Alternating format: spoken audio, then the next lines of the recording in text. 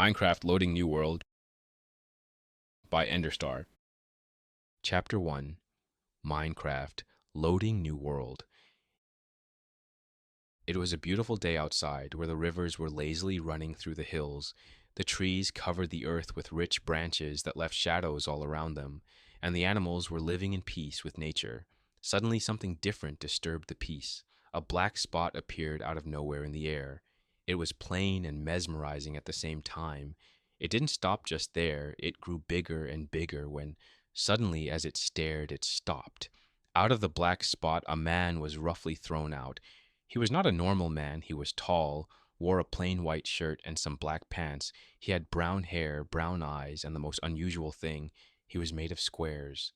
But he wasn't the only one like that. The trees were made of squares, the earth had the shape of a square, and even the animals had the edges of a square. It was a world made of squares. I opened my eyes only to be immediately blinded by the sun. Ugh. Why is the sun so strong, and why... Is that a tree from Minecraft? Suddenly, I stopped rubbing my eyes and looked confused at the tree of a popular game from my childhood. After a few quiet minutes trying to understand what had happened, I started to look around only to see that everything was cube-shaped. Did I watch too many Minecraft videos and now I'm having dreams about it? That could be possible, since it wouldn't be the first time when I binge-watched a show or a game and went to sleep quickly afterward, and if I didn't finish the series, my mind would try very hard to continue that activity even in my sleep. But still, this one felt different. Maybe I can even open up my inventory, haha. Pop. Suddenly a gray window appeared, which took me by surprise. What? Is this my inventory? And it's empty, who would have thought? I say this to no one in particular, but this action alone managed to calm my nerves, which were slowly rising. Well, let's go and have some fun until I wake up. I got up on my feet and went to do one of the most essential steps of the game, which was getting some wood. The tree was not too far from me, and with excitement that I didn't know I had, my punch went full force at the defenseless tree trunk. Abu! Why did it hurt? Isn't this supposed to be a lucid dream? Then the new reality struck me like a brick. I wasn't dreaming. I felt pain. I'm alive in this bizarre world. How did I get here? My memory is a little fuzzy, but I don't remember dying like other characters. But I put a stop to that train of thought because I knew it was not the time for me to panic, but take action and build a shelter before night. I looked at the position of the sun. It was right above me, which meant that I only had half of the day before it was dark. I looked at the tree again with determination. With pain or not, I still have to get wood. Sorry, tree, nothing personal. Then I started to punch the block like a madman, until all of a sudden the block of wood disappeared with a simple pop sound, leaving the tree floating mysteriously in the air, ignoring the laws of gravity that I was so used to. Still in pain, I looked around to see where the block was, but with no luck. I then remembered that I had an inventory now, so I quickly opened it, and there it was, a piece of oak wood occupying one of my previously empty slots. On the upper right corner, there was my crafting 2x2 square, where I quickly put the log in and converted it into 4 planks. Then out of those, I took 2 to craft 4 sticks. I may be desperate to work quickly, but that doesn't mean that I should work stupid. I don't know if I can, nor do I want to find out if I can destroy my hands, handicapping myself, so I'll use a stick to be safer. My inventory was a 9x4 square with 2 separate smaller squares beside the inventory tab that represented my hands. I dragged the stick to my right hand, and out of nowhere, I had a straight stick with the length of a meter. It felt unnatural but beautiful. I swung the stick at the tree block with newfound force, but instead of the wood cracking like expected, my stick snapped into 2 to my great surprise. So sticks are not indestructible as in the game. They're more like a real stick in a way. Maybe it would work if I stabbed it instead of swinging at it. And I raised my hand with another stick and stabbed the top of the log with it, and to my relief the stick didn't break and a crack appeared on the wood block. Yay for my fists, but time is ticking, so should quickly upgrade to the wooden axe, but for that the crafting table. Don't know how that would work, but this is Minecraft now, so I shouldn't question it. I broke the rest of the tree down and started to prepare the crafting table while waiting for the leaves to decay. After it was done and placed on the grass, I started to notice something different. The crafting table looked more 3D. I mean, I am in a 3D world in general, but the texture in the game was just a cube with an image on it, so it didn't feel too real. But the one in front of me had depth. It had design and texture to the touch. It even had some tools beside it that I could pick it up. I tried to take one for a closer look, but then an invisible force stopped me from taking it more than 1 block away from the crafting table. So I can't use those as a weapon. I can only use them for crafting in some way. But first, let's see if I can make the axe in the first place. I put the recipe in the 3x3 squares, 2 sticks, and 3 wooden planks. Then, like magic, a holographic arrow appeared pointing to a wooden axe placed in a square. Right? I tried to grab the axe, but my hand went through the image like it wasn't there. Maybe I should use those tools around the table. Oh. I picked up a hammer and hit the center square of the recipe. The sticks and planks started to deform and merge. But it wasn't completely done, so I hit it a few more times, and then a wooden axe appeared out of nowhere on top of the crafting table. Wow, I didn't expect that to happen, and AUCI. The edge of the blade is pretty sharp, even if it's made from wood. With the new tool at my disposal, I started then to cut down more trees around me with more ease and efficiency, and even though I could see the durability going down, I didn't need to worry since I could always make a new one. Slowly, the sun started to go down. I decided to stop collecting and start building my first shelter in this new world. Quickly, I opened up my inventory to see my progress. Minus 70 oak wood, minus 23 sticks, minus 10 apples. Even though I had to make another axe, that was a pretty good harvest if I say so myself. But now I'm hungry and thirsty. Looks like this world isn't like the vanilla Minecraft that I know of. I should look for a source of water now. Then I'm going to build around it. Ah. After I broke the crafting table, I started to wander through the woods searching for my next location. Luckily for me, after about 10 minutes of wandering, I started to hear the noise of running water. I quickly got there and saw a 3-block wide river. With a smile on my face, I started to get closer to it. Not too small and not too deep. This is perfect for me. But even with this stroke of luck, it was a bit of a challenge for me to drink since I didn't have palms or a bucket where I could hold the water. So I had to get on all fours to drink it directly from the source, hoping that the water was drinkable. After I had my fill, I ate 2 apples and started to look more closely around me to see what kind of place I was now. It was a small clearing surrounded by woods, and the river running through the center of it was the perfect place to start a small base. Okay, let's start building then. I quickly made a 5x5x3 tall house cube out of wooden planks with a door frame facing right towards the river, but quickly after I placed the door to fill the space. The newly placed door didn't have windows like in the game. Instead, it was smooth wood down. Maybe it's better this way since I don't want to be shot by a skeleton through them. After everything outside was done, I went inside where it was dark and that didn't make me too comfortable. I didn't have torches to light up the place, and I didn't know if mobs could even spawn there like in the game. So the only choice that I could think of at the moment was to use slabs on the floor to stop my growing anxiety. Outside is slowly getting darker and darker, and even though the door looked very sturdy, I didn't trust it too much, so I put some planks on the door, leaving space only for my hand to go through where I can freely open the door. After everything was done, I crashed on the wooden floor in exhaustion. I'm in a different world, a video game world on top of that, and I don't even know how I got here. Why I even here? Will I be able to get back to my home planet? Slowly, my mind grew tired like my body, even though I used an axe to get materials that still made me exhausted. With a bed or not, I'm going to sleep. Tomorrow me's going to deal with the rest of the problems. I closed my eyes and sent my mind into the sweet embrace of sleep. Chapter 2. New World, New Day. Once the sun goes down, the living are getting ready to sleep, while the undead is raising for the hunt. They may be weak individually, but their strength is in their endless numbers. Undead flesh, endless flying arrows, and many more horrors brought by the moonlight. But there's still hope for this corrupt world. Once the moon goes to sleep and the sun starts to rise, the monsters shall flee in fear into the darkness. Otherwise, they'll be cursed with eternal burning. I woke up sore all over my body. I don't know how this body works, but the nervous system looks like it works like my old body.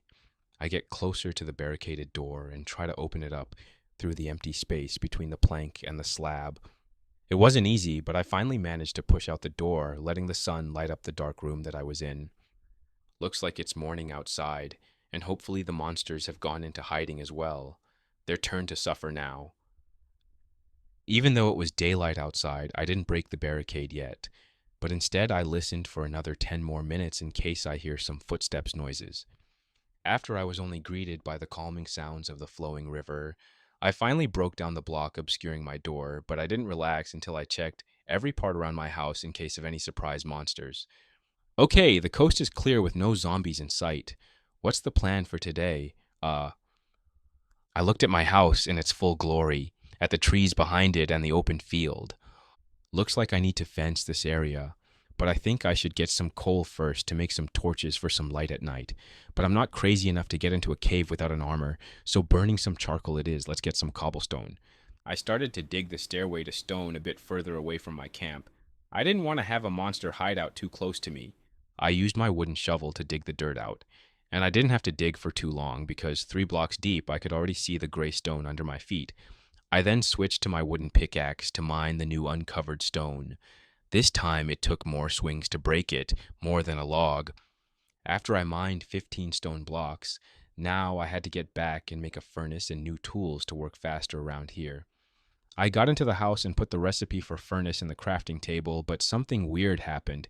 Instead of the normal holographic arrow pointing at the crafted item, now the arrow was covered by a big red X, and when I touched it, a text appeared.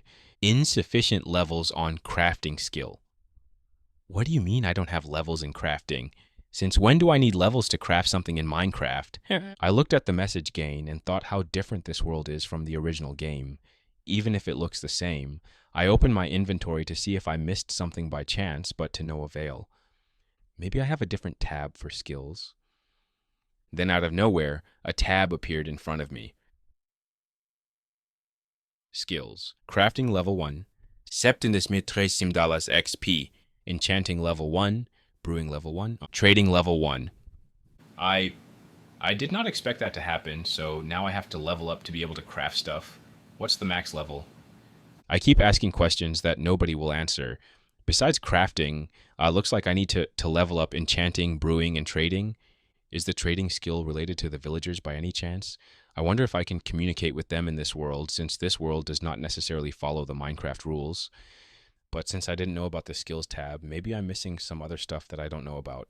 I tried different popular words from video games, but the only one that showed results was a status command. Status, name, unknown, health, 2020, attack, 1, defense, 1, speed, 5.6 blocks per second. I don't know if it's good or bad, or if I can grow them naturally or only with weapons and armor. And why isn't my name written? I decided that I shouldn't focus on those questions for now, since nobody is going to answer them.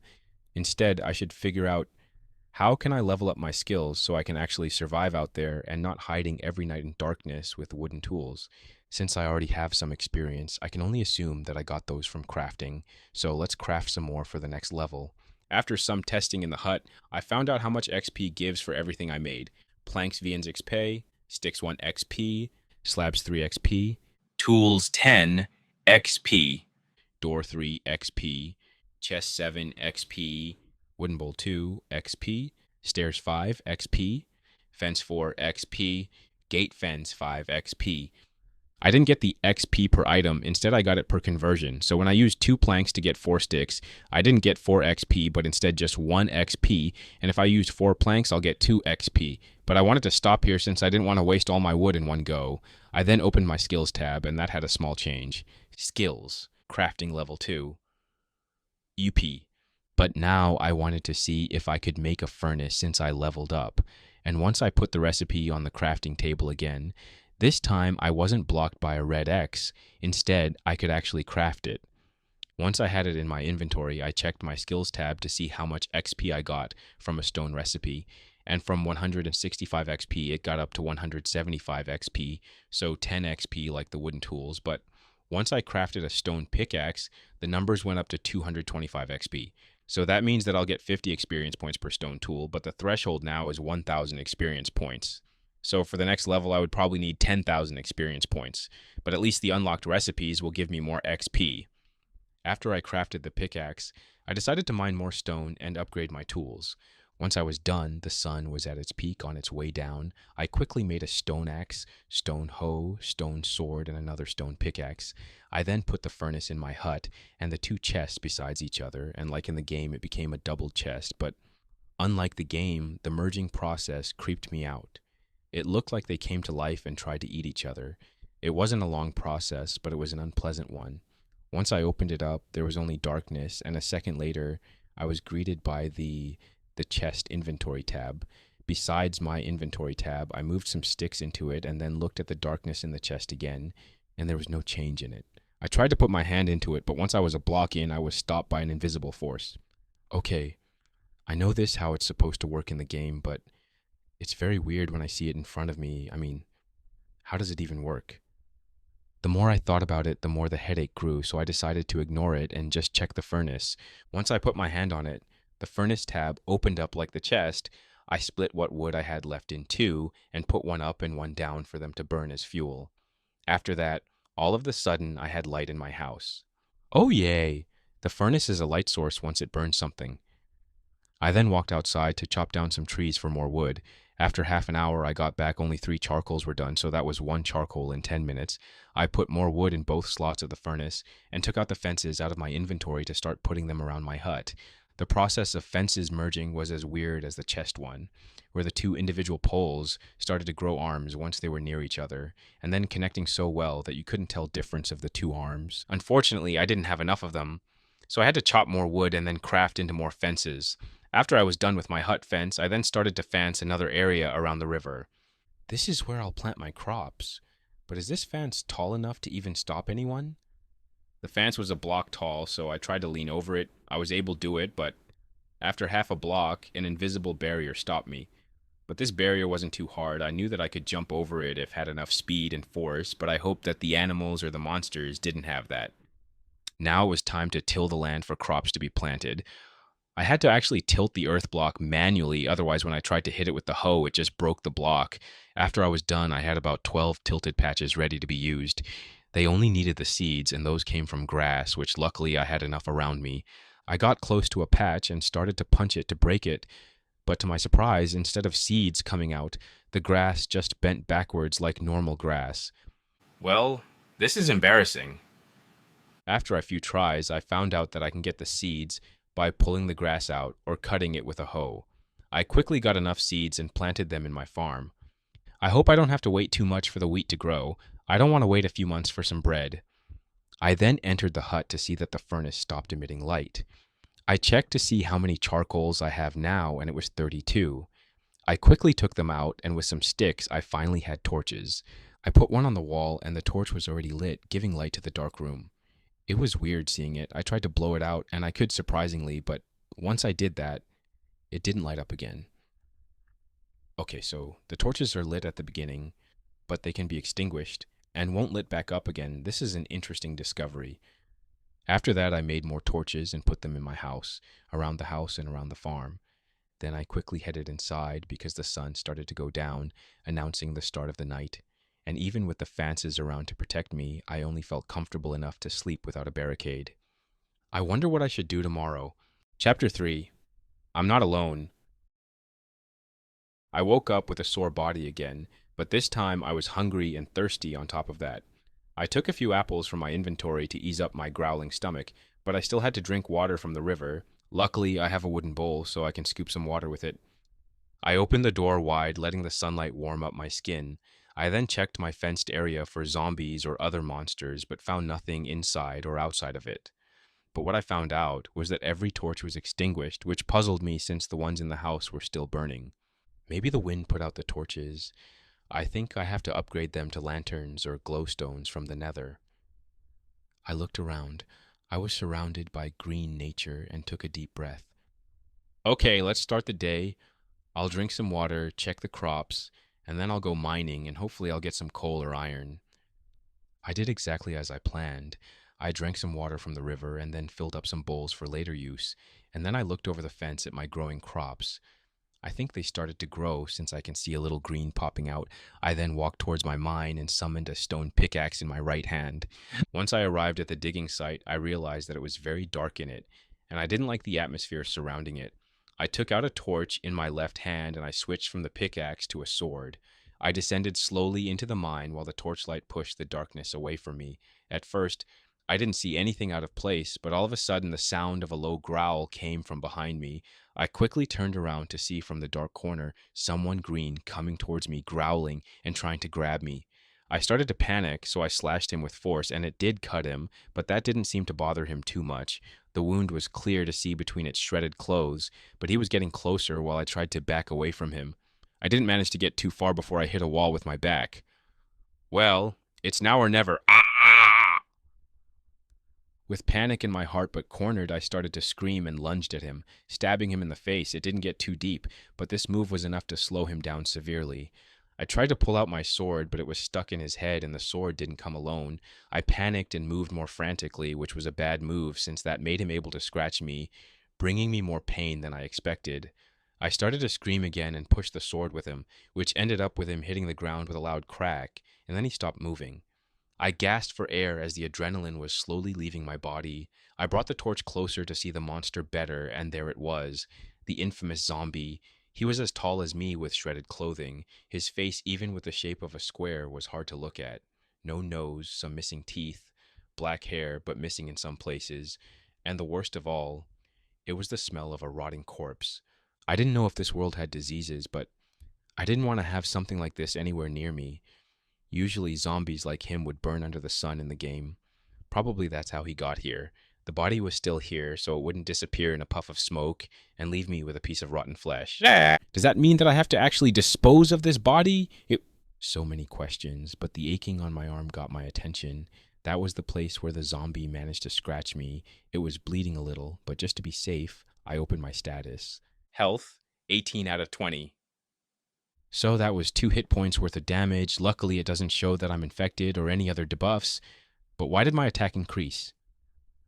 I looked at the sword in my hand, then put it in the inventory, and looked at my status again, and it was back to 1. So I can change my status with tools and armor. I don't see any levels in here, so I can't get stronger that way. I took an apple from my inventory and ate it in hopes of increasing my regeneration, then looked back at the corpse. I needed to get it out of here.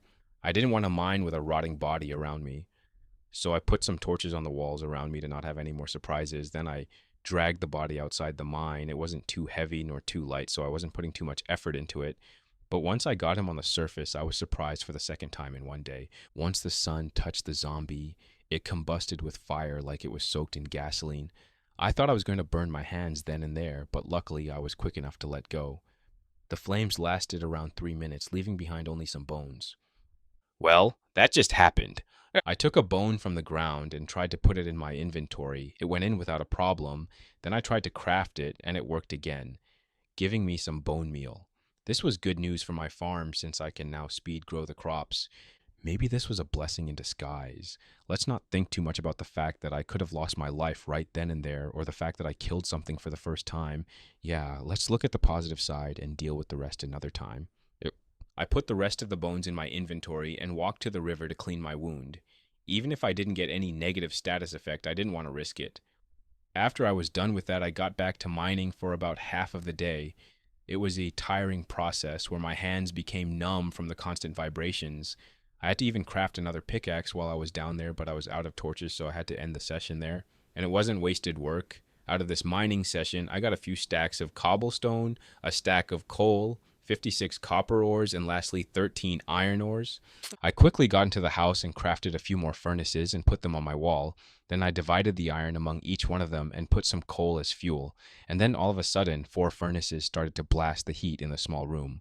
Once I was done with that, I emptied out my inventory of the excess items, and then I took out my stone axe to get some more wood since I was out of it already.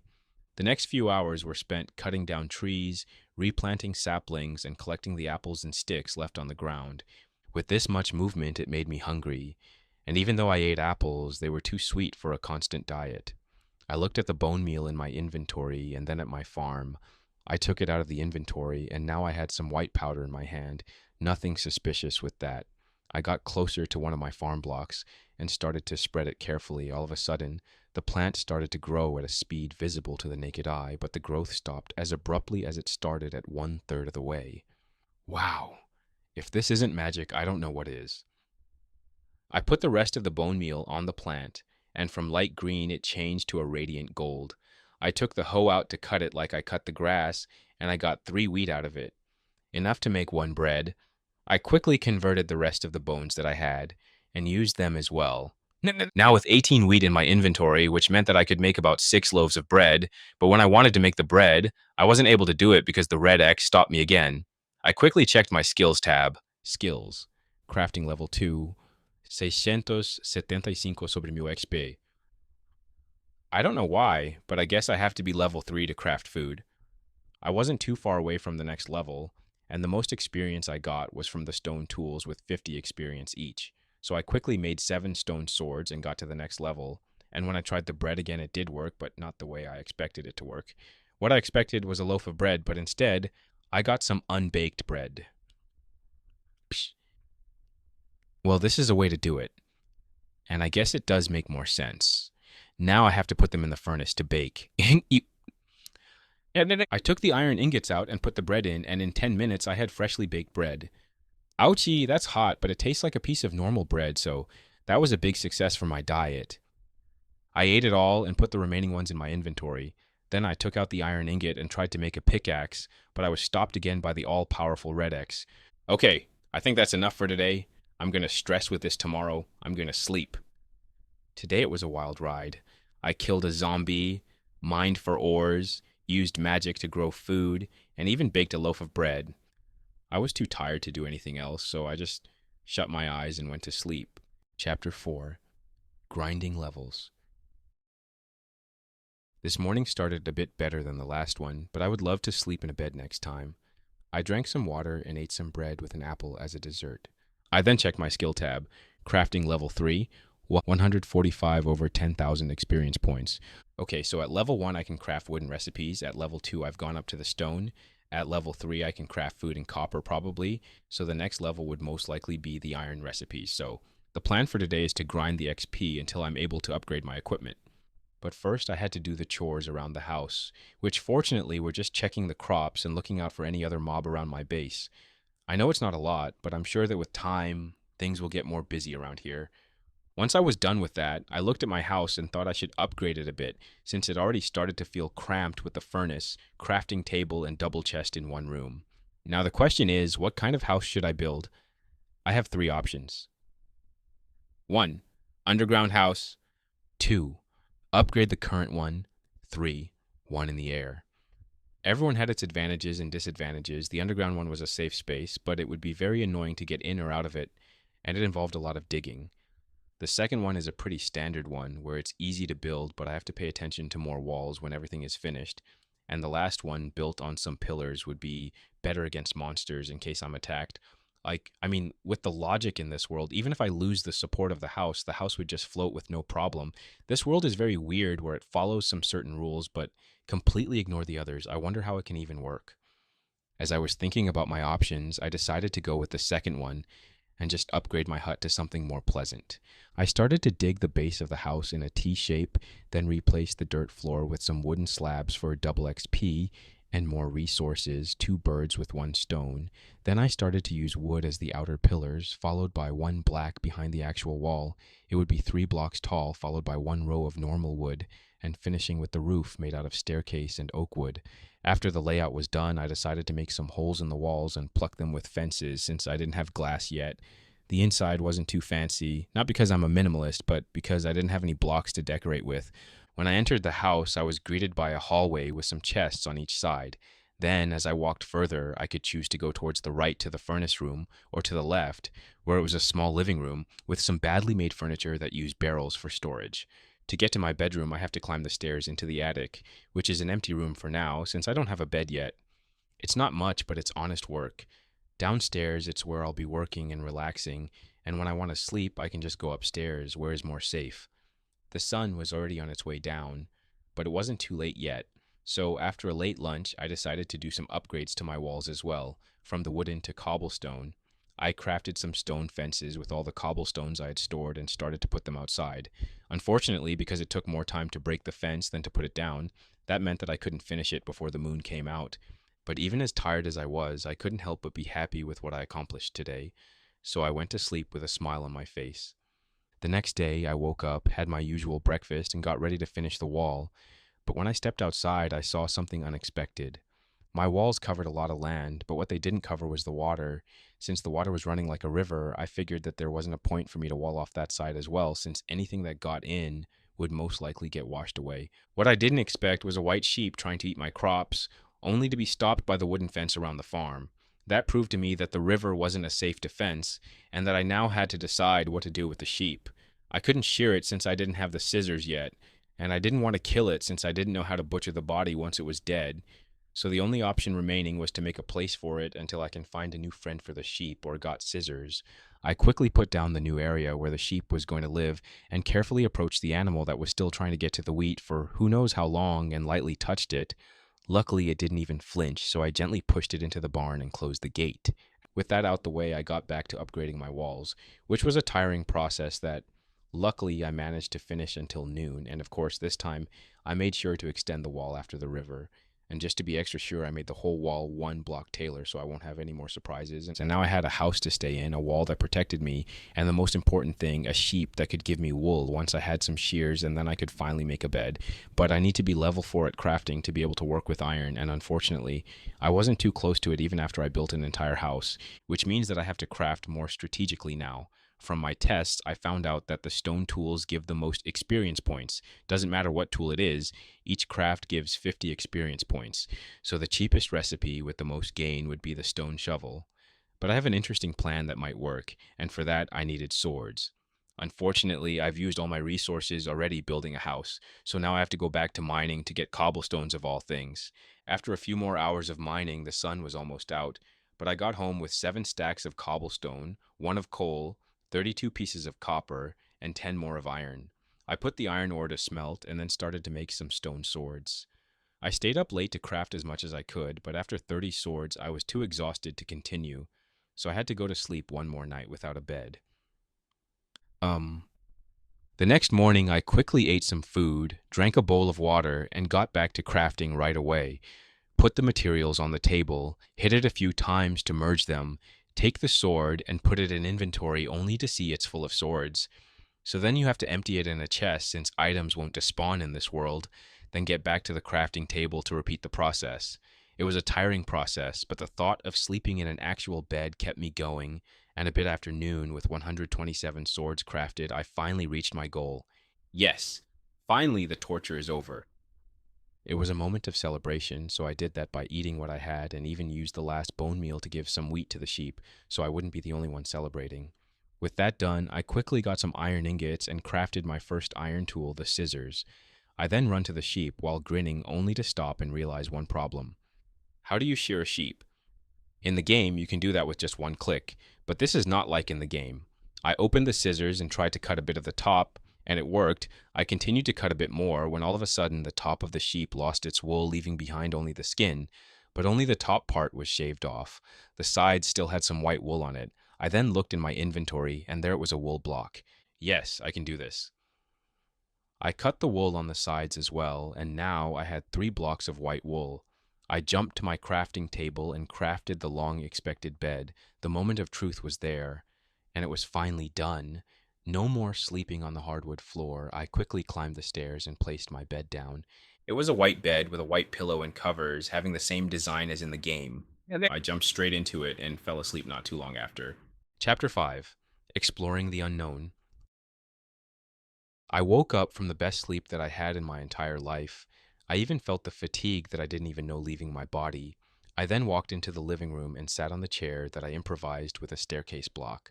I took out an apple from my inventory, eat it for breakfast. Maybe it wasn't such a good idea to celebrate by eating all the bread that I had, but now I'm back to eating apples. I looked around the house to see how much of a mess I made yesterday. Some swords were lying here and there, and some mini cobblestones were right beside the crafting table. It wasn't that bad overall. In my crafting frenzy, I started to find out some things, like when you dropped a block from your inventory, it shrunk to 1/4 of its size, and if you dropped another block, it started to absorb it without changing its shape. But surprisingly, when I dropped a sword, it didn't change its size. It was as I had it in my hand.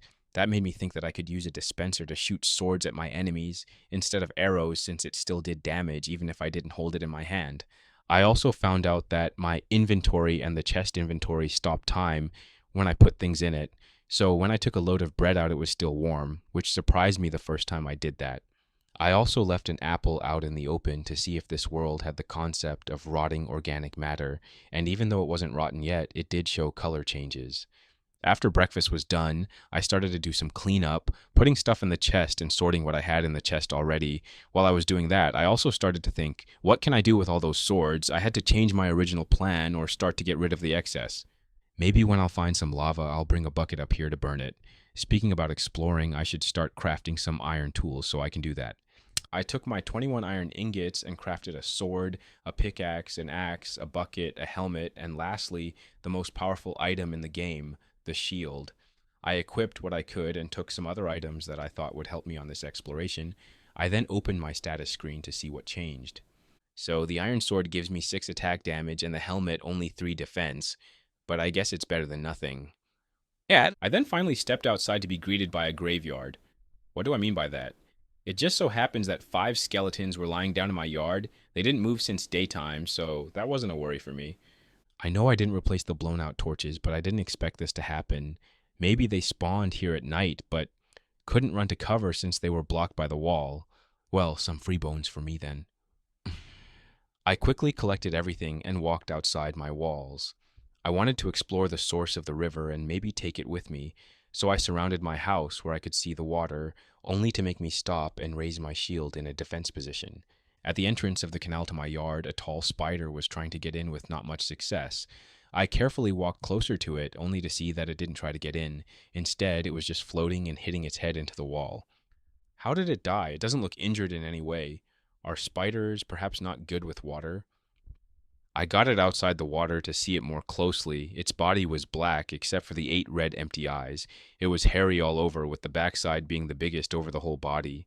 That's where the string was, most likely. I easily cut through it with my sword, and as I expected, there was a string in it. So I have to butcher the monsters to get their items. I'm not looking forward to when I have to get ender pearls. I put the string in my inventory and buried the corpse just in case. Then I finally started my exploration trip towards the source of the river. The trip was a long one, but not a boring one. I found some sugarcane that I immediately took, and I also found a flock of chickens that I would most likely try to catch when I get back. But the most important thing that I found was an actual cow calmly drinking some water. Finally, I can drink something else besides just water. But the cow wasn't my goal for this journey, and on top of that, I didn't even have wheat on me where I could bait it. So I continued on my journey until I arrived at the entrance of a cave where the water came out. As I got closer to the cave, I noticed that the surrounding area was covered in spider webs, which wasn't a good sign. I cautiously walked forward, making sure to keep my shield up at all times. As I got closer, I noticed that the spider webs were denser and denser, making it difficult to see what was ahead. Suddenly, a spider jumped out at me from behind a nearby wall. I quickly raised my sword and shield, ready to fight. The spider was bigger than the one I had encountered earlier, and it seemed more aggressive. It lunged at me, trying to sink its fangs into me. I dodged to the side and swung my sword at it, hitting it in the abdomen. The spider let out a hiss, and I could see fury in its eyes. I knew I had to be careful. I kept my shield up, waiting for the spider to attack again. It lunged at me, but this time I was ready. I swung my sword, cutting off one of its legs. The spider let out a cry of pain and tried to back away, but I pursued it. The fight was intense, but I managed to defeat the spider. I collected the string it had, but didn't bother to bury this one, and continued on my journey. As I got closer to the source of the river, I encountered more spiders. Some were smaller and easier to defeat, while others were larger and more aggressive. I fought them all, determined to get to the source of the river. Finally, after what felt like hours, I arrived at the source of the river. It was a beautiful sight. The water was crystal clear and sparkled in the sunlight that came from an opening from the ceiling. I filled my bucket with the source water, and it felt different. When I was at home, I tried to fill it with just running water, and even though it worked, when I put it out, it was just like normal water spreading and disappearing in the grass. I looked at the filled bucket in my hands, thinking about how useful it would be to have a steady supply of water at home. I looked around some more to see some coal and iron here and there, but what got my attention was a block of wood. Is that is that a mine shaft? I couldn't believe my luck with this trip. I switched my sword with a torch, but kept my shield up in case of any attack. As I walked through it, I found a lot of spider webs, but no spiders. But there were a lot of mine carts with chests in them, and the loot wasn't bad at all. 32 torches, 56 rails, 15 glowberry, 5 loaves of bread, 6 melon seeds, 3 pumpkin seeds, 13 iron ingots, 1 golden apple. I didn't expect to have a golden apple so soon. It looked about the same size as the normal one, but it had a golden color. Now I finally had a secret weapon in case I was getting too hurt and I needed to heal quickly. And I was very happy with this trip. I got so much loot and a lot of information as well. But then I realized that I had to make my way back home, and the spiders were still there, waiting for me. I took a deep breath and started my journey back. The spiders were just as aggressive as before, and I had to fight my way through them. But fortunately, I didn't need to use the golden apple, and of course, I didn't forget to take as much string as I could. It was exhausting, but I finally made it back home. I was covered in spider webs and dirt, but I had accomplished what I set out to do. I had found the source of the river. I had defeated the spiders and got a lot of loot. As I sat in my chair, eating an apple with bread and resting, I couldn't help but feel a sense of accomplishment. I had survived another day in this strange world, and I was ready for whatever came next. Chapter 6: Upgrading the Farm. With all the items that I got from the expedition, I decided that it was time to upgrade my farm. I wanted to expand my barn to have space for the chickens and the cow. I can also do that with the crops since I got some new seeds, which means new kinds of tasty foods to try. With that in mind, I started to work. I changed the wooden fence to a cobblestone one, made 3 separate barns for each animal, which were even bigger than the original one, and made the farm even bigger where I could plant more wheat, and finished off everything with a separate farm for the melons and pumpkins. And everything is finally done. But why do I feel like I forgot something important? I looked at everything I've done today and then it hit me. The water. I took the only source of water and forgot to put it back. Because of that, I had to rearrange some stuff since I only had 1 bucket of water that I had to split between the plants and the animals. Once I was done with that, I started to tilt the field so I could plant the seeds. Then some sugar cane, used the bone meal to speed up the growth of the melons and pumpkins, and finished collecting the wheat to make some bread. Finally, everything is ready, so now I can bring the animals. I took some wheat and seeds with me for an easier time catching them, and followed the trail that was left by the river before I took it. It was weird seeing the path of wet dirt starting to change to grass, but what bothered me the most was the fact that I most likely took the only source of water in this ecosystem. Even though in the game it wouldn't be such a big deal, in this world animals actually need water. But even with those thoughts bothering me, I had to continue. I had to survive. I didn't have to walk for too long before I found the small flock of chickens that I baited with seeds to my house. Instead, the cow was more troublesome to find since it wandered off to who knows where. I keep looking at the surroundings where I last seen it for a good hour until I hear a moo in the distance. I quickly follow the direction where the sound came in hopes of finding it, and luckily I found the cow not too long after, and it wasn't alone, it was actually with its family, as so 2 adult cows and a child were following the smell of wheat that I had in my hand to my house, where I safely put them in the barn. After successfully bringing all the animals to my newly expanded farm, I couldn't help but feel a sense of pride in what I had accomplished. My farm was now bigger and better than ever before, and it was all thanks to my hard work and determination. As I walked back into my house, I couldn't help but notice the chest full of swords that I had crafted for my levels. They were a stark reminder of the dangers that lurked beyond my farm, but also a reminder of the effort that I had to put in order to survive and improve in this world. Suddenly, an idea came to me. I had plenty of string from the spiders that I had encountered on my last expedition, and I could use it to tie the swords onto the walls of my base. It sounded like a crazy idea, especially for the game, but this is not the game. I'm not so limited here, and this will serve as a warning to any potential attackers that I'm not to be messed with. I quickly set to work. I filled my inventory with the pointing weapons and went towards the stone fence, where I carefully tied the swords onto the outer walls with the spider string. It took some time since I didn't really know how to do it, and it wasn't something easy to do neither. The world was made to be used like this, but eventually, after a lot of trial and error, I managed to do it. I had every sword securely fastened to the wall. The sight was impressive, and I couldn't help but feel a sense of satisfaction in what I had done. No spider or other mob would be able to get over this obstacle. But to be completely safe, I had to light up my yard so mobs wouldn't spill inside the walls. Torches didn't work since the wind could blow them out, so I had to upgrade to the lantern, and it just so happens that on my last trip I found some iron. I quickly crafted a few and made a pole design with a wood fence where I put the lanterns. It didn't look too good, but it did its work on lighting up the place, with the added benefit of never running out. As I stood back to admire my handiwork, I realized that even if I was in a new world without explanation or a goal, I didn't give up. I realized that my farm was not just a place of work and survival at this point, but also a reflection of who I was as a person.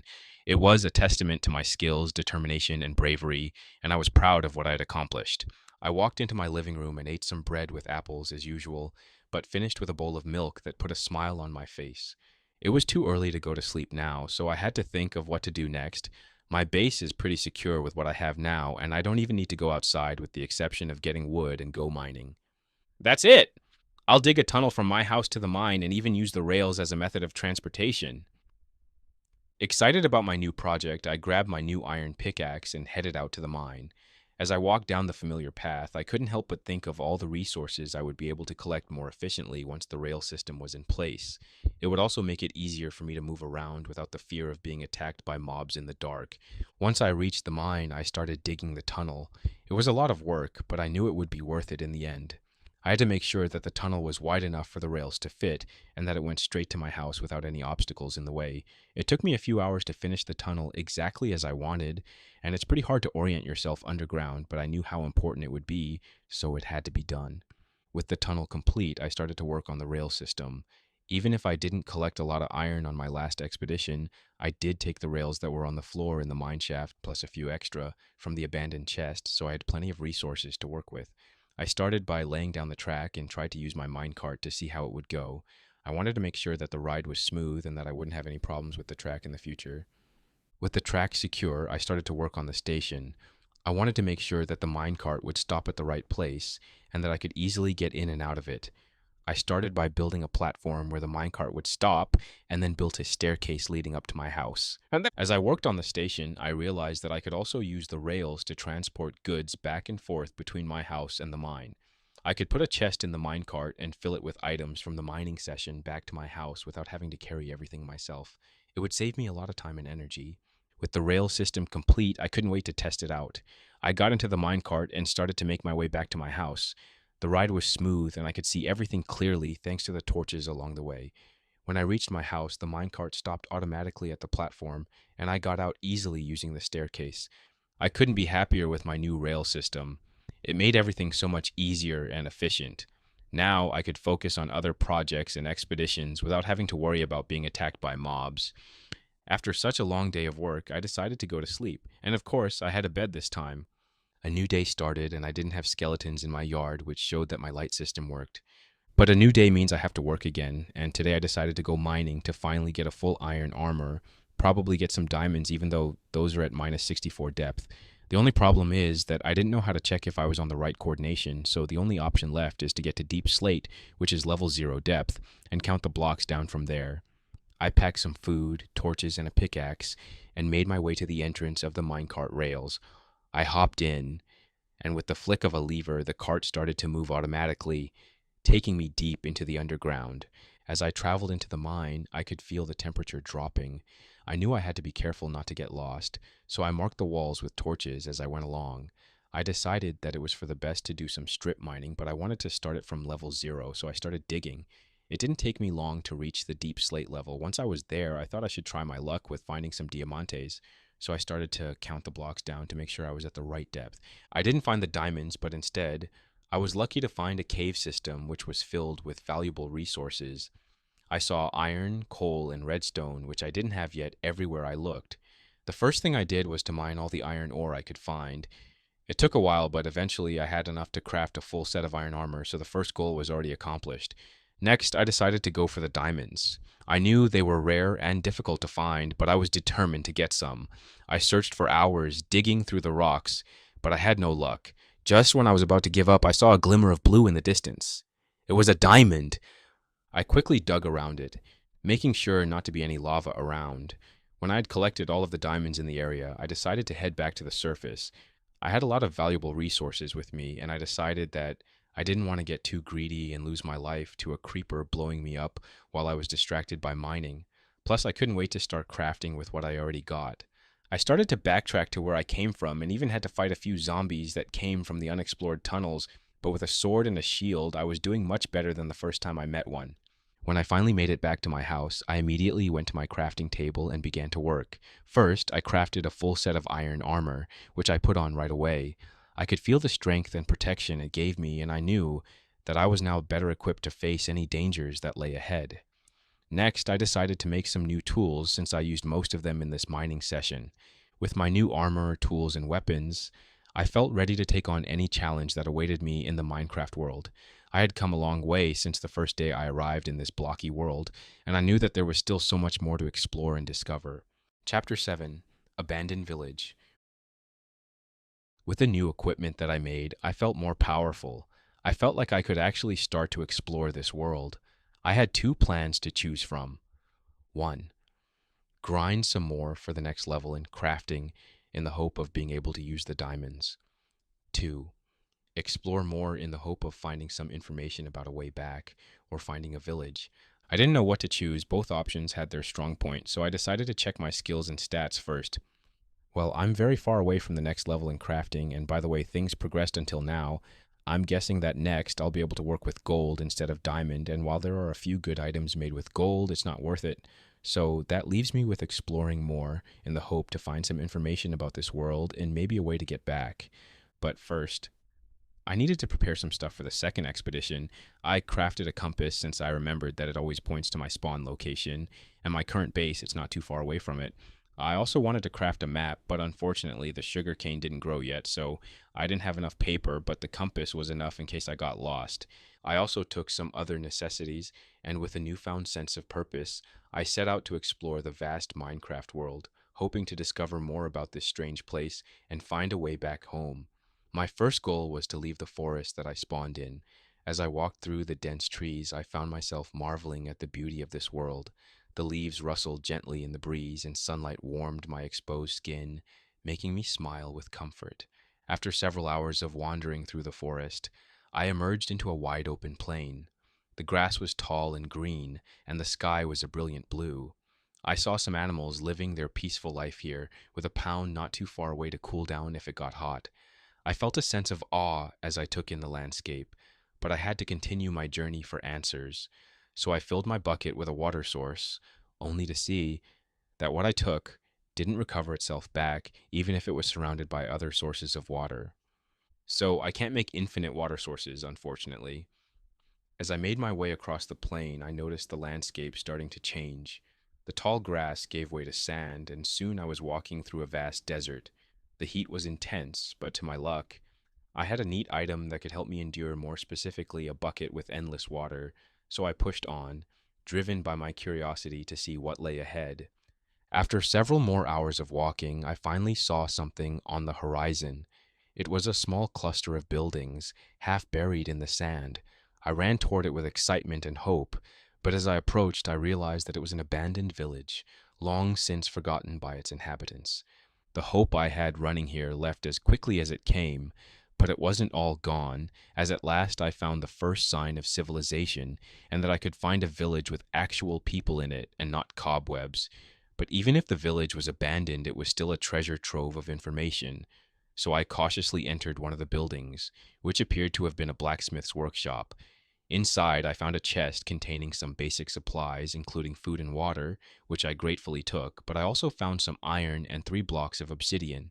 With my newfound supplies, I continued to explore the rest of the village. Most of the buildings were in ruins, with broken windows and collapsing roofs.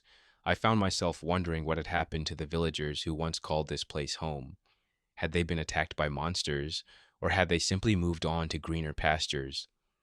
As I walked through the empty streets, I came across a few more chests containing some basic tools and materials, but what really caught my eye were the bookshelves. I knew from the game that I could use them to upgrade my enchanting table to get better enchantments, but I was curious if I could take a book out of the shelf and read it, and surprisingly I could, but once I opened it, I couldn't understand what it said, only that it was written in an enchanting language. A little disappointed, I carefully removed the rest of them from the abandoned houses and added them to my growing collection of supplies. As I approached the center of the village, I saw a large building that stood out from the rest. It was a small church with a bell tower and stained glass windows. I hurried inside, eager to see if there was anything of value within. To my surprise, I found a brewing station set up at the altar of the church.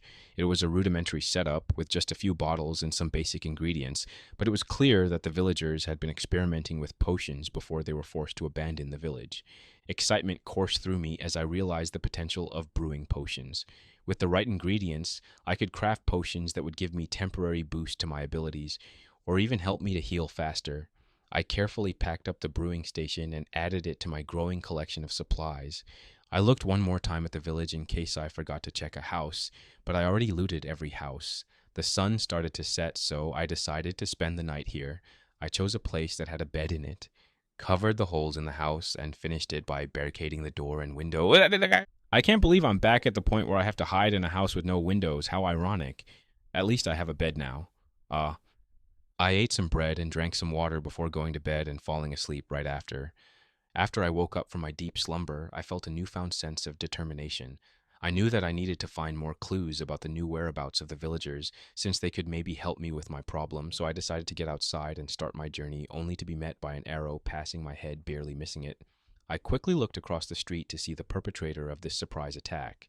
It was a skeleton that was hiding in the house without a door but an intact roof. The skeleton prepared another arrow to shoot, but I was already with my shield up ready to block it. I quickly ran to attack and managed to defeat the skeleton with only 2 hits. Well, this is one way to wake up from my drowsiness. I looked at my first skeleton that had a bow and tried to take it, but unfortunately the bow was so damaged that when I tried to pull it, the string snapped, making it useless now. How could the skeleton even use it? I just left the bow there and started my search for clues about where those villagers could be. I wandered through the vast desert, but with no luck in sight at this point. I even wondered if they were here or gone to another bibiome. I didn't want to think that they all died, at least not yet. As I continued searching the desert, I stumbled upon an ancient temple. The temple was hidden in the sand and it looked like it had been abandoned for centuries. I felt excited to finally find something else besides dunes of sand, but I had to be careful since this place is filled with explosives, and even though in the game I can respawn, I didn't want to test that mechanic in this world. I dug the sand around the temple to find the entrance, and once I found it, I stepped inside the dark temple. I noticed that the walls were covered in hieroglyphics, so I took a torch out to see better. The hieroglyphics told the story of an ancient civilization that used to live in the area. I studied the hieroglyphics, hoping to find some clues about the villagers. Suddenly, I heard a noise behind me. I turned around and saw a group of skeletons standing in front of me. The skeletons were residents of the temple, and they didn't look too keen on sharing their home with me. The fight started with arrows coming at me. I quickly blocked them with my shield, but unfortunately, I didn't manage to block all of them, so a few of them actually managed to hit me. If I hadn't had the iron armor, I'm sure I would have been severely hurt. But even the armor, I felt the damage in my health.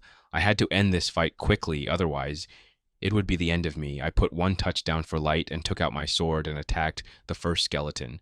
With 2 smooth swings, I defeated it, but the other skeletons had enough time to draw the bow for another round of shooting. I blocked what I could and retreated behind a pillar. I quickly blocked one way with some blocks and waited for the first skeleton to pop its head for decapitation.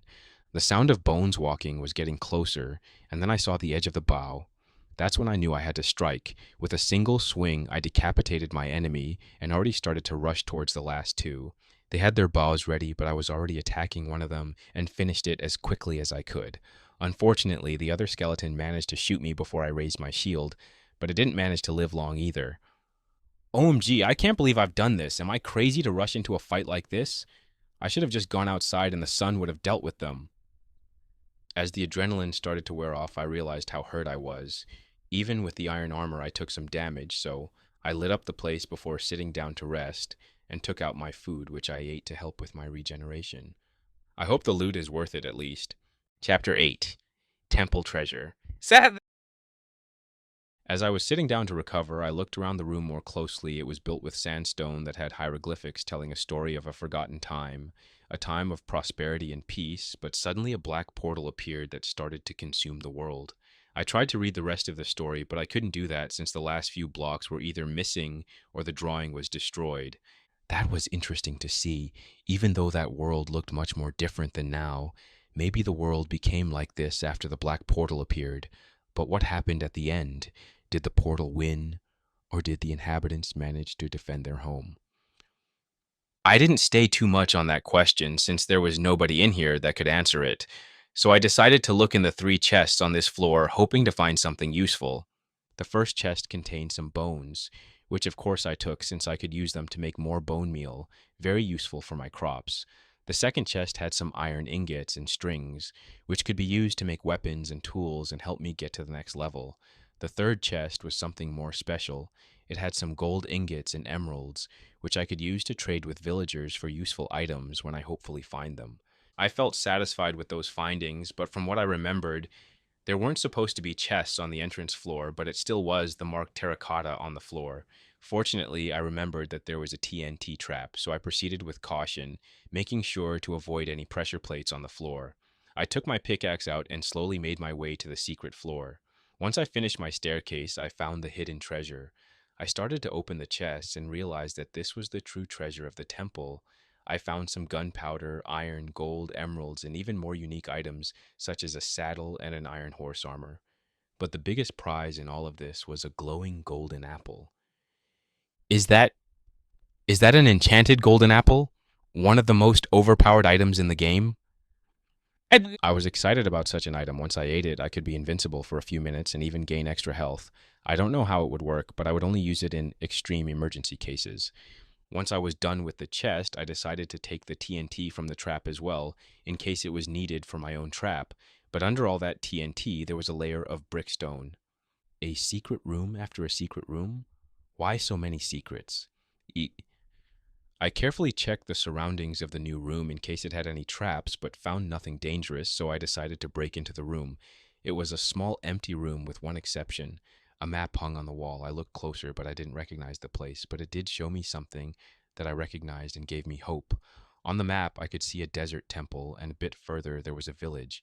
This is the map of the desert I'm in right now, and it even shows the surrounding biomes. Siu. But the most amazing information about this map is that it showed another village besides the desert one. Now the question is, how am I going to get there, since it doesn't have a white dot that represents me and where I'm going? After some more thinking, I decided to take the map with me and see if I could work with the cartography table to find out more. I checked around in case there was a third secret room, but there was none. I then carefully made my way back out of the temple and onto the desert sands. The sun was at its highest point in the sky, so I decided to go directly to my base, but I had to be quick to arrive before nightfall. Unfortunately, the journey took longer than I expected. Even with the compass that helped me to not get lost, the night managed to catch me, but I was very close to my base since I started to recognize some places. As I was walking, I heard the eerie sounds of monsters starting to appear. I didn't see the process, but I heard them. I picked up my pace, trying to get to my home as quickly as possible. But my efforts were in vain as I was suddenly ambushed by a group of zombies and skeletons. I drew my sword and fought them off as best I could, but their numbers started to overwhelm me. I knew I had to retreat and find higher ground to fend them off. I spotted a nearby hill and sprinted towards it, with the undead horde hot on my heels. Just as I reached the top, I heard a strange hissing noise that I'd never heard before. I turned around and saw a strange creature with 4 legs and a green body, staring at me with beady eyes. It was a creeper, and before I could react, it exploded with a loud bang, throwing me off the hill and dealing me significant damage. I quickly ate the normal golden apple to regain some of my health, and looked around to see if there were any more monsters nearby. Fortunately, the explosion had taken out most of the zombies and skeletons that had been chasing me, and the remaining ones were easy enough to defeat. I breathed a sigh of relief and continued on my way home, keeping an eye out for any more creepers. I soon arrived at my base wall, which brought me immense happiness to see it. I quickly got in and went straight into my house. I was gasping for air from all the running and fighting. Well, I met my first creeper in this world and did not enjoy it. Who would have thought that a suicide bomber is not friendly enough to have some small talk? I checked my status to see that my health was 13/20ths, even after the healing from the golden apple. If I had another accident with a creeper, I most likely had to use my new enchanted apple. I was exhausted and wounded from the battle, so I decided to rest and recover before doing anything else. I went to my chest to grab some food and went to sleep in. The next morning, I woke up refreshed and in full health. I went downstairs and looked in my chest and realized that even with the recent loot that I got from the expedition, I was running low on basic supplies. I need to restock, I guess. So I took out my axe and went to chop some wood. And while I was outside, I decided to check out the animals as well. The small cow looked like it was growing up with no problems, so I gave the whole family some wheat as a treat, but they didn't start kissing, so I'm guessing that they weren't ready for another member in their family. The sheep was still alone, so it just enjoyed the wheat in peace, but the chickens, on the other hand, weren't so calm. Once they were fed some seeds, they started the process of making a baby, which was very weird to watch. but the results were still the same. While I collected the eggs from the ground, I remembered the map that I'd found in the desert temple and decided to use it to locate the next village. I took the map and headed to my crafting table to make a cartography workbench, hoping to mark the location of the village on my map. As I looked at the map, I realized that I needed to add an empty map to the cartography table to make a copy of it. I went to my chest and searched for some papers but didn't find any. Fortunately, the sugar cane grew a little while I was away, and combined with the ones that I found on my expedition, I managed to craft an empty map. But when I looked at the empty map, I realized that I made a mistake. Since I took it out of the inventory, the map started to complete itself. It wasn't completed, but I still could see how my house looked from above. Well, great. Now I have to make a new empty map. Actually, I can just expand the existing map, and I'll explore what's empty to know where I have to go towards the village. And with the cartography table, it was much cheaper. Once I was done and took out the map, a white dot suddenly appeared on the map. I can see where I'm on the map now. That's very convenient, but why does it look so different from the other map? As I looked closer, I started to see what was the problem. The map from the temple was an old map, and it didn't update when I made it bigger, and ever since I came to this place, I chopped a lot of trees and built my base. And the new map has my house on it since it was recently made. Now I just need to gather some supplies and head over there. I went to my chest and grabbed some food, weapons, and tools to take with me. I also took some of the gold and emeralds I found in the desert temple, hoping to trade with the villagers for more supplies. While I was collecting the items, I started to think of what to do when I got there. Could I communicate with them? Are they even smart enough to hold a conversation? How would the trading go? Would they look like in the game or closer to me? Would they even accept me or think I'm a danger? So many questions, but that did not discourage me from continuing. This was my first interaction with a civilization of this world, and I did not want to mess it up. With everything I needed, I set out towards the village, excited to explore again with the hope that I'd meet some people at the end of it. Chapter 9. Hello, stranger. POV, unknown villager. I looked out over the village from the top of the church. The wind flew over the wooden rooftops while the people walked calmly on the gravel road. Ever since I was stationed here, I kept wondering if it was a curse or a blessing. Everything began on the day of the ceremony, where the world would bless me and other teens with our future jobs.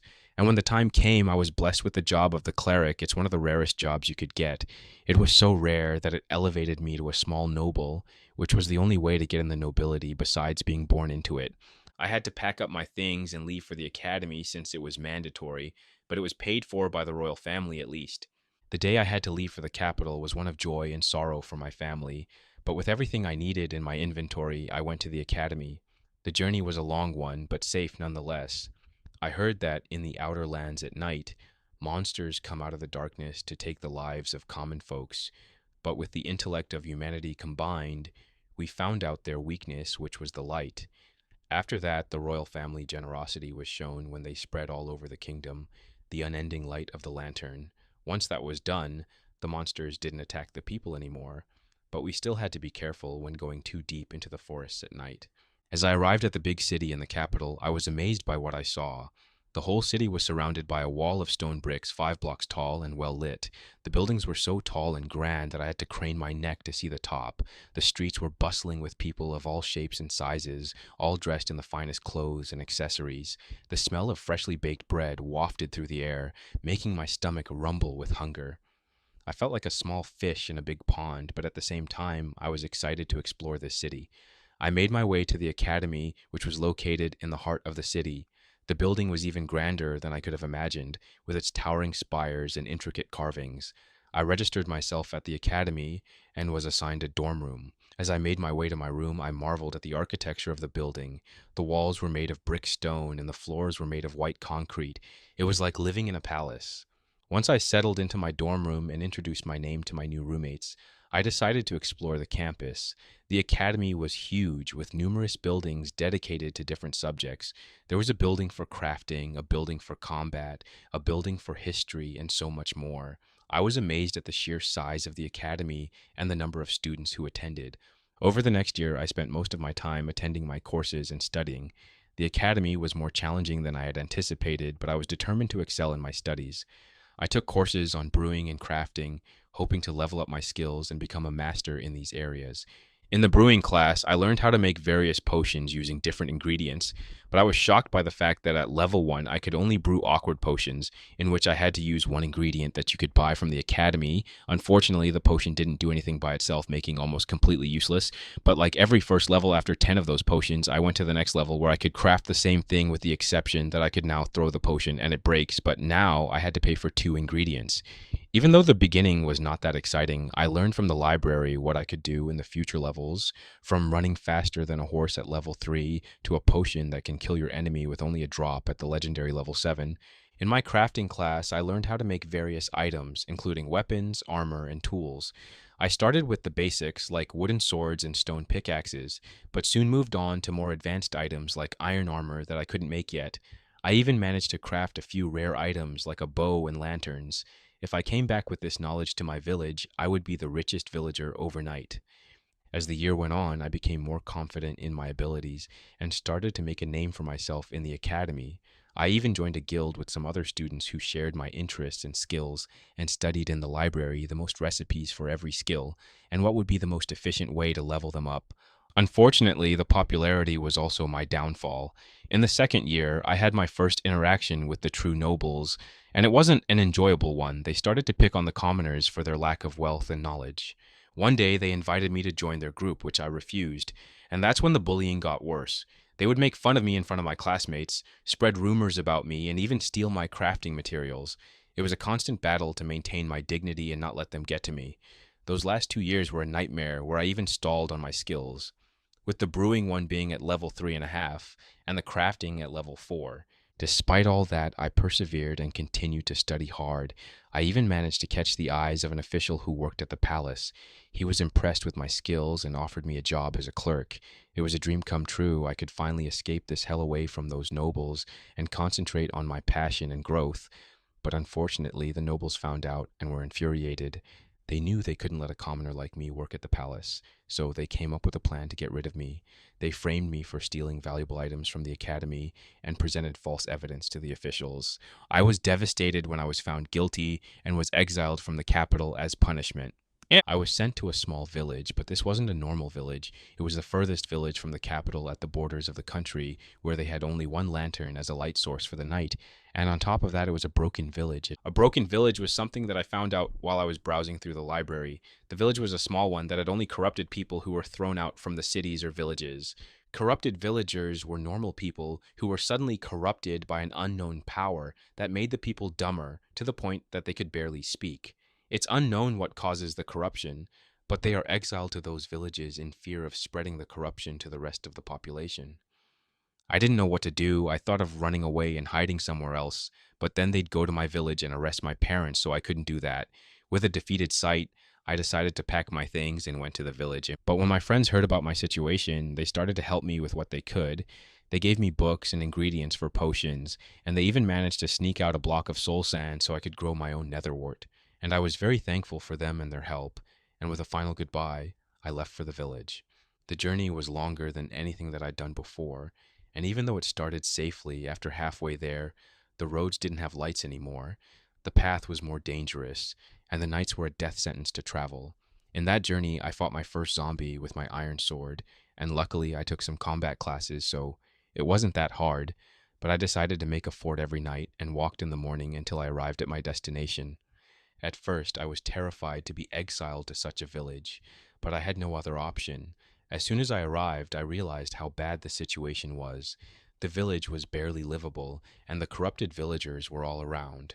I was afraid that I would be corrupted too, but I had to make a living somehow.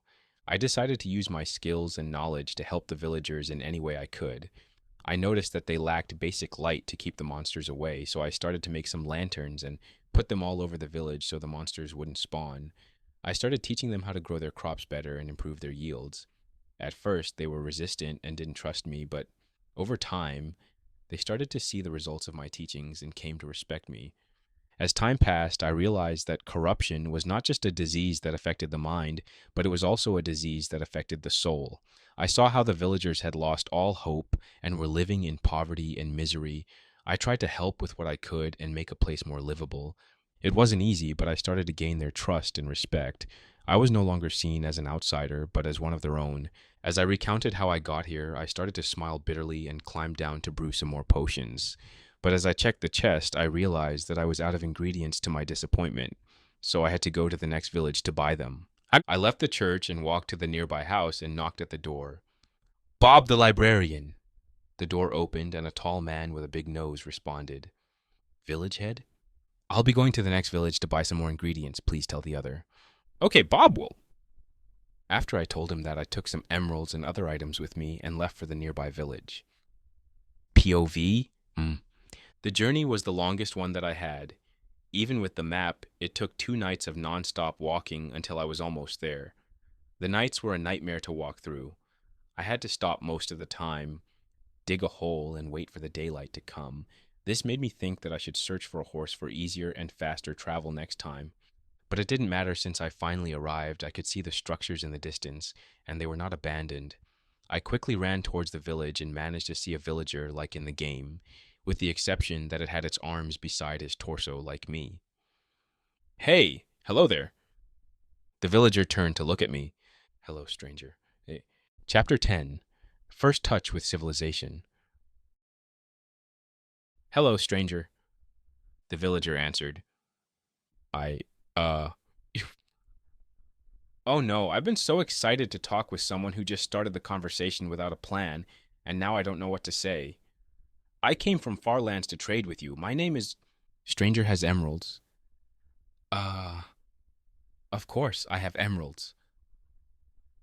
I then took out an emerald from my inventory to show it to him. When the villager saw the green rock in my hand, a flash of light ran through his eyes. Stranger always welcome to trade. Okay, your speech is a bit weird, but it's better than just a hum. So how can I trade with you? I don't see a uniform that would tell me what you sell. Bob too poor for uniform. Uh-huh. So your name is Bob? Yes, I'm Bob the farmer. Oh, so you're a farmer. Bob is a farmer, yes. The villager looked proud when he said that. Even though my first interaction with a normal person didn't go as I expected, it felt good to finally talk with someone who could answer you back. I'm pretty sure that people would think that I'm crazy if they saw me when I talked with myself out loud. So, Bob, do you want to trade? Bob wants. Yeah. As he said that, an unknown tab appeared before me out of nothing. It looked like a normal Villager trading tab with the exception that it had only one trade. 20 wheat to 1 emerald. You only trade wheat for emeralds.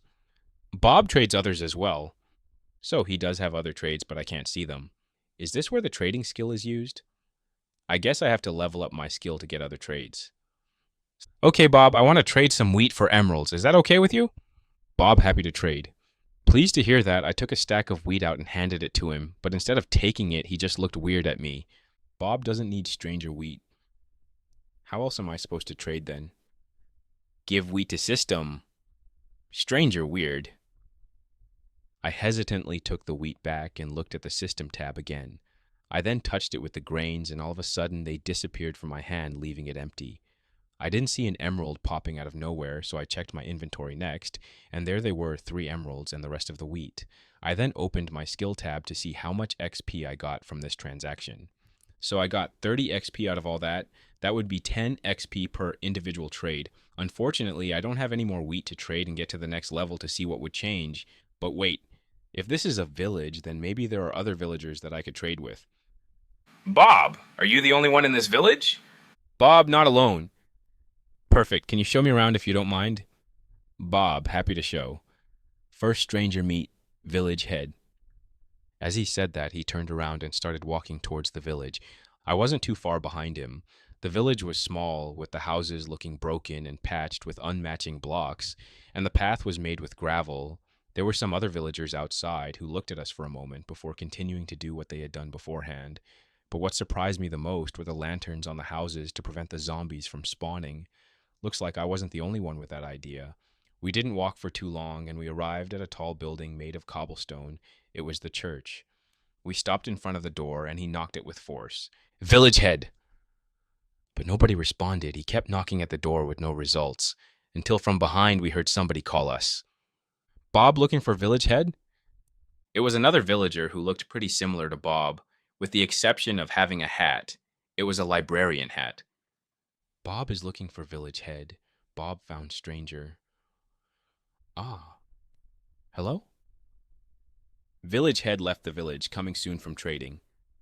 Okay. Bob then turned to me. Sorry, stranger, village head not here. Don't worry, Bob. Thank you for showing me around. I can walk around and maybe trade with some of your friends. Bob nodded his head and then left, leaving me alone. I then turned towards the other villager with the hat, but he was getting back into his house. Hey, are you a librarian by any chance? Uh, the villager stopped and looked at me again. Bob is librarian. Is your name also Bob?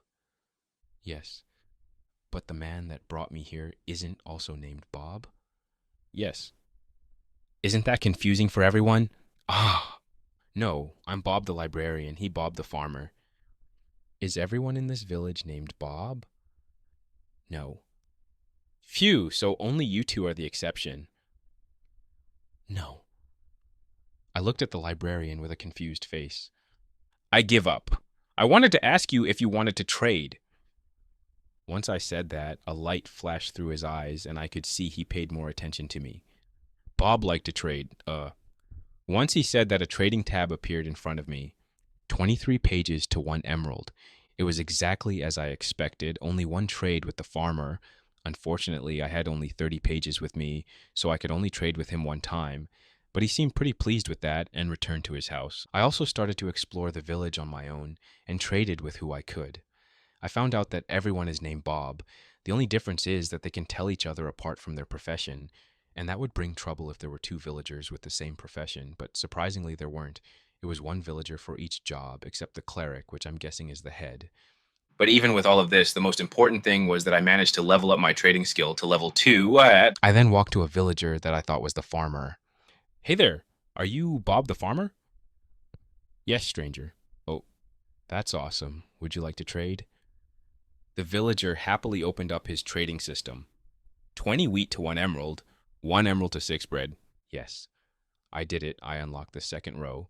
So, with each level, I can unlock a new row of trading.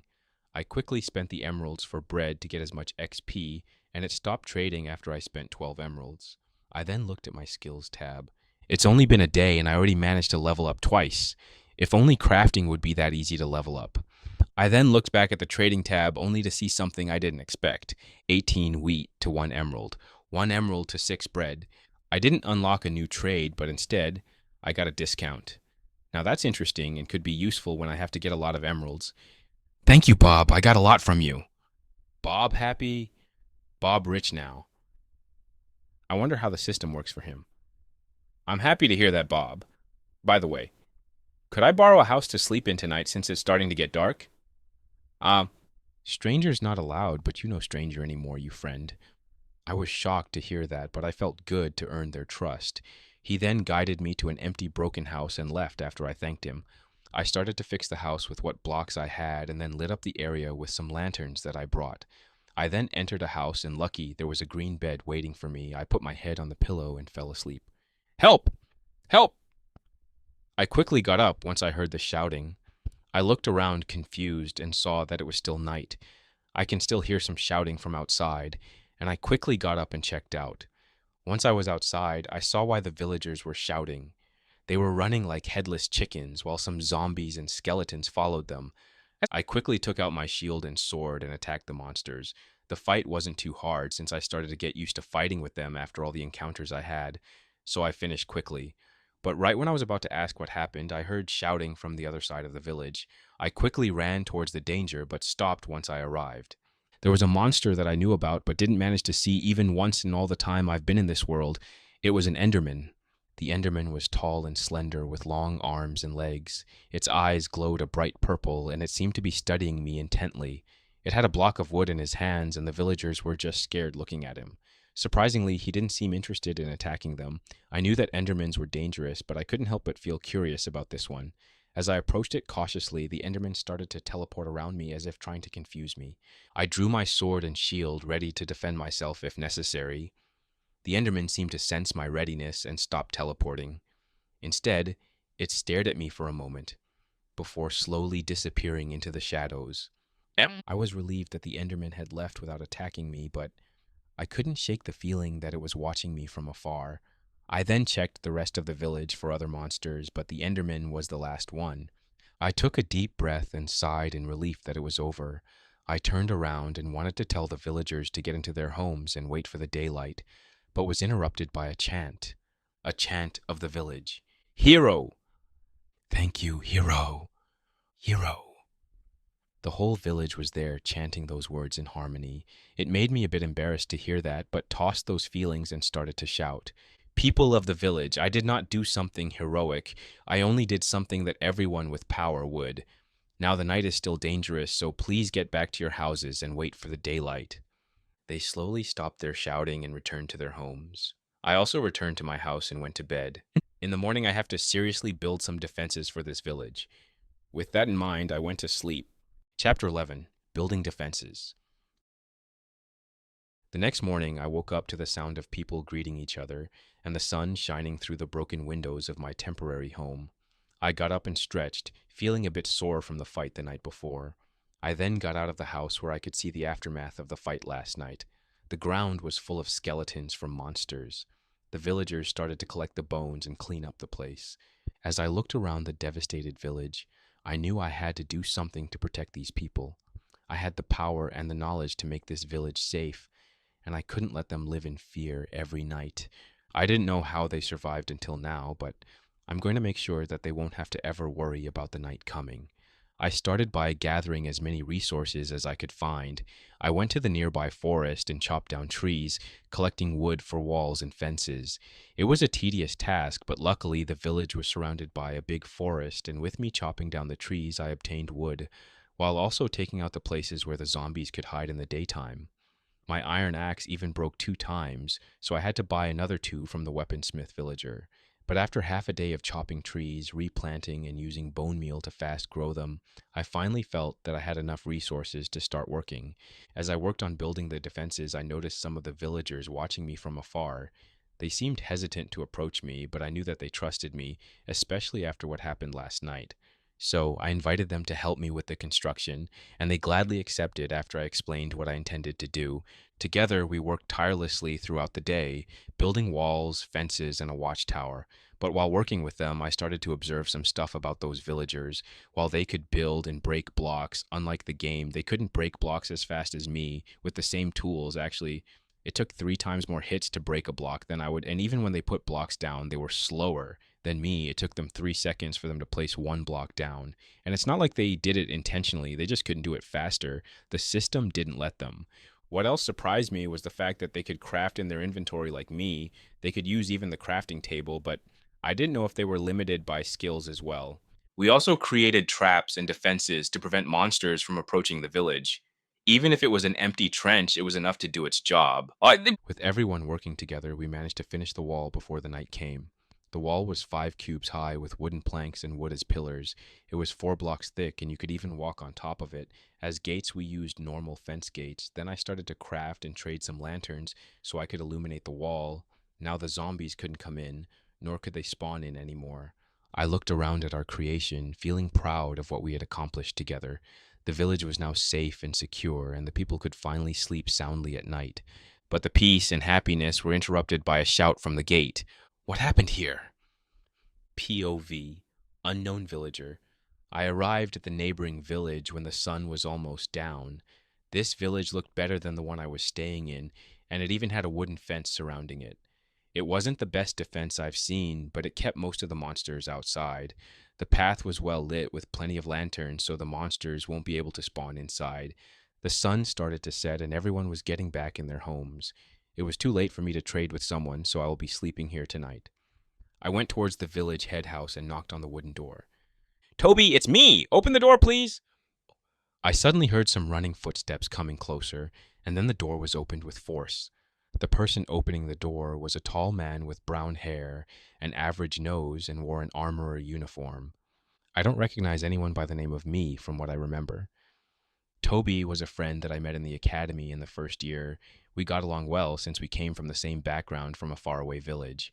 When he heard about my exile, he was furious, but unfortunately, he couldn't do anything. Instead, he recognized the place that I was going to. telling me that it was close to his village. He told me that he'd get back to the village once he finishes the year to help me with what he could. He was a true friend who managed to help me with resources when I had a rough time in my village. Haha, Toby. I know that you're a dad now, but you don't have to make so many dad jokes. What do you mean, Bobby? Of course I have to. It's my responsibility to do that as a dad. I smiled at that and went into his house. I sat down on the wooden chair, and he gave me a loaf of bread with a bowl of milk. I thanked him for the food and began to eat. He sat opposite me and waited patiently for me to finish the food. Once I was done, he asked me, "So you came for the usual items?" Yes, of course, but not only that. I'm one potion away from getting to the next level, so I wanted to ask you if you have any materials for the next recipes. You know that I'm not as smart as you to remember what you'll have for the next level. What do you need more exactly? Well, at level 4 brewing, I can finally do the strength and jump boost potions, so I need rabbit's foot or some powdered blaze. Wow, so you're entering the last stage in the beginner alchemist. Congratulations. I think I have some rabbit's foot from hunting around here, but you know well that I don't have access to blaze powder. Only the royalty and the academy have access to them. Yeah, I know that. I guess I'll take what rabbit's foot you have then. Is it okay if I use the usual trade? Of course, one swiftness potion for 15 sugar canes, and another one for the rabbit's foot that I have. I don't think I have more than 3, unfortunately. Thank you. It's always a pleasure to trade with you. I could have given you those for free, but you're too stubborn to accept them. You know me well, Toby. I said that with a smile. Okay, now that the business is over, tell me how are things going in your village? As we got more comfortable, I told him about the progress that I've made with the village, about how I finally managed to light it up enough so that monsters won't spawn in the houses or the middle of the village. I also told him about the next project of putting a fence around the village to be fully secured. He told me about how his business was going and how hard it is to take care of a kid that can run faster than you. We didn't talk for too long since I was tired from my journey, so he guided me to an empty room to rest while telling me we could continue tomorrow. I was suddenly awakened by the screams and shouting of people outside. I quickly got up and took out my iron sword and ran outside to see what was happening. When I arrived at the door, I saw some men with stone swords and shields running towards the wooden fence. I followed them and saw what made the village panic. One fence was missing, which means that now zombies and skeletons were walking in the village. I quickly drank a swiftness potion and started running towards the closest zombie. I slashed him with unmatched speed and defeated him without a problem, but I didn't get to rest as an arrow barely passed me. I then turned at the skeleton that was preparing another arrow and ran towards him. I kept doing that with every monster that I could, and lucky there weren't too many monsters. So with the help of the villagers, we defeated them all relatively quickly with no casualties. I wanted to ask what happened here and who would do such a horrible thing. But before I could do that, the culprit showed itself. All of a sudden, a tall black monster with purple eyes appeared in the middle of everyone, while holding the missing fence in his arms. I looked in horror at the creature. I heard legends about the tall monster, the only one smart enough to pick up blocks and able to teleport at will. Because of that, only a knight with full iron armor and a shield can defeat it, but it's hardly killed even then, since it usually runs if he's outmatched. It was the Enderman. As I was thinking what to do, Toby finally came running unusually fast with an iron chest plate and helmet. He then took out an iron sword and a shield and attacked the Enderman, but didn't hit him since he teleported. Toby lifted his shield for any attacks and waited for the monster to appear. Not too long after, the Enderman appeared a few blocks away from him, looking at him and then at us. He left the fence down and teleported away, but no matter how much we waited, he didn't reappear. I think he left. Yes, I think we intimidated him with our numbers. Okay, people, we won! We fought the monsters and came on top. Pick up the loot from the monsters and get back to your homes. Tomorrow we're going to celebrate this victory. Toby shouted to people. The people shouted in joy and started to clean up the place. Thank you, Bobby. You did a great job defeating so many monsters. Because of you, we didn't have any casualties. It's only natural that I'll help when I can, but now I'm worried about my village. I can see why you would, but it's suicide to travel at night. Rest well, and you can go when the first ray of light comes. That's true, I'll do that then. I then went back to my room and tried to get back to sleep. The next morning, when the first sign of light rose, I quickly got up, said goodbye to my friend, and ran towards my village. The journey was more dangerous than usual. I saw some monsters, so I had to hide from time to time, But after a few tiring hours, I finally arrived at the village, and what I saw there horrified me. What I expected to see was just a few houses and the villagers working normally. Instead, what greeted me was an imposing wall of wood. It was 5 blocks tall, with even a path to walk on the walls. I only saw this kind of wall at the great noble's estate, and that took weeks to finish with experienced people. But what I saw was equally impressive, and it's only been done in one day that I've been gone. I don't know if I should be glad or horrified by this. I decided to get quickly inside and see if the villagers were okay. I entered the village through the gate fences and started to shout when I saw a person. What happened here? Uh, Chapter 12. The village head is back. From the gate came an angry villager. He was a bit different from the others. He was a cleric, and I could tell that since he was wearing the same outfit as the cleric in the game, he also had hair, unlike the other villagers. Once he arrived closer, he looked at everyone with worried eyes. After he made sure that everyone was okay, he finally looked at me. So are you the one that made all of this? The villager looked at me with hostility and spoke a full sentence, which surprised me. Uh, yes, my name is... I don't care who you are. With what purpose did you come here? Who sent you? The villager looked worried at my iron armor, but before I could try to respond, another villager spoke up for me. Village head. Hero no danger. Hero saves village from monsters at night. So, are you saying that you were attacked by monsters last night as well? The villagers nodded their heads. You there. Tell me what happened in detail. He said that while pointing at me. I don't know why you're so mad, but okay. I came from faraway lands in the hope of finding people to trade. I followed a map that I found in an ancient desert temple that led me here. Once I got here, I made some treadings with the people in this village, but it was getting late, so I asked if I could stay here. Bob showed me an empty house where I slept until I heard a scream that woke me up. I saw that the village was attacked by monsters, so I quickly defeated them. There was also an Enderman here, but he quickly teleported once I got close to it. After that fight, I realized how defenseless this village was, so with the help of everyone here, we built this magnificent wall. The villager looked intense at me, but I could see that he wasn't hostile anymore, just cautious. Bob the librarian, is that true? Yes, village head. Thank you, Hero, for the help. Sorry if I seemed aggressive. I've just come from the neighborhood village that was attacked last night by the monsters with the help of an Enderman. I was worried that my village was also attacked, so I tried to get back as quickly as possible, but the road was more populated with monsters than usual, which only furthered my worries. Thank you again for building this wall. It's a great peace of mind for my people. Oh, it sounds like you've been through a lot, and don't worry about that. I only did what anyone with power and knowledge would do. I tried to comfort the village head by saying that, but he only looked like I was a weirdo for saying that. If you say so. Can you tell me where you came from, Hero?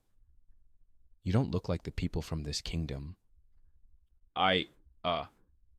I came from a faraway land where everyone looked similar to me, but I came in peace and intending to trade.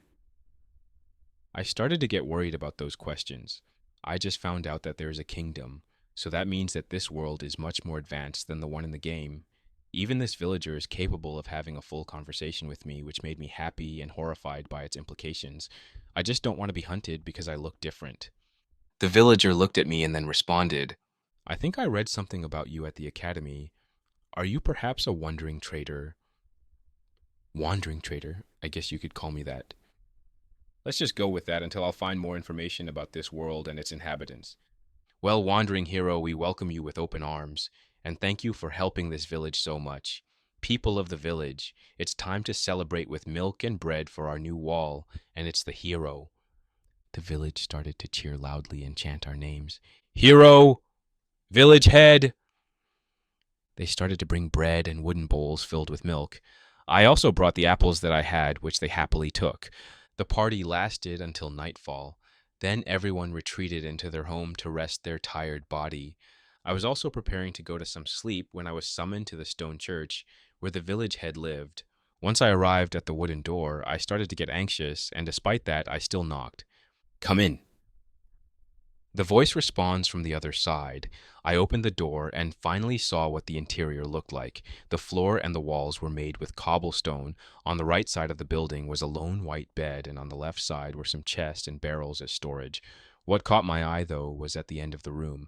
There was a campfire with a trapdoor above it, and on top of the trapdoor was the brewing station. It was a weird setup for sure, but before I could examine it more carefully, the villager spoke. I'm sorry if I scared you when we first met. I thought you were sent by the nobles to cause me trouble.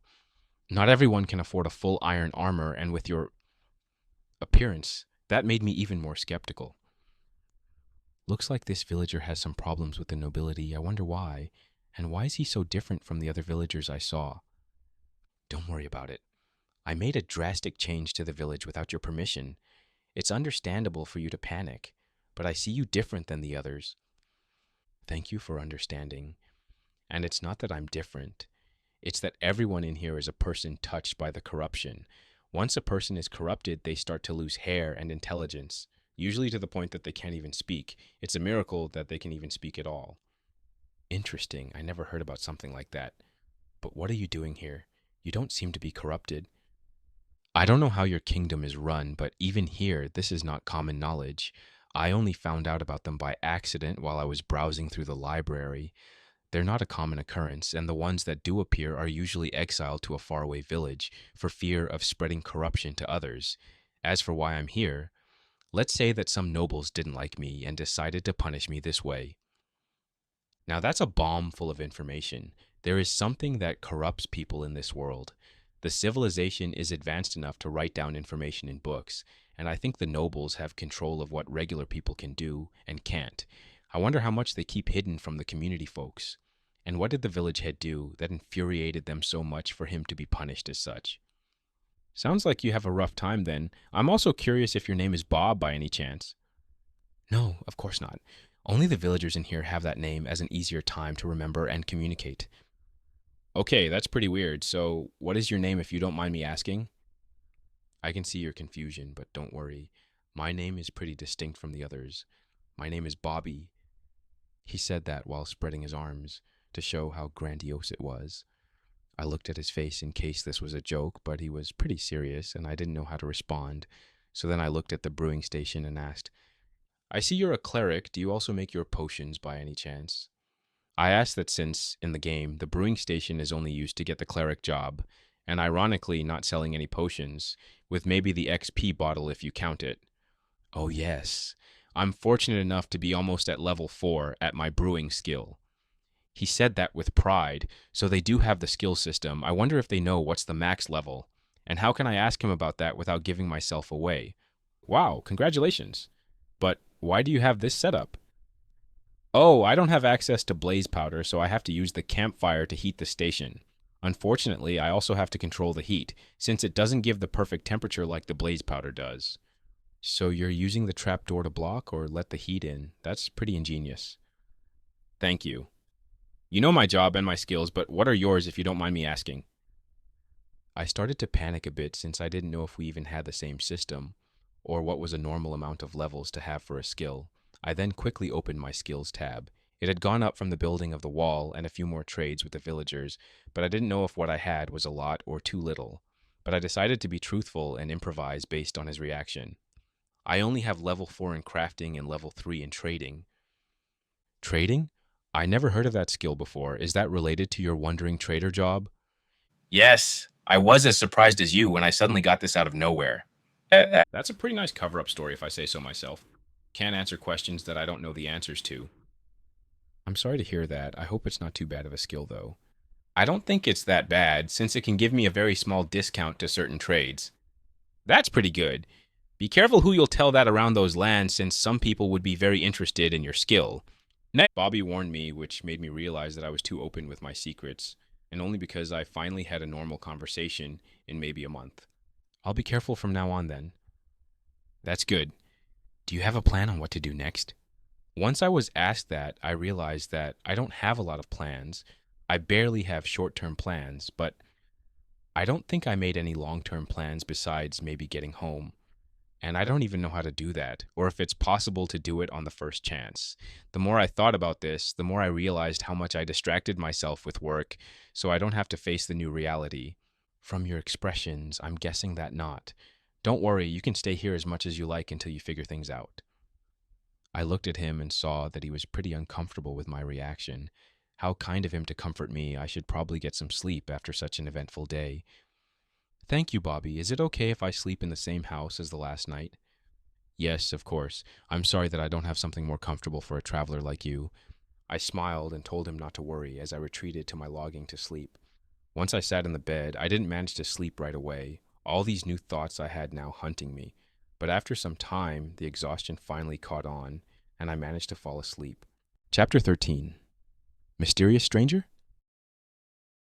POV Bobby.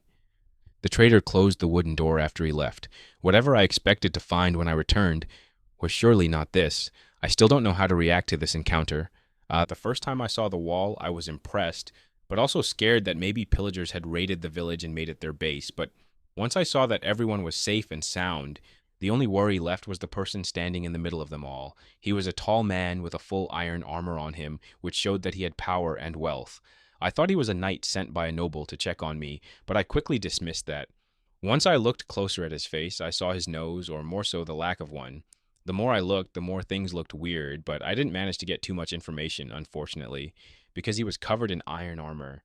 After I managed to calm down, I asked what happened while I was gone, and although I do care about my people, I know that they're not the best storytellers, so I had to ask the trader for more details, and while he told me a very short version of what happened, it was shocking nonetheless.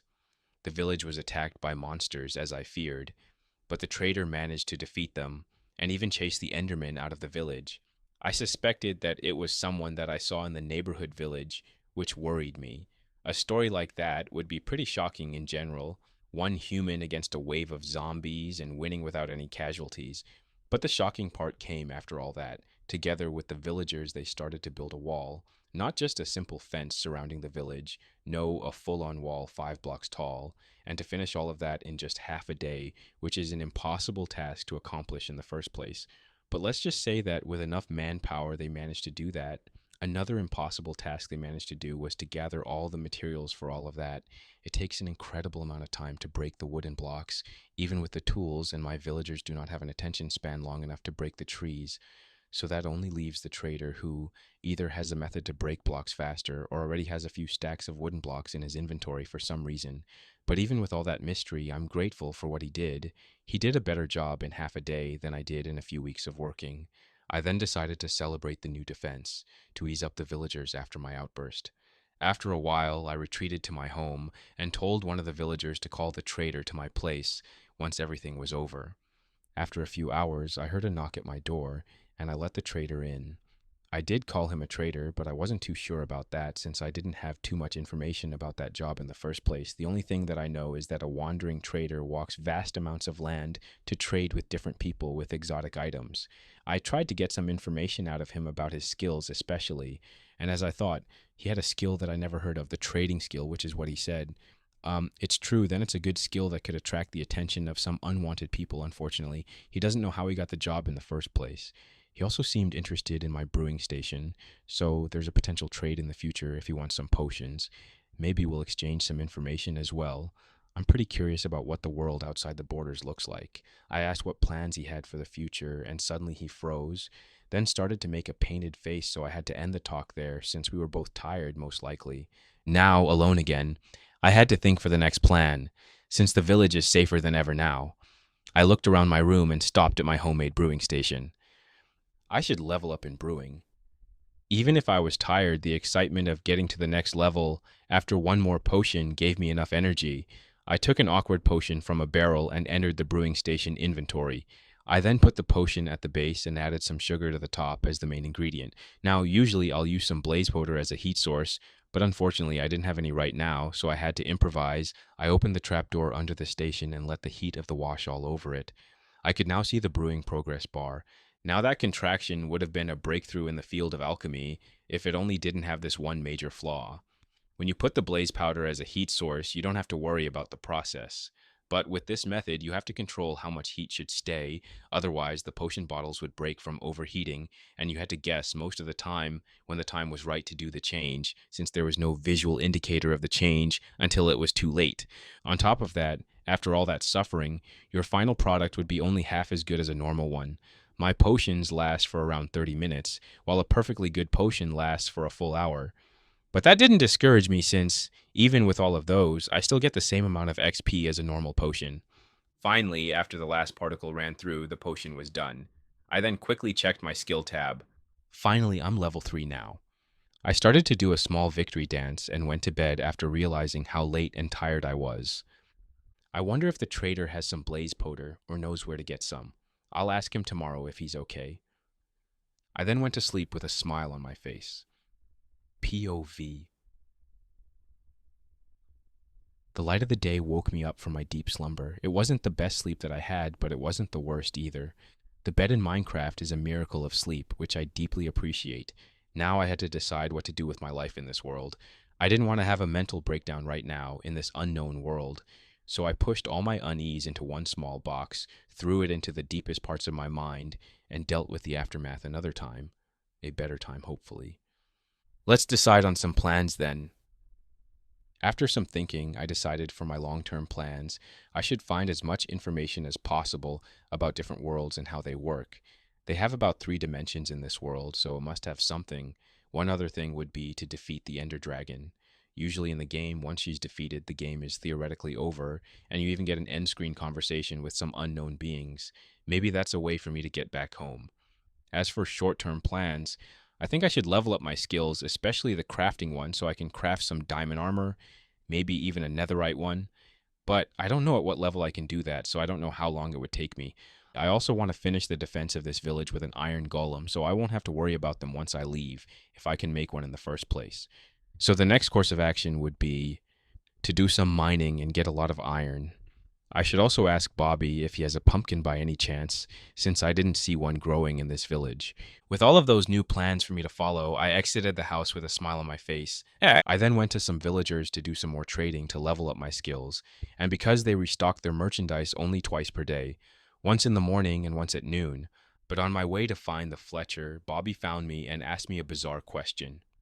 Morning, trader. I'm happy to see you doing well. I wanted to ask if you sell blaze powder by any chance. I wondered why would he ask me that. And then I remembered that the wandering trader has some unique trades, unlike the normal villager. And since I'm supposed to be one, he asked me just in case. Sorry, Bobby, but I don't have any blaze roads or blaze powder on me, but I do know where to get them from. You do? Yes, of course. Blaze roads comes from the monsters named Blaze. After you get the item, you can craft it into blaze powder. I never heard of that monster before. Where can you find them? You find them in the Nether Fortress. Usually there's a spawner that pops them into existence, but be careful when farming them, since they can catch you on fire with their fireballs. I don't recall seeing a Nether Kingdom on the maps at the Academy. Oh no, the Nether is another dimension where the world has a ceiling.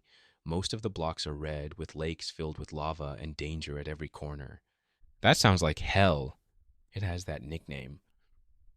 Bobby looked at me like I was a madam by telling him all of this. Then how are you supposed to be able to get to that dimension? Well, the only way to get there is to use a portal made with obsidian. You're talking ability the unbreakable block? How are you supposed to make a portal out of a block you can't mine? It's not that it's unbreakable, it's more like it's very hard to break, and you need to do it with a diamond pickaxe to get the block. Oh, then that's an impossible task then. The village head lowered his shoulders in defeat after hearing that. And I could see why. Neither of us had a high enough level at crafting, and my trading skill was not high enough to access the diamond pickaxe trade. But that didn't mean we had no hope. That's not the only way to obtain obsidian through. Is there another way? I could see hope returning to his eyes. Yes. The obsidian block is not naturally spawned, it's the aftermath of water running into a lava source. And with that information, we can bring lava to where we want to make the portal and use the process to make the obsidian in the shape of the portal. That sounds as complicated as mining the obsidian itself. It's not as complicated as it sounds. I can do this alone with no problem. My only question for you is if you want to come with me. Bobby looked shocked at my question, but not for long before he was in deep thoughts. Yes, this is a chance for me to grow, even if it's dangerous. Perfect. Then I want you to do something while I'll mine for resources. I don't know too much about mining, unfortunately. Oh, don't worry, I'll be able to do that by myself. I want you to find some pumpkins if you can. Pumpkins? We don't have it here, but I guess I can get some from the neighborhood village. What for? Don't worry, it would be for the defense of the village while we will be gone. I don't see the coloration between those two, but I'll see what I can do. He then left towards his house, probably to get some provisions for the journey. I also continued on my way to trade with some villagers. I needed more emeralds and more XP. The grind never stops. Chapter 14. Let's make an iron golem. After I finished trading with the villagers, I decided to start working on the mine. I started with doing a small hut in the corner of the village. Then I dug straight down for about 20 blocks, where I made a room 6 blocks wide and 2 blocks tall. Okay, I don't want to do a staircase as I did at my house, and I think one of the villagers will get lost in here. So it's better to just use the ladder and make my storage room here. I put down some more chests and furnaces to smelt while I was mining. With all of that done, I started to strip mine for iron. I dug a tunnel 2 blocks tall for about 50 blocks, then moved 3 blocks to the left or right and mine back towards the hub and repeat the process. Once I was out of room to mine for my hub, I would just go down a level and repeat the process. I don't know how long I've been in the mines, but a voice brought me back from my grinding. What's happening here? I quickly climbed up the stairs to see what was the problem. Once arrived, I saw Bobby looking very confused at my mine lobby. Hey, Bobby, what brings you to my humble mine? Humble? Mine? What did you do here, traveler? Well, I told you that I'll mine for some resources. I want to get you an iron armor before we go. When you said you'll go mining, I expected that you'll go searching for a cave to mine from, not disappear for 3 days and mine under the village. Has it been really that long? It's hard to tell the time when you are underground. I even put a bed here to not waste time by keep going to the surface. That would explain why you didn't come up, but what did you do here exactly? I only see some tunnels. And while I'm impressed with your mining speed, I don't see the point of mining like this. It's true that is not the most efficient way to mine. It's still at the top. It's called strip mining, where you choose a path to dig and then start another tunnel 2 blocks to the side. That way you can see the resources from all the sides without mining every block. That's actually pretty ingenious. I expected at most you'll do a tunnel 5 blocks wide and put a railway to move faster. That's also a way, but it's pretty inefficient. Did you manage to get the pumpkins?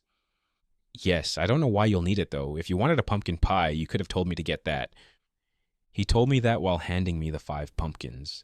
Fortunately, Bobby didn't have to drop them on the ground for me to pick them up. He just gave them to me normally through a handshake. While I would like to eat a pie, this is not why I requested them. I want to use them to make an iron golem. Iron golem? What is an iron golem? I looked at him in case he was joking with me, but from the look on his face, he didn't seem so. It's surprising that he doesn't know about them, since in the game, players usually use villagers to make iron farms, which is an inhumane thing to do if you actually think about the implications of what you're doing to those poor people. An iron golem is a creature made completely out of iron that would protect people from monsters or other people if they attack someone in the village.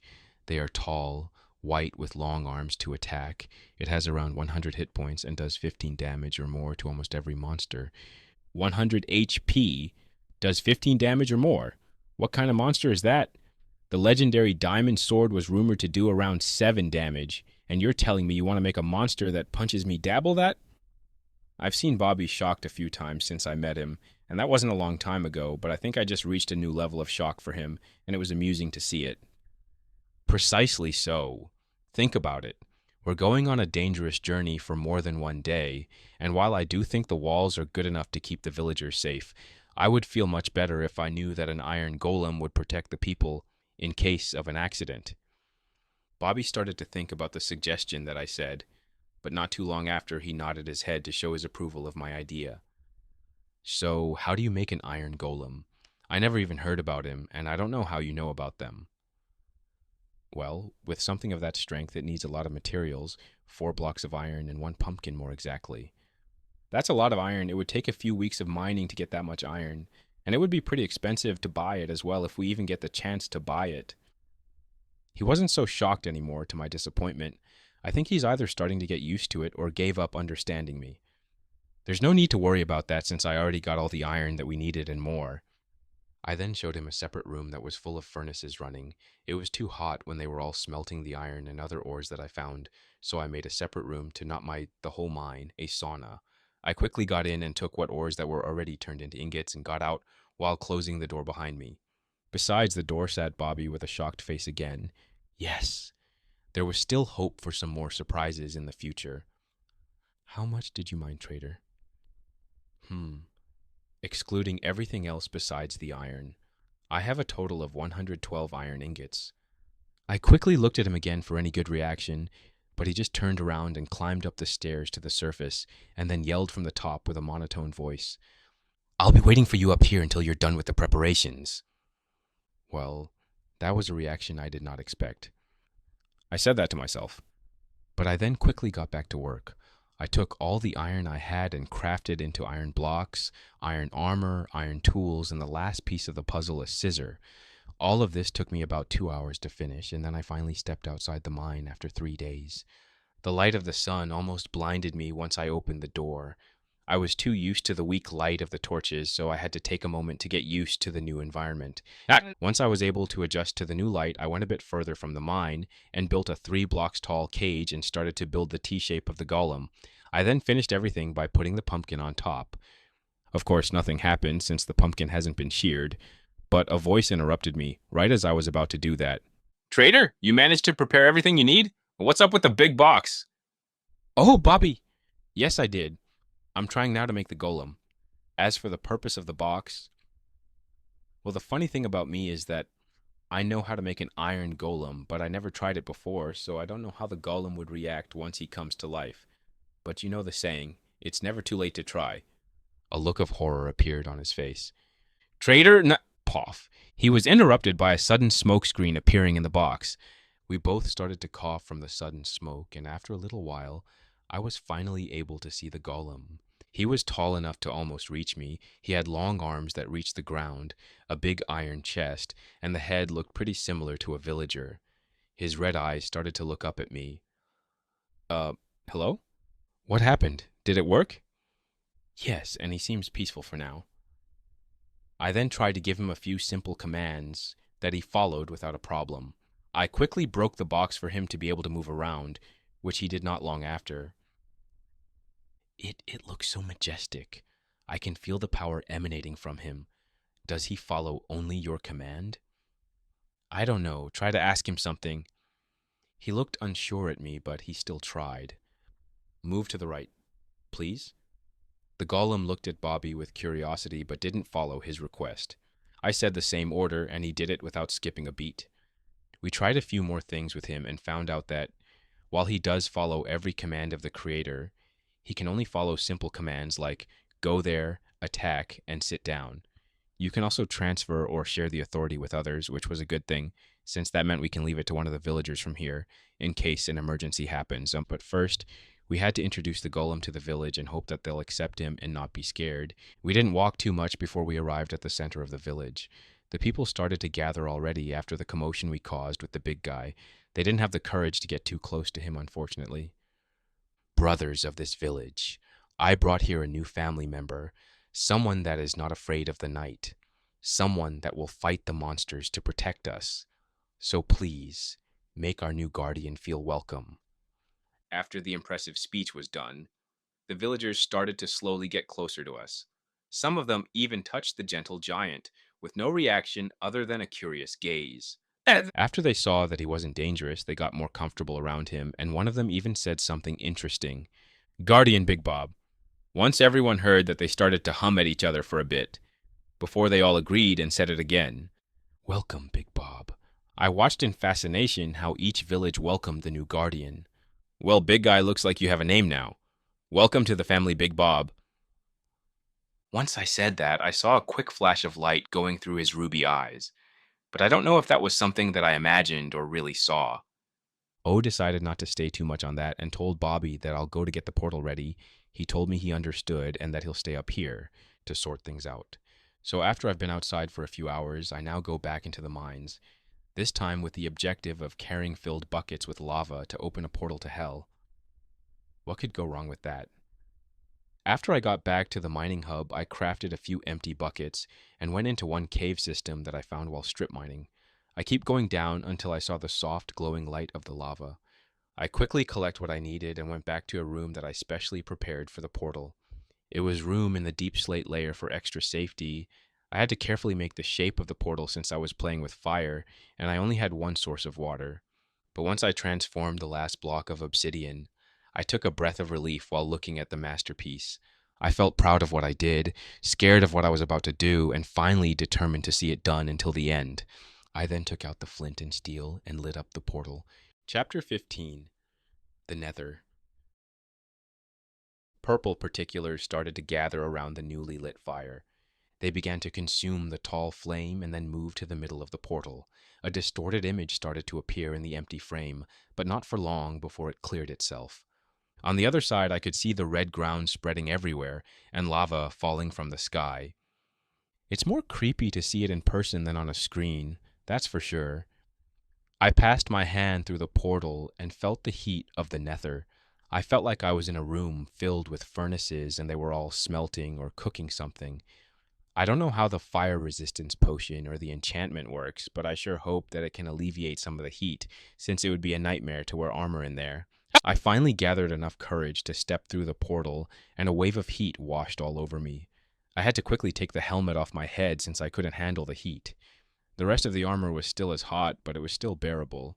But I wouldn't like to move too much with armor on, less much so fighting in one. Well, have to move carefully here then. I then started to build a small cobblestone house to cover the portal. I didn't want to be stranded here after a gas blows out the portal for having a bad day. It didn't take long before I was finished with the stone house. Then I quickly got into it, only to be impressed how similar to the game it was. It wasn't complete darkness, even in this enclosed spaces without a light source. I then went back to the overworld and was immediately more comfortable with less heat bothering me. Now that the preparations are done, I should call Bobby as well. I hope I'll get a good reaction out of him this time as well. I quickly climbed the stairs to the surface and went looking for the village head.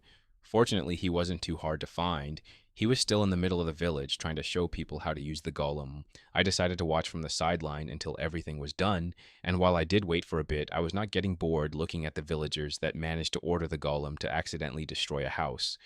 After everything was done and fixed, I brought Bobby to the portal room. Wow. You weren't kidding when you said that Nether was another dimension, and you actually managed to make obsidian the unbreakable block. He then looked closer into the portal only to see a wall of cobblestone. I don't see the red world you described to me, though. Oh, don't worry about that. Just take this armor and shield and cross to the other side. Bobby looked at the items in my hand, then at me, then back to my hands. He looked surprisingly touched by this gesture. He almost cried as well, but managed to hold it in. Are you okay, Bobby? Did something happen? Did I go too far? I'm sorry, I didn't mean that. He then looked me in the eyes and said, Don't say sorry, traitor. I'm just overwhelmed by what you did to me.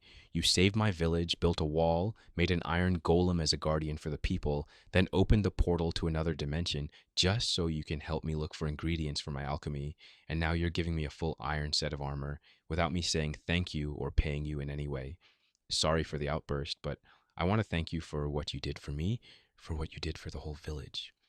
After he said that, he left the room in a hurry. I feel like I shouldn't follow him right now. His emotions are in a mess. I was taken by surprise by the sudden change in Bobby, but if I tried to think about everything from his perspective, I would be shocked as well. A person suddenly comes and saves your family from an accident, looks at your broken home and decided to build you a new one. Then he asks you about how your studies go, only to tell him that you've been thrown out of the school because you got in a fight with the rich kid there. Then, like a hero, he just brought you to a better school than before by paying everything up already. And all of that from a stranger that you know nothing about and expects nothing in return. Yeah, I think that's an appropriate reaction to have, especially because we meet just a week ago. After a little while, Bobby came back looking much better, but still had a little red around his eyes. Thank you for waiting, and sorry for that shameful display. I wanted to tell you something, traitor. I know I don't have much to give to you, but I want you to know why I'm here and how much this meant to me. After that, he proceeds to tell me his story, how he got the job as a cleric, how that opened an opportunity to get to the academy, how he tried to learn everything he could to change the life of his village to a better one, how he made friends in the first year and had high grades, and then everything changed from the second year when he refused to join the noble group, how he still tried to persevere through all of the bullyings and even catch the attention of an official from the palace. But it all came to an ending once the nobles heard about that and framed him for stealing from the school. Once at the trial, He was given a harsh punishment without the option to even defend himself. The punishment was equal to death since he had to take care of an infected village. They hoped for him to get infected as well and die in a monster attack. But after he got here, he took pity on those people. He repaired their homes, taught them how to grow crops, and even wanted to make them a wall for protection until I came.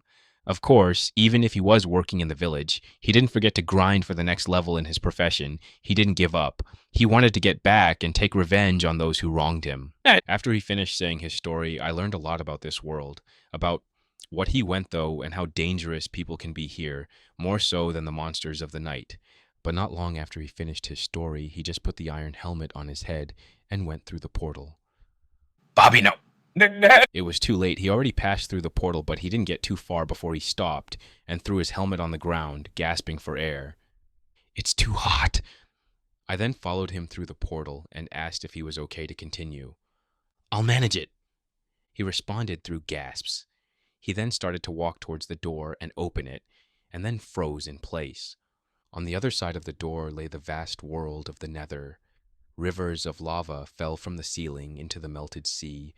Red rocks surrounded us from everywhere, and the occasional strider walked calmly on the sea of lava.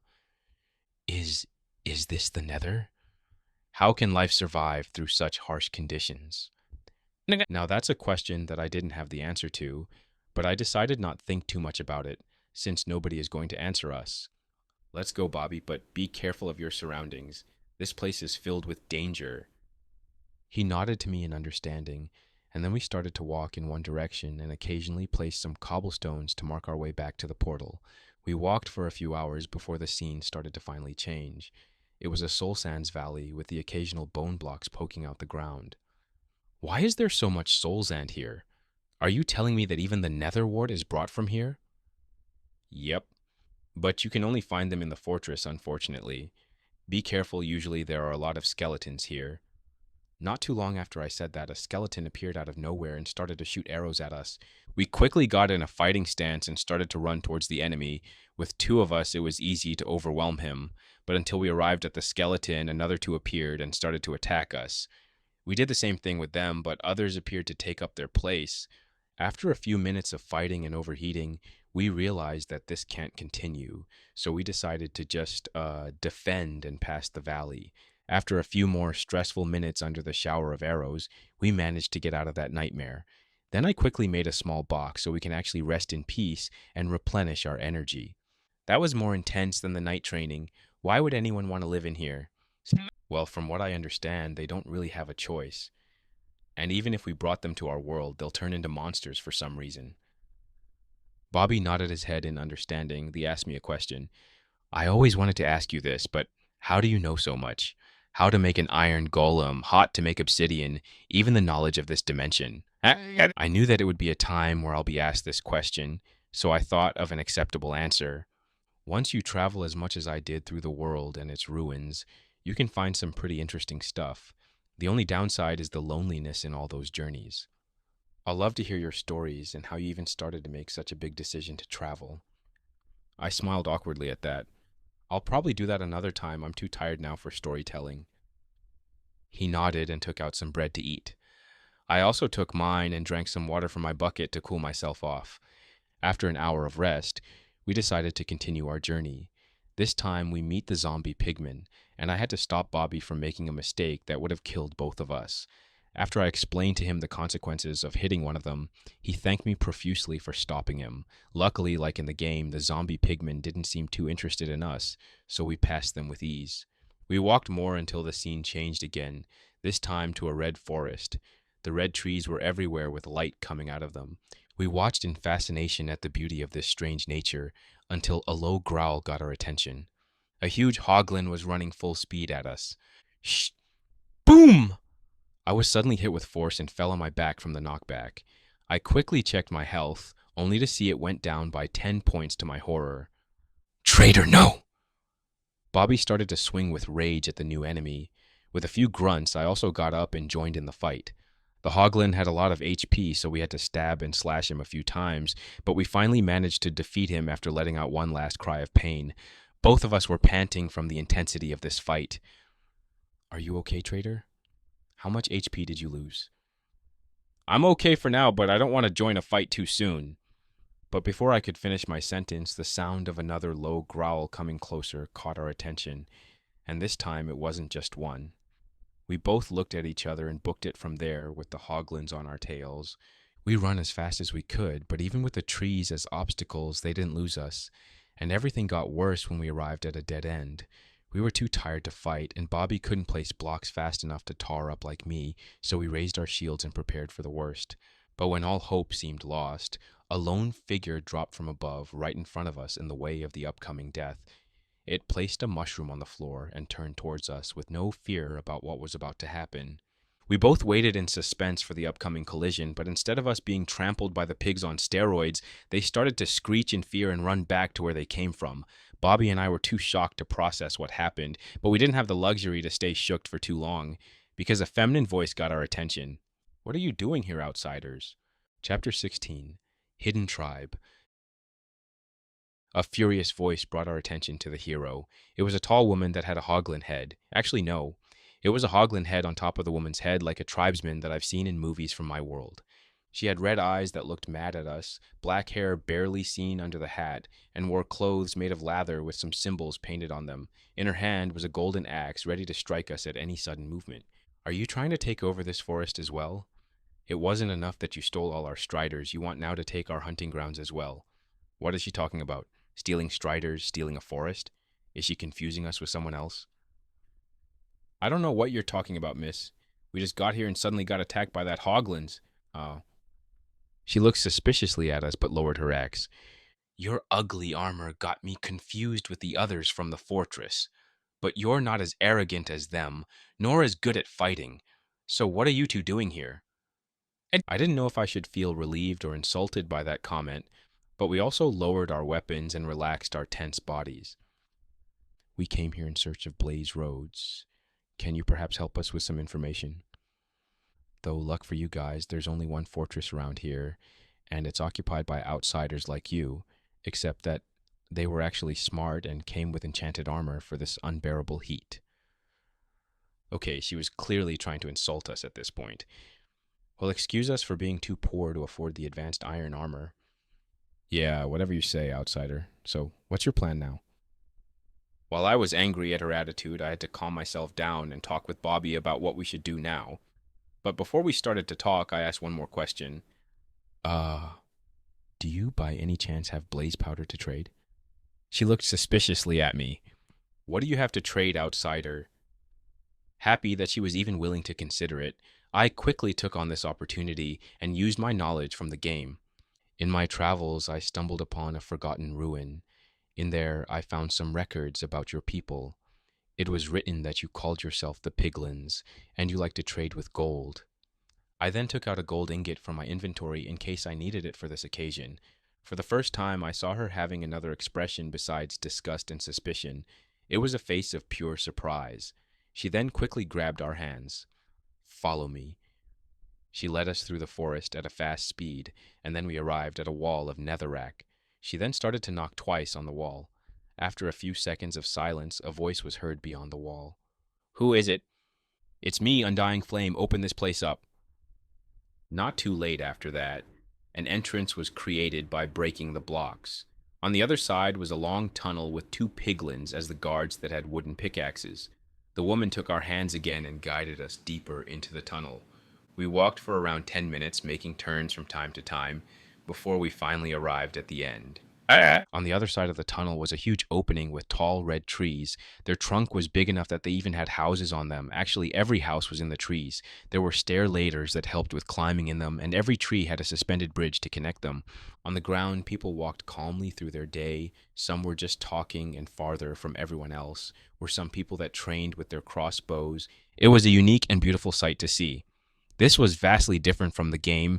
This was a community, and even in this harsh environment, some people managed to live through all of its challenges. We arrived at the biggest tree that had a door in it. You two stay here while I talk with the shaman. She then entered the house while closing the door with force. Now that we were alone, Bobby finally spoke.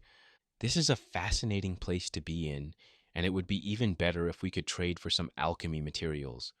But Trader, is it really such a good idea to be in the middle of a village with unknown intentions? Bobby, my friend, that's a great point you bring up. But unfortunately, I'm as clueless as you on this front. We will be going with the flow for now. He looked shocked at my casual reaction, and then just accepted the situation. Not too long after, the door opened, and the woman signaled us to come in. We entered the house tree and were met with a huge room that had red vines coming from the ceiling. On the walls, there were frames with different items, from alchemy ingredients to gold, and even one nephrite scrap. On the floor were empty potion bottles, and behind the blue wood table stood a shaman-looking pigling with a baby hoglin in his arms. He looked at us and gently petted the baby hog and spoke in a deep, mysterious voice. Ah, travelers from another world, I see. Oink, oink. Suddenly, the baby hog started to move heretical in his arms while crying in fury. The man, startled by the sudden movement, dropped the animal. Once the hog got on his feet, he head-butted the shaman in the leg and ran into the next room while shorting, "Ouchie, you. I'm still going to pork chop you so hard when you grow big and fat." The mysterious atmosphere was abruptly stopped by the sudden comical event. The shaman looked much younger than I expected. He had blue hair and red eyes like the flame girl, and he was about as tall as me and covered in robes of leather with more strange symbols. He then looked at us and coughed in awkwardness. "Hello there, Travels. I heard you wanted to trade with us using gold. We're more than happy to do that, of course. Just one small request from us." He then leaned on the table and suddenly changed his eyes' color from red to blue, and in a threatening voice spoke, "Don't endanger the tribe." The air was so heavy that I thought I'll suffocate. I then looked at Bobby, and he didn't look any better. "Yes, we promise." Once he heard that, his eyes got back to normal and sat down on the blue chair. "I'm glad we came to an understanding. My name is Blue Flame. I'm the shaman of this tribe. So what do you want to buy from us?" Bobby was the first to speak. "We want some brewing ingredients, more specifically, some blaze powder and I think magma cream for fire resistance potions." "Oh, I didn't know your world also had shamans." Uh, we don't really have them, or I haven't heard about them. I'm a cleric. That's my job chosen by the world." Bobby said that with pride.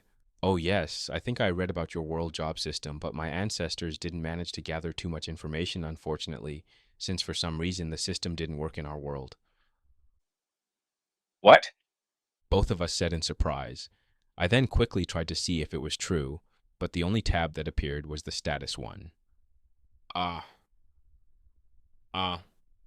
status and name? Health, 2020. Attack, 1. Defense, 15. Speed, 5.6 blocks per second. It's true, but why? How is this even possible?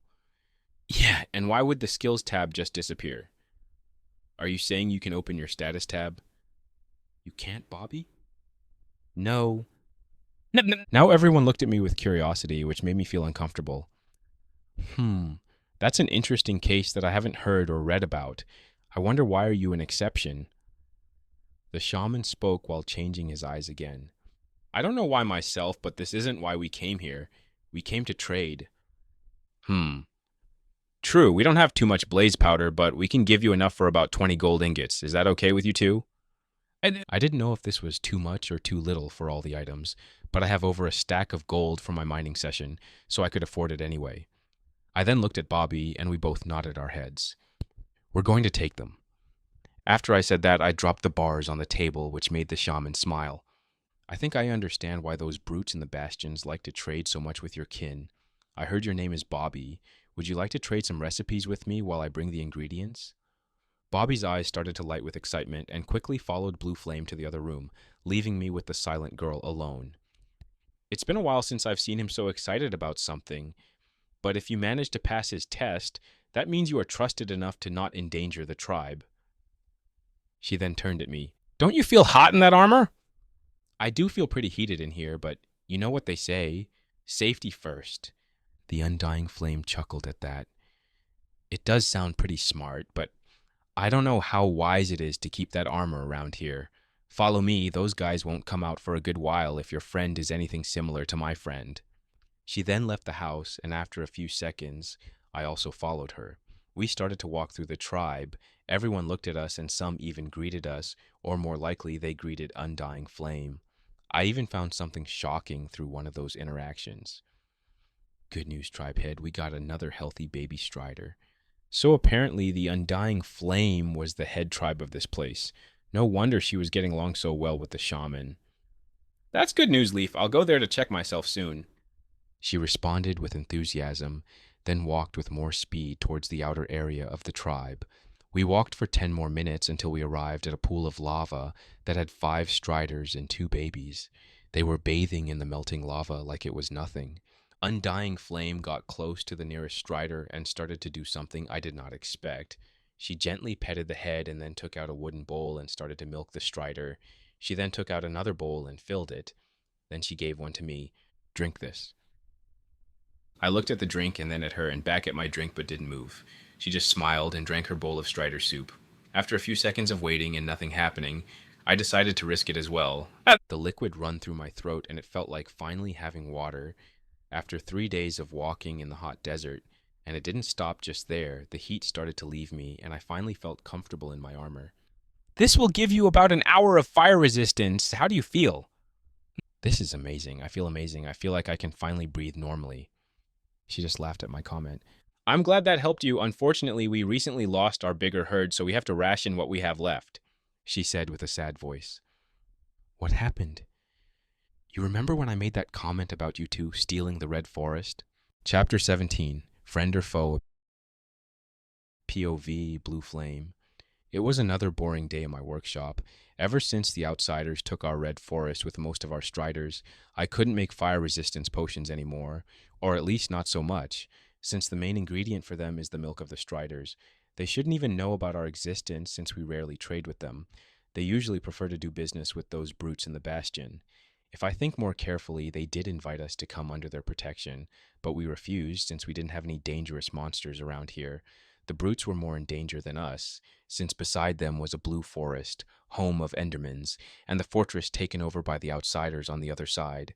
And us refusing them probably made them mad enough to sell us to the outsiders. Those bastards would sell even their brother for gold. As I was just sitting bored and thinking about what to do for the rest of the day, a clash in the next room got my attention. With a sigh, I stood up and checked what happened.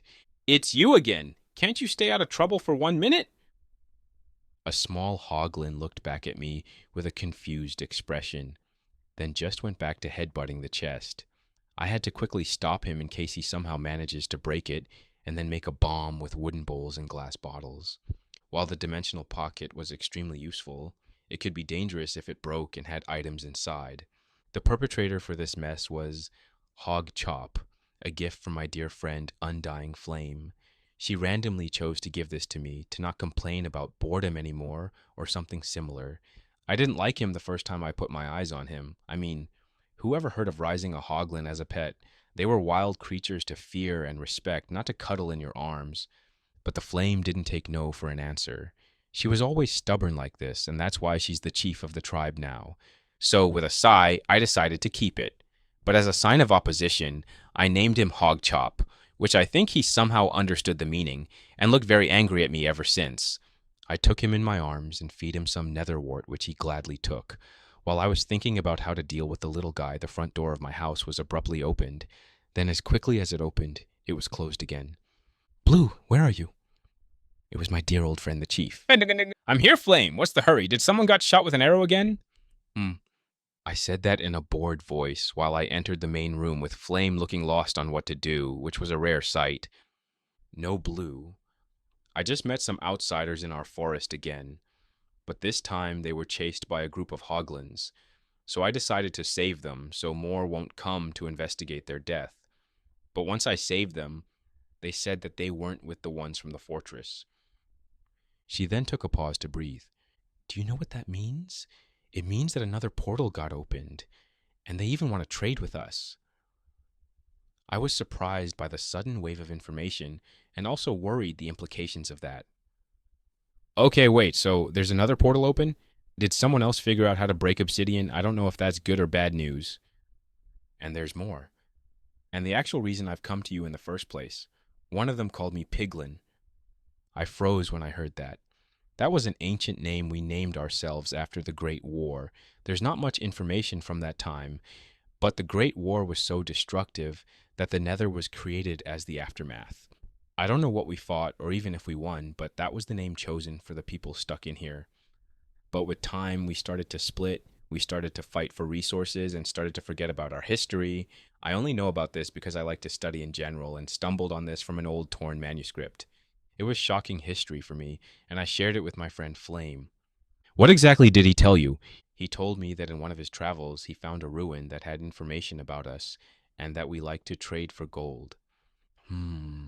I think he found the ruins of the first expedition that got here a few hundred years ago.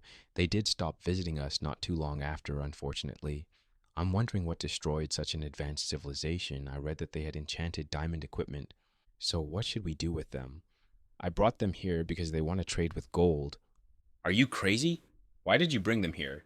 What if they will endanger our tribe? That's why I brought them here. I want you to look at them. And if they're going to be a problem, we're going to end their journey here. She said that with a cold voice that made me shiver, but I understand why she did that. Ever since I was little, I had a special ability that allows me to see the truth. It was a rare ability even in my old tribe, which unfortunately is no more. I was lucky enough to be adopted into this tribe as a child when I was lost and hopeless. Okay then, bring them here. She nodded and walked towards the door. Meanwhile, I was thinking about how I should greet them, and after I looked at my arms, I got an idea. Not too long after the two strangers came in, they wore iron armor typical to the outsider, but theirs was not enchanted, which made me admire their breviary or stupidity. But even if they wore the same armor, there was a big distinction between them. One of them had a big nose similar to those in the fortress, while the other one didn't have a nose at all. He somehow looked similar to us than to his companion, but you could feel that he was not from here. He had an unique aura surrounding him. I didn't stare for too much because I started my genius plan: be as mysterious as possible and scare them a bit. Unfortunately, my plan was completely thrown into the lava by my pet Hogchop, who decided suddenly that he doesn't like pets anymore, which made me angry and I lost my temper for a bit. I quickly calmed myself down and casually started the conversation with our guests, but ended it with a heavy request. I used my ability and some pressure to show how serious the request was. I did that. It worked. They didn't have any intention to endanger the tribe. Then I went back to a more casual tone and decided to test their knowledge of how valuable gold is here. Surprisingly, it was not a lot. I started with double the price for all the items, and they accepted it after a bit of thought. I don't think they know that golden armor has the passive ability to cool you down once worn.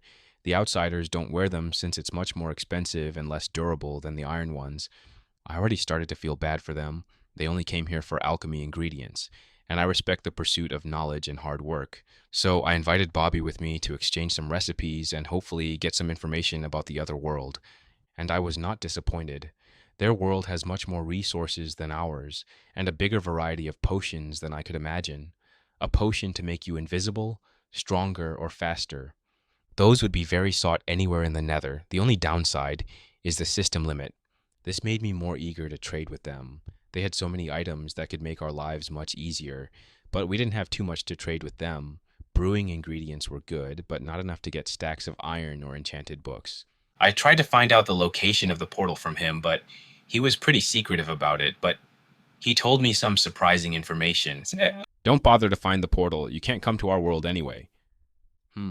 What do you mean? Trader told me that once a creature from here comes into our world, they'll become a monster. I don't know if this applies to you as well, but I wouldn't like to risk it. Your friend the trader, he was also the one that wanted to trade in the first place, right? Yes. He was the one who had the guts to make that request in the first place. He was either trying to scare me into not trying to go into their world, or he was trying to warn me. I tried to ask him about his friend, but he told me he didn't know too much either, and what he did know he wasn't willing to share, but he did warn me of him. Don't try to make an enemy out of him. He's much more capable than he looks like, and if you respect him, he'll give you a pleasant surprise from time to time. He said that with a vague smile. That made me think how mysterious this person was. I hope that my friend Undying Flame was handling him well. I then got back to a more casual conversation and exchanged some tips on brewing. I could see he was passionate about this subject. He studied a lot for it, and whenever I said something, he paid maximum attention to every word I said. I had a pleasant time with him, but every good moment has to come to an end. So after a few hours, I gave him the ingredients he came for in the first place and went back into the main room. There, Flame and Trader were discussing something so intensely that they didn't even see us coming. Uh, Undying Flame, what happened? Both of them jumped when I spoke. Blue Flame, when did you guys get here? Not too long ago, but you two were too preoccupied with something else to see us, so what was so serious? She hesitated a bit but responded quickly. I told him about the incident with the forest. I opened my eyes wide open at that. If she told him about that incident, that means she wants to involve them in our plan to recuperate it, and it's surprising since we just recently meet them. But then Trader spoke. Bobby, we need to make a decision together for this. Can we get some privacy? Chapter 18. Should we help? I took Bobby with me a little further while the piglins decided to give us some space. Bobby looked at me confused but also curious about what we talked about while he was away. I took a deep breath and tried to remember everything that happened while we were apart so I can accurately tell him. I was with Undying Flame beside a small lava lake where I found out that striders can be milked and their milk has the ability to give fire resistance for an hour. She then proceeded to explain to me how their tribe lost a red forest. It was a normal day of hunting and taking care of the striders, but everything changed when the outsiders attacked. With their enchanted armor and shields, they could easily fight against wooden and gold weapons. But the Nether does not look kindly on weak people, so even with those disadvantages, they managed to kill a few of the invaders before deciding to retreat and leave the forest behind. Unfortunately, her parents were killed in the battle, and the tribe, who just lost their leader, wanted revenge with blood. At that time, Undying was the voice of reason. She was the one to take the mantle from her parents and became a chief. There was some opposition at first, but she crushed them with what everyone respected the most: strength. That day, she got the name of Undying Flame. She promised revenge, but not now. They were wounded and hot-headed. They needed to plan and then strike. I was shocked when I heard the story, but I couldn't see how that was relevant to us. I want your help to get back our forest, she said with a serious voice. I looked suspiciously at her. Pardon me for being honest, but while your story is sad to hear, it's not related to us in any way. Well, actually endanger ourselves more by painting ourselves as an enemy to the royalty. I do like to help the people in need, but while she saved us from the Hoglins, I don't feel like I should endanger my and Bobby's life to repay that debt. And I still think the shaman ripped me off with that deal. She nodded her head in understanding. I understand why you'll be suspicious, and since we recently just meet, you won't be inclined to easily help us. But I don't ask you to help us with fighting. I ask you to give us resources so we can fight back by ourselves. That made me think for a bit. They probably wanted iron armor and weapons, which is better for us since, from what I understand, only the royalty had access to the portal. So if they were suddenly attacked by a bunch of piglins with iron armor, they'll be taken by surprise in more than one way. That doesn't sound bad, but I won't give them for free. What do you have to exchange for so much labor? Leather, gold, brewing materials, and ender pearls. I looked at her face in case she was joking, but that wasn't the case. She was dead serious. From what I saw in your tribe, you don't have enough gold to even make armor, much less to trade with. Leather can be valuable, but it's not something unique to this world. Brewing materials are useful, but I don't think you'll have enough for all the iron. And lastly, the ender pearls are impressive since, from what I understand, it's hard to win a fight with an Eaterman without them running away. But again, I don't think you'll have enough after the fight, since I suspect you'll use them. She bit her lip in frustration, which made me feel bad for responding like this. But I had to put boundaries or else people would take advantage of my kindness. And what she asked wasn't a small thing. I only managed to get over 100 iron ingots after mining for 3 days straight. What she's asking me is to mine enough iron to make armor for a few dozen people, which could accumulate over 1,000 iron ingots. And from what I understand, only I can do that quickly. While the villagers in this world are capable of mining, they're too slow in comparison to me. Even if I did mine nonstop for a whole month, I still have to craft them, which would take a while. It was a hard task to do and something you can't ask casually, especially from someone who you just met. I can give you the location of an unclaimed fortress. Now that got my attention. An unclaimed fortress can be very valuable, especially if it has chests like in the game. The only problem with that would be that I have to actually capture it, and that's not an easy task to make a nether fortress safe. It was infested with black skeletons that can do a lot of damage from what I remember, plus the withering debuff, which was not pretty. The only way to stop that is to spawn-proof the whole fortress, which in the game took a lot of time and resources. I don't want to think how much it would take here. So while the fortress can be a great boon, it's not worth the hassle. It does sound like a good offer, but it's more efficient to trade for blaze roads than to actively hunt for them. I'm a dangerous fortress. She bit her lip harder, went to a nearby wall and punched it, followed by a scream. That actually scared me, but she quickly turned back to me. I'll give you myself as the payment. I don't care what you intend to do with me, but help us to get our land back. That actually shocked me. I didn't understand how important this fight would be because she was so calm and calculated most of the time, but I could see now that she won't stop at anything to get her revenge. If I didn't help her now, she'll just do a suicide mission or something similar. This made me hesitate a lot, but after thinking about what to do, I decided to accept some of her offers. Okay, I'll accept the offer for the items and the location of the unclaimed fortress, but I have to talk with my friend Bobby if he wants to go through all this. She finally gave a smile and nodded in understanding. We then went back to the house, I'm the big tree, and discussed some details on what to do if he accepted. I told her what time it would take to get the materials done and why, and she offered to send some of her people to help mine, but from what I remember, once a nether mob enters the overworld, they will become zombified. She was surprised by that information and got a bit suspicious of its credibility. But before we could argue how I got that information, we got surprised by the shaman and Bobby. And that's what happened while you were away. Bobby looked at me with his lower jaw hanging. So let me get this right. I've been away from you for a few hours at most, but you manage in that time to make a promise to gather the resources equivalent to a small noble fortune in exchange for some rare items, a fortress location, and a person. But what is the most shocking thing from all of that is that I can see you actually pull it off. First of all, I didn't accept the third deal, and secondly, thank you for believing in me. I wasn't sure how to react to that, but I know I was walking into a mess, so I'll take what I can get. So, do you want to accept their request? Didn't you already accept it? I kind of did, but I'm asking you for permission to use the portal in your village. What do you mean by that? You are the one who made the portal. It's not mine. Yes. I don't want to endanger your village so you can refuse, but if you accept it, I'm most likely to use the mine under the village. If you don't accept it, I'll get back to my home base and build a portal there. He then looked at me with a look of searching if I was serious. Trader, you made so much for me in my village. I won't abandon you when you need the most help. So if you'll accept the deal, I'll also accept it. That made me smile. I finally made a friend in this world, and it's someone that would stick with me until the end. I'm glad to hear that. I then started to shout for the piglins to come back. We finished discussing!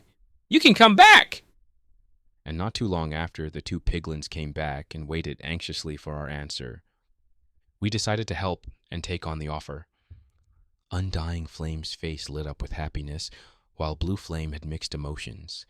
But then we sat down and started to discuss the details of how to get, what to get, and how much to get. They wanted equipment for 50 people, so that would be 50 full iron armor, plus swords or axes and shields.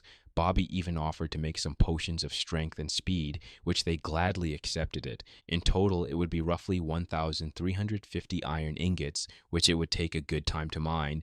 Even if I had a few clever ideas to cheat the system, it would still take about a month to finish everything. Bobby looked at me like I was a madman for even thinking it was even possible to do it so quickly. We also talked about the crafting after I get the raw materials, and decided to try and see if we could share some of the responsibility with the piglins to make some them themselves. Even if they didn't have access to the system, that actually helped them since they could still use the crafting table, but without restrictions. We didn't know if we also lose those limitations if we crafted in the nether. Well, have to experiment once we get back. With everything planned down, we decided for the payment to be paid in halves. The first one after we delivered everything. Then they will show us the location of the fortress, and the second half after the battle. With everything done, we decided to get some rest. I don't know what time is it in here since it doesn't have a day-night cycle, but with everything that happened, it felt like it's been 1 week. While it was 2 days at most in reality, we didn't get a normal bed, but we did get a carpeted room where we could sleep more comfortably, which I guess it's better than nothing. And I didn't want to find out if beds are explosive or not. We slept pretty well overall. The next day, we took our items and went on toward the last block of cobblestone we put to mark the way home. Of course, we weren't alone this time. Undying Flame and two more piglins decided to come with us as guards and to know where that portal is. They also had to build a base of operation after all. We didn't search for too long before we found the block that we were looking for.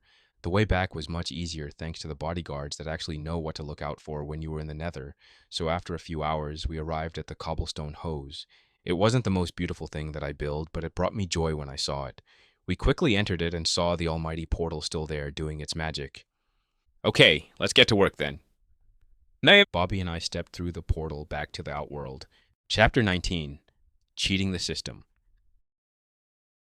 We climbed to the surface in the compounds of the village where I could finally see the blue sky and the light of the sun. The wind danced through my clothes and made me appreciate that I'd come to this world instead of the nether where I would have suffered constantly from a heat stroke. This expedition was not in vain, though. We got what we wanted and more. But also we have more work to do than ever before. I didn't intend to actually mine nonstop to get all the iron. I don't know how much it would actually take, but there are a few ways to make it easier and faster. Hey Bobby, do you think you can get me an enchanted book with fortune? A fortune book? They're not that easy to get, and I'm sure it would be pretty expensive as well. If they are that precious, then I don't think you could buy them with emeralds, and I'm sure I don't have enough of them either, so I had to give something else in exchange. I looked back at the mine and got an idea. If I have something valuable enough to exchange, do you think you can get one? He shifted his head and started to think. I can't promise anything, but if it's valuable enough, you can get a book at level 1. Perfect. I'll be back soon then. Then I went back into the mine with my trusted pickaxe. I remember that in my strip mining session, I stumbled upon a cave system that I didn't fully explore since I didn't want to deal with the mobs at that time. But now I'm back here with the intention of going deeper. I started to think about what options I have.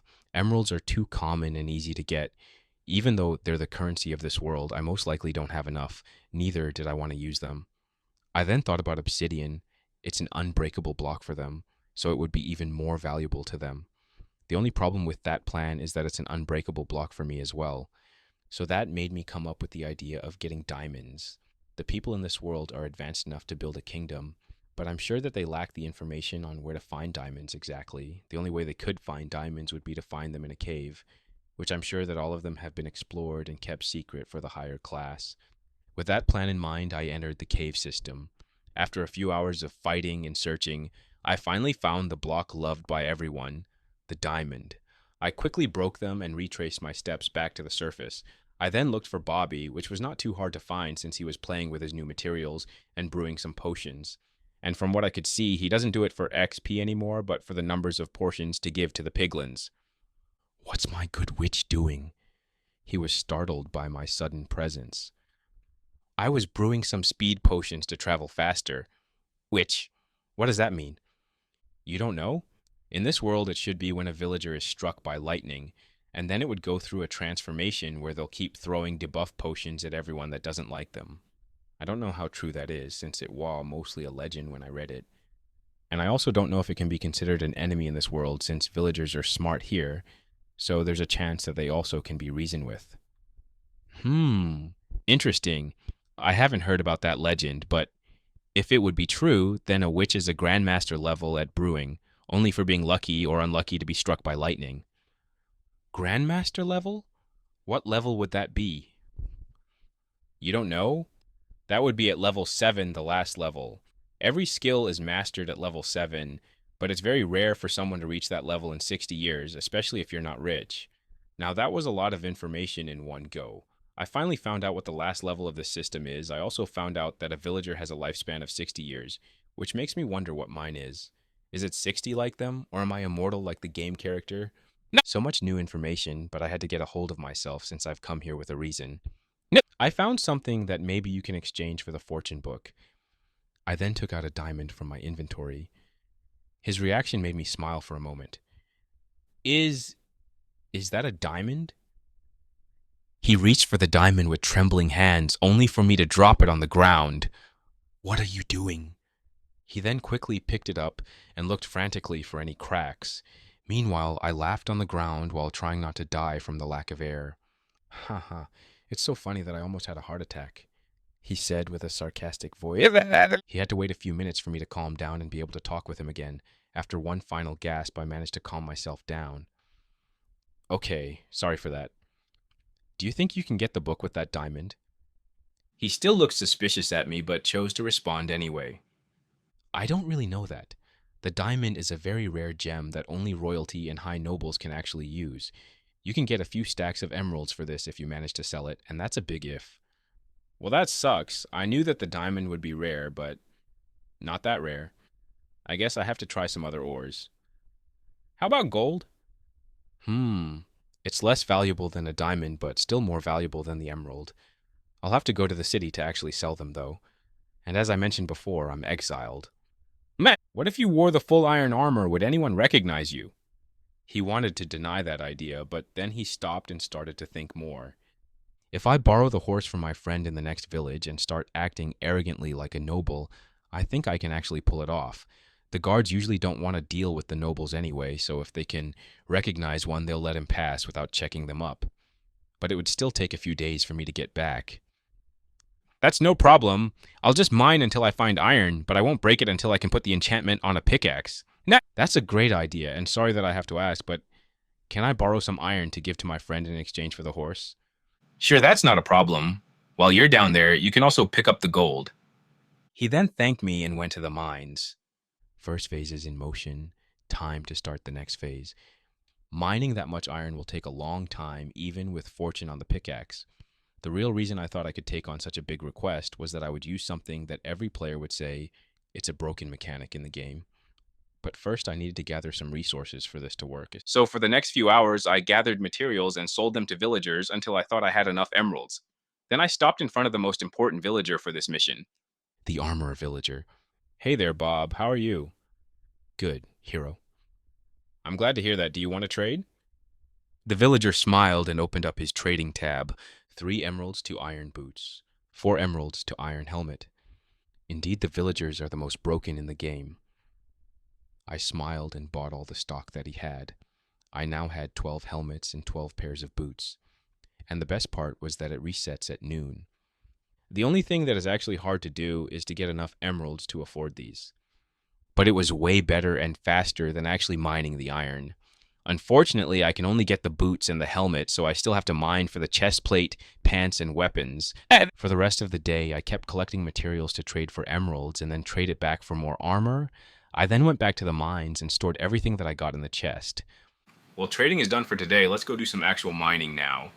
For the next 5 days, I kept trading and mining. I had to stop trading on the 3rd day since I got all the equipment that I needed already. I had never seen a villager happier than Bob. The 5th day was special because Bobby finally arrived with the fortune book.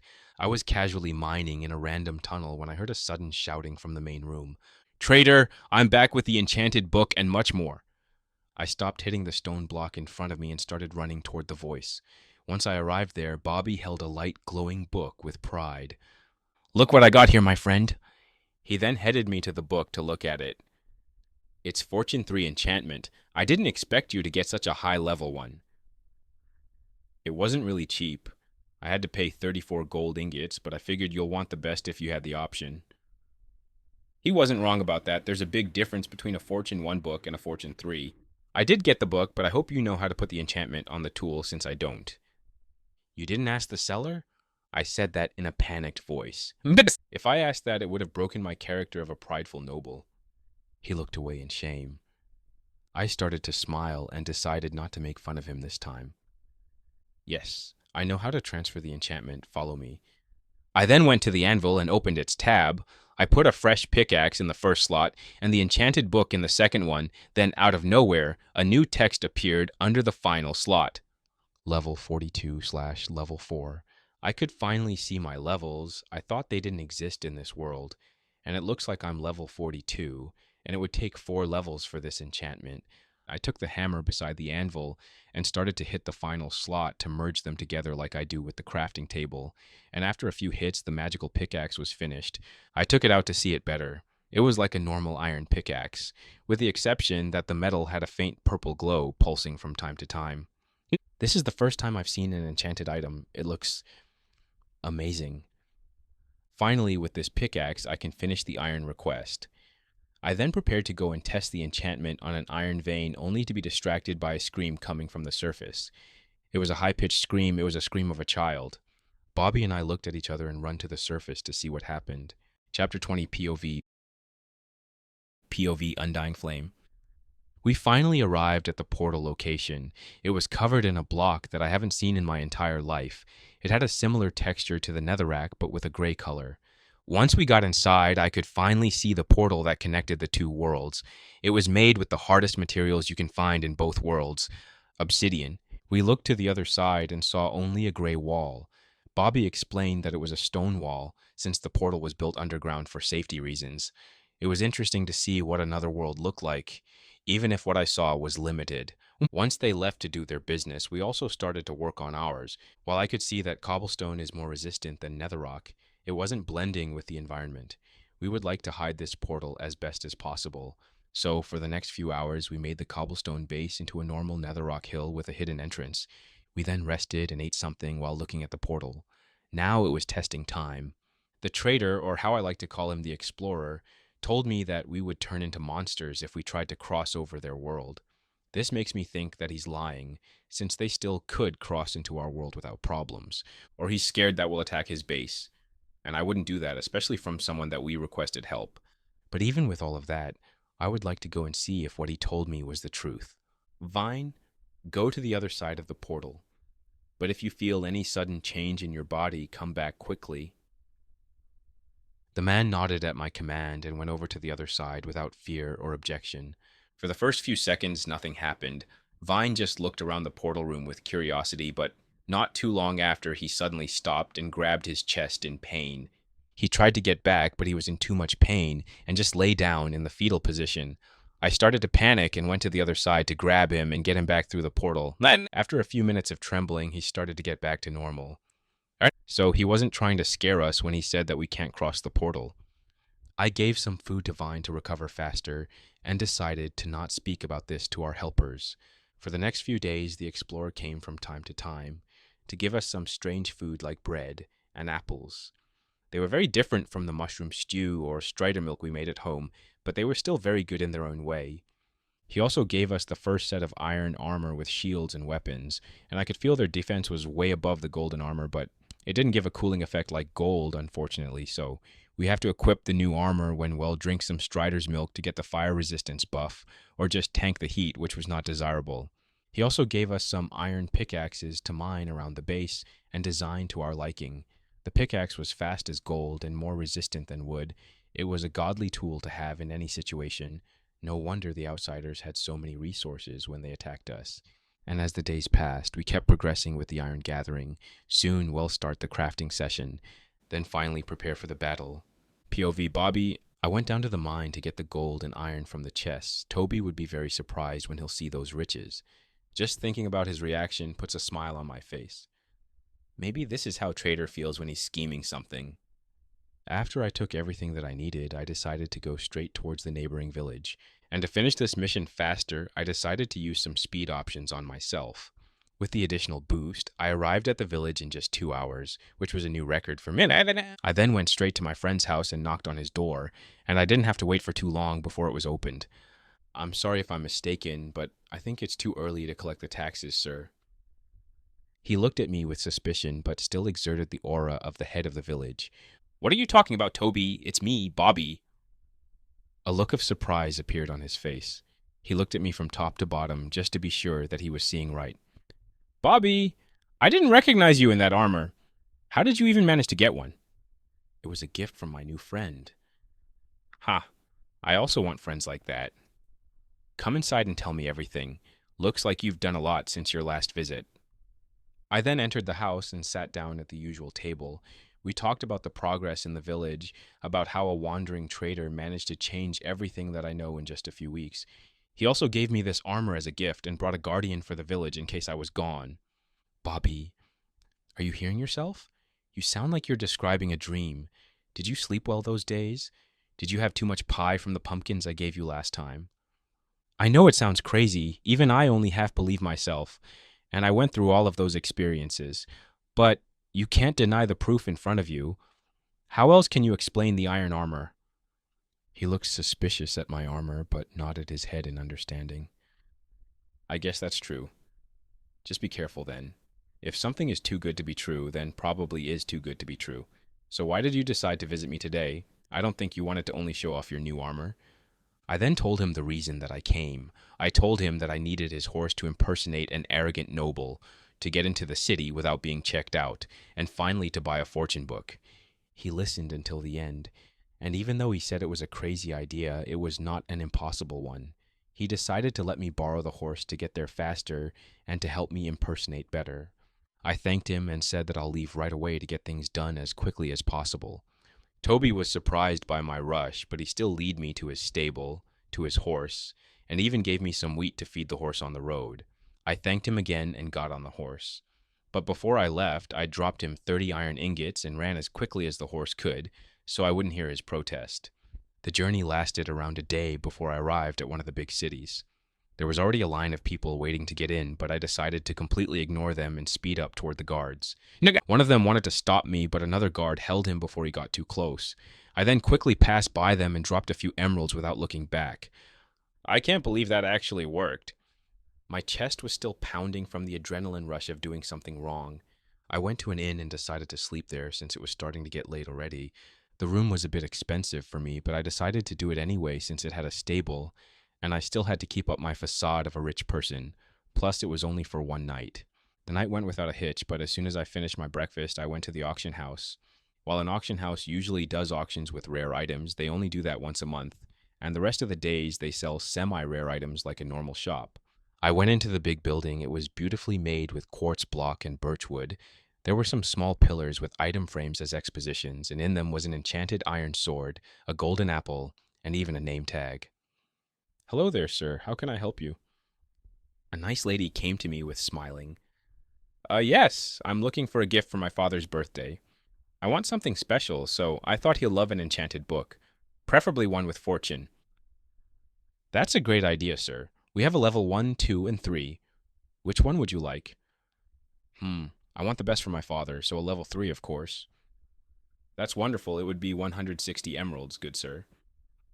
I don't have that much change on me right now. Can I use other items for this transaction? I'll have to get my boss for this. She then went to the back, and after a few minutes came back, accompanied by an old man with a beard, strong arms, and healthy looking. Good sir, from what I understood, you want to purchase an item with a different currency than emeralds. I just rolled my eyes like I was annoyed. Yes, you understood right. What would you like to use, good sir? Gold. And then I took an ingot from my inventory to show it to them. And both of their eyes went wide in shock at the golden color in my hand. Good sir, may I ask where you're from? You may not. Now, can I use them? Or do I have to go to a different shop? No, you can use them. It would be around 36 gold ingots, but I'll give it to you at 34 ingots for showing such an embarrassing moment. I nodded at that insane price like it was nothing, but internally I was bleeding just from hearing that number. Fortunately, I had enough to buy it, so I didn't get to embarrass myself. Once I gave them the gold, they quickly got me the book, and then I run straight to my horse to get out of this city. I took a different route on my way home in case someone was following me, so I arrived at my friend's place 2 days later at night. I knocked at his door, and he let me in to sleep for the night.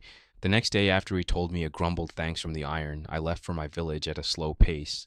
There was no reason to be in a hurry anymore. After half a day, I finally arrived and went straight into the mine where I was sure to find the trader, and after a quick shout, he immediately proved my point.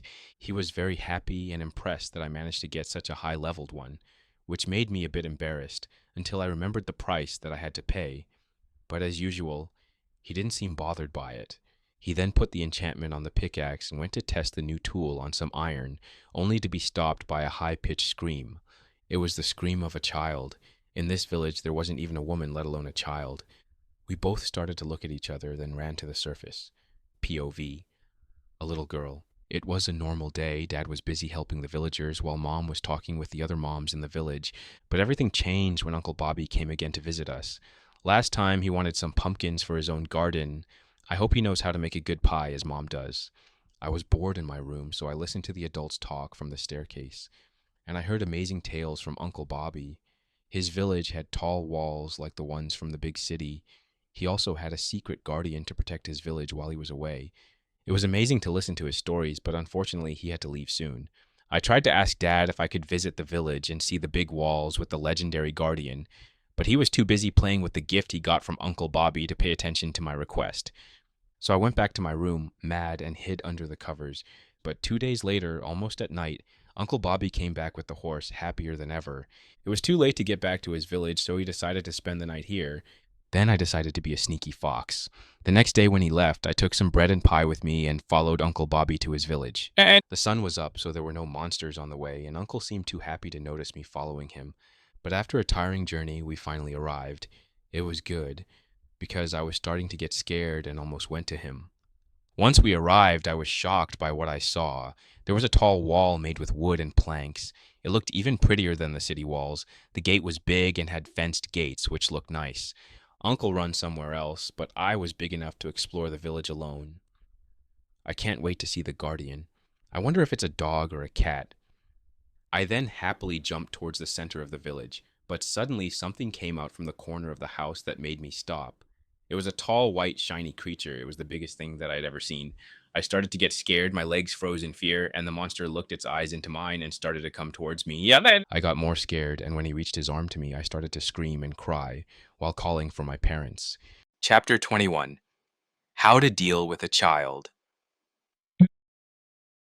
We arrived at the source of the noise and found something that I did not expect. Sitting on the grass black was a small child with long brown hair, crying her eyes out while calling for her parents. The reason for her crying was standing calmly with his hand reaching out to the little girl. He only wanted to give a red flower to the small child. Lily, what are you doing here? Does your dad know you're here? The girl turned her face at us while still sobbing and shook her head in denial. Your parents must be worried sick then. The whole village would be turned upside down looking for you. Unfortunately, this observation did not help in calming the child down. It did the opposite, actually. She started to cry more, realizing how much trouble she got into. Realizing what he did, Bobby calmed down and went to hug Lily. The iron golem seemed to understand that he was scaring the girl, so he slowly retreated to give them some space. He looked a bit sad from that rejection, and I completely forgot that they like to give flowers to children. Nor did I think that he'll ever met one. After a few minutes in the hug, Lily managed to calm herself down and looked back at the being that scared her, while holding strongly to Bobby's clothes. Who is he? Him? He's the guardian that I told your father about. He protects the people in this village from the real monsters. Is he friendly? Of course the golem is friendly. Look, he just wanted to give you a flower. He didn't want to hurt you, he said while pointing to the golem's arm. The girl then tried to get closer to the giant, still holding onto Bobby's sleeves, and quickly took the flower. To thank you, Mr. Golem. The giant just simply stood straight and then went back to patrolling. Even though I'm pretty sure that the golems don't have emotions, I could see a light of satisfaction in his eyes when he was turning. Okay, Lily, it's time to get you back to your parents. I'm sure they're worried sick now. The girl just looked at the ground ashamed and nodded in understanding. Let's go then, it's going to be a speedy ride. He then drank a potion of speed and picked up the girl and started to run at incredible speeds. Well, that just happened. I looked around the village in case there was another surprise that I didn't know about, but the only notable thing was some fading purple particles, which made me more cautious. After finding nothing, I decided to get back into the mine and finally use the new pickaxe. I arrive at a 6-iron vein with determination in my eyes. I hit it with force until it finally broke, and instead of the usual ore, I got 2. Now that's good to see. I said that with a smile and continued to break the rest of them as well.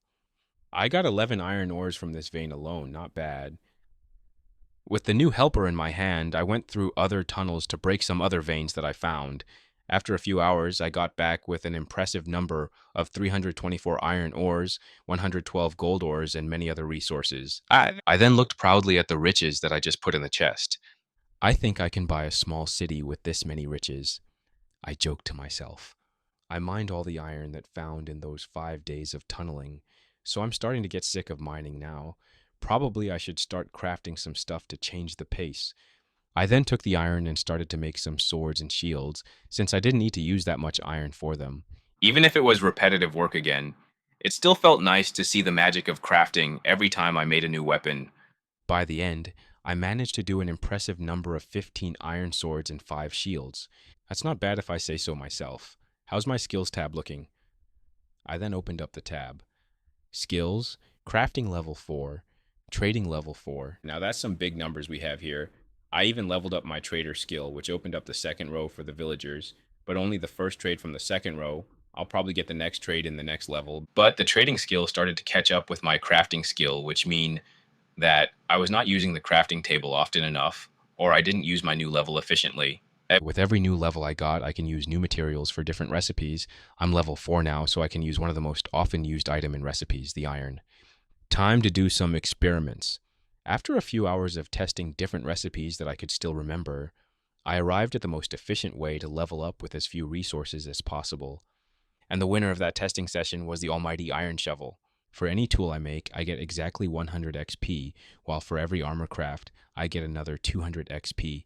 And while the armor gives me much more XP, it's too costly in iron in comparison to any tool I could make. And the cheapest tool that I can make is the iron shovel, with only just 1 iron ingot and 2 sticks. The only downside is that I don't have a reason to make that many shovels, nor can I afford to try to get to the next level now, since all the iron that I have now will have to be used for the armor and weapons. Well, that sucks, but at least I know what to strive for when I'm finished with this quest. With everything done, I decided to visit the surface and see if Bobby managed to get back from his escort mission, but when I climbed the ladder, I found out that it was already dark outside. Well, if he's not here now, then he'll be back tomorrow. Let's check on the church then. I went to the tallest building in the village and knocked on the wooden door. No response. I then carefully opened it and saw that nobody was home. So he chose to sleep at his friend's village. Maybe I should visit him as well, to introduce myself. And with how often Bobby is visiting them, it must be a pretty good place. I chuckled at my joke and then looked around the room once more, and my eyes landed on the brewing station. Maybe I should try to make some potions. I'm sure Bobby won't mind if I borrow some of his ingredients. I checked his barrel to see what he got, and while it wasn't much, it still had enough for me to try. I took out some netherwort and entered the brewing station inventory. Luckily, there were still some blazes left to heat it. I filled a bottle with water, put it in one of the empty slots, and added the ingredient on top. After a few minutes of waiting, the potion was finally done. I checked my tab to see if I did it right, and the brewing skill had some new XP. I mean, it feels kind of underwhelming. Why does Bobby make it look so hard that you need to go to the academy? I then looked at the barrel to get some more netherwort, only to realize my mistake. So that's why it's so complicated. While his stock was enough for what he needed, I remembered that you could use a lot more ingredients for different potions, even if his level didn't allow him to make them yet. It was easy to make potions, but getting the materials was another story, especially if you didn't have connections or money to get them. And Dad. So the academy wasn't all about teaching, it was also a place to make connections with each other, a pretty ingenious plan. But if I think more carefully now, schools in my world also had that purpose, or more exactly, the colleges had that role. If you studied at a cheap or expensive college, you still learned the same thing, with the exception that the teacher can do it better from one side than the another. But when you pay more money, you don't have access only to better teachers, but also to other students that are rich or have the potential to be rich. So if you made the right friends, you could be set for life without a worry. Bobby didn't have that luck, or maybe he did, but it also got the wrong attention, and because he didn't have powerful connections enough to defend him, he missed the big opportunity. That's such a shame. He tried his best as well. I decided to stop here. I didn't want to use all the limited ingredients Bobby had. But before going to bed, I also wanted to check what was on top of the church. I climbed the ladder only to be disappointed to find a single block of soul sand with some netherwort growing on it. So this is his farm, much smaller than I expected, but maybe this was all he could take from the academy before he was expelled. But even if this was sufficient for him, I think I could make a better one. With a new plan in mind, I quickly went to the portal room and saw the piglins causily eating some of the bread that I gave them. Hey there, guys. Can I ask you for a small favor? If it's not too complicated, we are willing to help Explorer. Undying Flame responded. For some reason, she calls me the Explorer. And if I think about it, Bobby calls me the Trader as well. Nobody in this world seems to knows my name. Not even the system. That was truly bizarre. It's nothing too complicated. I just wanted a few blocks of soul sand. Here's an iron shovel to make it easier, and if you get some bones and don't need it, you can also give them to me. She nodded, took the shovel, and went outside the base. I looked more carefully around the base and saw a few changes. They replaced some of the cobblestones with nether bricks, which looked way better than what I did, so I hopped that they'll keep doing it. But with them gone, I also had to start my preparation, so I quickly run to the church and dug a small room under it. I took some stones that I smelted and made them into stone bricks. With those, I started to decorate the room and light it up with some lamps. Now I only need the soul sand and to plant netherworts. I looked proudly at what I did. I used stone bricks, stairs cases, and logs as the decorative books, and I really liked it how it turned out. I wonder what reaction he'll have once he finds out that he has a new basement, hehe. I then got the sand filled with souls from the piglins and put it in the new room, planted the magical crop, and went to my house to sleep since I was very tired from all the activities I've done in one day. I think I overdid it for today. Hope I'll manage to catch Bobby's reaction tomorrow. I closed my eyes and darkness started to embrace me. Chapter 22. Preparing for Battle. The next day I woke up at noon since I slept pretty late last night, and with a good stretch I was ready to start my day. I went outside where the light of the sun warmed me up. Morning trader, did you sleep well last night? With those beds, it's hard not to sleep well. How did your escort mission go? Escort mission? I guess you could call it like that. It went well, as I expected it to be. Once I arrived at the village, everyone was searching for the little girl. Toby's wife was on verge of crying as well. But when they saw me with the little troublesome maker in my hands, they almost suffocated her from so many hugs. Of course, she didn't escape the scolding afterward, but they were more than happy to see her. He then cites thinking at the events from the last night. But it was starting to get late and I was tired, so I decided to sleep at them again. At least she arrived safe at home. Yes, and by the way, did you use my brewing station, since I'm missing some enterworts from my stash, but I found only one awkward potion made. I got found out already. Yes, it was me. I wanted to try brewing a few potions, but stopped once I saw that you didn't have too many resources. While I'm not too angry that you used my equipment, where's the rest of the netherwort? Oh yes, I used them for something else, of course. I said that with a mischievous smile. Wow, what did you do with them, trader? Well, let's find out what's different in your home. He looked at me suspiciously, but then followed me to the church. He started to carefully approach every chest and corner of the church. He then went upstairs and a few moments came back. So you also took the farm upstairs. Once he arrived down, he finally saw a trapdoor beside the pillar. He carefully opened it and saw more staircases going deeper. He looked at me, then the hole, and back at me again. Go on, I worked pretty hard for that room after all. He sighed in defeat and went down. I also followed him closely to see his reaction. Once he arrived, he looked in surprise at the new basement. The walls were made with stone bricks, and the support beams were made of wood. At the top of the walls, there was an upside-down staircase to merge the walls with the slabs in the ceiling. That's pretty impressive that you managed to do that in just one night. You are also good at interior design. Well, that's a lame reaction, and thank you. There are so many times when you can surprise me before I'm getting used to it. But thank you for the surprise. This will greatly help with my leveling. We looked at the room for a bit more before deciding to get back to our actual jobs. He started to make more potions while I got back to mining. After 2 weeks and a lot of broken pickaxes, I finally managed to gather all the iron and craft it, and my XP showed that pretty nicely. I was a quarter on my way to the next level at crafting, which Bobby told me was an impressive feat to do since most of the villagers die before reaching the next level. And while he thinks I'm around the same age as him, he doesn't know that I started to level up just for a few months ago. I also made a few potions to get to level 2 in brewing, and with that I found out that villagers can only have 2 skills. They have to choose between crafting, brewing, and enchanting. And if you're born in a village, you don't have those options. Most of the villagers take the crafting skill and never touch the others since they don't have the resources to level them up.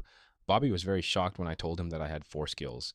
He asked me how is that possible, but the only response I could give was that I didn't know, which was mostly true. I did suspect why I did have them, but I don't know why I'm here as a player in the first place. But with everything done, we took as much as we could in our inventory. then gave them to the piglins to carry back to their tribe. I don't know how I should feel about this. We help those people to fight against my people so they can get back the land that my people took. But if we lose the land, we can also lose some of the resources that would go toward the academy. And while I did get expelled from there, I understand that it's not the academy's fault. The nobles just have too much power in it. Yeah, I can understand your predicament, but I already made a promise to them and I don't intend to go back on my word. He let out a deep sigh and nodded in understanding. Next time they'll come, we're going with them as well. That way we can carry everything that's left and finish everything in just one trip. Plus, maybe they will tell us about the fortress. I think that's a good idea. I'm curious how a fortress would look like, or even a blaze monster. I forgot that Bobby doesn't have the same knowledge as me. He's just been following me while also trusting me that I was right with all the information I gave out of nowhere. I'm glad to have such a trusting friend. After a few hours, the three piglins came back. We finished transporting the first big batch, and Blue Flame was very thankful for those potions, Bobby. I'm glad to hear that. We thought we should help you carry everything for one last trip. The piglins looked at each other for a while before nodding their head in acceptance. And with that out of the way, we filled our inventories and went on a journey through the hot lands of the Nether. The whole journey we were led by the piglins, since they broke the cobblestone trail, so it won't lead the enemies to our base, which is a smart decision that I did not think about. We arrived at the secret entrance where they proceeded to do the secret knock. The blocks that covered the entrance were broken quickly not too long after, and then a long tunnel greeted us. We walked for a few more minutes before we arrived at the hidden tribe. Everyone seemed happy to see us, which was weird since it implies that everyone was ready for the war and accepting it. We stopped at the big tree and entered Blue Flame's house, then put everything in the prepared chests. Thank you for giving us those resources. We will always remember your kindness in those trying times. I can't say that I'm glad to do that, but I understand the implications. Can we stay to hear the plan for the battle? Maybe I and Bobby can share some insights if we have. I guess there's no problem with that. Then all four of us sat down at a table. From what you told us, the people in your world have a night-day cycle and they sleep at night. When do you think it's going to be the nighttime in your world? Well, we left at noon from our world and traveled for a few hours before we arrived here, but not enough to be night yet, so I'll say about 5 to 6 hours before they fully fall asleep. I responded to their question. I can roughly guess when that would be. We plan to attack at that time. We even know that around that time they will change shifts, so we won't get any surprise reinforcements. Undying responded. Blue Flame continued. We also know that they are 20 people at all times there. So we have the numerical advance plus the surprise attack. The only thing we have to be careful, it's their enchanted weapons. I heard reports where one of them had a sword that lit hoglins on fire when used. I think that's the fire aspect enchantment. I'm impressed that someone with that enchantment is sent here, but you can minimize their effects with a fire resistance potion. Responded Bobby, and the two piglins thanked him for that information. We're going to surround the camp and surprise them with an attack with our crossbows. Then a few selected people will ender pearl into their camp and start attacking the rest of them.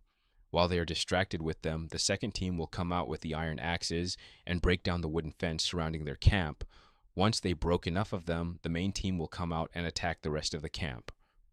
That sounded like a solid plan. Take out people with arrows first, then once they started to bring their shields up, surprise them again with warriors that appear out of nowhere that have iron armor like them.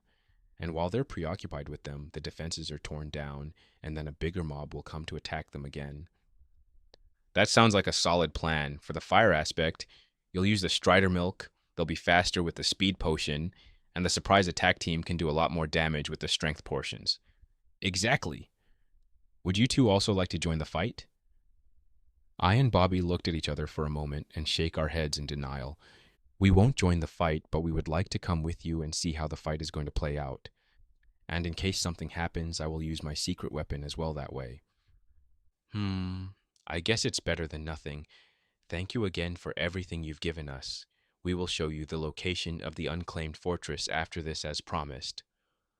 I'm glad to hear that. I wish you all success and to come back alive.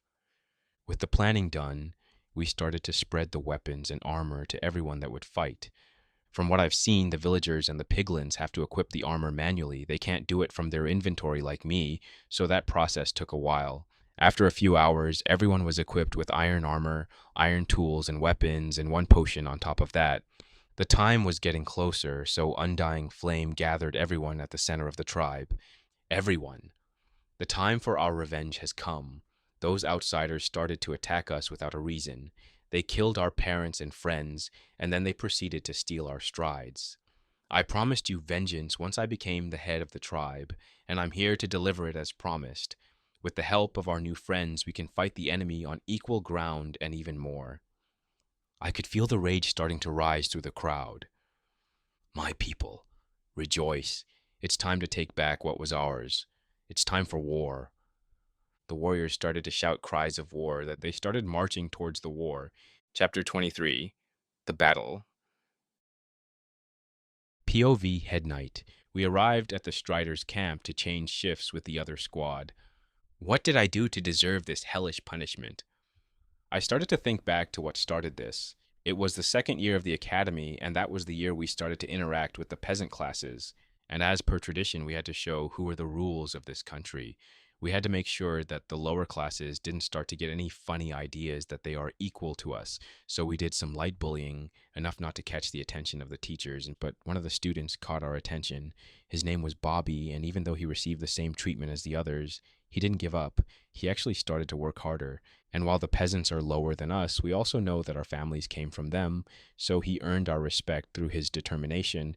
We decided then to give him a chance to change his life, a chance to climb up the ladder. But he made the insulting choice to refuse us. We couldn't take a no as an answer.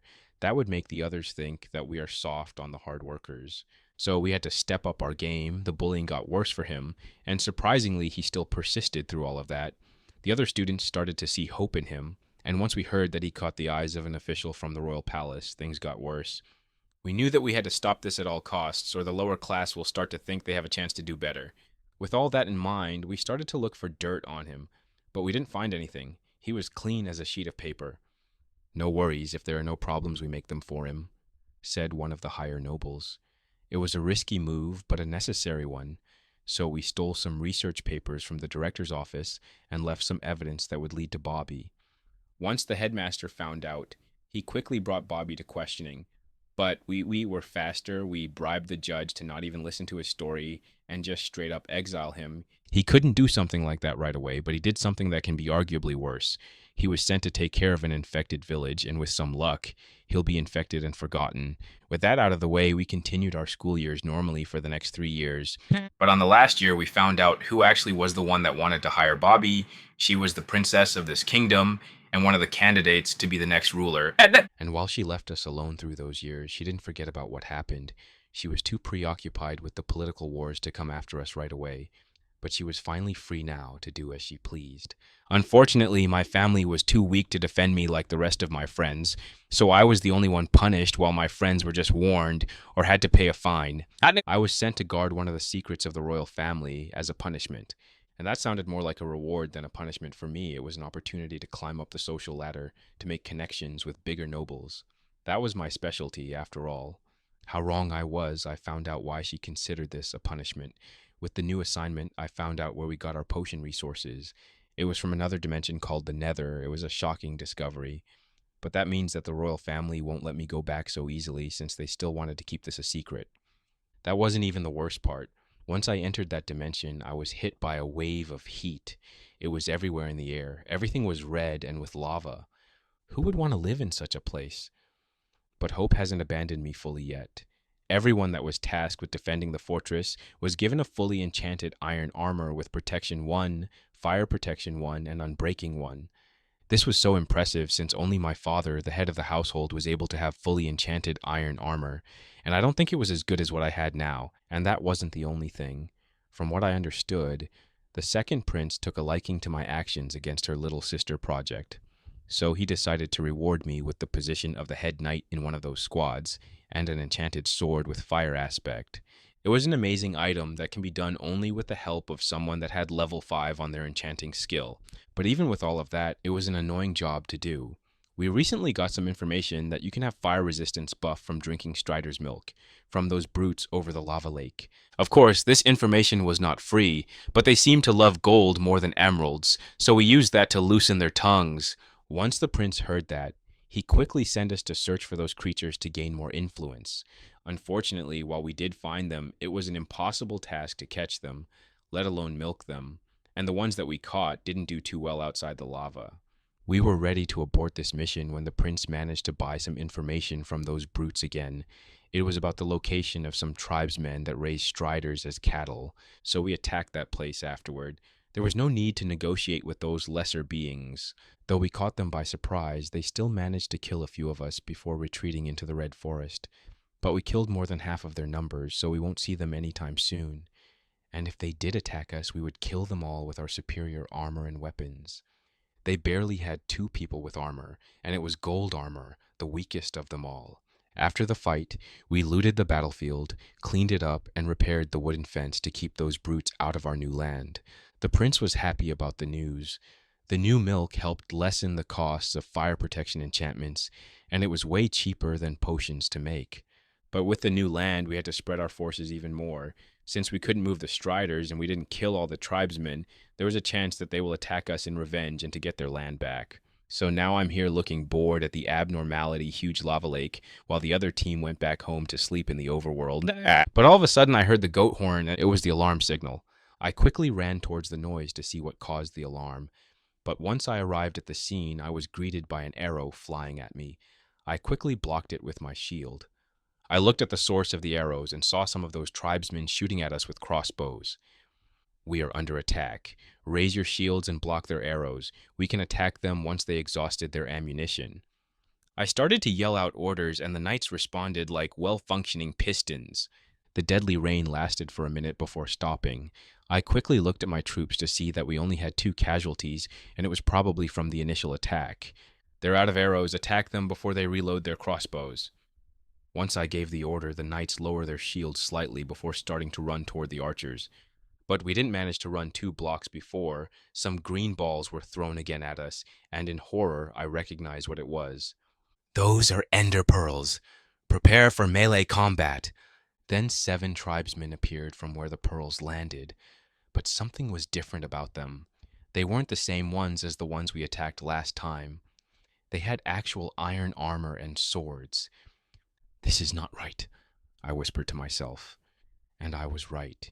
You couldn't get iron in this dimension, so somebody was supporting them from outside. But who? Only our kingdom has access to the portal from what I know. I have to report this to His Highness as quickly as possible. The brutes started to attack us without hesitation, so I took my enchanted sword out and started to attack the closest one to me. We had greater numbers, and while they did have iron armor, it was not enchanted like ours. So once I saw an opportunity, I slashed the skin of the brute. Ha! Burn to death, you brute! But while the brute started to catch on fire as I expect, he didn't trash around in pain as I expected, actually. The fire started to diminish from him. He just looked at the fire disappearing and started to maniacally laugh while running at us to continue attacking. I blocked the incoming sword, but the force that came was far greater than I expected, so it knocked me back a few steps. His sword didn't have any enchantments for sure, but his attacks were like they had knockback on them.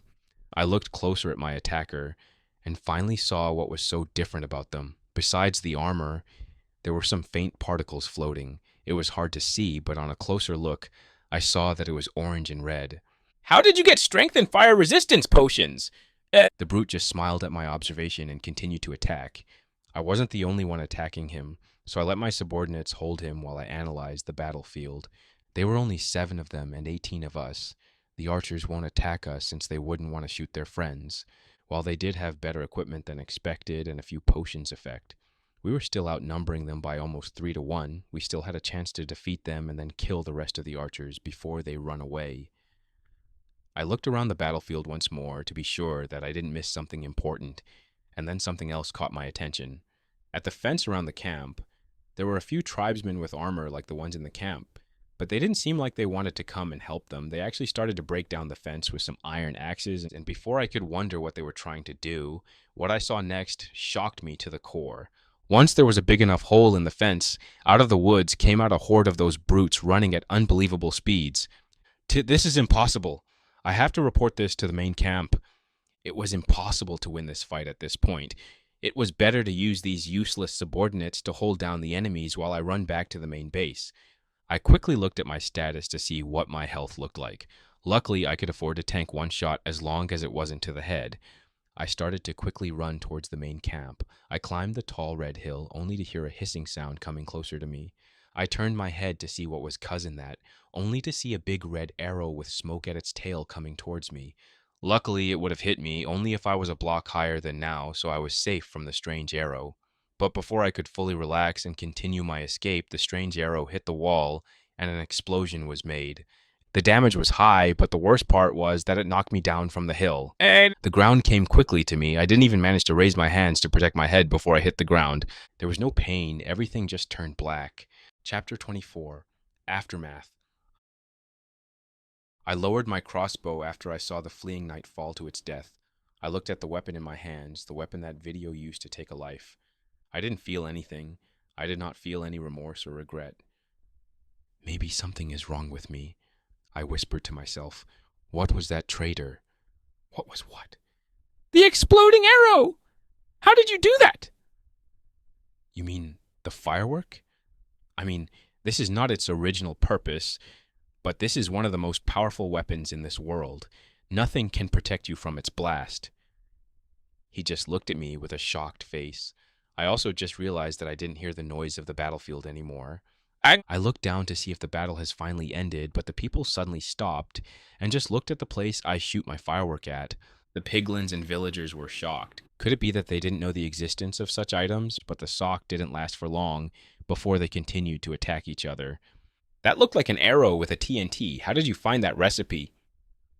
I'd rather not answer that question if I could. I said that in embarrassment. I don't think I can keep answering that I found information in ancient ruins before Bobby will start to get suspicious. If you don't want to say, I won't force you. But you said that this was one of the best weapons in this world. Does that mean that there are others as powerful as this one, and you know how to make them as well? Bobby looked at me with a serious expression. I didn't want to lie to him. Bobby was my first friend in this new world, a friend that trusted me without a question. I'm surprised that it took so long to actually ask me more serious questions. I wanted to be truthful with him, but I didn't feel ready to tell him my whole story. I'm afraid that I'll get too attached to him, to this world, and then I wouldn't want to return to my original world anymore. I wasn't ready to give up on my original goal. The only reason I suspect I'm still sane from all that I've been through is that I still see this world as a game, not as my new reality. And I'm afraid to make that transaction, but I didn't want to keep my friend in the dark, so I'll tell him half of the truth. I looked back at Bobby with a serious expression as well. Yes, I do, Bobby. I know information that even the wisest human in this world would be shocked to hear. I know how to create weapons that can destroy countries before getting killed. I know how to find items that can cheat death. I even know how to bypass the barrier of this world even. And how do I know those things? It's because I'm not from this world nor from the Nether. I'm from somewhere more complex that I don't want to talk about. So in conclusion, yes, I do know how to make more dangerous weapons. We looked at each other for a few more moments. Oh, okay. I don't know how to react to that information, but thank you for trusting me with your secret. Then we looked back at the battle. They were almost finished as well, with only 3 more villagers remaining, and with the overwhelming numbers against them, it didn't take too long before they were finished as well. Once the final knight fell to the ground, the whole tribe started to cheer in victory. Undying Flame climbed somewhere higher and started to shout, "My people! We have won the battle! We avenged our lost friends and families!" People started to cheer to the declaration. But it's not over yet. We have to collect everything in this place before the next team will come back. Unfortunately, we can't defend the forest, so we'll have to move somewhere else. And after a few more minutes of celebrating, they started to loot the bodies and move the striders with fission roads that had a mushroom at the end. They also used buckets with lava to keep the animals hot and healthy all the way to the new location. After a few hours of hard work, the bodies were looted and burned, and the striders moved safely to the next location. With everything done, everyone started to march back to the tribe in a happy mood. Even if there were losses in this battle, it was way lower than if they attacked without our support. We arrived at the tribe where we started to truly celebrate the victory. Strider milk, cooked meat, and mushroom soup were served in abundance. Happy songs were sung and games were played, and the people were more than happy to include us in their celebration. I heard stories of their hunts, stories of their trades, and even love stories through the tribe. I had a lot of fun with them, and Bobby looked like he enjoyed himself as well. But after a few hours, we got tired, so we retreated to sleep in our quarters. The next day, everyone was back to their normal activities. It was like they didn't just party all night. I went to Blue's house and knocked at the door, and after a few moments, a response came. Come in. I opened the door and entered the house. In the middle of the room were Blue Flame and Bobby talking with each other about brewing and different recipes. In the corner of the room stood the head of the tribe, bored out of her mind on a chair. Once I was in full view, they all looked at me. Morning, trader, or I think it's morning. It's hard to tell the time in this dimension. Bobby greeted me.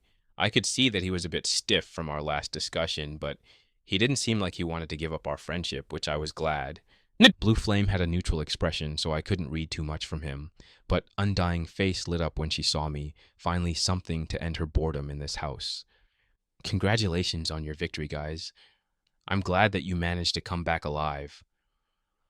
We couldn't do it without your help, and we thank you again for that. As promised, we will give you the items in time, and when you want to, we would show you the location of the fortress. Don't forget that now I also belong to you. Undying Flame spoke and made everyone in the room freeze. Tit, there's no need to do that anymore since we agreed to take only the items and the location of the fortress. I tried to deny her offer. We won't be able to hold the cost with only those two. We would be in debt to you for our whole lives with how much you two helped up. So I want to give myself to lessen the debts of my tribe. I looked at Bobby for some help, but he looked as uncomfortable and confused as me. You seem uncomfortable with this deal.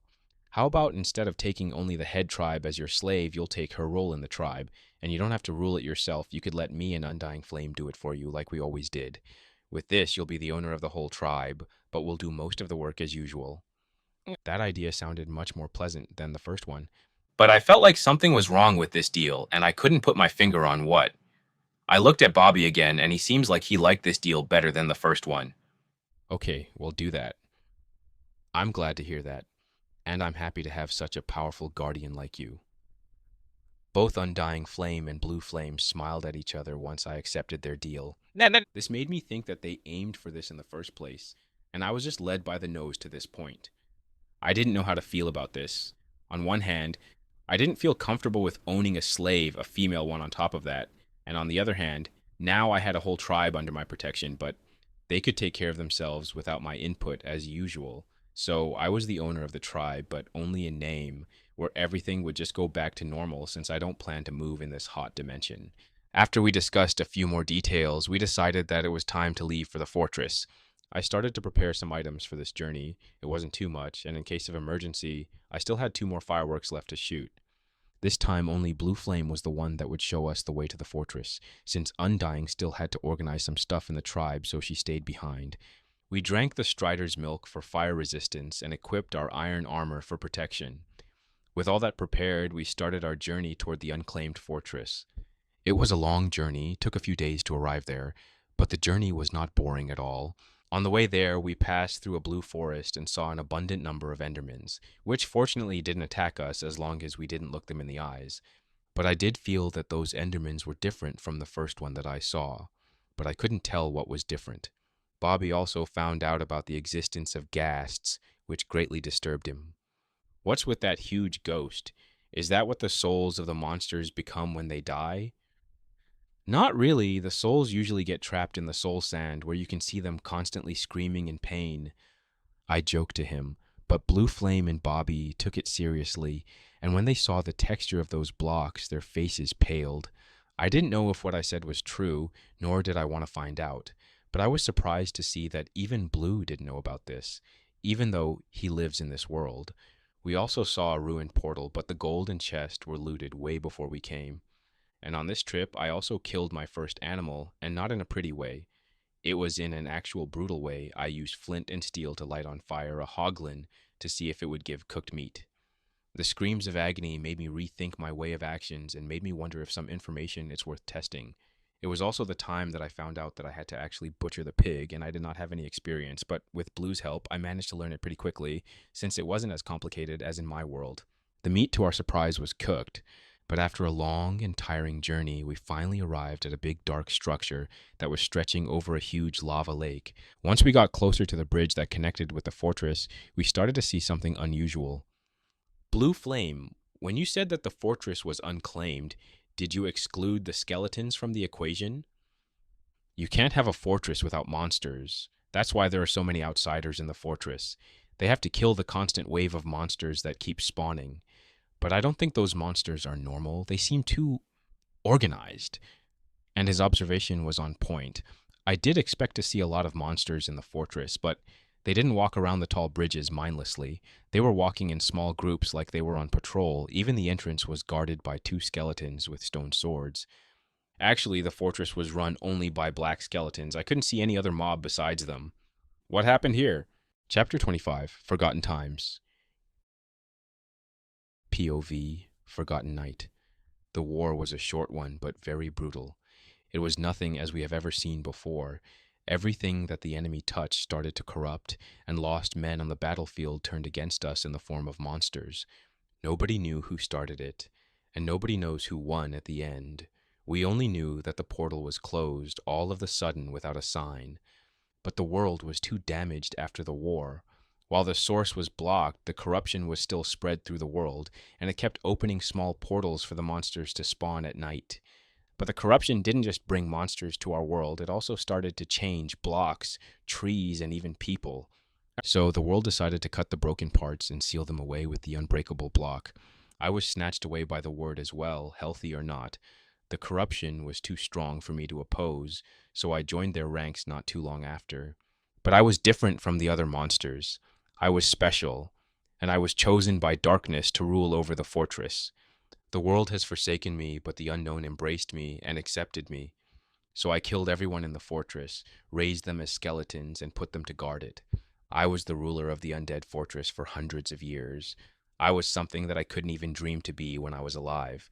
But it all ended abruptly once a sudden structure appeared out of nowhere in the middle of my fortress.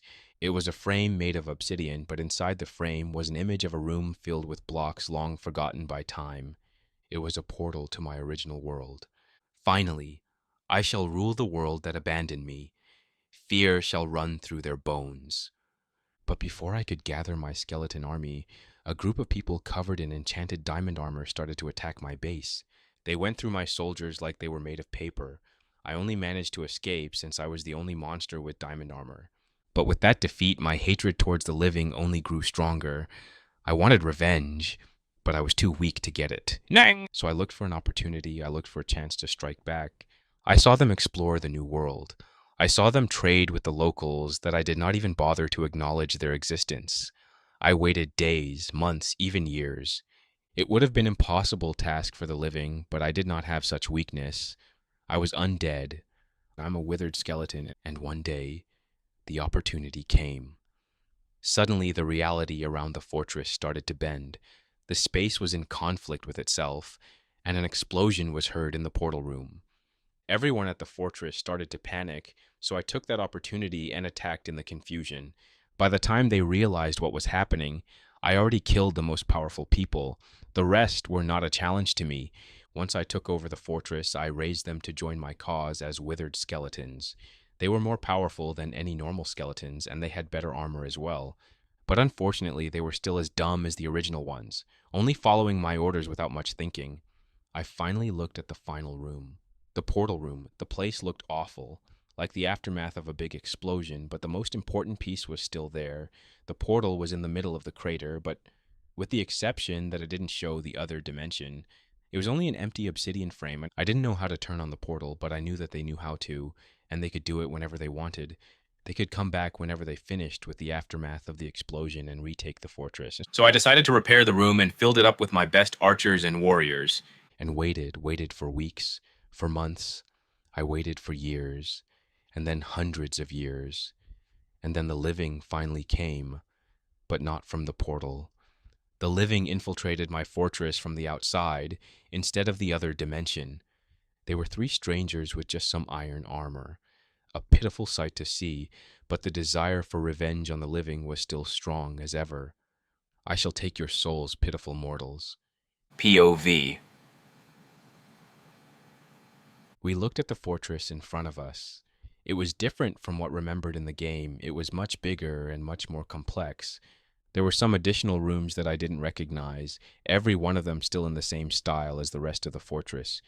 Is this what a fortress looks like? No wonder it's called like that. I don't see anyone being able to attack it, said Bobby in awe. This is not how a normal fortress looks like. This is way bigger than the ones that your kingdom has. Why do you sound so surprised by the fortress? Weren't you supposed to know about this? I did know the location of the fortress from some ancient text that I found where my ancestors traded with its inhabitants. But I've never been to this place myself. It was too far, and the outsiders stopped making contact with us hundreds of years ago, so there was no reason to check it out. Blue Flame responded to the question, which did not help me lessen my worries about the undead army patrolling the walls of the fortress. This was supposed to be an unclaimed fortress with a few monsters here and there where we could deal with them. Not this unbeatable fortress. I think we should give up on this fortress. I don't see how we can defeat so many monsters packed in one place, and we don't even know what controls them. I said that with regret. The journey was long and tiring, and the sudden surprise did little to boost our morale. I don't think we should give up yet. It's true that we can't capture the fortress, but we can gather some information at least, Blue suggested. The security looks pretty tight. How do you suggest doing that? Explorer, how fast can you mine? Faster than normal people, why? Well, use your mining skills with this, he said while taking out a bowl with Strider's milk. You want to swim in lava and climb through one of those pillars? Blue just nodded his head in affirmation. I'm sure this could go wrong in so many ways, but I'm also more intrigued by the chance to do an infiltration mission through a lake lava on top of that.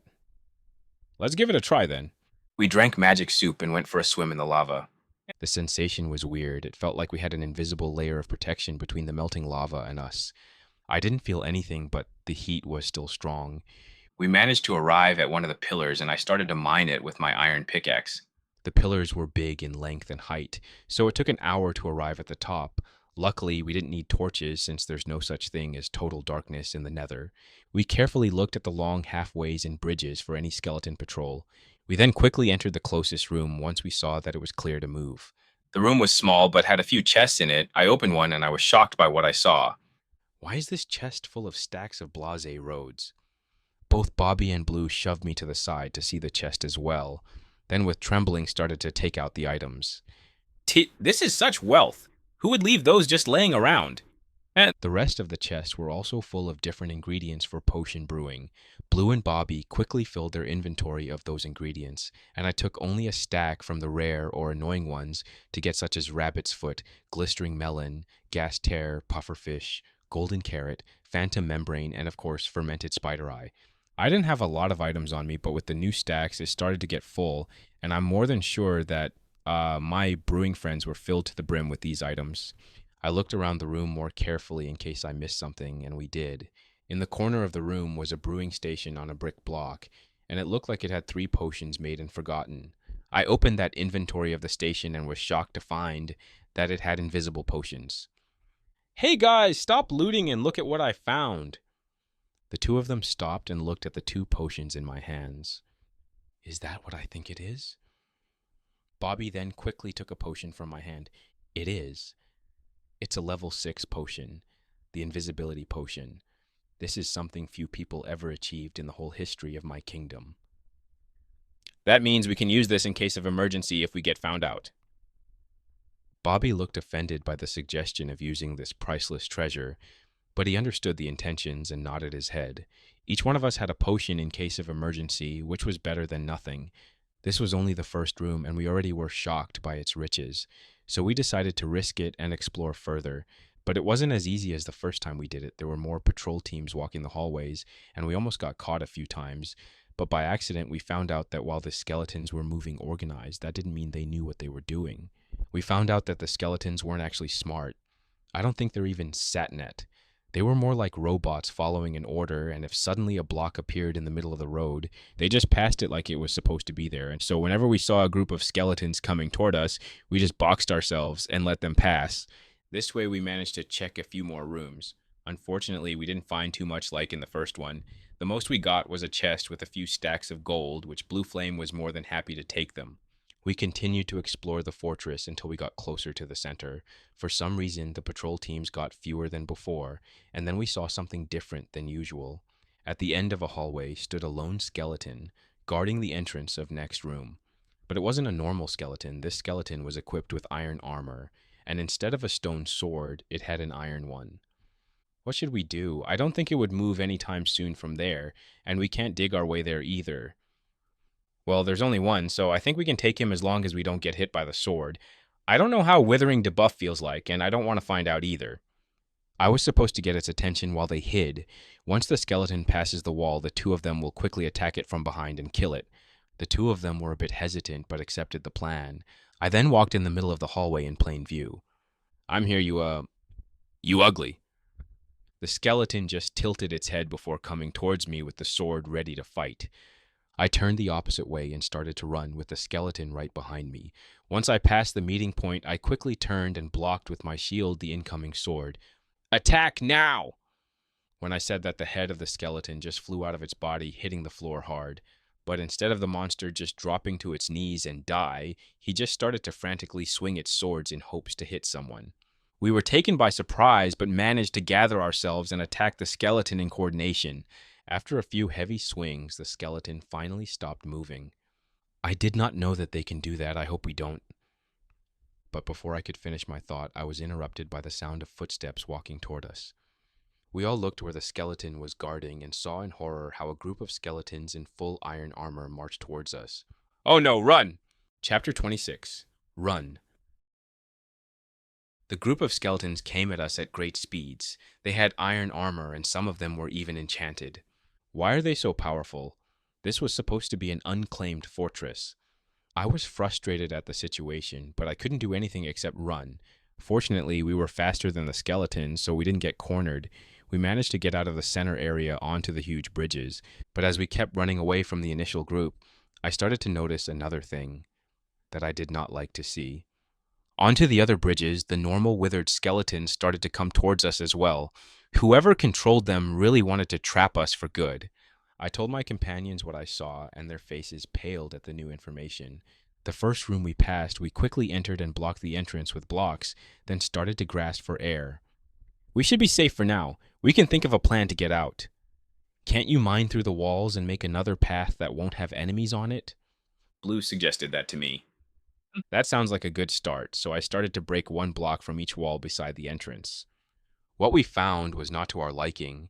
Two of the walls led to a free fall in the lava, while the last one led to another bridge that was starting to get filled with skeletons at the moment. Of course, I closed that as quickly as I opened it. This is not good. We can't mine a tunnel out of this, and we don't have any Strider's milk to just jump in the lava lake. Any other ideas? We could...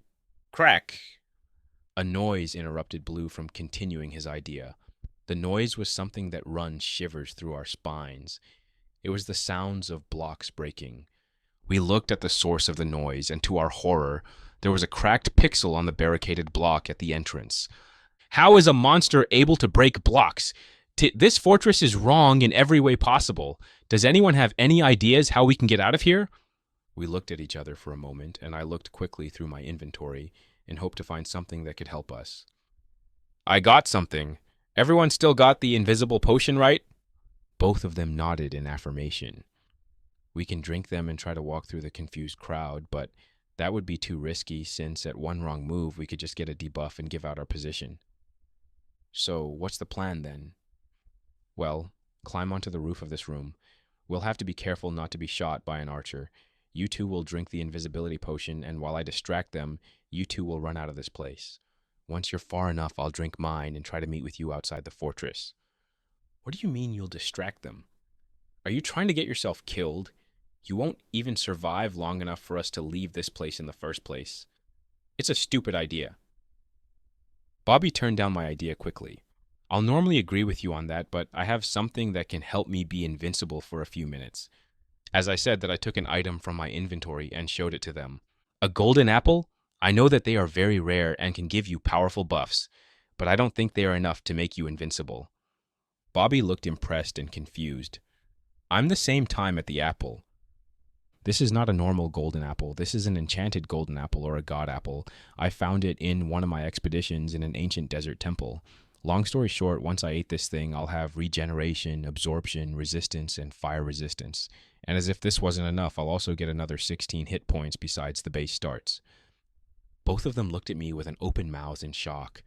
How does such an item even exist? No wonder it's called a god apple. Yes, it's a very rare item that even I'm shocked that I managed to find it. But back to our original plan. I'll eat the apple and start running in the opposite direction of when you two would run. Once I think you two went far enough, I'll jump into the lava, where the fire resistance will protect me, and I'll drink the invisible potion to get out of the lava unseen. Just to be safe, we should meet at the last place we camped. Once they understood that it wasn't a completely suicidal mission, they accepted the plan. I built a staircase to the ceiling that I just broke and told them to drink the potion. They did so, and I also prepared to eat the apple, but not before telling them one last thing. Oh yeah, if I don't return in 1 hour, that means I'm dead and you should just retreat home. What? I couldn't see their expression since there was nothing to see, but I could hear the shock in their voice, and before they started to respond to my statement, I ate the apple and jumped into the swarm of deadly skeletons. Only after a few bites, I could feel the buffs taking effect. I felt stronger, faster, and more resistant than ever in my life. I felt like I could take on the world and win.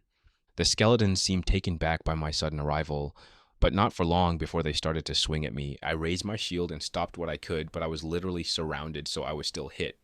Let's hope I'll still have armor by the end of this. Even though I took damage, I could also feel the super regeneration, keeping my in full health. But even with that, I couldn't stand there and just take it, so I pushed what I could with the shield and ran in the opposite way of the exit.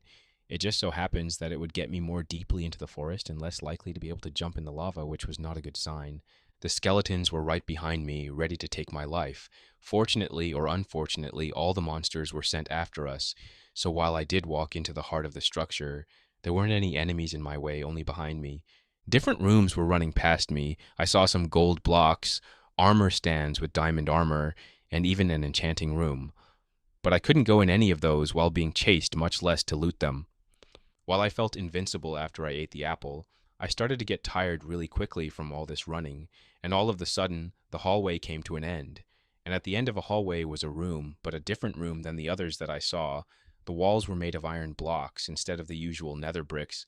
It looked like the most important room in this whole place, and I was rapidly approaching it. Well, it's now or never. I entered the iron room, turned, and blocked the entrance with 2 rows of brick blocks. That should take them a while to break in. Yes, indeed, it would take some time. In horror, I quickly turned to see who spoke. The room was not too big, but was fully made of iron. In the center was an empty frame portal, and beside the portal were 5 wither skeletons. And not any ordinary skeletons. Every monster was equipped with diamond armor. Some had diamond swords, others had crossbows, but the 5th one was the most unique one. The skeleton was taller than me, which didn't say much since every wither skeleton was already taller than me, but this one was even taller than them. The skeleton was 4 blocks tall, with a black crown on top of its head, and his eyes were purple instead of the emptiness like the others. And of course, it had a diamond armor, but it had to be different from the others. It had to be fully enchanted. I have to say that I'm surprised mortal. I did not expect to be attacked from this dimension. I thought I'll be visited by my friends through this portal, he said while pointing at the empty portal. I don't think it's healthy for your bones to stay in constant stress of when the portal is going to open and pour out enemies. Ha ha ha ha. The Skeleton King started to laugh at my joke, which made me more uncomfortable than relieved. I must have been isolated for far too long, that I even laugh at bad jokes like those. For making me laugh, I'll make your death painless. Get him, my minions. As he said that, the archers started to fire their arrows at me without hesitation. I didn't just sit and took them, I blocked them with my shield, which started to wear down from the constant stress. After they finished the first row, the diamond warriors were next to attack me. I did not want to test my sword skills with them, so I kept running in circles around the room and used my crossbow to shoot the armored skeletons. They didn't even bother to dodge or block the arrows, they just let their powerful armor tank them like it was nothing. This was not a good sign for me. I was starting to get tired, and the archers didn't sit there and just watched, but kept shooting arrows at me. I needed a plan and a fast one.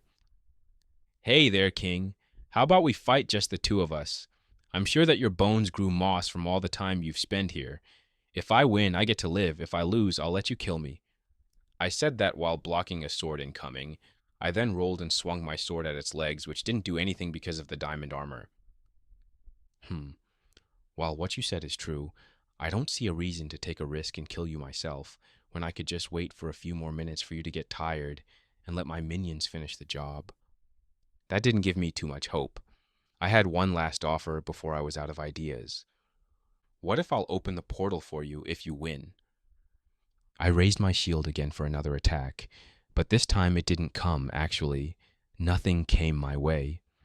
I look around in confusion, only to see that every skeleton just froze in its place. The Skeleton King moved from his place for the first time. I could feel the pressure rising with every step he took. He kept coming closer and closer until he was just one block away from me. Do you speak the truth, mortal? If this is a lie, I'll make you wish you were dead.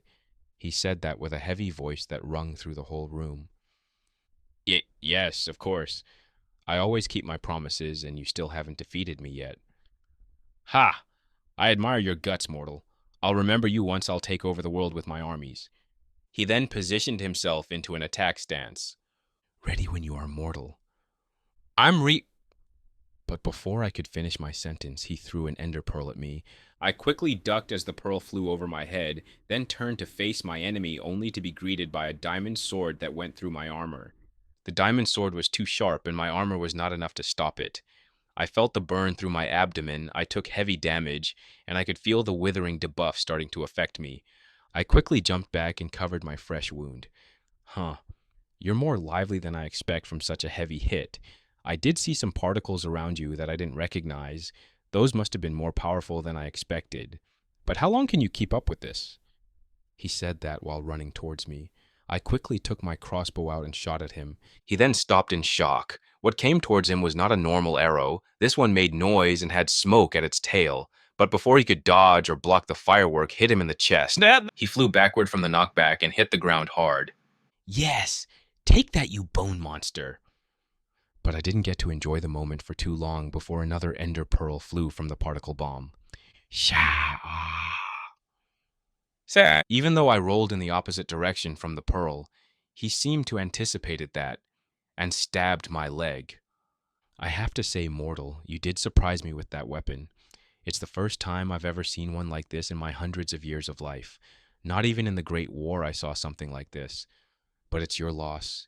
Keep the end of your deal, and I won't torture you, he said while pointing the sword at me. I could feel the regeneration fight the withering effect, and it could keep up, but not for long. I could feel that the effects of the apple will soon end, and the withering was not too keen on leaving me any time soon. Oh, okay, I'm a man of my word. I then used my sword to get up and support myself while walking toward the portal. The Skeleton King looked closely at my every move. I took the flint and steel from my inventory and lit the portal up. The process of the portal opening started, and the skeletons got on their guard for any danger. Once it was open, I could see what was on the other side. It was an identical room to the one we were in, with the exception of looking like it was blown by a few blocks of TNT. I then quickly went to the other side. Haha. I can't believe it, you've actually done it. After hundreds of years, I can take my ravage over the world. As a reward, I'll take your life without feeling pain. He said that while slowly walking towards me with the sword in his hand. I didn't give up yet. I took the last firework from my inventory and started to load it into the crossbow. The skeleton stopped in the obsidian frame and started to inspect the room with curiosity until he saw my actions. There's no need to struggle anymore, mortal, while your weapon is powerful. It's not something that can kill me. Do you know how much that arrow damaged me? Just 2 hearts, and those already healed. Just give up and embrace your death, mortal. I'll make a fine soldier out of your corpse. I finally finished loading my crossbow and looked at him. Who said that I wanted to hit you?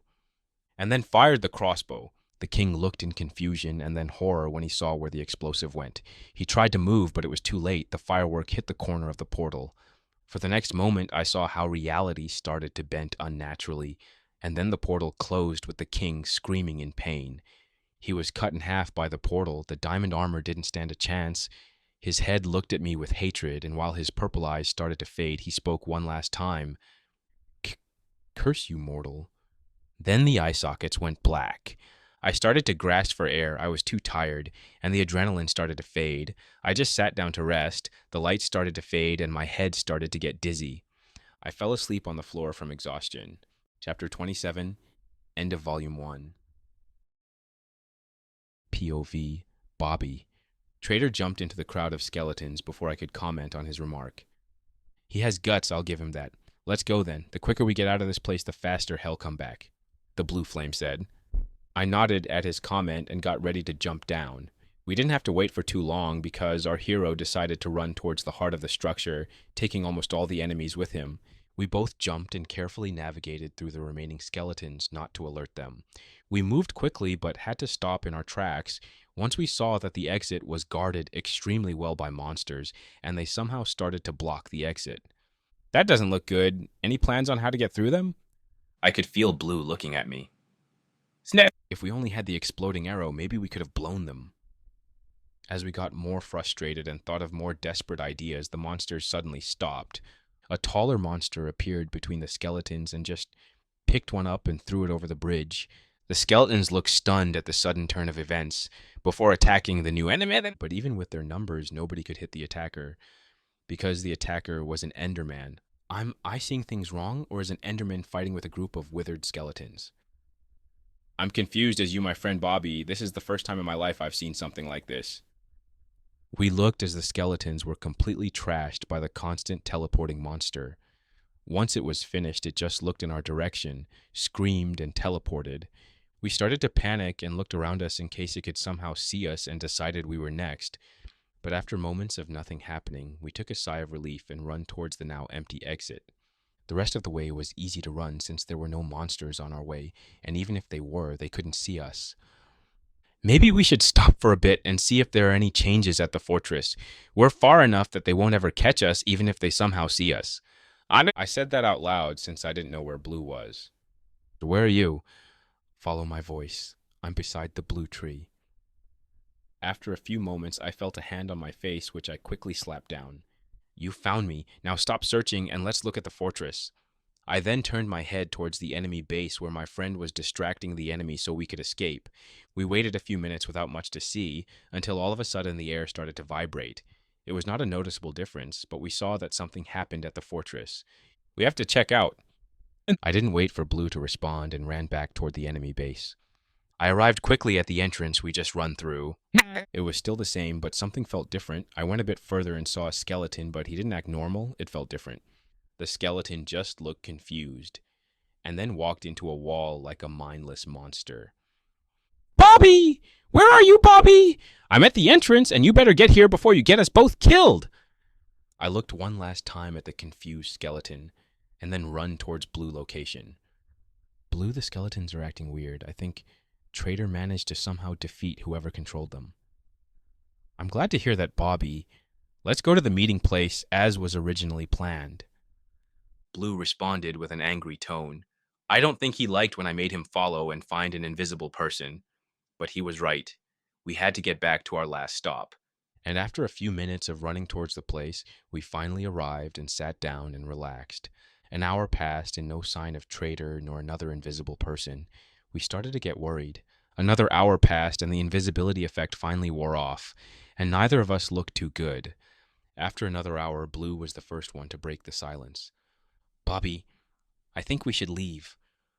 No. The plan was stupid, but not impossible. He has to come back. He even defeated the one controlling the monsters. Blue looked at me with a sad look. Okay, we'll wait for one more hour. And another hour passed without any sign of our friend coming back. Blue told me something, but I couldn't hear him. We started to walk. Everything went beside me in a flash. And all of a sudden, I was at my portal. I don't even remember how I got here. I think Blue tried to talk with me through the journey, but I don't remember anything. I thanked Blue for bringing me here and went through the portal to my world. I went to the surface, and the light of the sun washed all over me. This made me stand in place and accepted the warmth of the sun. Then I went to my house with heavy steps. Bobby, where were you? All of a sudden, I was ambushed by someone. I looked confused at the attacker that held me in his arms. It was my old friend Toby. Where were you? I've been looking for you for the past few days, and what happened to your village? You did tell me that it's gotten better, but I thought you exaggerated with your stories. What? Why are you here, Toby? Oh, yes. Well, I bring good news, my friend. Your exile was revoked. I also bring bad news, I think. Now you're called to the palace for unspecified reasons. What do you mean my exile was revoked? Well, a few days ago, a knight come to my village looking for you. Once I asked what was the reason, he told me that you are free to get back to society and that you are summoned to the crown as quickly as you can. I was surprised by that, so I asked if I could bring you the information since I was a good friend of yours. He seemed pretty tired and didn't want to go any further to search for you, so he accepted it. That knight was either the most unprofessional person I heard, or this is someone that wants to get me in more trouble by making me commit a crime of coming back. I don't think it was a fraud. He also gave me this book. He then headed me a book, which had a text written in it that said that I was excused by this unfair punishment and summoned to the palace. But what caught my attention was not the text, it was the person that signed it. Elizabeth Mendinga, this is the princess, the candidate for the throne. That meant that this was serious business, and I had to quickly get to the capital.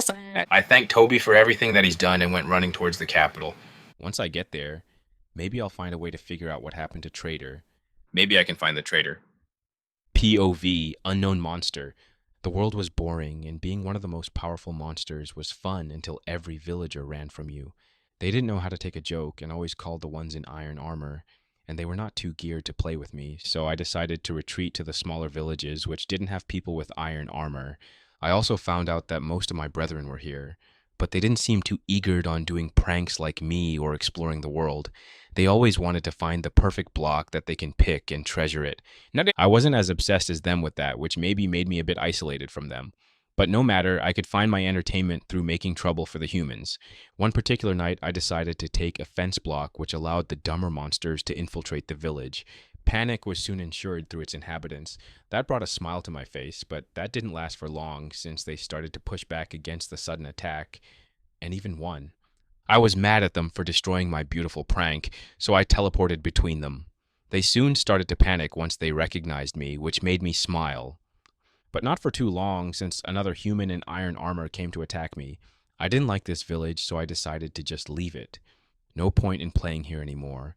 After a few teleports, I arrived at another village. This one didn't even have walls to stop the monsters, and I already saw some of them attacking the houses. I decided to vent my frustration on some villagers, but I was interrupted again by someone in iron armor. This one looked even more stacked than the last human. I looked closer at him and saw that he was a bit different from the others. He didn't have a funny nose, and he also felt different from the rest. I decided to retread for now and observe him from distance. And I'm glad that I did that. For the next few days, I've been shocked by what the human did. He built a wall around the whole village in just a few hours. This is an impossible feat, even by my standards. And he didn't stop there. He created a monster or something similar with blocks. It was fully made of iron and just patrolled the village. I tried to say hello, but his eyes told me that he wanted me dead, and I didn't want to try my strength with him. This human was different than anything that I'd ever seen. He kept doing some new stuff and then just went underground for days. One day I decided to go into his hole to see what kept him so long underground, and oh boy, I was not disappointed. Tunnels besides tuneless that went deep in to the heart of Earth. While I kept exploring the maze, I stumbled upon a room that had a frame made of one of a few blocks that I couldn't pick up, but in the frame was like a door to somewhere else. I went through it and found myself in another world. It was a fascinating place, nothing as I had ever seen before. New blocks, new monsters, and surprisingly, I even saw some of my brethren. But once I tried to communicate with them, they seemed even less interested in me than the ones from home, so I couldn't talk with them too much. But they did tell me about a place where people that hunted us lived, and I should stay away from there. The warning was in good intentions, but that only fueled my curiosity. You could see the surprise on my face when I found out that the weird human was there as well once I decided to check the place out. This guy's always where the fun is. So for the next few days, I decided to follow him again, and I was not disappointed with that decision. I saw a fight between the humans of this world with the humans from my world. I even saw an exploding arrow. After this, I follow his little group to a huge structure filled with black skeletons. They got found out once they got too deep. It was fun to see them run in panic with a group of skeletons behind them. But then realization struck me. If the human died, I couldn't see more fun stuff. So I quickly went beside the room. They decided to barricade in and found out their escape plan. I didn't like it. I didn't care about the two normal humans. They could die for all I cared. But I wanted my favorite human to live. But the two boring ones had to get out safely so my human could leave. The plan started great, and as I expected from my favorite human, he defied all odds and survived against a swarm of skeletons. I stuck with the two humans though, and it was good that I did, since I had to beat up a few skeletons that blocked the exit. Once I did that, I announced that they could continue their running while I teleported in search of my favorite human. But after a few minutes, I felt a distribution in space. It didn't feel good, and it didn't last for too long before disappearing. I quickly teleported to the source, only to see another portal. But this one was not working. It just had a half skeleton with blue armor laying in it. The other skeletons just looked confused and lost. Fortunately, I didn't see the corpse of my human. He must have gone through the portal and closed it. I didn't know how to open it, but I knew one thing. I had to find my human. Chapter 28. Where am I? I slowly started to open my eyes. The eyelids felt heavy, making the process harder than usual. After a few moments of trying to keep my eyes open, I finally managed to focus my eyes enough that I could see the room I was in. But to my surprise, I wasn't in the iron room that I last remember. The roof was made of wood, and I was actually sitting on a bed. The rest of the room was also made of wood and had even some paintings on the wall. I tried to stand up on the bed and realized that my mouth was dry and my stomach empty. Where am I? While I studied the room, I took the single food item that I had in my inventory and filled my stomach. Golden carrots are not bad. No wonder they are the best food in the game. After I felt full, I got up from the bed and walked outside the room, hoping to find some water. The house wasn't very big. There were 4 rooms in total, 1 kitchen, 1 bedroom, 1 storage room, and 1 weird room that had a cauldron. I looked in the chest and I found a bottle of water which I quickly drank. I also found out that my iron armor was there. How did they get my armor off me? Sis? I was very confused by this. The durability is awful. I should get a new one. Probably try to make a diamond armor at least, or enchant my iron armor with mending. While I was browsing through chests, I heard the front door opening. I quickly closed the chest and ran to see who was my savior. The person seemed surprised to see me up. He looked like a normal villager, with the exception of having a mole on his nose and a tall hat on his head. Then realization struck me, and I quickly drew out my iron sword. A witch! Well, that's a rude thing to call your savior. He just looked unimpressed at me with a hand behind his back. So you won't suddenly throw a splash poison potion on me? His eyes started to narrow in suspicion once I said that. Looks like you know something about my people. I'm impressed, to say the least. From what I know, I'm the only person around this parts in this particular situation, and everything that I know about this came from the ruins where I found you. What else do you know? You'll promise not to splash me then? He seemed to relax and nodded. I don't know too much. I only know that to get the witch job, you have to be struck by lightning and survive, and then you suddenly have level 7 on the brewing skill. The expression of suspicion turned into surprise as soon as I finished saying that. That would explain the intense pain I felt on that night, also why I was surrounded by fire. From his reaction, I could tell that the memory was not pleasant. So, you were the one that brought me here? Yes. I was surprised by the sudden disturbance in the ruins, and after a few hours of searching through the rooms, I finally found the source of it. That's where I found you laying unconscious beside the obsidian structure. You weren't alone either. What were you even trying to summon in this world? He then took out a skeleton's head. It was the Withered King. It was bigger than a regular skeleton, and it had a black crown on top of it. Yeah, I didn't try to bring that monster to this world. I actually tried to run from him. Did he also by any chance had an enchanted diamond armor on him? I did find an enchanted diamond chestplate, but I don't think you'll be able to use it. He then switched the head to the diamond chestplate, which I quickly recognized, but it wasn't looking too good. It was actually missing half of it. Looks like when the portal closed itself, it cut the skeleton in half, and even the diamond armor was not strong enough to withstand it. I can see why you say that. Thank you for saving me. No problem. What were you even doing in those ruins, and how did you even find them? I wasn't looking specifically for those ruins. I was running from that unusual monster. I saw that obsidian structure that led me to another place that I didn't recognize. Once I crossed it, the skeleton came after me, but for some reason the gate closed itself, cutting the monster in half. The witch looked suspicious at me, but nodded his head in understanding. I'm guessing you don't know where you are then. Welcome to my humble home. You are now in the Sandstone Kingdom. Where are you from? Snip. From the name, can I guess that this land into in the desert? You're right. I started to panic. Looked like Nether works the same as in the game. So when I traveled a block in the Nether, it was 8 blocks in the overworld, and I traveled a few days just to get to the fortress. But that wasn't even the worst part. The worst part was that I don't even know in what kingdom Bobby lives. I was in a pickle. You okay there? You look pretty nervous. I'm okay, but not at the same time. Here's the problem. I lived with a friend recently, but funnily enough, I don't know where he lives nor in what kingdom he is. So I'm very confused right now. You don't know where you live? He said with a confused tone. Pretty much. The witch started to sigh and massage his nose bridge. Okay, let's say I'll believe you. You are in the Sandstone Kingdom. There are 2 more kingdoms as our neighbors. The Coral Kingdom, where they have access to the ocean, and the Stone Kingdom, where they have access to a lot of mines. And there's the unclaimed land filled with monsters and pillagers, but I'm pretty sure you're not from there since your skin is not gray, so which one sounds more familiar? Well, I'll learn something new today, and I'm pretty shocked. I think when I spawned, I was at the edge of the monster territory, and when I explored the temple, I was in the Sandstone Land, and Bobby didn't talk about ports, so I can assume that he lives in the Stone Kingdom. Yeah, I think my friend is in the Stone Kingdom. Good, that's progress. I don't know how you got here, but you should be able to reach your home in a few weeks of travel. That's a lot of time, but I guess I have to do it. I'm sure my friend is worried sick about me. That sounds concerning. You should go as quickly as possible then. Also, do you want to take this head with you? My reputation is not the best, and I don't want to have more reasons to make people more scared of me. He then pushed the skeleton head into my arms without waiting for an answer. Thanks. Also, what's your name? Oh, yes. Where are my manners? My name is Froggy.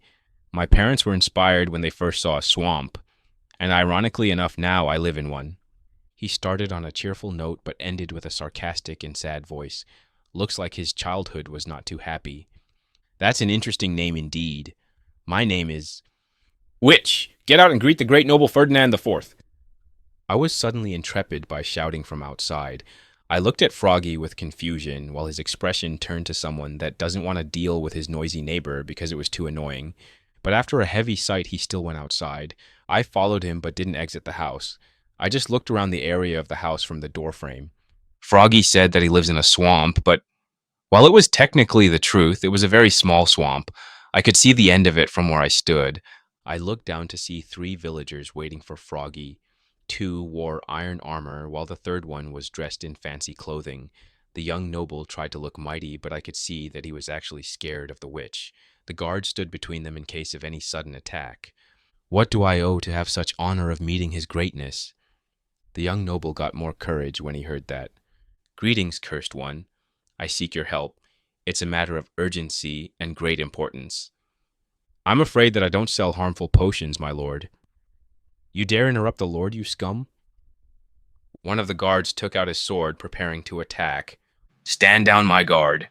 We've come here in search of help, not for blood. We do not seek poison. I'm curious if you have a cure for the infected. Froggy just turned and walked back to the house, not even bothering to respond. You'll be handsomely rewarded if you do help. You noble tried to get his attention. There's no such thing as a cure for the infected. Now leave me alone and don't waste my time. He started to climb the stairs to the house before I spoke. Does infected by any chance mean that someone got bitten by a zombie and now it's a zombie itself? Yes, that would be true. Who may you be? The young noble looked at me with suspicion. It doesn't matter who I am, but what matters is that I have a cure for that. Froggy looked at me in horror and quickly pushed me back into the house and closed the door. Are you trying to get yourself killed? You can't lie to a noble, especially with something like this. Just take some provisions and go back to your friend. He said that while holding my shirt with a force that I did not expect to see. I wanted to do that, but if I can help that noble, maybe he would give me a camel or a horse to make my journey faster as a reward. He then looked at me with suspicion. And how do you plan on curing an infected one? I can't do it alone, unfortunately. I need your help. He finally let me go, but still looked intensely at me. I'm listening, but if you're saying something stupid, I'll finish you off right now. Well, that's a bit over the top. The way to cure an infected person is to splash them with a weakness potion and then feed them a golden apple. Froggy then closed his eyes and started to think really hard, then quickly opened them. That may actually work. You believe me just like that? Yes, I have my own ways to know if you're laying or telling the truth, but there's only one problem. I do know how to make a weakness splash potion, but I don't have the necessary materials. He looked regretful that he couldn't help with that. And I also need an actual brewing station. I can't use the cauldron that I usually use. I may be able to help with that. I then took the blaze roads that I looted from the fortress and showed them to him. How did you get these? It doesn't matter, it's important that I got them. I then went to the nearby crafting table and crafted the brewing station. This is amazing. I can do so much with this. Froggy looked with admiration at the new station. Yep, and here are the fragmented spider eye and the golden apple for this to work. I only need your skill level. I don't know how you have so many precious items on you, but I won't complain about it. He then took the items from me and started to get to work, and after a few minutes, I had 3 weakness splash potions in my inventory. With that finished, I went outside at the 3 villagers waiting patiently for me. Did you say that you know a way to cure the infected ones? If you dare lie to me, your punishment will be death. He looked serious with that threat. No worries, I know what I'm doing. Even the witch agreed with my unusual method. The young noble looked surprised by that statement. Come with us, then. The sooner we cure the person, the better. He then turned and I followed soon after, but before we could get too far, we heard a shout from the swamp. Wait for me, I'm coming as well. And we looked at Froggy as he was running towards us. I'll be coming with you and help in case something goes wrong. The 3 villagers looked uncomfortable by his suggestion, but decided to let him come. Better safe than sorry. With everything done, the 5 of us went on a journey through the desert to cure a zombie villager. Chapter 29. Curing a Mother. The journey was long and tense. While they came asking for help from Froggy, the witch title didn't have a good reputation to make them feel comfortable around him. The night caught us when we were almost at the first village, and monsters started to appear all over the dry sand. There were a lot of them, much more than in the forest village that I'd been to, so I and the guards took our iron swords out and raised the shields. I had to attack more carefully since I left my broken armor at the witch's house. The noble just stood there with a shield to stop any arrow incoming in his way, not bothering to even help us defend. We were in constant movement so we wouldn't be surrounded, which resulted in not too many kills. A small horde started to gather after us. Things started to get so intense that I considering just sprinting away, but Froggy managed to save the day by throwing a slowing potion on them. This gave us enough time to outrun the horde. After a few minutes of running, we finally saw the village. It had a 5-block tall wall surrounding it, and the materials were a combination between sandstone and smooth sandstone. The villagers on top of the wall soon saw us getting closer and quickly opened the gates. When we safely got inside, the horde just parted ways once they lost sight of us. The noble asked for a place where we could sleep, and the town's guard responded respectfully by showing the way to the tallest building in the village. Well, stop here for tonight, and tomorrow we'll leave at the first sign of light. Don't worry, I'll be paying for your rooms as well, the noble kid said with a tired voice. The inn had only 3 free rooms, so Ferdinand took one for himself, the guards another one, and me with Froggy the last one. Once we got in the room, I spoke to Froggy for the first time since we started this journey. Why is everyone so afraid of you? Even the town's guards looked ready to attack you. Did you do something? Yeah. Weren't you also ready to attack me when you saw me? I was speechless when he pointed that out, and he seemed to enjoy my reaction. When I first become a witch, my village was attacked by monsters. I don't know how they passed the wall, but I only managed to survive because they didn't seem too interested in me once I became a witch. After everyone found out what happened, they started to see me as a bad omen. So, for the safety of everyone and myself, I decided to live somewhere isolated. I'm sorry to hear that. But why did the kid ask for your help then? While most common folk fear me, the noble society knows the truth. They aren't afraid that I bring bad luck. The only thing they fear is that I'll join the pillagers. That sounds like a headache for them. Sorry for asking this, but why are you still alive then? From what I remembered from my world, the nobles weren't too excited to have a threat in their territory. Because I'm a master at potion brewing, I'm the only master in this whole kingdom. The next highest one after me is only at level 3 in the brewing skill. The Stone Kingdom has a monopoly over the blaze powder, and we don't know how they get it, unfortunately. So most of the time, nobles come to me to make their potions while also bringing the ingredients, since they have the connections to get them. That's pretty good for you then. You could say that. After this discussion, we decided to get some sleep, since tomorrow we're going to continue our travel, and we should arrive at our destination by the end of the day.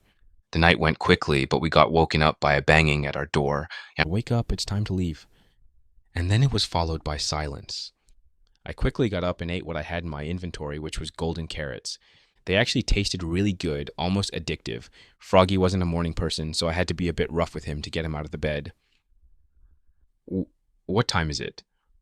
I don't know, but it's time to leave, so get up. With a heavy sigh, he finally got up from the comfort of the bed. We went downstairs where the 3 villagers were already there eating at the table. The noble boy didn't look like he was fully awake either, but after they ate some bread and drank some water, we finally continued our journey. This time, we managed to arrive at the city before night fell. It was my first time seeing a city in this world, and I was not disappointed. The place was huge and full of houses of different shapes and sizes, and everything was surrounded by a wall 10 blocks tall. It wasn't made with sandstone like the earlier village, but with actual brick stone. Wow, this place looks amazing. This city has been ruled by my family for generations. It's one of the safest places in the whole desert, Ferdinand said with a proud voice, while the guards nodded their heads in agreement. We entered the city without the guards even checking us. The streets were full of life. Villagers were standing at stalls selling items or advertising their trading tab. I looked closer at a sign from a toolsmith and I was shocked by what I saw. 1 iron 10 emeralds yields iron axe. 1 iron 11 emeralds to iron pickaxe. 1 iron 9 emeralds yields iron shovel. Why do they have those weird prices? What do you mean weird prices? They only advertise their trading tab. This one is pretty good actually. Most of the iron axes cost 1 iron and 15 to 20 emeralds. This shop must be pretty popular. I was stunned when I heard that. I just found out that the villagers have a different trading system than me, and it actually sounds worse than what I have. Maybe my trading skill helps me more than I expected. They don't have my skill, so they have access to all those sales from the beginning, while I have to grind to get the next tab of sales. But in exchange, I get better offers than them, which I don't mind.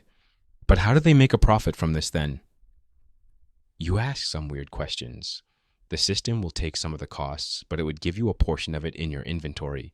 Depends from person to person, and when you have 2 items for a trade, then you can choose what to get from those 2. Froggy explained while looking suspiciously at me. Once I realized that, I quickly changed the subject before he asked more questions. Oh, of course I knew. What do you trade, by the way? His face went sad and silent once I said that. I haven't been able to access my trading tab ever since I've become like this. At least I can use someone else's tab to buy items. For the rest of the walk, we were silent. While the guards and the noble heard our conversation, they didn't seem to be interested in it. Actually, they tried to avoid talking with us as much as possible for some reason. Fortunately, I didn't have to suffer in this awkward silence for too long since we arrived at the noble's estate. It was majestic. It was inspired by the desert temple design with smooth sandstone and different clay blocks. It was guarded by villagers with fully enchanted iron armor, which impressed me to say the least. We entered without a problem and walked on the long hallway to a big room. It was the throne room. There was a big throne in the middle of the room where a man with fancy clothing stood looking at us intensely. Ferdinand, my son, I heard you ran away from home a couple of days ago. I did not expect you to be back so early, and you brought new friends with you. He suddenly looked bored. Did you run out of emeralds or what? Father, this is not why I left, and you know that. I left in search of a cure for Mother. The air suddenly got tense once Ferdinand finished saying that. You know there's no such thing as a cure for the infected ones. If those people claim they know, there's a high chance they are scamming you, which makes me wonder if they're idiots or have big guts. They're not random strangers that I found on the road, Father. I went to the swamp to meet the witch and they said that they have a cure. You went to the cursed one, you say. He then looked more carefully at us before fixating his sight on Froggy. I can see that he's a little paler than normal, while the other one doesn't have a nose. Is what my son said true? Do you have a cure for the infected cursed one? It was my friend's original idea, but I think it's feasible. And what would be the process? We'll use a weakness potion to weaken the infection, and then we'll feed her a golden apple where the last bit of humanity she has in her will fight back for control over the body. The noble looked like he was digesting the new information and then nodded his head. An expensive item to have and a potion that only you can make. How convenient for you. If you lie to me, there will be heavy consequences, but if you manage to cure my wife, I will reward you properly. That made me a bit scared, but Froggy looked more sure than me in the process, so I decided to push my worries down as well. Then we were guided toward the underground cells by some guards. It was long and lit by lanterns. After a bit of walking, we finally arrived at the last cell where we could hear the noises that a zombie usually makes. The iron door was open with the help of a lever. Inside stood a zombie villager tied to chains to stay in place. "Well, do your job, witch," the young noble said from distance with mixed emotions in his voice. Froggy looked at me and I nodded my head in understanding. I took a potion from my inventory and threw it at the mad zombie. Once the potion was broken and the content got over her skin, the zombie just stopped and looked confused at me. Then Froggy came from behind me and shoved the golden apple in the zombie's mouth while she was still confused. We couldn't make her eat the whole apple, but looks like one bite was enough. Once the piece of the apple got inside the zombie, she started to growl in pain. She started to trouble uncontrollably and tried to run, but was held firmly down by the chains. "What did you do to my mother?" An angry voice was heard from outside the cell. "Don't worry, this is a normal process. After a few hours, she should be back to normal," I said with confidence. The reaction was similar to the game, but a lot more exaggerated, which I took as a sign that the method actually worked. And after a few intense minutes, we could already see the change. The green color started to slowly fade, and while the process looked painful, it was working. It working. She's starting to get better. Tears started to appear around his eyes, and the guards started to cheer. After they saw that it was actually working, we went back to the throne room to spread the good news. "I heard the good news. I am beyond thankful for your help. You just performed a miracle. What rewards would you like, my dear heroes?" The noble looked very happy to see us, and he looked like something heavy was finally lifted from his shoulders. "I would like some more alchemy materials," said Froggy quickly. While it's not something easy to get, it's something that can be done. How about you, my friend? From what I understood, the method was actually your idea in the first place." "Yes, your greatness. I don't need much. I only want a horse or a camel for transportation." The noble just looked at me like I said a bad joke. "Only a horse? I can't just give that to our heroes. The people will say that I'm taking advantage of you. Pick something else besides the animal." I then started to think about what I could request from them. I don't need emeralds since I can get them pretty easily.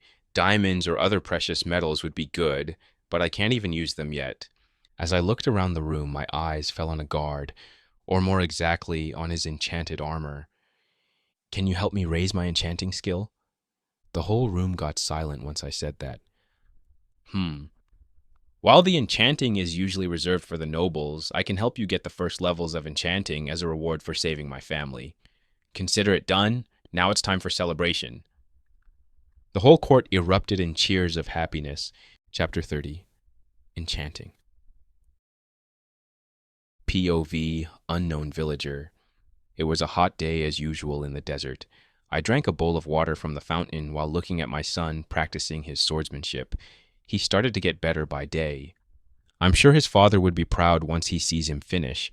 While I was watching my son training, a servant came up to me.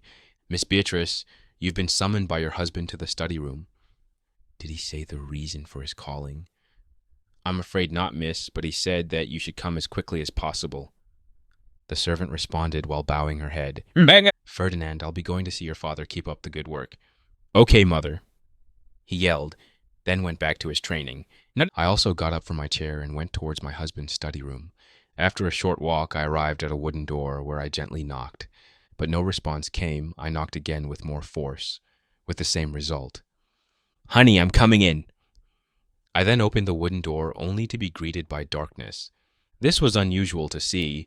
The room was supposed to have windows, and even at night, it was illuminated by lanterns. I slowly stepped out, since this was not normal for sure, but I was suddenly pushed into the dark room by an invisible force, followed by the door closing, leaving me in complete darkness. "Hey, how dare you do this to me? Open up the door and I'll kill you quickly." I tried to open the door, but it was firmly held from the other side. I tried to break the door with an iron sword from my inventory, but even when I managed to do it, instead of a hallway, I only saw 2 stone blocks blocking my exit. While I started to wonder who would do such a thing, I heard a growl from the darkness. I quickly turned to barely see a zombie coming towards me. This made me panic. I didn't have experience fighting with monsters, and I was not looking for a fight in the dark. The zombie came closer to me, and I held the sword to stop him from coming closer. The zombie didn't seem too fazed by it. He just pushed the sword to the side. In a panic, I just swung the sword, and I managed to wound him. A growl of pain was the following noise. I tried to get as far as possible from him, only to be struck from behind. I felt the teeth biting into my flesh, which made me scream in pain. I turned quickly only to see empty air. An invisible zombie? Who would do such a thing? Oh no, I can feel the infection spreading. I started to feel weakened. The zombies came closer to me, hungry for more flesh. Suddenly, I could hear someone from outside trying to break into the barricaded room. But it was too late. When the light of the sun finally entered the room, the zombies started to catch on fire, including the invisible one. My husband entered quickly in the room and saw me on the ground, slowly turning into a monster. He yelled something to the guards that I couldn't understand anymore. I was in pain, and I started to feel hungry. I was picked up by 2 guards and guided to the cells. The sun started to damage me, so when I was finally underground, I felt cold but better. Chains were put on my arms and legs, so I couldn't move. I felt that I was losing my sanity. Hunger started to overtake me, and I lost the notion of time. Days started to merge. They tried to talk with me, but with no success, until one day someone new came. I was hit by a potion which took me by surprise, and before I could process what happened, something attacked my mouth, which I instinctively bit. It was a big mistake. I could feel my mouth burning, and the rest of my body started to tremble in pain. I screamed in pain until I lost my voice, and I could hear cheering from outside for some reason. But surprisingly, after a few hours of torture, I could feel a change. I could feel the never-ending hunger leaving me, and I could feel my heart beating again. And finally, I felt like I could talk. I felt human again. And my husband was there in the room with me, waiting patiently. Once he saw that I didn't tremble anymore, he came with an impossible speed and hugged me tightly. Then, in a broken voice, I heard, "Welcome back." POV. The party was wild, to say the least. There were songs, dances, food, and animals all in one place. Everyone seemed happy to have the lady of the house back. They showered us with food and compliments. They even showed us a little fun game of theirs called Drink the Bowl, which consisted of drinking a whole wooden bowl of suspicious stew. I was hesitant at first, but I gave in to all the pressure and drank it. And I could safely say that I'll never do that again. Once I drank one sip, I could feel the effects of the soup taking place. I never got drunk in my old world, but I think it's pretty similar to the nausea effect that I just got. The room started to spin around me. My insides were not doing any better either. I didn't even know suspicious soup had this effect. But after everyone had their laugh at my suffering, they gave me some milk to wash down the debuff. The rest of the party was crazy until the end. Once the sun come out, the party was finishing. We were tired from all the activities, so some servants showed us the way to our rooms. This time we had our own separate rooms. It was a big room with a golden bed, red carpet, and a balcony where I could see the beautiful city. But I couldn't enjoy the view for too long since I fell asleep once my head touched the pillow. Once I woke up, it was getting dark outside. I then got up from the bed and washed my face with the water in the cauldron that was in the room. After feeling refreshed, I finally got out of my room and walked through the big halfways until I saw a person, to which I quickly asked where I could get some food. They were kind enough to guide me to the kitchen or the storage area, where I had some cooked chicken and bread. "I'm sorry to interrupt your meal, sir, but the head of the household has requested to meet with you in his office." I swallowed the last piece of bread that I had in my mouth and nodded my head in understanding. The servant turned and started to walk away, and I quickly followed him. After a few minutes of walking, we arrived at a wooden door, which the servant knocked on a few times before opening it. I brought the hero, sir. Thank you, Jeremiah. Is the second one still asleep? I'm afraid he's a heavy sleeper, sir. Thank you again, you can leave us. The servant proceeds to do a small bow before leaving the room. The noble then told me to sit down on the chair, which of course I did. I called you here so I could teach you about enchanting. I won't share everything since I'll get in trouble with the other nobles, but I can help you level up your skill until level 3. You do have the option to choose that skill, right? Yes, of course, but where is the enchanting table? He started to laugh once he heard that. Looks like you do know something about enchanting, but it's not that easy to level up the skill. The process of enchanting something is to write the enchantment on a paper, then you can use the enchanting table to bring the paper to life. I didn't know about that. I thought you had to enchant a book, not a piece of paper. And how about tools and armor? I'll be surprised if you did know. As for why paper or book, there's a simple answer for that. You first need to enchant a paper, which would be a temporary enchantment that would last a day before losing its effects. That's why we'll transfer it to a book where it can be enchanted indefinitely, or you can use it on an item for the same results. That sounds convenient. When can I start? The noble started to laugh loudly. I like your enthusiasm, but it's not as easy as you think. Take a look at this. Can you guess what it says? He then handed me a book, which I quickly opened. I don't know what I expected, but for sure not this. The book was filled of an unknown language that I didn't understand. I looked back at the noble and saw him smiling at my reaction. It won't be as easy as you think. Usually I'll teach you the language so you can grasp it better, but since you'll only go until level 3, I'll just teach you the enchantments that you want to know and you'll memorize them. I guess that's better than nothing. What can I do at level 1? That's a good question. At level 1, you can use almost any enchantment one time per item.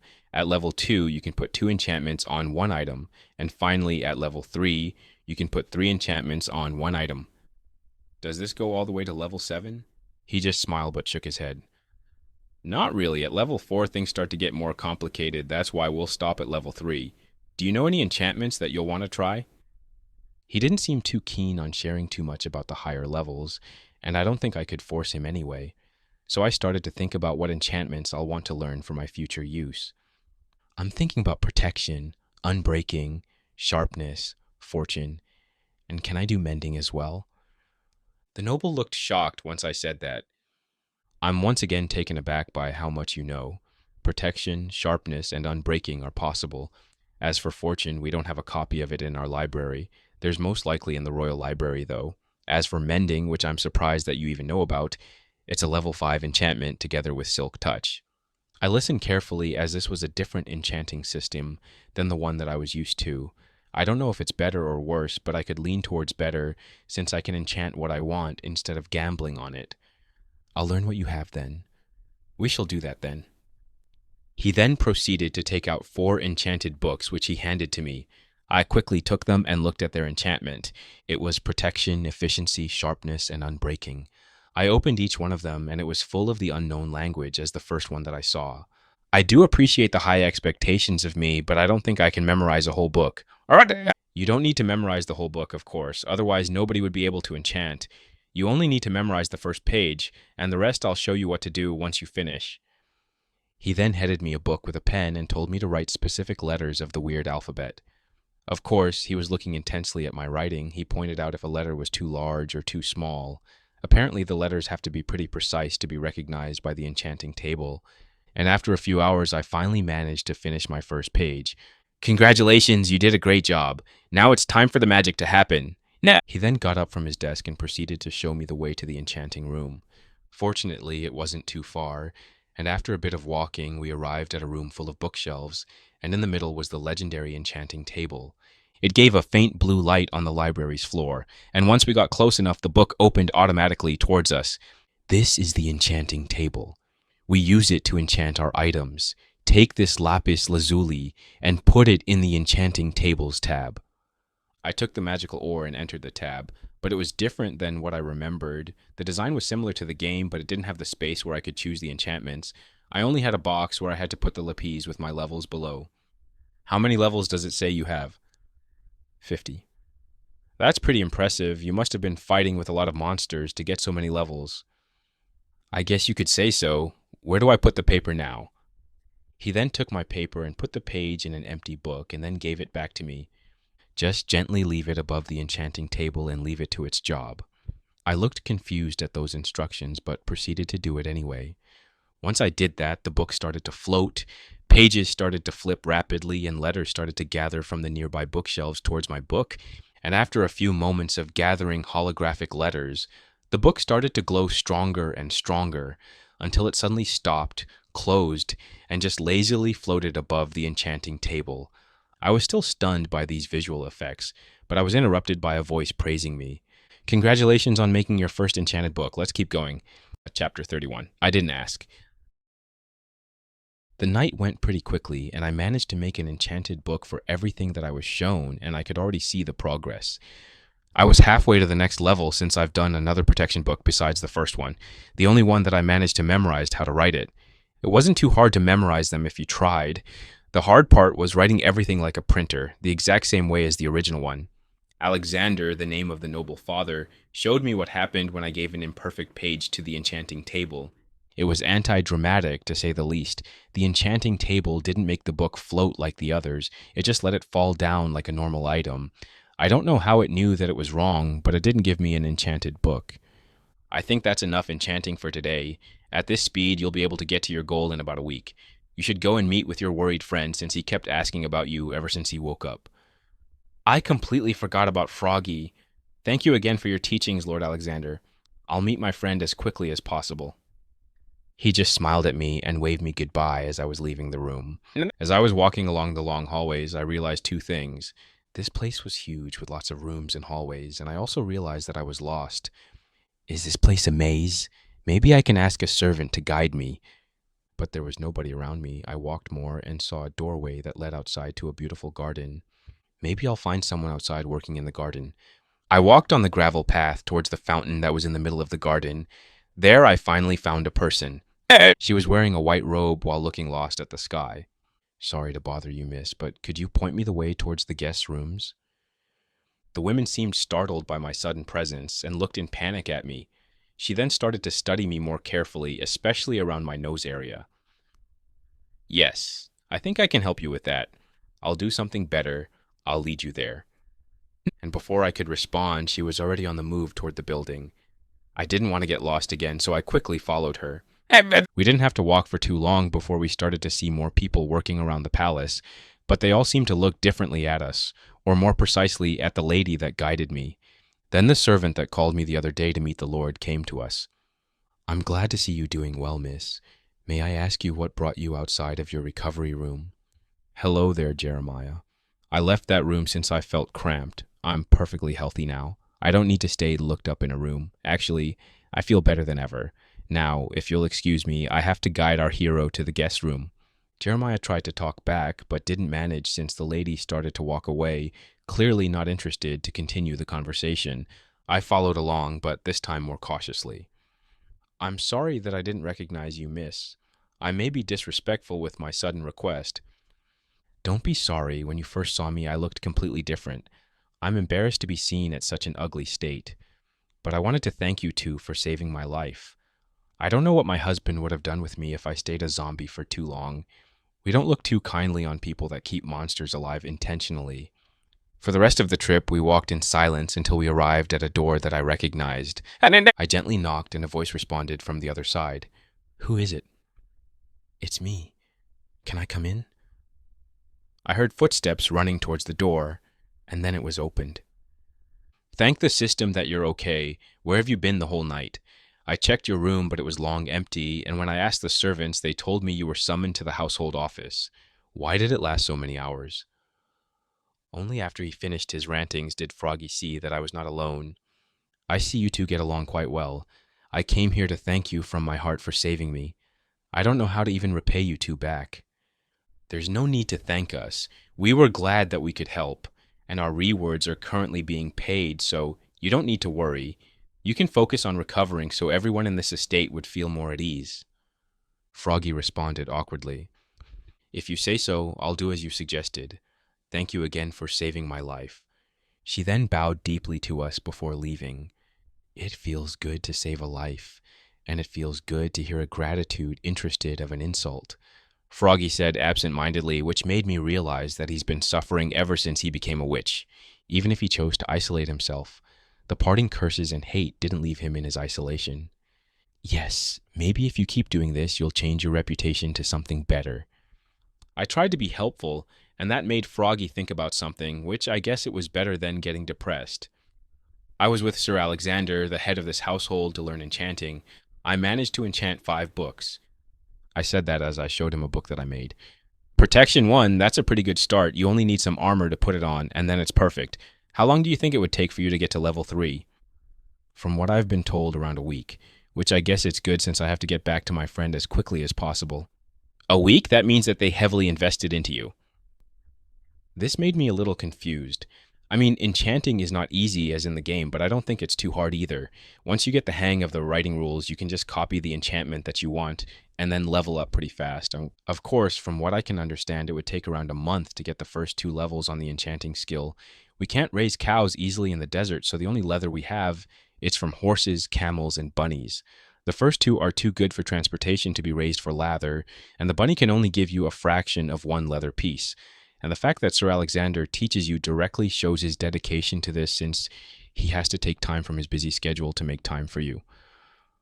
Once I heard all of that, I realized how much they invested in me. I was too used to the game mindset where everything is easy to get, where you could afford to throw items out. But not in this world. It's not as easy here, but it's still possible. I didn't think about that. Did you get your ingredients? I tried to shamelessly change the topic. Yes, I did. I got a lot of nether warts, which are the base for most potions. He responded happily, which made me remember something.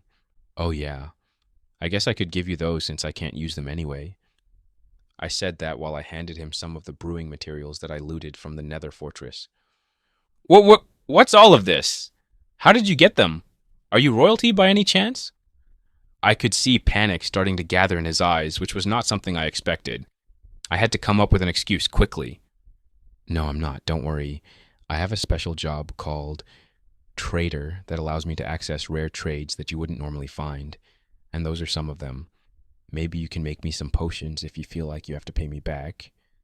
He was still shocked by the new wealth, but nodded his head, and after some hesitation, he took out something that I did not expect to see from him, an enchanted diamond sword. I'm sorry that I kept it from you, but this sword was with the monster besides you.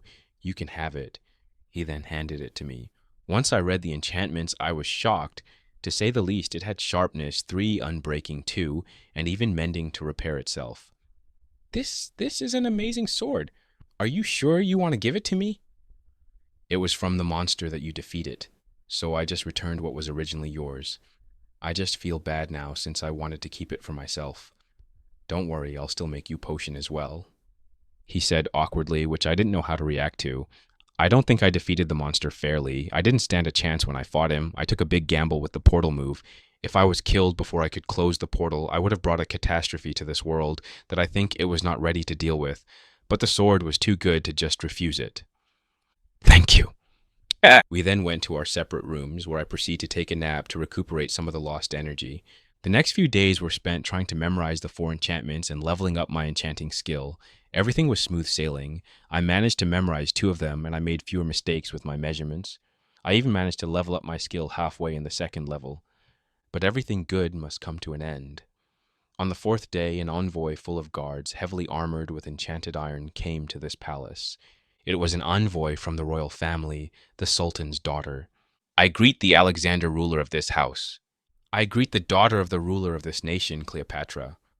What brings you to my humble home? The 2 nobles greeted each other respectfully. Froggy and I were listening from the corner, trying not to gather their attentions. I heard a miracle has happened here, and I wanted to see if it was true. Alexander didn't look too happy to hear that. Indeed, it's true. Tragedy has struck my house where my wife was infected, but once all hope was lost, a miracle happened that brought her back to the living. This is a fascinating story indeed. Where are the heroes that helped to bring such a miracle? I don't think Alexander mentioned us anywhere, so how did she know about us? They're not available right now, I'm afraid. Not even to meet the princess of this kingdom? I'm sure they'll make some time to meet with me. From what I know, they haven't left yet. The air started to get tense around the room. Everyone looked uncomfortable with the execution of the two nobles. Jeremiah, call our guests here if they can. The servant made a small bow before coming to fetch us and brought us where we last wanted to be, the center of attention. The princess was tall, wearing some red enchanted leather armor that was matching with her long red hair. Oh, how lucky of us! They could meet us after all.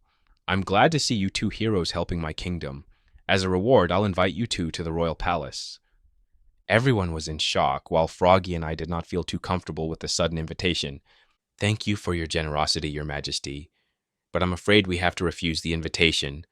I have to get back to my people to say that I'm safe. I tried to reject the invitation as politely as possible. I'm sorry to hear that, but I didn't ask you. I ordered you. Once she said that, her smile dropped, and the guards behind her took out their swords, pointing them at us. What's the meaning of this? You dare raise your swords in my house? Do you want to start a war? Alexander yelled with an angry voice. His guards also started to take out their swords. Calm down, Sir Alexander. I promise their absolute safety. It's just that my father wanted to meet them in person. The sooner the better, so you better not stand in my way in case you want to cause trouble for your city. The princess told him with a threatening voice. The noble, after a few intense moments of internal conflict, decided to order his men to put their swords down. I'm sorry, heroes, but I have to prioritize my house first. This left a bad taste in my mouth. Chapter 32, Sand Palace. While the princess ordered us to come with her, she wasn't unreasonable enough to take us right then and there. She was kind enough to let us get our items from our rooms before we left. Of course, this was with the exception that we were supervised by at least one of her guards. I didn't have too many items to take since I had everything with me all the time, and because I had a bigger inventory than a villager, which I found out with Bobby's help. Froggy managed to sneak a few potions to me, and I had the option to have some alone time with Alexander in his office. I'm sorry that I've betrayed you too, but don't lose hope yet. While they are forceful with this invitation, she did promise your safety the whole journey. This means that you two would be treated as guests of honor with a few limitations. Of course, I do intend to help you two get out as soon as possible, but I can't do anything now. I have to gather some more political power to pressure them. The noble tried to assure me, which helped me feel a bit less betrayed for being thrown in the lion's mouth so easily. He also gave me the 4 enchanted books that I made with some empty books so I can practice my writing event without him. The only thing stopping me now was getting an enchanted table myself, which would take a while to get it. After an hour of gathering our stuff, they didn't wait for even one more minute, and now we're outside the beautiful city back in the dry desert. They were thoughtful enough to let us ride the camels, of course. They were in leads, so we wouldn't take our chance to run with them. And after a bit of walking, I mustered enough courage to talk with our kidnapper's leader. May I ask, Your Highness, why is that we are required to meet the Sultan at such short notice? The princess looked at me from her heavy armored camel with an annoyed expression. I don't know, weirdo. My dad heard about you two somehow managing to cure an infected person, and he now wants to meet you two as soon as possible. If you are curious about the cure, we can give you the process with some potions to do it yourself. I tried to say something that could probably get us out of this situation. I also asked him something similar, but my old man was too stubborn and told me he wants to meet you two face to face. This was worrying to hear. If they wanted the information on the cure, I would be more than happy to share. The only downside is that they need Froggy, since he is the only one that can make the weakness potions. And this makes me feel even worse since I selfishly dragged down Froggy with me only to get a horse to get home faster, which I kind of got, but it's not going the way I want to, unfortunately. We won't be arrested or something like that, right? I gave my promise that I'll keep you safe, and when a royalty promises something, nothing can break it. From her gestures, I could guess she didn't want to be here as well, but she seemed pretty serious about promises, which made me feel a bit better in those confusing times. I then walked a little slower, and I was beside Froggy again. I'm sorry that I brought you into this mess, I said with a low voice. He just looked at me weirdly and shook his head. While it's true that they captured us because of the cure, it's not all your fault. The nobles tried to rope me into one of their houses for a few good years, even the royalty tried, but I was too afraid to choose just one, so rejected all of them, and since I'm not in any house, they're satisfied enough to just trade with me from time to time. He tried to reassure me. I'm actually sorry for you since they don't really need you. They only need me, but for some reason they want both of us in the same place. This made me think about the reason for our bringing. Froggy has already a reputation as the best alchemist in the whole kingdom, so it's reasonable for the powerful people to want him, and with the new knowledge of curing infected people, he's even more valuable than Bear. But what about me? They don't know that I'm from another world. I don't think they know that I came from the Stone Kingdom. I don't think they know that I can break, place, and craft faster than them, or the fact that I know some forbidden knowledge. So then why do they also need me? I just came to this desert. They shouldn't even know that I'm here. The more I thought about this, the less it made sense. And from talking with Cleopatra, I think even she was confused about my bringing. I was deep in questions that nobody in this group could answer, so I had to do what I've always done since I've come into this world. Ignore it until it's solved itself. The journey was surprisingly comfortable. We were truly treated like special guests. We ate cooked meat, drank milk, and had plenty of rest. Even at night, we settled down and lit up the camp and around us with lanterns. Because of that, we rarely had problems with monsters, and the best part was that we didn't have to fight with them like the first time we came here. After traveling for 5 days, we finally arrived at our destination. If the city shocked me when I saw it for the first time, this one could give me a heart attack. Saying that it was huge, it's an understatement. The city was separated into 3 parts, separated by different walls. The outer part, which was the largest, was surrounded by a wall 5 blocks tall. It was the place where the common people lived. The houses looked pretty cramped from up here, and I could see the market close to a second wall, which was bigger than the first one. The second layer was separated by another wall 10 blocks high from the first district. The streets were more spacious, the buildings were much bigger, and there wasn't too much activity on the streets. What was most different in that place was that it was the nobles' area. The houses were beautifully decorated with rare blocks like grass and water fountains. I could even see a couple of animals in the yards. Finally, all of this was overshadowed by the last district. The wall was 20 blocks tall, but even such tall walls could not hide the beauty of the palace. This was the royal palace. It had the style of a desert temple with the shape of a pyramid, and while I couldn't see all the beauty from there, because of the tall wall, what I did saw impressed me, especially the tip of the building that was made entirely out of gold blocks, which reflected sunlight. This city is huge. How old is this place to have so many buildings? I said in awe. This world kept impressing me more and more the more I saw it. I'm tempted to take a backpack and start traveling the world just to admire it. This city had stood the waves of time. Its origins predate even the Great War. It was a city that even other nations envied. But after the war, there have been a lot of casualties and a loss of knowledge. This is what we have left to remember our otherwise forgotten history. The Great War came again.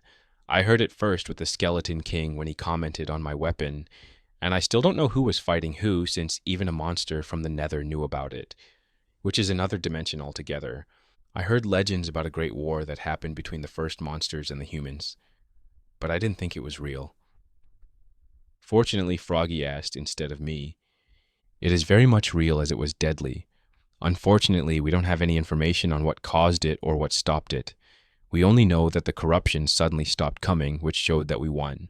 Of course, the monsters still come at night since there's still some corruption in this world that hasn't healed yet, but from the records, in the time of war, even the Almighty Sun could not banish them. I was curious to hear that since the official game had some lore, but it wasn't too known like the other games, though I do think that this world has a completely different history than what the developers thought, since it's already getting further and further than the original. Of course, because we are one of the oldest cities, our specialty is enchanting. There won't be an enchanted book you won't be able to find here, she said with pride. That's pretty impressive, but who are the other older cities? I asked, wondering if they had their own specialty. That would be the capital of Coral Kingdom and the capital of Stone Kingdom. Coral's specialty is trading and crafting, while Stone's specialty is mining and potion making. She wasn't as enthusiasmated to praise someone else's nation as hers. We decided to stop talking when we arrived at the entrance of the first wall. And of course, nobody dared to stop us. A group with Princess Cleopatra as its leader, surrounded by villagers, armed with enchanted iron armor, especially if they weren't paid enough for this. The people on the streets were trying to stay out of our way as much as possible, but they still stopped to look at us while we passed in wonder and fear. We didn't have to travel too much before arriving at the second wall. This time, the guards were prepared to intercept us, but stopped once we got close enough for them to recognize the princess. The noble section was beautiful to see up close. The road was made with stone bricks, unlike the first layer which was shoveled dirt. People here were also looking at us, but not with fear as the others.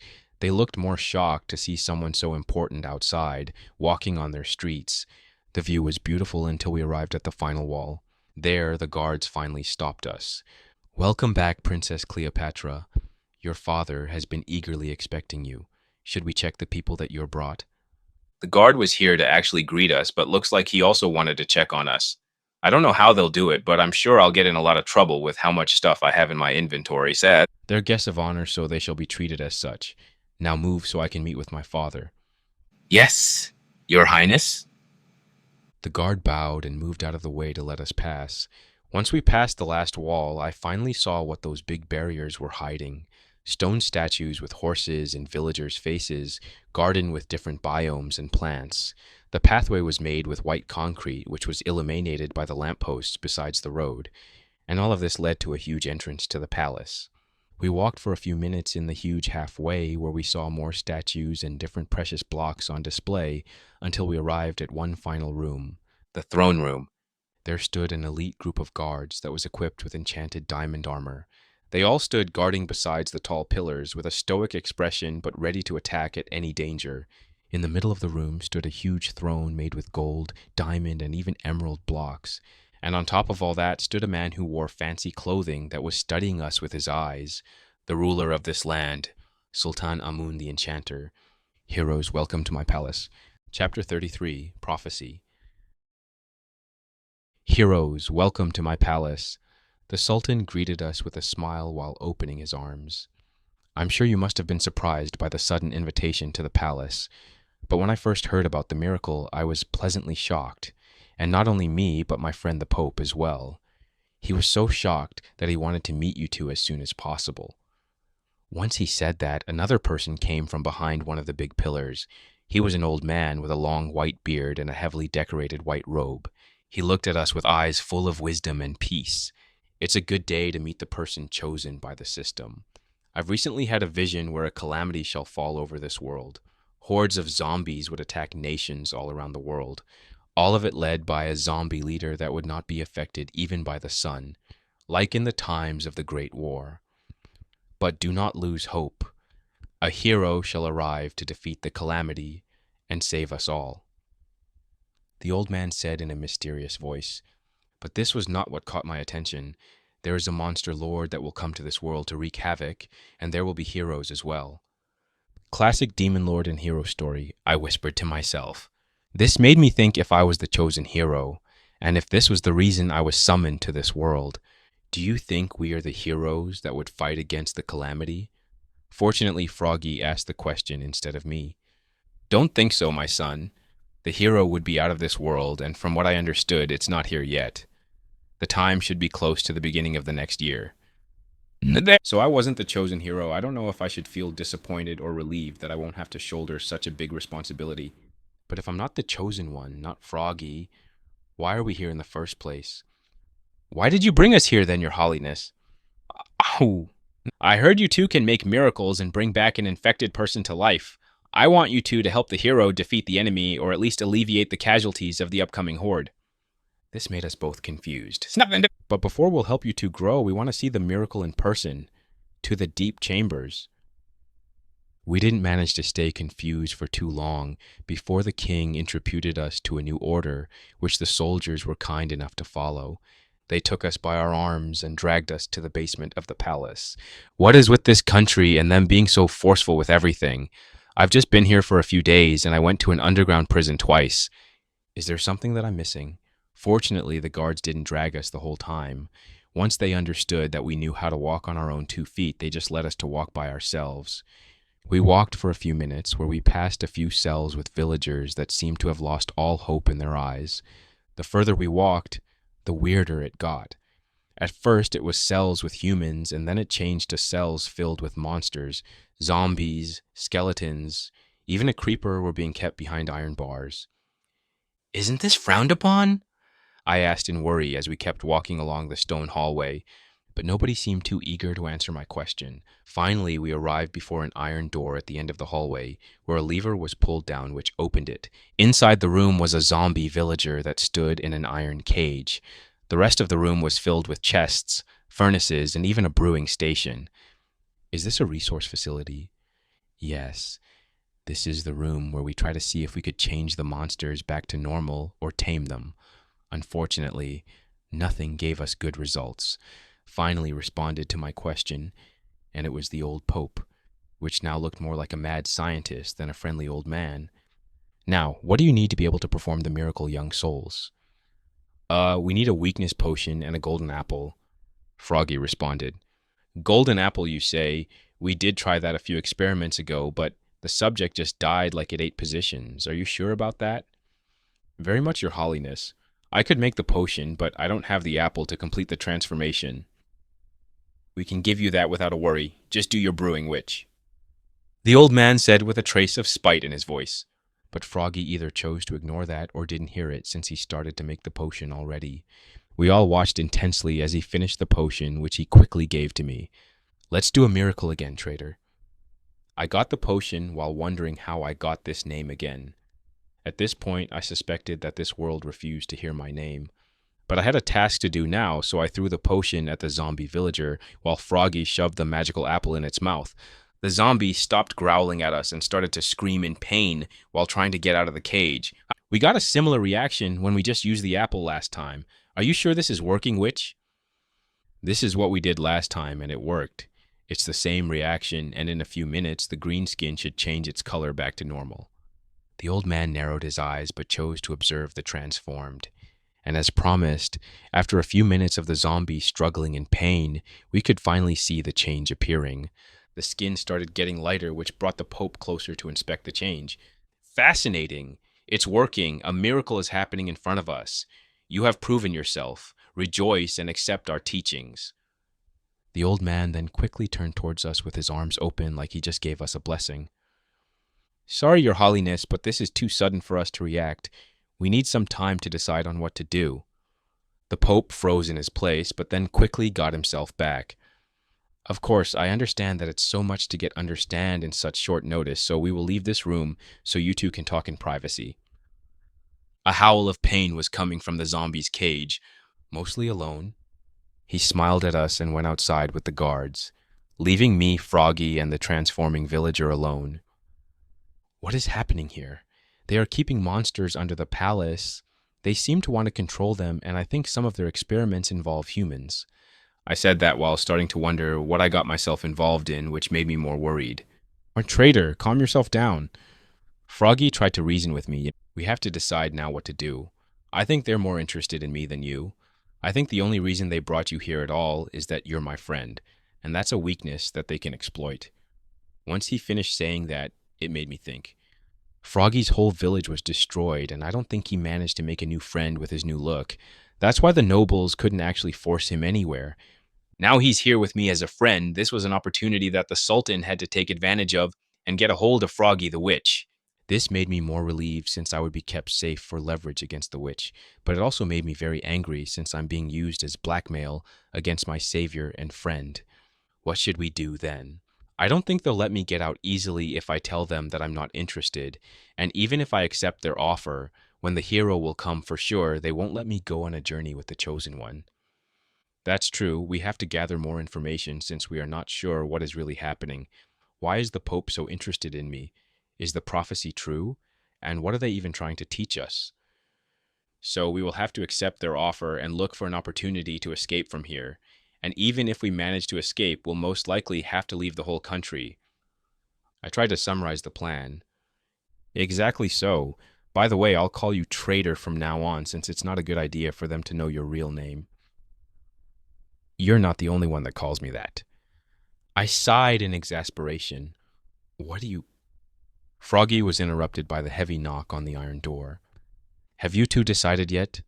I know it's not a good idea to rush such an important decision, but the Sultan would like to know the answer as soon as possible. The old man screamed from the other side. We looked at each other one more time before nodding our heads in understanding and opening the door. We made our decisions and were ready to meet the Sultan to share it. The old man's face lit up once he heard that.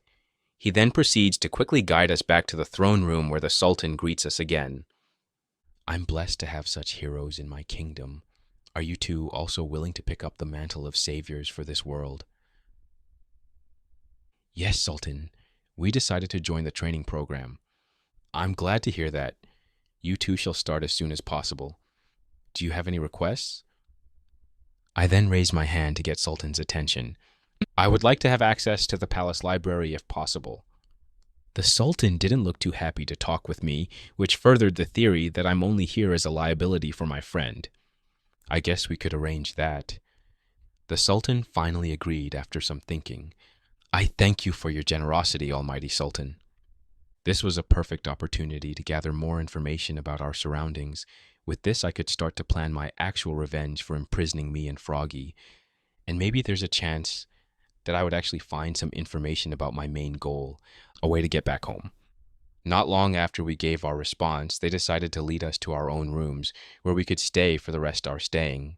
Fortunately, we weren't too far away from each other, but our rooms were huge, to say the least. I had a double bed with a huge frame, a cauldron with water to wash, a fireplace with a big couch, yellow carpet on the ground, and it even had a balcony that showed the beauty of the city below us. Froggy's room was similar to mine, and once we finally saw our rooms, a servant took Froggy right towards the brewing room, leaving me alone and confused. They are really eager to have him, I said to myself. I then started to study my room in more details. Could I hide somewhere in here? Could I jump out from here?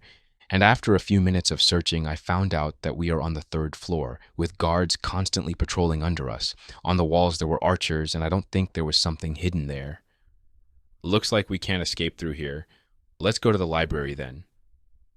I said that and went towards the closest villager that I could find and asked him to guide me. And after a few minutes, I was in front of a huge doorway that led to the biggest library I have ever seen. It was like I was living in a movie with walls filled with books, and there were multiple floors filled with full bookshelves. Everything was illuminated by lanterns, and at the ceiling, there was glass that let the sunlight to come in. Well, it's time for research. Chapter 34. Life's Complicated. POV, Bobby. After a long and tiring journey, I finally arrived at the front of a huge gate which was guarded by guards that had iron armor. The palace was huge with 5 big towers that each had a golden bell in it. The roof was made with oxidized copper that gave a beautiful sight, while the rest of the building was made with wood and stone bricks. But while I was admiring the architecture, a guard came my way. Stop right there. What's the reason for your visit? One of the guards came at me. I'm Bobby, and I was called here by Princess Beatrice. Please wait here while we check this information. I have a book signed by her if this would help. I said that as I took the book from my inventory to show it. He looked at me then, at the book in my hand, and back at me before taking the book to look at it. It's signed by Her Majesty. Well, guide you to her chamber then. And like that, I passed the imposing wall with no problem. We walked for a short while before another servant took me to show me the exact room with the princess. And after a few minutes, I was finally in front of the most important person that I'd seen in my entire life, Princess Elizabeth Mending. She was a tall woman with blue eyes and blonde hair. She wore a red dress that made her look very imposing and powerful. Bobby is a student that likes to work hard and has a brewing talent. It's what I heard. It's nice meeting you, and I'm sorry for the late greeting, she said while raising her arm to greet me. It's not a problem, Your Highness. I'm sure you had your challenges before you could contact me. I shook her hand awkwardly. I know that it sounds like a bad excuse on my part, but it's true. Father has recently gotten sick, so the political field started to get pretty ruthless, and my odds don't look too good. I was lucky that my second brother made a mistake and lost a team of powerful knights on a stupid collect mission. I think she was talking about the last team of knights that the tribe took out. I guess I helped her indirectly somehow, which I didn't know how to feel about it. I know that you intended to hire me to make potions, but I'm not sure what you need me for now, since it's been a very long time since I made any progress. That was not even close to the truth. I made a lot of progress ever since I went to the Nether, especially when I made potions for the tribe. I even managed to level up my skill again. But she didn't know that. She didn't need to know yet, at least. I wanted to see what I was needed for first before I could decide what my next course of action should be. That is a valid worry to have. You've been kicked out of the academy too early and unjustly, and you've been sent out at the edge of a nation in hopes of you dying. I'm sure you had plenty of worries when you got there. I can't give you back the lost years from the academy, but I can give you enough resources that would help you level up extremely fast. So, do you want to work for me?" She held her hand for me to accept the deal with only a shake of the hands. I'm pretty tempted by the offer, but I don't want to be ever thrown out like I'm a broken tool. I want to have some stability. I want to have access to the royal library and to get a pass in the royal garden where you get the potions ingredients. And I wanted to research more about what the trader showed and told me. I also wanted to find out if there is a way to control monsters. And if I get approved to see the garden, I'll most likely get access to the Nether as well, where I could supervise the fortress and its teams. And with that information, I could warn the tribe if the kingdom is looking for revenge on them. We helped them too much for them to vanish all of the sudden, and they're the only ones that can help find out what happened to Trader. I'm more than sure that he's not dead. He has to be alive. I could give you access to certain areas of the library, but seeing the garden is not that easy. If you show your usefulness, I could make an exception and maybe make you my right hand where you'll have access to the garden. The princess tried to encourage me, but I knew the true reason why she couldn't show me the garden. After all, their garden is a whole other dimension, one pretty hot as well. If I can make fire resistance potions, I'm sure that would increase her reputation in the political world, since they lost the Striders to get their magical milk. And lucky for me, I was at level 5 on the brewing skill, which meant that I could make the potions. And if her reputation would increase, my chances increase as well. I just need to hide those precious ingredients that I got from the fortress somewhere where not everyone could see. I'll take the deal then. Could I perhaps get a private room where I can store some items safely without someone stealing them? Are you implying that my home is a place full of thieves? She said with an angry voice which made me tremble a little. I'm not saying that, but I'm sure that when I'll start to catch the attention of your brothers, they'll start to sabotage me in any way they can to make me stop or get me on their side. I tried to reason for myself, which made her calm down a little. That could happen, I guess. Follow me then. She then went into the corner of the room where a block that I'd never seen stood. It was dark with some green, and it even had something that resembled an eye. This is an ender chest, a specialty from the Coral Nation. It's a chest that only you can have access to it. Wherever you put it here, you can find it in any ender chest all over the world, and only you have access to it. Try to put something in it. What she described to me sounded like a magical chest and a very convenient way to safely keep your valuables, but I didn't want to put something precious from the start, so I took the book that I got from the princess and put it in the chest. And she then proceeded to put a stick in the chest as well. Now check the contents of the chest and be surprised. And I did as I was told. Once I opened the chest tab, I was surprised to see that only the book was there, and not together with a stick. This is amazing. It is indeed. But unfortunately, only the Coral Kingdom knows how to make them, and they don't sell them for cheap, she said with a disappointed voice. There are 6 ender chests in total, one for every member of the family, and one in the throne room for everyone to access. You can use that one if it's not occupied, and in case of an emergency, you can use mine. Is this good enough? This is perfect for me, thank you. I said that as I quickly started to put my precious ingredients into the magical chest. I'm glad to hear that, Bobby. Welcome to the team. POV, Blue Flame. The way back home was not a pleasant journey, to say the least. The explorer didn't come to our meeting place even after a few hours of waiting, and Bobby didn't take it too well. He's still in shock and walks empty-minded through the hot lands. And I understand his feelings. I feel more frustrated from this than anyone since I was the one that was supposed to know more about this fortress. I said that this fortress was abandoned and they trusted me. They even paid us a lot through the recent battle with the outsiders. I even blame myself for suggesting gathering information in the first place. If I didn't say that maybe we could have avoided this accident. The walk back home was filled with pressing silence. I tried to talk with Bobby from time to time, but he was like an empty husk, just nodding his head from time to time and kept walking. Finally, after a few days, we arrived at his portal. I thought getting him back to his world would make him feel better than staying in the tribe, and the fact that he finally spoke in days made me believe that the choice was right. With that done, I had to get back home and bring the bad news to my chief as well. It was never a good feeling to be the one that brings the bad news, but it had to be done, so after a few hours, I was back in the tribe, waiting outside a wooden door. It was Undying's house. Let's do this. I took a deep sigh and knocked okay the door. Who is it? You can come in. A voice was heard from the other side, and I opened the door as instructed. Inside stood a woman with red hair working on a crafting table. She just finished making some arrows before turning to me. "Oh, it's you, Blue! What happened?" "What makes you think that something happened?" "You usually barge in here like it's your own house. The only time when you're not doing that is when you've done something bad, so what happened?" I did not realize that. But you're right. I bring bad news from the last expedition. The journey towards the fortress was long, but relatively safe. But once we got there, we saw that the fortress was not abandoned as we thought. There were black skeletons that were moving in order like there were sentients. "But didn't you tell me last time when you read about it that it was supposed to be empty?"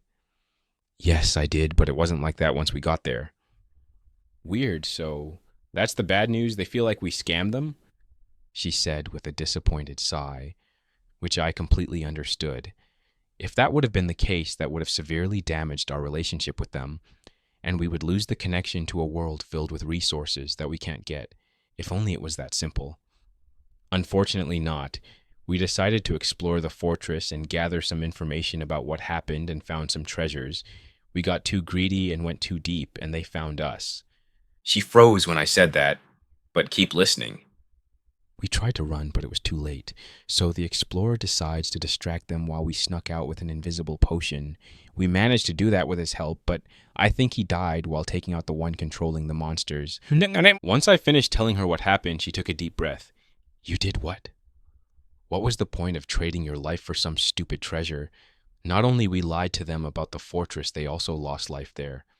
This is worse than the worst-case scenario. We would be lucky if Bobby won't reveal the location of our tribe to the outsiders as revenge." I didn't think of that, and while I don't see Bobby doing that, he was also devastated by this incident that maybe something snapped inside him that would change his way of thinking. What should we do then? We have to apologize to Bobby and make everything in our power to make him forgive us. But I already sent him through the portal. How are we supposed to contact him now? Then we have to get into their world where we could contact him, she said with a serious face. But how? You told me yourself that we can't go into their world without getting affected by it. She forcefully put her hand on my shoulder. I may have a plan that would work out, but I need your help for that. Chapter 35, Plans to Escape. It's been a few days since I've been stuck in this palace. The library was huge, so I was not bored while looking through it. There were stories about history that taught me a lot about this world, like the fact that every nation has its specialty. The Sandstone Kingdom is specialized in enchanting items. The ruler of this country has to have level 7 in the enchanting skill before they can even be considered a candidate for the throne. They're also the only nation that knows how to break the obsidian block, which they keep close to their hearts as a secret. With that resources, they have certain advantages in trading with the Coral Kingdom to get some good deals since they live in a desert after all. The Coral Kingdom is the only kingdom that is not connected to the unclaimed land, which sounds like a good thing, but they have their challenges with the monsters as well. While they're the only nation that is connected to the sea, it also brings problems called drawn and phantoms every now and then to challenge their warriors, and their specialty is crafting. It's not a nation ruled by a king or nobility. They have a hierarchy of who is the richest is also the smartest. A country is a big place for trading. There travels wealth unimaginable to normal people every day. It was a fascinating thing to read about. The Stone Kingdom has a specialty in the brewing skill, since it's the only nation that has access to blaze powder and other resources from an unknown source. A fan fact about the royalty there is that their name is Mending, which is connected to every royalty because each one of them has a trade with Mending, surprisingly. This is a way to show that they are chosen by the system by being given a rare trade that only they have access to. Now, I don't know if they're truly born this way, or they just keep changing jobs until they got the desired book, like in the game, but this is one factor that keeps them in the ruling line for sure. From what I read in the books that I saw, the other kingdoms don't know about the existence of the Nether, and I think not even the Stone Kingdom knows the existence of the End Dimension. And finally, but not least, the unclaimed land. This territory was bigger than even the 3 nations combined. With such a vast, empty land, why is nobody trying to occupy it? Well, it's a simple reason for that. The whole land was filled with monsters, and while the nobles were equipped enough to deal with some monsters, it wasn't as easy as it seems. The deeper you go, the more monsters you meet. Some of them won't stop spawning even when you put a light source down. And even if you manage to go through all of that to find the lost cities and their forgotten knowledge, you'll be stopped by the biggest obstacle: corruption. The deeper you go, the closer you get to the battlefield that took place a long time ago. Even if the portal was closed, the corruption was still there, slowly expanding its domain. When a villager stands for some time in corruption, a change starts to appear in them. They suddenly lose their speech and reasoning. They become the villages that Bobby was tasked to take care of. That's how you become an outcast in here. Luckily, I was spawned pretty close to a nation, so I didn't have to deal with too many monsters, and I don't know if the corruption would affect me the same way as the villagers. But I wasn't only reading in the library this whole time. I tried to meet with my witch friend to see what he learned and what kind of propaganda he was going through, but I haven't been able to see him those past few days, which was not a good sign to see. So I felt that I needed to do something to help him, something that could help both of us. I needed a way to escape from this beautiful prison, but I already started to see some trouble in my escape plan. My genius idea was a classic one that was so foul-proof that nothing could go wrong: dig a tunnel. But I had to be careful while digging the tunnel since I had people watching after me from various corners of the library. Once I found a place where I was pretty sure that I was not seen, I started to dig down on the wooden floor, which took longer than usual since I only had an iron pickaxe to use. After a few minutes of hitting the wooden block, I was finally able to break it, which showed me a sandstone block. Jackpot. I then started to break that block as well, which was faster since I used the pickaxe. But while I started to plan how I should meet with Froggy and escape this place, I was blocked by a block that I never expected to see here: an obsidian block. What's an obsidian block doing here? It can't be that this whole palace is on top of an obsidian platform. I broke some more blocks only to see more and more obsidian under me. There were 3 blocks between the floor and the obsidian base. I know that Sandstone Kingdom is special because it knows how to break obsidian, but I don't think there's enough lava in this whole desert to cover the whole palace. I had to stop digging since my supervisors were starting to wonder where I am. I quickly covered the small tunnel that I just did and opened a book right before the librarian checked me from the corner. "Excuse me, sir. Do you know, perhaps, how can I find my friend Froggy?" The man looked surprised that I talked with him. "Are you referring to the hero that can cure the infected?" "That's him." "He's too busy, you can't meet him yet." "What do you mean he's too busy to meet me? What's he doing?" "He's going through the program that would let him be a good companion for the hero, of course." "Wasn't I supposed to take the same course as him?" Yeah. I think they forgot about you." The librarian tried to avoid his eyes from mine once he said that. That was a weird reaction to have. He looks like he does know where my friend is, but doesn't want to help me. Then it hit me. The Sultan wanted to keep the two of us separated as looming as possible so he can have control over Froggy's movement. This made my mouth taste sour, so I decided to end my learning for today and digging plans and try to search for my friend more carefully, even if they didn't want to guide me. I exited the library and started to wander around the place, trying to remember every path that I took so I won't get lost. I managed to walk for a few minutes like that before a guard with iron armor stopped me. "Sorry, sir, what are you looking for?" I'm looking for my friend. You can recognize him by the title of the witch. "I think I recognize that name. Follow me, and I'll be guiding you there." The guard responded calmly, which took me by surprise. I expect to be told that I'm not supposed to meet him like the librarian, but the guard seemed more friendly and just led me along the hallway. After a few minutes of walking, we stood outside a door that I was quick to recognize. "This is my room. What does that have to do with my friend Froggy's location?" I asked the guard, confused about the situation. "Your friend is too preoccupied for now, so he requested to be left alone until he is free again." The guard answered with a smile, which left me shocked, realizing that I've just been tricked. "I wish you a pleasant day, sir." He then turned and left me alone. I was frustrated by what just happened and went into my room. At least there's some privacy in my room. Maybe I should start making plans about escaping in here from now on. Unfortunately, I was on the 2nd floor, so I couldn't mine underneath my room. Or maybe I could. I broke a block from the floor in one of the corners of my room, and underneath was a room filled with barrels on the walls. Is this a storage room? I looked more carefully around the room in case someone was there, but fortunately for me, I was alone. I then carefully climbed down and looked through the barrels only to see food in them. There was cooked and uncooked meat, there was bread, and there was milk. Every kind of meal that I could think was here, but what truly caught my attention was the barrel that was full of coal. This must be the storage room for the kitchen. I hope nobody will be mad if I take some coal with me. I then took out a stack of coal and put it in my inventory before getting back to my room. The only thing that I was missing was some wood, and I could finally make some torches that can light up the tunnels that I would make under the palace. That way, I won't have problems with monsters who would suddenly appear while I work on a way out. I then went outside my room again and walked towards the guard that was suddenly by my door guarding it. Hey there, is there a facility where I can increase my level of crafting? The guard looked suspiciously at me. Yes, we do have such a room. It's the crafting room, but it only has materials for the first 3 levels. I guess I'll have to use what I have. I don't want to fall behind my friend and not make any progress. I know I don't have a brewing talent, but I want to help the hero in any way that I can. While the guard was still suspicious of me, he still guided me to the crafting room. It was a big room with a few crafting tables here and there, but the rest of the room was filled with labeled chests. I went towards the one that was filled with wood and took some sticks and planks out. With the new materials that I got, I could finally make what I truly wanted. Torches. I made 4 stacks of torches, which took around half an hour to make, and I also used some of the wood to make some chests where I would put the blocks that I'll mine. With everything done, I started to look more carefully around the room to see if there was something else that caught my attention.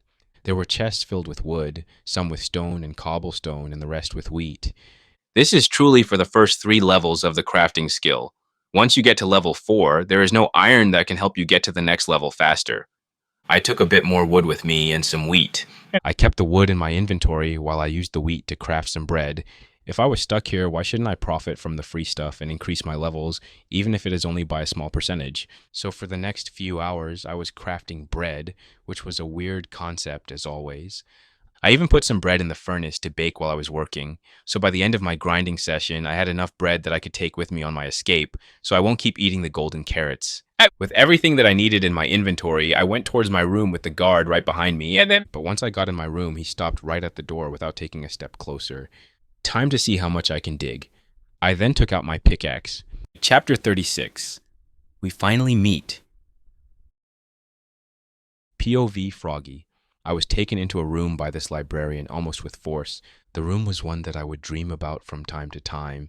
It had a few brewing stations, not some old cauldron like I had in my house.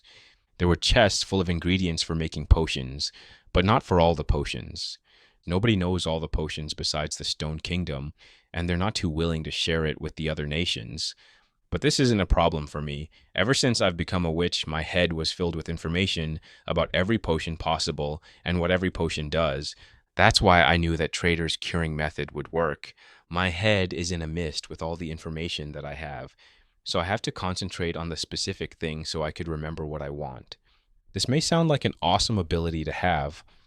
I suddenly got struck by lightning and I get my brewing skill up to level 7, which would make me a master in any kingdom that I'll go in. But there's no such a thing as a free power. There had to be a downside as well. My skin got lighter, I got uglier, and the most damaging of them all is that my system is now broken. I had never seen or heard about such a skill tab. The error message usually appears only when you reach the max level on a skill, but it appears on my crafting skill, which is only level 3, and the brewing skill just got even weirder. Before I was changed, I had levels in my crafting skill.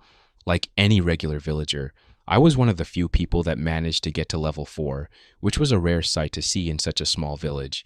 I could see a bright future for me with hard working and my high level skill combined, but everything changed on that stormy night, which was a rare sight to see in the desert. I was outside taking care of the chickens so they could get back safely when all of a sudden I was in intense pain. I heard the chickens dying around me with sounds of flame surrounding me. I was in pain for what felt like hours, but was most likely just a few minutes. Once I was finally able to gather enough strength to get up, I was greeted by another sight of horror. Beyond the small wall of flame was my village, which was getting attacked by a horde of monsters that appeared out of nowhere. I started to panic and took my stone shovel from my inventory, and in pain with my hands trembling, I hit the first zombie that I saw. But when I hit the zombie, I was not overwhelmed by the horde as I expected. Instead, only the zombie that I hit started to attack me, while the others ignored me like I wasn't even there. After a few good swings, I finally managed to defeat the monster and quickly went to the next one. But even after all of that, I was too late. The monsters managed to slaughter everyone in the village except for me. I could see familiar faces walking on the dirt path with empty and dead expressions. They were infected and turned into monsters as well. And when I thought that things couldn't get any worse, the sun finally got out of the rainy clouds, which brought light all over the broken village. And with the sun out, the zombies started to burn and whine in agony. So even in death, my friends and family had to suffer for one last time. I shook my head as I tried to lack up those memories again. This is the place where you can try all the potions that you ever wanted to. I'm sure that even though you have such a high level, you didn't have the resources to use to its full potential. Here, we want to help you use it.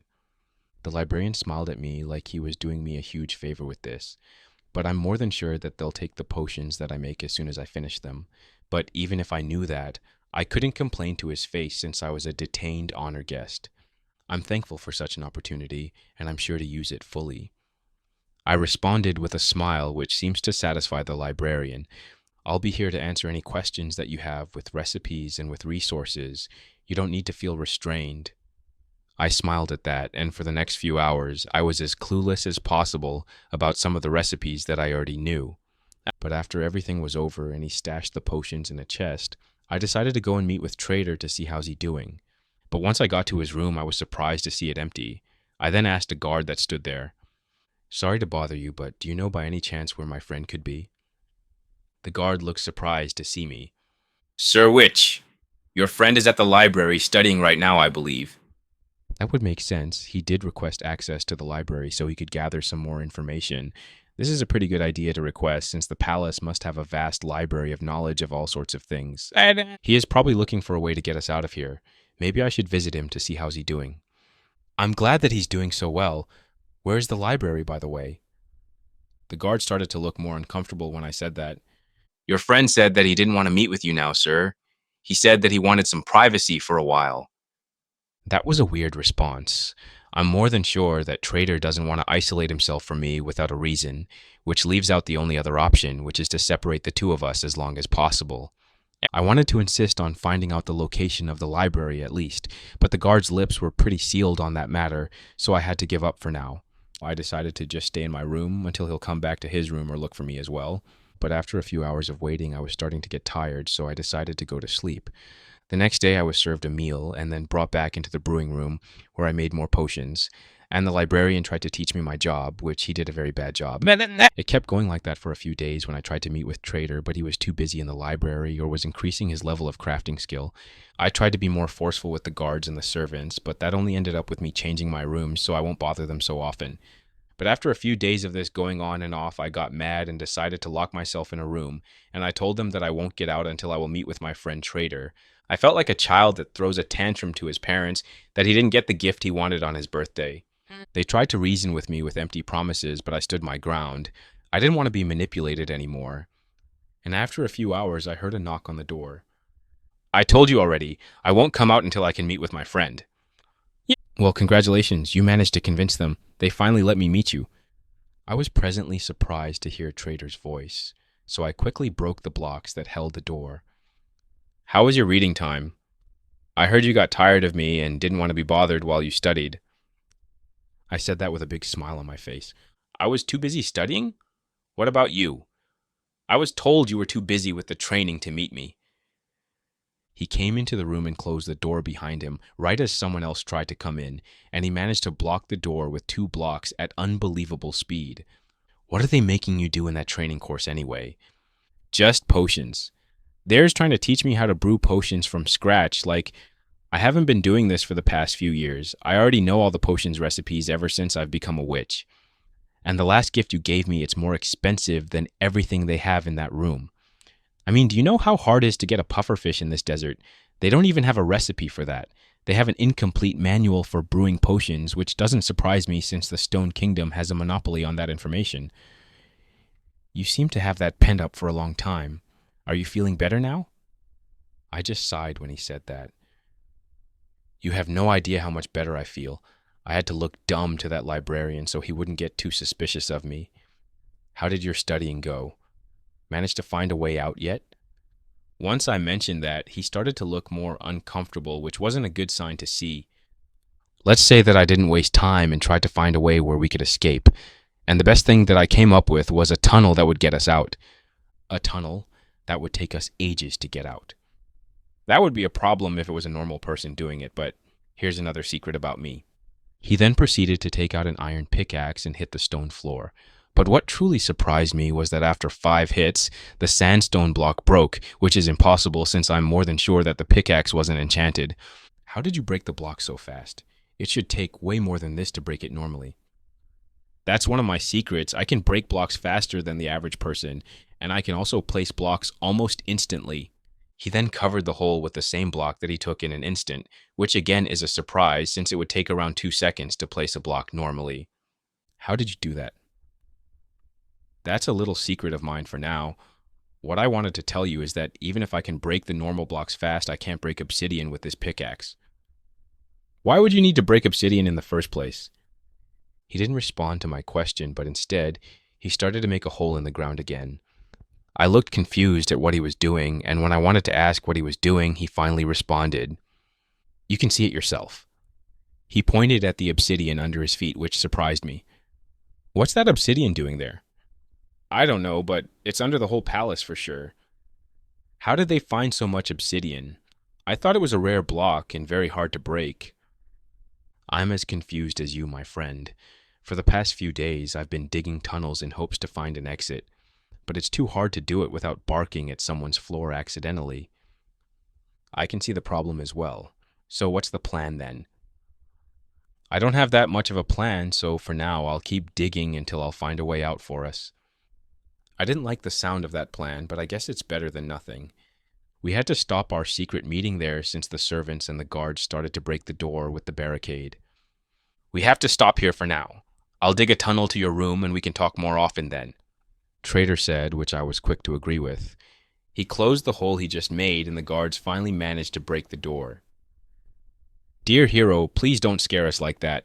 If you needed some alone time with your friend, you could have just said so. You didn't need to use such extreme measures. What if something happened to you and we couldn't help? The librarian looked at me worried, which made me sigh. I'm sorry, mister. I didn't want to scare you like this. Fortunately, I just finished my discussion with my friend, so I'm ready to get back to business as usual. His face lit up once he heard what I said. We can forget such a small mistake as long as you're getting back to training. Come this way, hero. Time must not be wasted. With a final sigh, I went after him. It would be a boring few weeks for sure. Chapter 37, Through the Portal. POV Undying Flame. For the next few days, I gathered enough materials to let Blue make some potions that I think would help me survive in the other world. He seemed surprised when I first told him about my plan. He didn't like it. He tried to stop me, but I had to remind him that I had to be the one that should do this risky mission to show our sincerity. After a few grunts, he accepted it, only if I promised that I wouldn't die stupidly with this plan. I just laughed and said to him that I planned to die in battle. Now I was with Blue in front of the portal, and he finally handed me the potion. I don't know where you got this idea, but theoretically it should work. This is a Regeneration 2 potion that is only possible because of the materials that I got from the fortress. From what Bobby told me, there's no such thing as a level 2 potion in their world. The system doesn't let them. But our world doesn't follow the system, so I could make it from some ancient scrolls, but this is my first time making such a potion, so I don't know how long it would last. After the long explanation, he finally handed me to the potion. Thank you, Blue Flame, and sorry for making you worry so much. He just gave me a tired smile and nodded his head. I then turned towards the portal and took a deep breath before passing to the other side. I didn't feel any different in the first few moments. Maybe just a bit colder than usual, which was a new experience. But I didn't have to wait for too long before my head started to hurt, and my stomach was next as well. I quickly had to take the regeneration potion before I couldn't move from the pain. Once the liquid run through me, I could feel the change right away. I could feel my health fighting back the sickness and even overcoming it. Are you okay there? Blue asked, concerned. Yes. I've never felt better, actually. It works, Blue. I can go to another dimension without dying. I'm glad to hear that, Chief, but you have to move quickly before the time runs out. How long does it last? The normal regeneration potion would last around an hour, but because this one is a better version than the original one, it would last shorter. So about half an hour. I was shocked to hear about the short time I had in my hands. Most of the potions usually last between 2 to 3 hours, but now I'm in an underground tunnel in a new world, and I have to find someone in just half an hour. I still have 2 more potions, don't forget.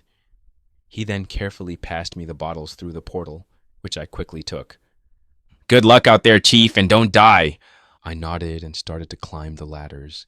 The portal was deeper than I thought.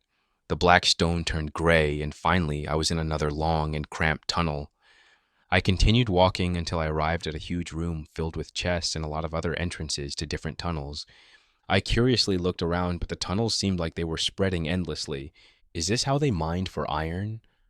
How did they manage to mine so much in such a short time? I looked in one of the chests and I was shocked by the number of block. But what truly shocked me was the amount of gold they had. It was stacks upon stacks of gold. It was so much gold in this chest that it would make a normal pigling think it was dreaming. I knew they were not normal, but not this abnormal. They could have bought the whole tribe 3 times over if they wanted to. I decided to close the chest since I didn't want to be tempted more than I already was. I looked around some more until I found another ladder that was going up. I guess I'm still going up. So I started to climb the ladder toward a strange light. But once I got to the top, I was beyond shocked by what I saw. Something cold run through my lather clothes. The colors of everything were so vibrant, and the ceiling was so high that I couldn't even see it. I didn't know how to react. I knew that it was a different dimension, but I didn't expect the difference to be so big. It felt like everything was overwhelming me, and I didn't know what to do. Slap. Focus on dying. You have a mission to do, and it's timed on top of that. The slap brought me back to reality, so I finally started to act more rationally. I looked around some more, and I saw some storage houses made of cobblestone and another brown block that I didn't recognize. This must be their tribe. With that knowing, I started to walk towards that closed house. There, I finally saw someone that looked like an outsider with their big nous just wandering through the strange houses. Hey there, do you know where I could find Bobby? The stranger turned towards me with a curious look, but didn't say anything. Can you understand me? I walked closer to him, but suddenly stopped once I saw a huge shadow appearing from the corner of the house. It must have been 3 blocks tall, with broad shoulders and a small head. The creature was white like the iron armor, and had long arms that almost reached the ground. The creature looked at me confused and reached his arm towards me. I tried to run out of its reach, but I was already caught and lifted like I was just a piece of string. The iron creature showed me to the stranger, but he just raised his shoulders like he didn't know what to do with me as well. Since they both seemed confused, the creature just walked from person to person, asking what to do with me. Nobody seemed to know who I was or what I was. Some of them weren't even interested in me. Finally, there was someone that could talk. Well, there, big guy, I still can't get used to you. Iron Golem, was it? What do you need? The person talked with the Iron Giant with a bit of fear in his voice. Hello there, stranger. My name is Undying Flame. Can you please tell this Iron Golem to let me down? He finally seemed to notice me captured in one of the iron arms. His eyes narrowed with suspicion. Who are you? And what happened to your nous? My nous? That's my normal nous. I don't think there's anything wrong with it. Anyway, I came here in search of a man named Bobby. The man got tenser when he heard that name. Why do you need him? I want to apologize for a mistake that I and my people did to him. Once he heard that, his expression started to relax. Then you're a few days too late, I'm afraid. He was called to the palace to meet with the princess, and I didn't hear from him ever since. I'm only here to take care of his village while he's away. My name is Toby, by the way. He raised his hand for me to shake it, but unfortunately, I was only able to just stare at it since I was still held by the golem. Oh yeah, Iron Golem, you can let her down. The golem nodded his head and gently let me down. Thank you. When do you think Bobby would come back? I don't know. I'm still waiting for a letter that would tell me his situation. Then I have to get to him. I can't afford to wait for an unknown amount of time. Well, the palace is a few days away from here. A few days? I can't... Suddenly pain run through my head like never before, followed soon by the pain in my stomach. The potion effect wore off already, so the pain came back with force. I quickly took out a potion from my inventory and drank it like it was no tomorrow, which it was in my case if I didn't. Finally, after the last drop was in my body, I could feel normal again. Are you okay? Toby asked me worried. Yes, but I better get back home quickly before I run out of potions. Well, as I was saying, Bobby is too far away, and I don't think you know how to get there even if I told you. This wasn't a good thing to hear. If Bobby went to the palace, maybe he was already telling the people from the fortress about our tribe's location. I had to do something, and it had to be fast. Can you perhaps guide me to the palace? Of course, it won't be for free. I could trade you some potions in exchange. I said that to him while holding the last regeneration potion in my hand. I'm also worried about my friends, so I'll accept your deal. Well, take my horses to get there faster. When do you want to leave? Yep. I need a few hours to get ready, so I'll come to you as long as you are still in this village. He nodded his head in understanding, so I started to sprint towards the ladder that went deeper. I almost got lost through the tunnels, but after a few minutes, I was back at the portal where Blue waited for me anxiously. Undying, you're back, Blue said with a relieved voice, which made me realize that I may stayed a little too much in the other dimension. Of course I'm back. I told you that I wouldn't die in such a stupid way. He just smiled at my comment and asked me how the apology went. No. Unfortunately, I didn't meet him. He was called to the palace, apparently, and he didn't respond for a few days. His face started to turn white when he heard that. What are we going to do now? You'll get back to the tribe and move everyone to a new safe location while I go searching for him to give him the apology. Nope. That's too dangerous for you, and I don't think you have enough space in your inventory to hold that many potions. What he said was true. With only half an hour of regeneration, I couldn't make a journey of a few days, so I had to think about a solution. If only we had some redstone, I could make the potions last longer, even if it's the weaker version. Redstone? Yeah, it's like the glowstone dust, with the exception that is red. This made me think about the many chests that were in the large room. One of them had a lot of ores, including what I think was redstone dust. I think I can get you one of those, but I have to borrow it from Bobby's chest. He didn't look too comfortable with the notion of almost stealing, but understood the cause. So I quickly got up the stairs and run through a few chests until I finally found the redstone dust, which I took a stack. Blue thanked me and started to brew the potions right then. After a few minutes of waiting, the first batch were ready. Okay, here's one. But be careful since this is only a normal regeneration potion, and it won't be as strong as the last one. I took the potion, passed through the portal, and drank it. The wait wasn't long before I could feel the change. It wasn't as strong as the first one, but it was enough to keep it on hold. It's good enough. Make me a few more, and I'll leave as soon as possible. I don't think you'll have enough time even if you have the extended potion. Then what do you suggest we do? We don't have a lot of options here. He took a big breath and then spoke. I'm going to teach you how to do it yourself, and once you know, I'll give you all the ingredients you need to make it yourself. That made me stop and think. And it was a pretty good idea. Only the people in the overworld were limited by the system, and we didn't have that to stop us. That's a pretty good idea. Please teach me. So far, the next half an hour, we stood at the brewing station where Blue showed me how to make a regeneration potion. After everything was done, I had the materials, the tools, and a few potions made from the lesson. Thank you, Blue, again, and take care of the tribe while I'm gone. Bye. I waved my hand and went through the portal once again. It was time to explore the new world. Chapter 38, Enchanting Room. It was a beautiful day outside. The sun spread its warm light over the desert. The people were calmly doing their jobs, and I was also doing my job. I was digging a tunnel to an unknown destination, and the heat of the torches didn't make this job any easier. Why is this place so huge? I yelled in frustration. I took a clock from my inventory to see what time it was, since I felt like I should return to my room before my lunch would come and find it empty. Well, at least they didn't suspect me when the clock mysteriously disappeared. I smiled mischievously at my comment, but only for a short moment before I realized that I may be late for my meal. I quickly put everything back in my inventory and run back toward my room. Unlike the game, I couldn't sprint jump through a too-black tunnel without hurting my head. I had to be satisfied with casual running while being careful not to accidentally extinguish the torches on the wall. In a few minutes, I was back in the storage room while carefully claiming into my room. Knock, knock. I'm up! In up! You don't have to knock so hard. I quickly covered the hole in the floor and went to open the door. A female villager was waiting for me on the other side. Your lunch is here, sir. Cooked chicken with some milk. She held a wooden plate with a cooked chicken and a bowl of milk. Thank you. After my long nap, I feel pretty hungry. She just nodded her head and went back to her job. I closed the door behind her and looked at the pressure plate with the food. Still shocked, as the first time I saw them use a pressure plate as a small portable table. I think I'll use this idea as well when I get home. I put the food in my inventory since I already ate while mining. After all, I had to go through the food storage room to get to my tunnel. I guess I'll have to go to the library soon as well. I stretched my arms, my legs, and waited a few minutes before getting out of my room. Right behind me was a guard that always follows me when I was out of my room. Ever since the day where I wandered aimlessly through the palace in search of Froggy, I always have a guard with me.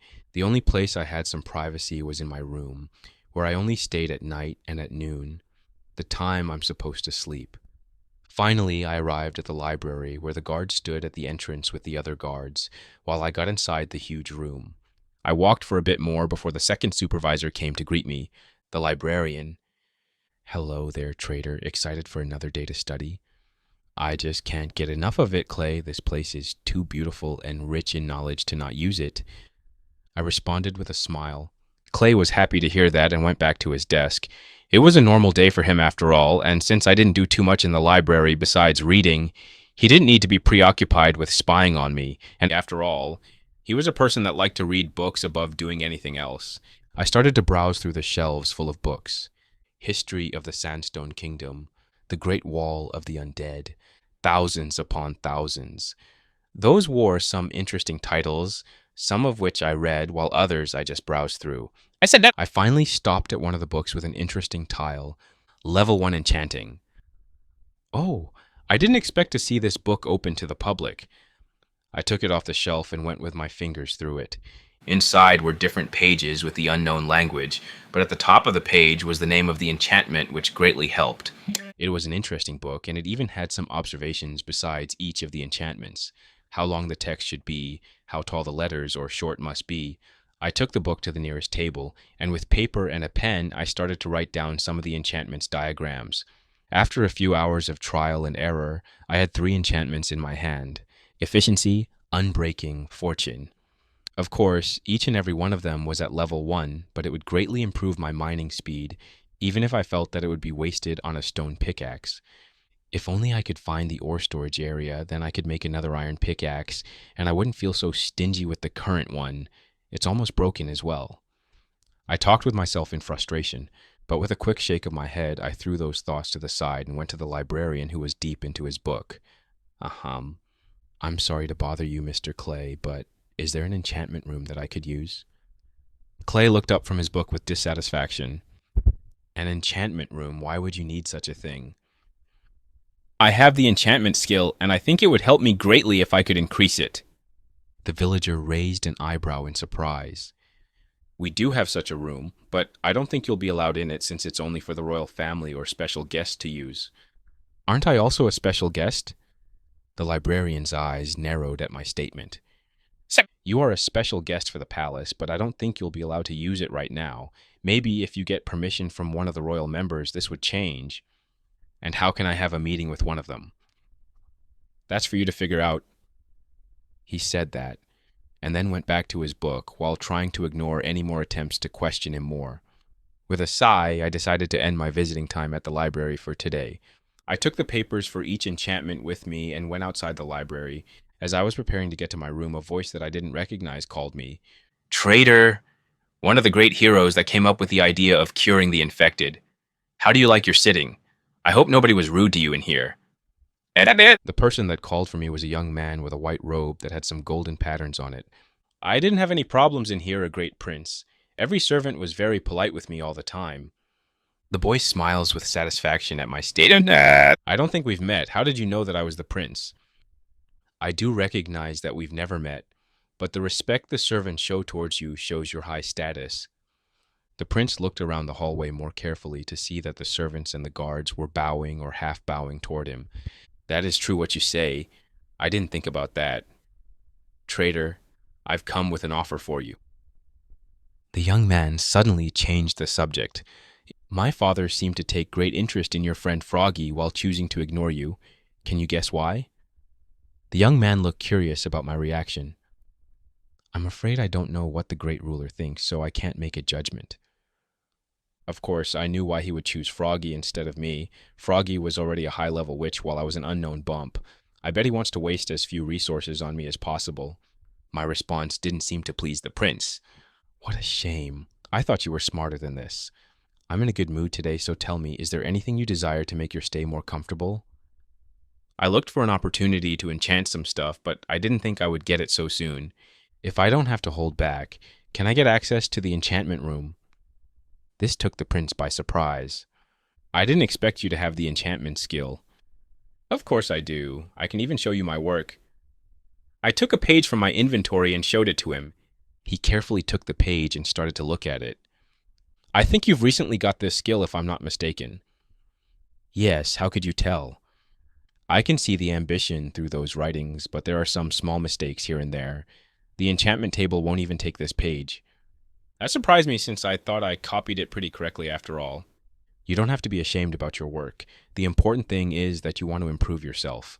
But for your request, I can make an exception and let you use it. Thank you for your generosity, Your Highness. For a price, of course. I looked suspicious at him once he said that. What price? Oh, nothing much. You don't have to worry about it. I only need you to do a few enchantments for me. That made me a bit confused. I knew that you needed to have a high level of enchanting before you were even considered a candidate for the throne. So why would he need me to enchant something that he could easily do himself? You don't have to worry so much about that. I only need you to get to level 5 and then you can help me. At level 5, I could make unique enchantments like mending, flame, and others like that. I still didn't know what he would need me to do, but this would probably be my only chance where I can have access to the enchanting room without having to break in. I'll accept your deal, Prince. He made a small smile when I accepted his deal and gave me the page back with another book. This book was signed by me. You should be able to get where you want without any problem. I took the book that he gave to me and looked if it had any traps, if it was even possible, but the only thing that I saw was an empty book signed by Amun. Thank you for your generosity, Sir Amun. He smiled at that and then guided me to the enchanting room. And it wasn't even that far from the library. I could write the enchantment while I was studying in the huge library. Then I would walk for a few minutes until I could enchant them. The guard at the entrance looked at us before he gently opened the door. Welcome back, Your Highness. It's good to be back indeed. But this time, I won't be the one to use the enchanting room. My friend here would like to raise his skill level. Please treat him with respect. I even gave him a token of my appreciation. The guard looked at me before nodding his head in understanding. We then entered the long-awaited room, where I was greeted by a surprisingly small room. The walls were filled with bookshelves, chests, and even some maps. But what really took me by surprise was the obsidian ceiling. Is this whole room surrounded by obsidian? I asked in surprise. Looks like you did learn some stuff from that old and dusty library. Yes, it is. Since only important people use this room, it's only natural to be one of the safest rooms. Of course, because we're the biggest producer of obsidian in this world, why shouldn't we use it as well? The prince said with pride in his voice. Do you have an enchantment that you want to try? He looked at me curiously. With a bit of hesitation, I took the last 2 papers that I had in my inventory and gave them to him. He quickly took them and studied it carefully. Interesting choice, Fortune and Unbreaking. Those are pretty good as well. You can take an empty book from that chest and use it. You do have enough levels, right? I nodded my head and went to get a book from the chest he showed me. I then proceeded to put the 2 pages in the book and went to use the enchanting table that was surrounded by some bookshelves.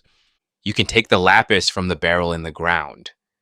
Right beside the enchanting table was a barrel that was full of lapis ore. I took 2 of them and put them in the inventory of the enchanting table. I then let the book float above the magical table and let it do its job. Fortunately, I didn't have to wait for too long before I could feel the experience leave me and the book getting enchanted. Once everything was over, I quickly took the book to see if it worked, and the inventory showed me exactly what I wanted to see. A book with the Unbreaking and Fortune enchantment. A slow clap was heard from behind me, which made me turn around. Looks like the process was a success. It would be a pleasure to do business with you. I don't know what I got into, but now I have a business deal with the royalty. Chapter 39. Journey to the Palace. POV, Froggy. The past few weeks have been weird. The first few days, they tried to teach me how to brew potions, while the rest of the weeks, they tried to teach me about the history of our kingdom, which was interesting to hear. With what I think some parts that they exaggerated, but hope wasn't lost, fortunately. Trader's ability to dig really fast managed to give me some hope that we would get out of here, which calmed my worries a little. I tried to meet with him through more legitimate means, but the servants made some pretty good excuses for how I can't meet him. They even have an axe in case I want to protest again by locking myself in a room, which only made my desire to leave more strong. Outside was night with the moon above the cold desert. Suddenly I heard a block breaking from the floor. This didn't scare me. I just casually removed the carpet that was on top of the breaking block. Not too long after, light came from the ground with a person that didn't have a nose. "Bonjour," said the strange person. "You're speaking weird again, trader. How are you doing?" "I'm doing good. Thank you for asking. I'm just very tired from all the mining and sneaking that I have to do. I don't know how long I can keep this up." He said that while getting out of the hole. "Well, unfortunately, I don't have a potion that can help you mine faster. I actually feel pretty useless." "Nonsense, Froggy. You're not useless. Your job is to distract everyone so they don't look too closely at me. So your job is very especially to our escape plan, so please be as popular as possible." He said that with a smirk on his face. I I just shook my head at that comment and handed him a golden carrot. "Oh, wow, thanks for the goods. So, how's the program going?" I took a big sigh. "It's just boring. I don't make potions anymore, so they started to teach me how to fight and some history. It was interesting at the beginning, but I think I'm not made for this. I like to throw potions at the enemies than to swing a sword at them." He nodded his head in understanding. "Well, I also have some good news and bad news for me. I heard some of the servants that they're starting to prepare for the New Year party that would happen in a month. So that would be the best time to escape from here since everyone would be distracted." "That's good to hear. What's the bad news then?" "I have to find a way out in only 1 month." He gave a tired sigh, which I totally understood. While I do a lot of work with my program, it's not as stressful as his job. He has to appear busy in public during the day and at night. When he's supposed to be asleep, he's actually digging a tunnel. The only thing that keeps him somehow energetic is the golden carrot, surprisingly. Fortunately, I had plenty to give. It's not that as bad as it sounds. From all the digging that I've done, I think that I know where most of the things should be. The only thing that would make me worry would be if the walls were connected with the obsidian foundation. Then we'll be in an obsidian box, and it would be a nightmare to break out. That didn't sound like an ideal thing to find out. Is there a way that I can help out? I don't think we can make a beacon, and it would be too obvious. Maybe if you can get me an iron or diamond pickaxe, I can enchant it and mine everything faster. I'll see what I can do. With the serious conversation out of the way, we started to talk more casually until he had to leave to get some rest. I didn't pay too much attention since I was thinking about how I could help my friend to make his tunneling easier. The pickaxe wasn't an easy tool to get, or not easy enough to not rise suspicion. But after a few twists and turns, I decided to just ignore everything and went to bed to get some sleep. The next morning, I woke up to the brutal shaking of my blanket, which did terribly for my sweet dreams. "Sir, please wake up. The instructor waits for you outside to start the training." With a grunt, I got out of my comfortable bed and ate some breakfast before heading down to do my morning exercise. Time to start another day, I guess. POV, Undying Flame. The start of the journey was slow, even with the help of the horse, which was an amazing experience. We were still not moving fast enough, mostly because I was easily distracted by everything that I saw. The green trees, the colored ground, the beautiful flowers. Everything was a new experience for me. Because of this, I almost forgot a few times to drink my regeneration potion to keep me alive. I talked with Tabi on the road, which was a great source of information. He said that there were places like the village I've been to, but much bigger, with lots more people roaming the streets.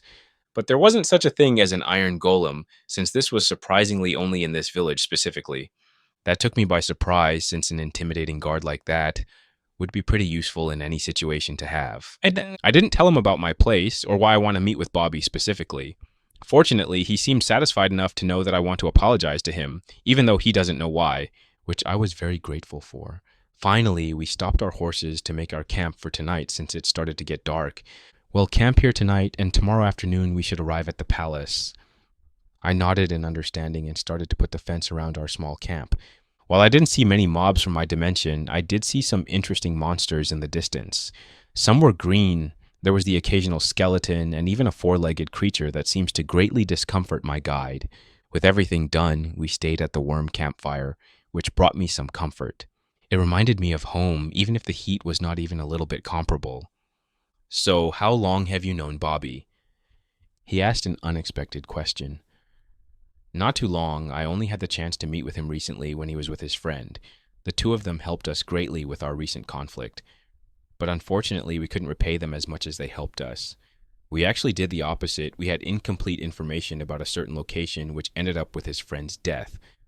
The more I talked, the worse I felt.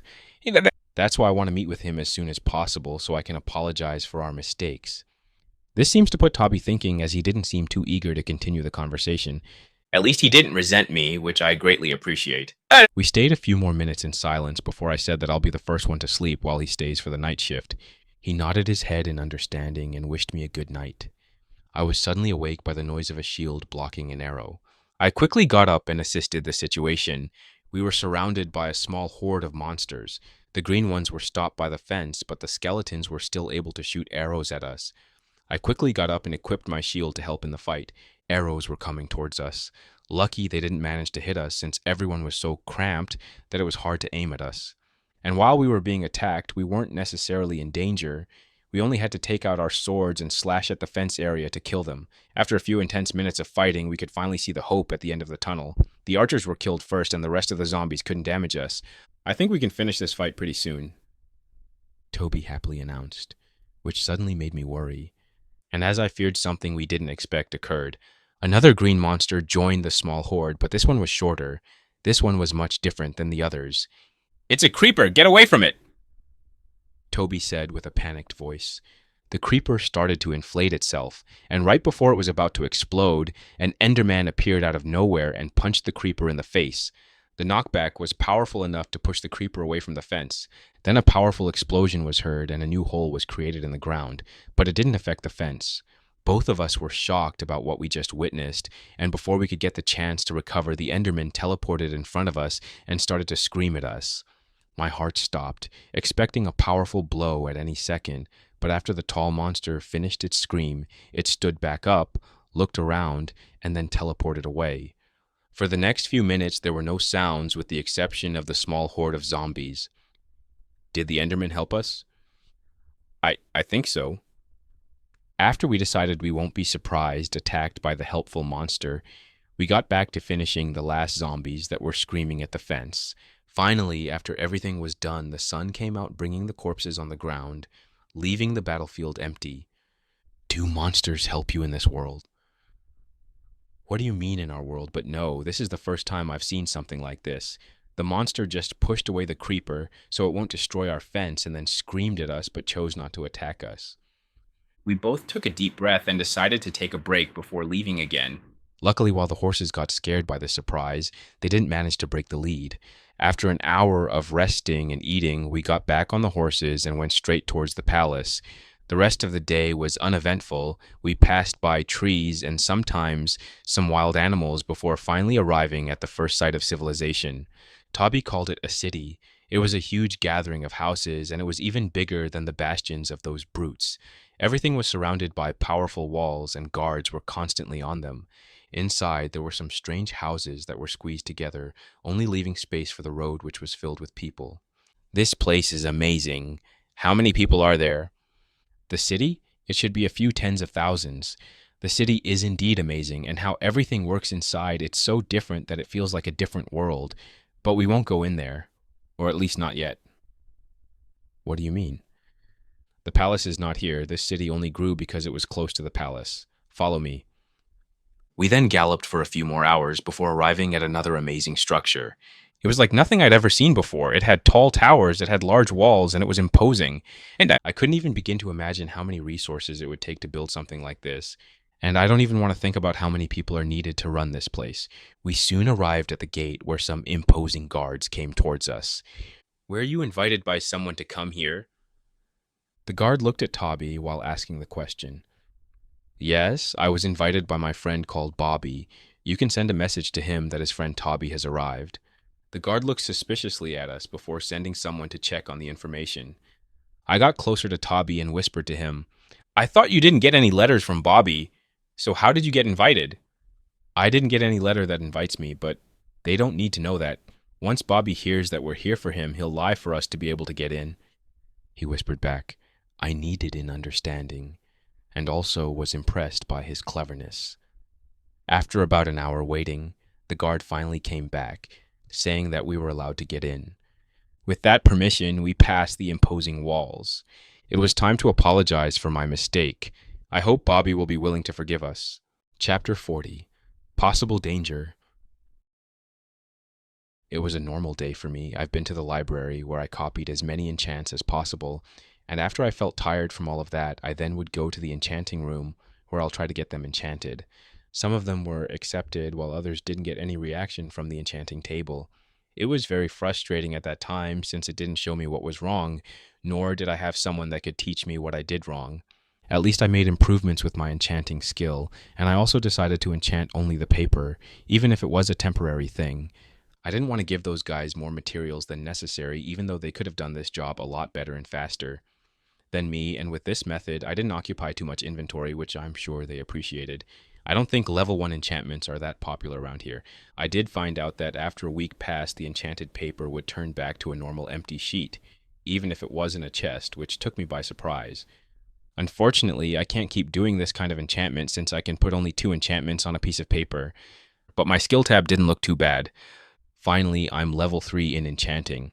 Unfortunately, I have to get back to enchanting books, but this leaves less chance for error since it won't accept the book, so I should level up more efficiently with this method.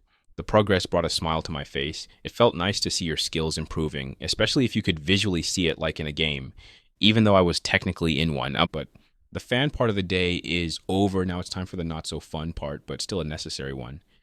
Mining the tunnel, it wasn't as hard as the first time I've done it. I luckily managed to find a storage room with broken iron tools. I took some of them, put them in a furnace to get some iron nuggets, and then I was able to make an iron pickaxe after all that trouble. And the best part about this was that I think that I took all of that from a trash room, so nobody would bat an eye if something goes missing from there. Of course, once I've got another pickaxe, I enchanted it with Unbreaking 3 and Efficiency 1. I didn't get enough time to make too many enchantments, plus I didn't want to destroy the random anvils that I use. Back into my room, I took out a golden carrot from inventory, which I quickly ate for more energy. Then I went down into the food storage room, which further led me to my hidden tunnel system. I walked through the hot, empty tunnels until I arrived at the last place I stopped. I hit the block in from of me until it broke. I then took the item from the ground and continued to do that until suddenly something changed my pace. I was greeted by a wall of obsidian. This doesn't look good. I tried to mine around it, but I was still blocked by the wall of obsidian. Looks like this is the worst case scenario. We're in an unbreakable box. Well, have to use that actual entrance to get out. I took a deep sigh and decided to see what was my position in the huge box. I mined up until finally I was greeted by light. It was from the side instead of the ceiling as I was expecting it. I think I mined it into the wall itself. I looked through the hole, and fortunately I wasn't in a place easy to see. Through the 1-block hole I could see some trees, the green grass, and even some flowers. I think I'm in a garden or something similar. I carefully got out and looked around for any signs of life. There was no one that I could see, which was a good start. After walking in circles, I finally figured out where I was. I was inside of my balcony. There was only one more room besides mine that had a balcony, and that was Froggy's old room, which now is empty. This is a pretty good spot to have an exit. I only need to figure out the guard schedule and the location of the gate. Then we can make a plan on how to get out of here. I couldn't wait to tell Froggy the good news. I finally made some progress, and this would surely brighten up his mood. With the new discovery, I decided to stop here and explore at night when there was less visibility for the guards on the walls. I'll probably ask Froggy for a night vision potion and maybe invisibility. We'll most likely have to use invisible potions when we're going to escape. We only need a distraction for the guards at gate so we can open or break the iron doors. I went back through the narrow tunnels into my comfortable room. I was tired and dinner won't come for a few hours, so I decided to take a nap until then. Knock knock. Someone was knocking with power at my door, which startled me. I quickly got up to see that the moon was already outside, shining through the cold desert. I surely missed dinner, but who would look out for me at such a late hour then? I walked to the door to open it, only to be surprised that my guest was actually the prince himself. Ah, hello there, Prince. I did not expect a visit from you at such a late hour, or at all. The prince looked curious around to room and then back at me. You must have been asleep. I'm sorry for disturbing you at such a late hour. I did sleep for a few good hours, so now for sure I won't be able to get back to it. I didn't manage to fall asleep yet, sir, so there's no problem. The prince just smiled and nodded his head, pretending to believe my lie. I'm glad to hear that. I came here to ask about your program with the enchantment skill. I recently got it to level 3. Already? That's some great progress in such a short time. I'm happy for your success. Now that you've got this far, I can help you speed up your progress in the next few days. This took me by surprise. I thought the prince would want to contact me only when I get to level 5 where he could request me or something, but it seems that he wants to help me get there faster. And the only reason that he would suddenly change his mind would be because he doesn't have enough time for me to get there naturally. This made me think for a minute. There has to be a reason for his rush, but the only thing that came to my mind was the New Year party, which is in 2 weeks. This would be an honor for me to be guided by such a brilliant man. The young prince took my compliment with a smile. Of course, anything for my new business partner. We'll meet tomorrow at the library where we would start our first lesson. He then turned around and walked away. Well, this just happened. I quickly closed the door and started to think about what just happened.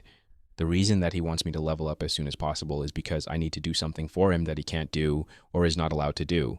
He is maxed level in the enchanting skill for sure, so that leaves the option where he is not allowed to do it himself. There are a few rules when it comes to enchanting, especially in the Sandstone Kingdom, but the only one that would truly affect a prince would be to make a forbidden enchantment, like the Curse of Biding. In the game, the only way to obtain a Curse of Biding book or enchantment is through a treasure chest. But here, you can actually make the enchantment yourself. It has the same effect as in the game where you can't take it off, but here it also has another ability, which is that it binds the wearer in one place for a few moments. That's why it's a forbidden enchantment that is punished with death no matter your status. The question is, why would he want me specifically to do it? I'm sure he can make one himself and hide the fact that he did it. I think he wants to put the blame on me if anyone finds out. I guess I have to get out of this place before I'm thrown under the bus. With that out of the way, I decided to check on Froggy and tell him everything that I'd found today. Froggy. I tried to wake up the witch with a strong shaking, but to no avail. Why are you such a heavy sleeper? I kicked him out of bed, which finally brought him back to the real world. What's happening? Do I have to get back to training already? Oh, good thing that you're awake. I thought you fell asleep. Froggy didn't look too pleased about my joke. What brings you here at such a late hour? Well, a few things happened while I was mining today. For starters, I finally reached the wall. The sleepiness from his eyes quickly went away as soon as heard what I said. That's some really good news. Does that mean we can finally escape once the party will start? Unfortunately, it's not that easy. While I did find the wall, I also found out a problem when I got there. It's the worst case scenario. We're in an obsidian box. His face changed to one of disappointment when I said that. So, what's the plan now? It didn't change too much from the original. We only need another distraction that would make the guards leave their post for a few minutes while we get away. And how do you plan to do that? I'll probably dig some more and find a room that I'll light it on fire. I guess that could work. Yes, but I think I have another problem. Do you know by any chance about the Curse of Binding enchantment? Curse of Binding? He repeated with a confused face. Okay, let me take you back to the beginning. Remember when I told you that I've got access to the enchantment room? Well, the prince just visited my room a few minutes ago and wanted to start helping me to level up my enchantment skill. I mean, it's a little bit weird, not that dangerous. Let me finish first. The prince let me use the enchanted room only because I'll help him with some enchantments, but he's already maxed on that skill, so why would he need my help? Why would he suddenly want to help me increase my level? Once I finished saying everything, I could see Froggy starting to think about it. So is this when the Curse of Binding comes in? Yes, I read in the library that this enchantment is a very dangerous one. It forces someone to wear or equip an item and to never let it go. The enchantment is so dangerous that it's a crime punishable by death if you get caught. Why would he want to do such a thing to you? I don't think you ever did something to him that would make him want to kill you, and I think there are better ways than this one to assassinate you. I don't think he wants to kill me specifically. I think he wants to use that enchantment at the next party and then throw the blame on me. He couldn't teach a random person from the palace since nobody would want to get in trouble here. Then the two of us came out of nowhere. Both of us have hatred towards this place since we're basically prisoners, so nobody would be that surprised if we did something bad. And since he can't get you, especially when you're too busy with the training, that only one left is me. Nobody would be surprised if I did something for revenge. Froggy looked shocked when I explained my theory. I don't know if that's true, but if it is, we'll have to do something about it. I don't think we can really do something to prevent it. The sooner we're going to leave from here, the better would be for both of us. He nodded in understanding. Well, I've told you what I wanted to tell you, and for the next few days, maybe I won't be able to visit you. So I'll get back to exploring around the walls for a bit. Do you have night vision potions by any chance? He searched through his chest before handing it out to me. Thanks. Hope you'll manage to get back to sleep. I then jumped back into my hole and went for more exploring. Chapter 41. Guests. POV Bobby. I was surprised, to say the least, when I looked at the two people in front of me. The day started great with me in the lab, increasing my level of brewing when suddenly a guard came to me to announce that my guests have arrived. Confused, I asked the guard what he was talking about. He responded that two people claimed to be my guests, and one of them is named Toby. Then I realized that I forgot to send a letter to my friend to say that I'm okay. From his perspective, he gave me a summoning book which made me disappear for a few weeks without giving him any signs of life. I'm sure this must have worried him to the death. I told the guard to let them in since I was expecting them. Luckily for me, for the past few weeks, I've increased my reputation in the palace to the point where I don't need to be under surveillance 24/7. With this kind of trust, I'm able to invite someone to the castle without asking the princess first. She would get a report later, of course, but I don't think she would be against my decision. After a few more minutes of waiting, the two guests were staying in front of me. I look at my friend that is beaming with happiness to see me alive and well. Bobby, you better have a good explanation for making me worry so much. He then gave me a strong hug, which took the air out of me. And why didn't you tell me you got a new friend? He said that in a whisper while pointing at the other guest. The woman was tall with a strange hat on her head. She didn't look too comfortable to be here. Her eyes were dancing at every wall for something to distract her and not look at me. I didn't expect to see her now or here. I didn't even know she could walk in this world. I guess Trader doesn't know everything after all. Undying Flame, I did not expect to meet you today, or here in general. What brings you here? I involuntarily said with a cold voice which surprised me. I thought I had enough time to adjust my emotions to my friend's disappearance.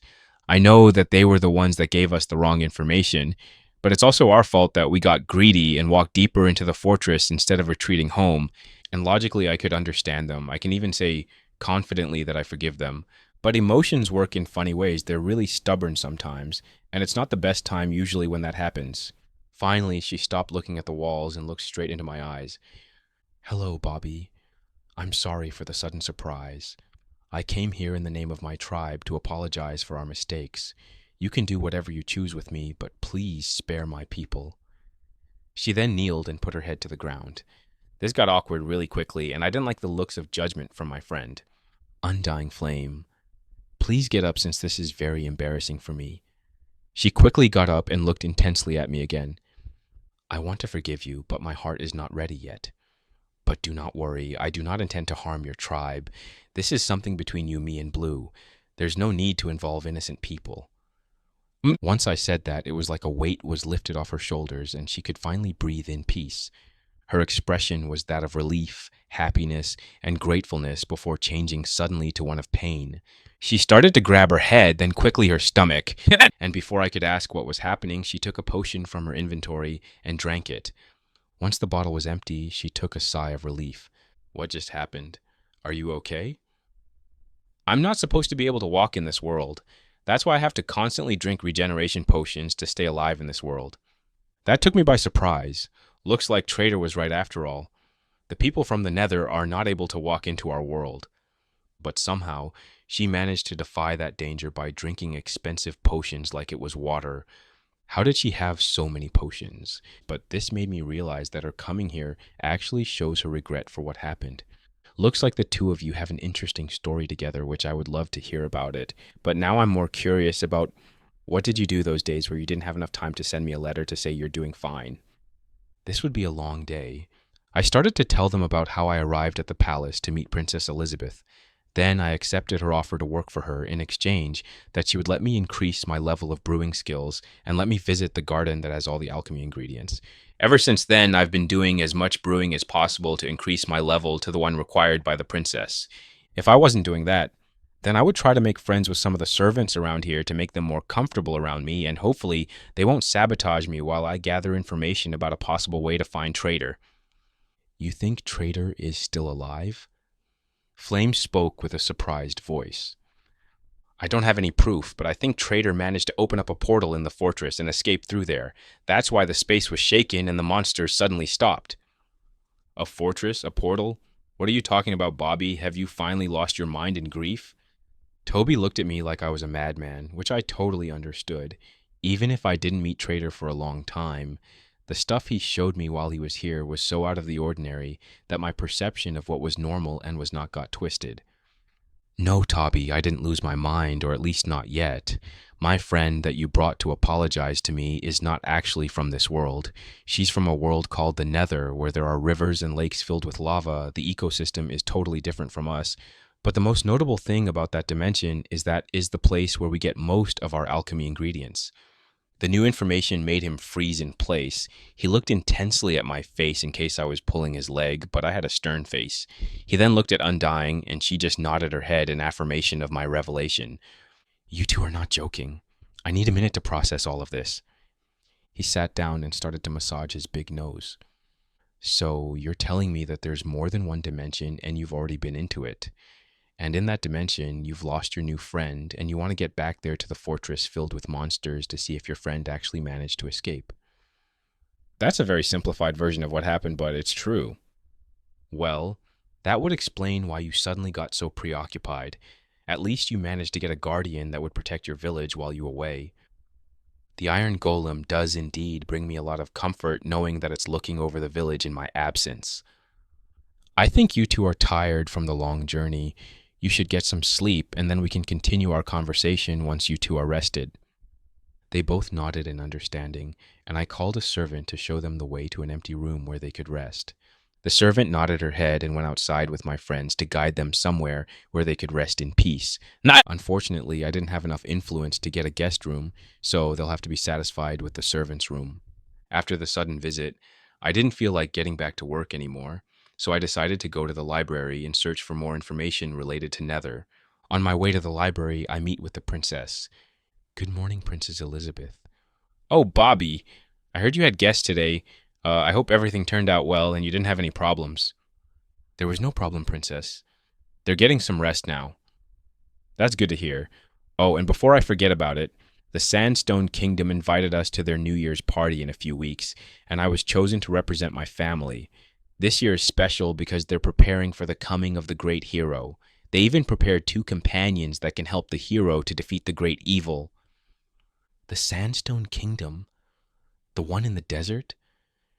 And what do you mean, the coming of the great hero? I take you not a very religious person. I do appreciate the system and what it does for us, but I don't feel like worshiping it. I can understand your point of view, but in the Sandstone Kingdom, they won't be as accepting as us. The Pope in there had revelation from the system about the upcoming calamity and a great hero that would oppose it. And we're going to believe that? If it was any other person, then there would be second guesses, but because it's coming from the great Pope who has proven his ability to communicate with the system, this must be taken seriously. This took me by surprise. I never thought the system was actually sentient and could see the future. Maybe I should go more often to church to learn more. So, who are the chosen helpers for the hero? Well, they're both an odd block. One of them is a witch and the other one is someone that doesn't have a nose. They managed to find a cure for the infected. They what? I thought it was impossible to bring a person back once it got infected. Well, they somehow managed to do it. That's why they've been chosen to help the hero to defeat the great evil. I see, but why did you tell me all of this? She just looked at me and smiled. I want you to find the best gift for those heroes. I want to be on their good side, and maybe they'll tell us the cure as well, since the Sultan won't be inclined to share it. This was not a simple request. It was a test for me to show how I can handle an important job. She started to trust me, but not enough to make her feel comfortable. She needs proof that I'm also capable to do some unique jobs. I'll find the most suitable gift for them, my princess. Thank you for your trust. I said that while I bowed slightly, and I needed to show confidence and gratitude for such an opportunity. She smiled and greeted me one last time before she left. I guess I won't be stopping at the library today. I have to find more information about those two, what their skills are, and maybe their preference if possible. And for that, I needed to find a broker. I asked some servants that I'd managed to befriend while I was here, and luckily someone knew one. That night, I went to an old inn where I meet a normal-looking person just casually eating a bowl of red soup. Are you the Black Ear? Depends who's asking. The palace? He stopped eating his soup and his face got serious. What do you want to know from me? His voice was more heavy and his body language got more defensive. I heard you have some information about the heroes in the desert. I hear a lot of things for the right price. Don't worry, the price won't be a problem. I said that as I took out a few potions from my inventory and put them on the table. A flash of greed run through his eyes as soon as he saw them. It's always a pleasure to do business with rich customers. So what specifically do you want to know? He said that with a clever smile as he got more comfortable. This would be a long night. Chapter 42. He is alive! POV. Bobby. I was running in the dark on the empty streets. My breath started to run out before finally arriving at the walls of the city. Halt! Oh, it's you, sir. Would you like for us to bring your horse back? Yes, Huff. As soon as possible, Huff. After a few minutes of waiting, I was able finally catch my breath, and I had my horse ready. I then climbed the horse and started to ride it towards the palace at full speed. The conversation with Black Ear was interesting to say the least. I never knew what a witch, and when I found out, I got a bit envious of their abilities. But what really caught my attention was the second person, the one that found out the cure. His name was Traitor. When I first heard that name, I was skeptical but marked as a very big coincidence until I heard more about him, like the fact that nobody knows where he's from and that he doesn't have a beautiful nose like us.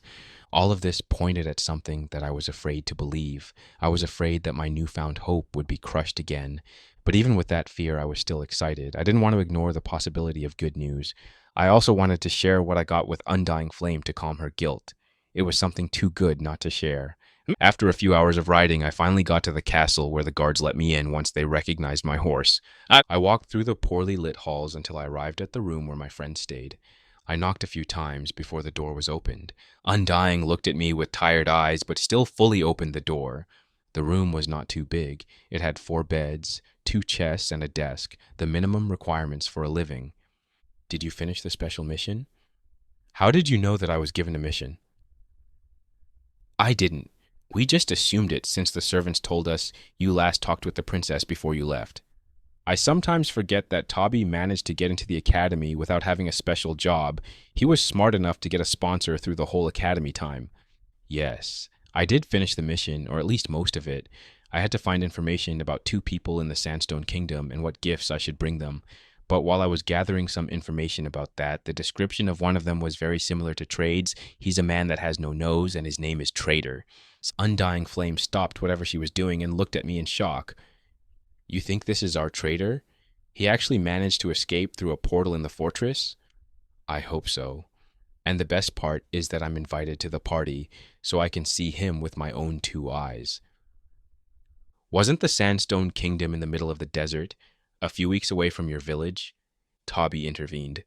That is a good point, but while I was here, I tried to look for information about the Nether, which wasn't a lot, unfortunately, but I found from an old book that the distance in the Nether works different from our world.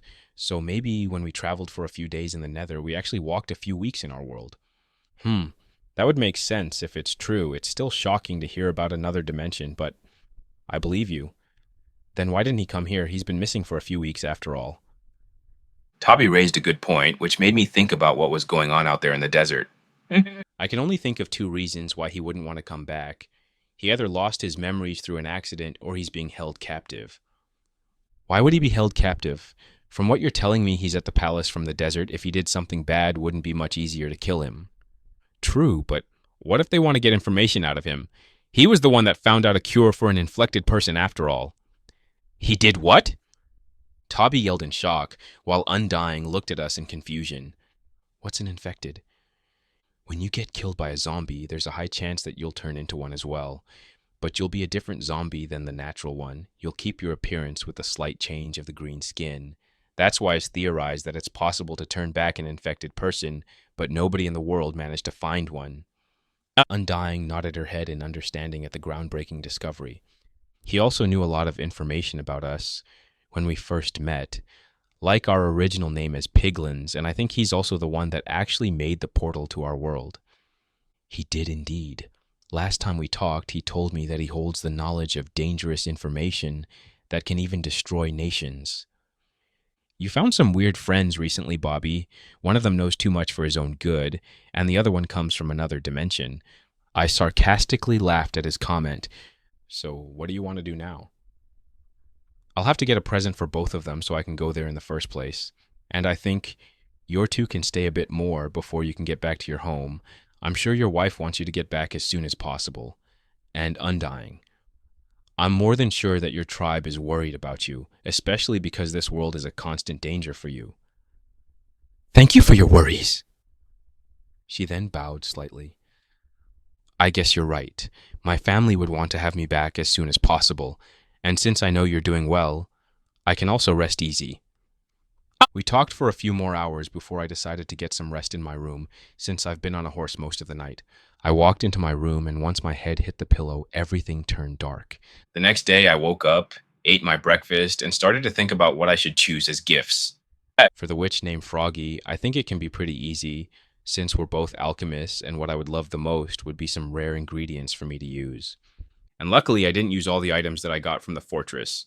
So maybe I can give him some pufferfish and maybe some gas tears. We are the capital of alchemy after all, so we can afford to have gifts like this. As for my possible friend Trader, things can get more complicated. I do consider him a good friend, one that helped me through harsh times, and even gave me more than I could have ever asked for. But I didn't know a thing about him. The more I thought, the bigger my embarrassment grows. I knew he was not from this world, and I think he wants to get back to his original one, but otherwise, I don't know anything. Even his name is a mystery since I was the one to nickname him Traitor when we first met. I stayed like that for a few good minutes before giving up and decided to go to the library to get inspired. He most likely wants to get back, so that means I have to look for books related to other dimensions. I walked to the last place where I found the old book about the Nather and looked around more carefully. Some of those books were old while others were still good looking. Finally, after a few minutes of searching, I found a small book that caught my attention. Coming of the Hero. This book may be related to what the Pope spoke. Fortunately, the book was not long, so in half an hour, I managed to read it all, and I was not disappointed with the results. The book told the story of a hero who had come to defeat one of the rulers of the monsters. The hero has to search for the monster's heart and destroy it for all. Once he manages to do that, then the hero would be transported back to his original world. So, for Trader to get back to his original world, he has to defeat one of the rulers of the monsters. Is he perhaps the hero awaited by the prophecy?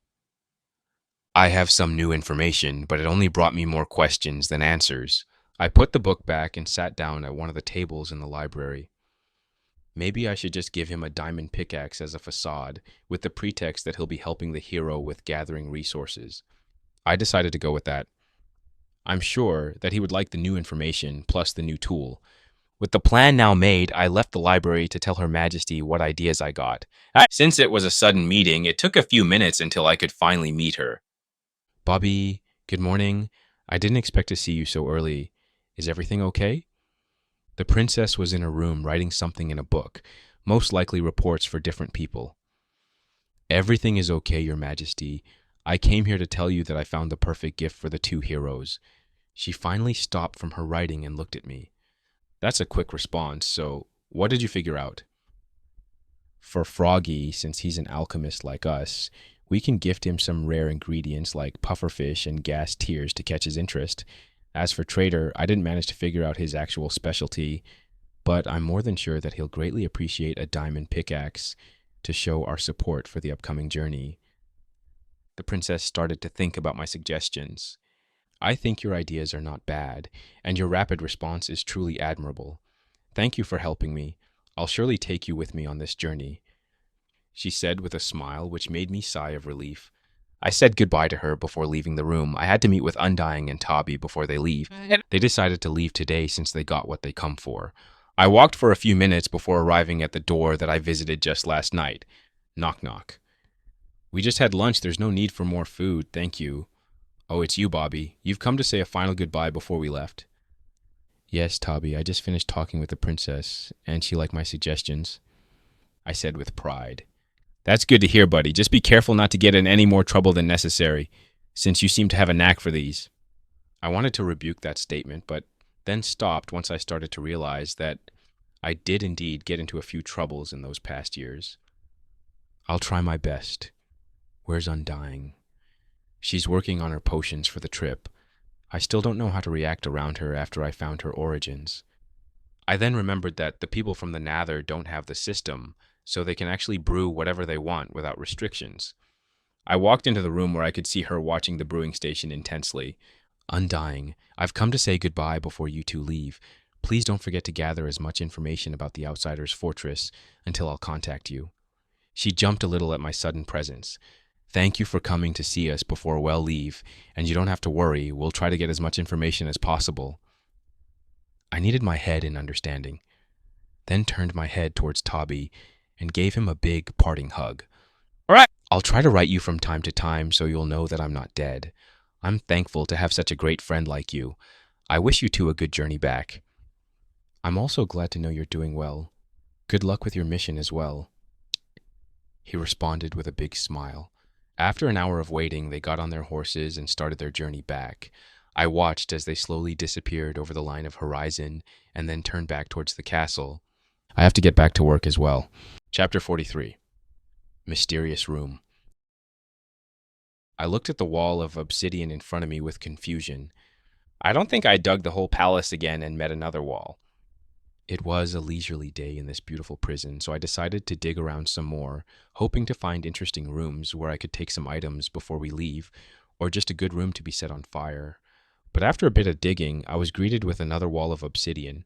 I tried to dig around more to see if I could understand what was going on, and I found out that it was taking a lot of space, and the only connection to the structure was a tunnel covered in obsidian as well. Is this the vault of the palace? I mean, that would explain why the tunnel leads towards the center of the palace. My eyes had a small light of greed on them while thinking about this opportunity. While everything was covered with obsidian, the entrance couldn't be that hard to break.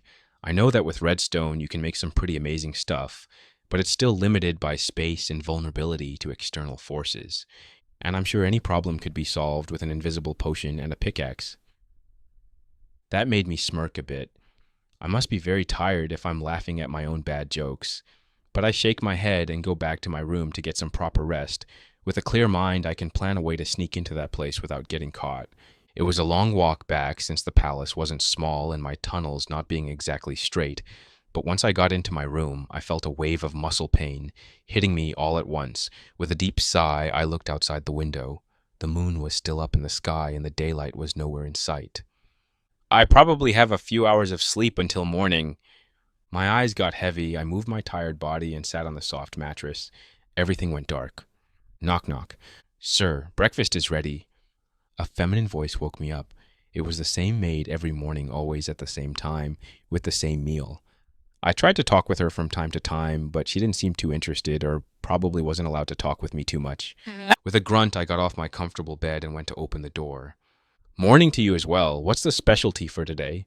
I said in a sarcastic tone. The maid looked dead in my eyes for a few seconds before giving me the usual bread and milk on the plate. She didn't say a word, just turned and left with silent steps. Oh, what a feast. I just closed the door, put everything in my inventory, and took out a golden carrot which I ate with a smile on my face. No matter how many I have, I can't get enough of these. With my belly full and rested body, it was time to plan the next course of action. I could roughly guess where the entrance of the secret tunnel would be.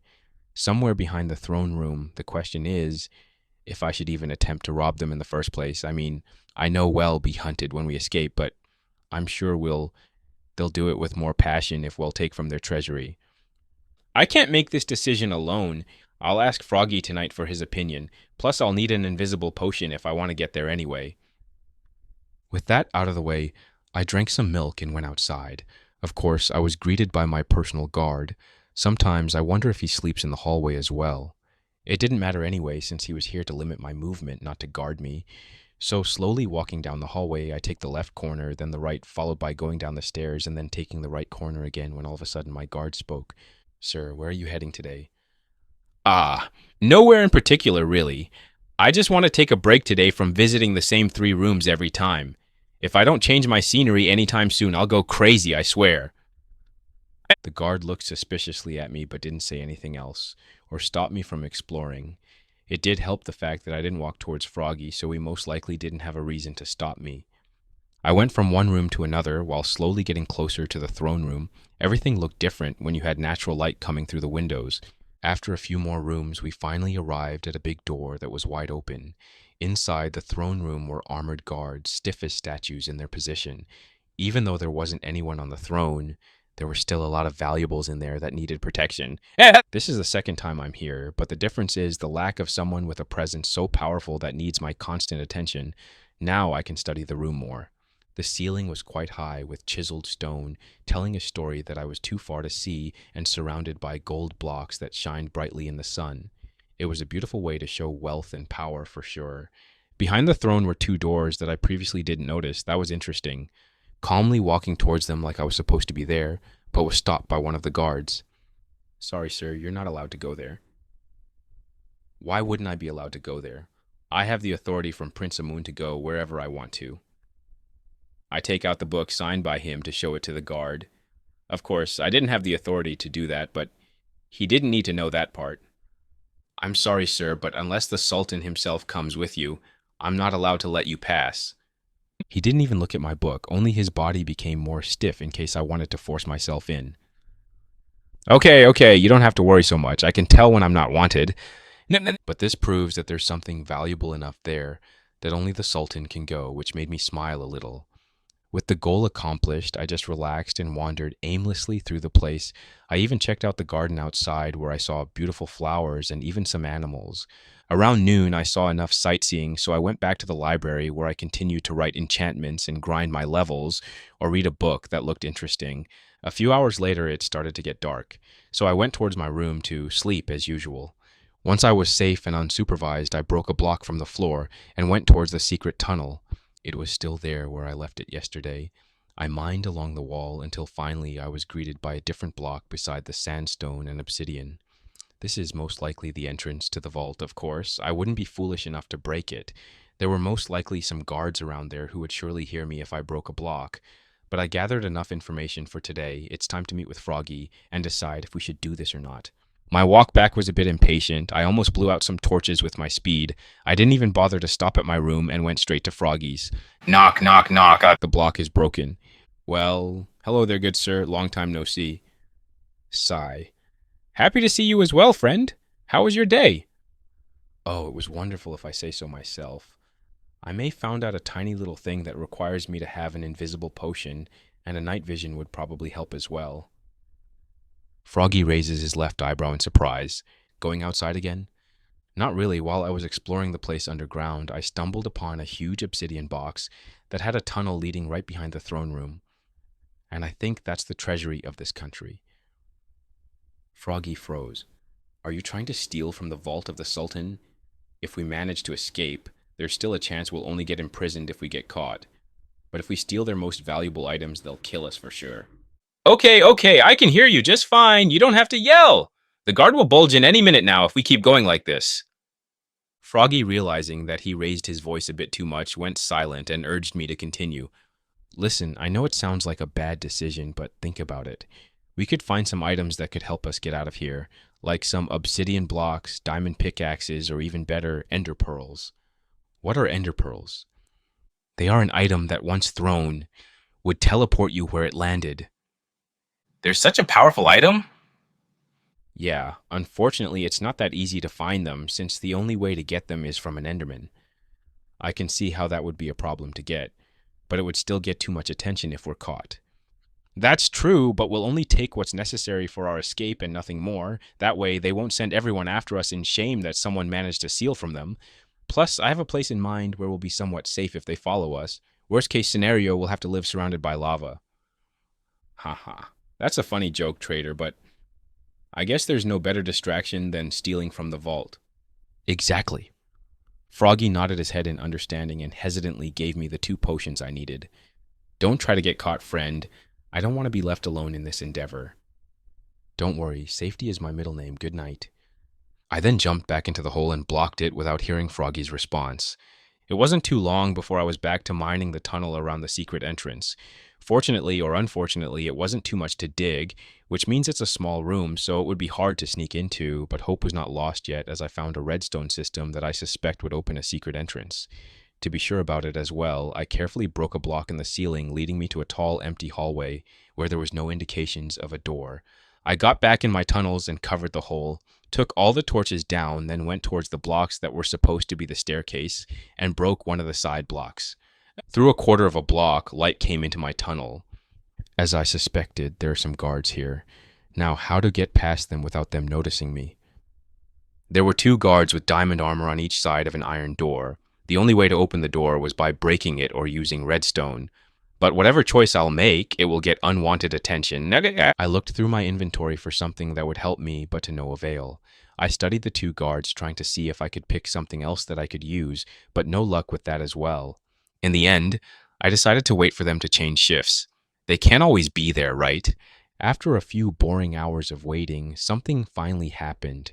The redstone beside me came to life, and I could hear the shifting of blocks with pistons, followed by heavy steps. A man wearing a purple robe came to the guards and handed them a book. "Sir, I thought tonight was Ali's shift." One of the guards asked in confusion. "Yeah, I know, but he managed to get sick somehow, and that's why I'm working his shift. I have the signature right there in the book." The guard looked at the last page and nodded his head. "Follow me, sir." He then took out a laver from his inventory and placed it beside the door, and with a flick, the door was opened with a heavy sound. Then the guard passed the open door, followed by the strange man. The door was left open with only 1 guard remaining. After a few seconds, the guard that was left alone checked the tunnel one more time before taking a book out of his inventory and started to read it. This is my chance. I slowly and silently break one of the staircases and drink the invisibility potion. Quickly as it disappeared, the staircase was placed back. The guard lifted his head from the book and looked confused around the room. After not seeing anything, he went back to his reading. As silent as a sneaking creeper, I passed him entering the obsidian tunnel. Chapter 44, Obsidian Factory.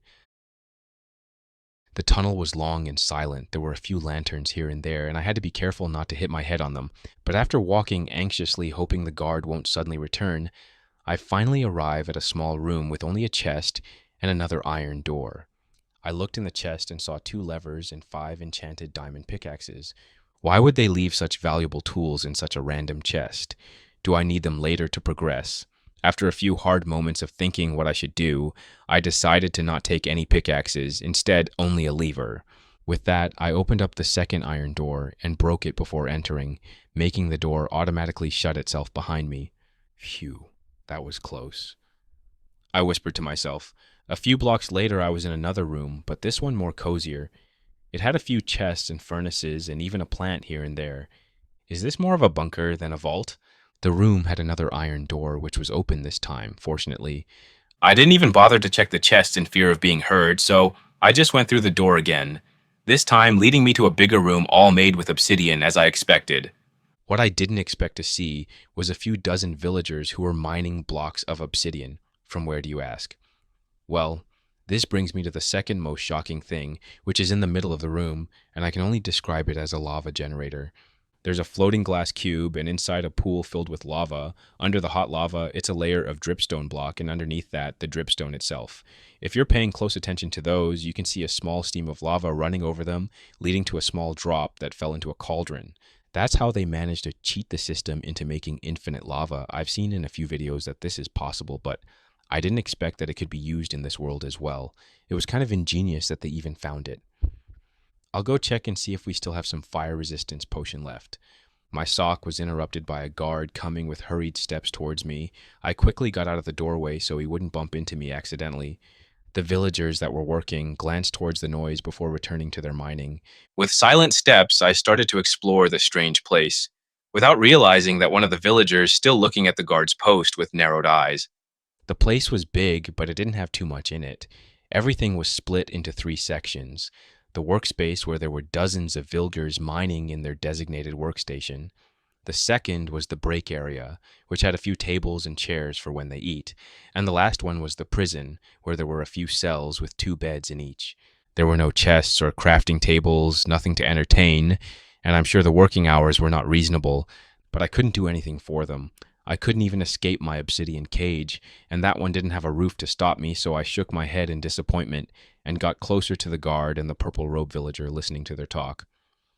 "I'm sorry, sir, but you came too early this night, so the last patch of blocks is not ready. It would take around half an hour before they finished mining." The guard apologized, and the other grunted in displeasure but nodded his head in understanding. "Sorry, sir, but we're out of fire resistance potions." A voice from my left was getting closer. It was the second guard. "Perfect. Not only do I have to stay in the same room with those filthy traitors, but I also have to suffer in a hot room. Why did that stupid Ali have to get sick? Especially when the party is being held in a few weeks. I not busy enough already? Are there any other news guards?" The guards only responded with silence, and the man was not pleased at all. He didn't want to be there, and the guards didn't feel comfortable either. "Whatever. I'll wait in your station until everything is collected. I don't want to be bothered with anything until then." With that, he turned around and entered the guard station without looking back. I didn't want to be in the same room with him for the next half an hour, so I walked around more in case I saw anything interesting. Unfortunately, this isn't a vault, so the original plan is thrown out the window. Unless I come back later and steal a diamond pickaxe, then I can mine the obsidian myself. I could probably help the prisoners to escape as well, making them a great distraction. But no, I don't think that's a good idea. Even if I help them get out, maybe they deserve to be here. And even if they don't deserve it and manage to get out, the Sultan will make everything in his power to capture or kill them, since they know the secret of making obsidian. I just shook my head and continued walking around with careful steps. The work area was busy with a lot of movement, so I didn't try to get too close to that place. The resting area was empty, and after a few rounds, I'd already seen everything that could be seen, so the only place left was the cells. It was a long hallway, with cells on each side. They had iron bars so you could see through them, and an iron door that kept the prisoner there. Each door was open, and I could see the lever right beside it. It was most likely broken when everyone was inside, but it looked like a typical cell. Out of curiosity, I went inside to see if there was anything that I missed, maybe a secret tunnel. I can't believe that someone went there of their own free will. Suddenly, I heard a feminine voice from behind me, followed by the sounds of the door closing. I froze in place. "Cam and say something. I know you're in there even if you're invisible." I didn't move a muscle. Maybe she was bluffing.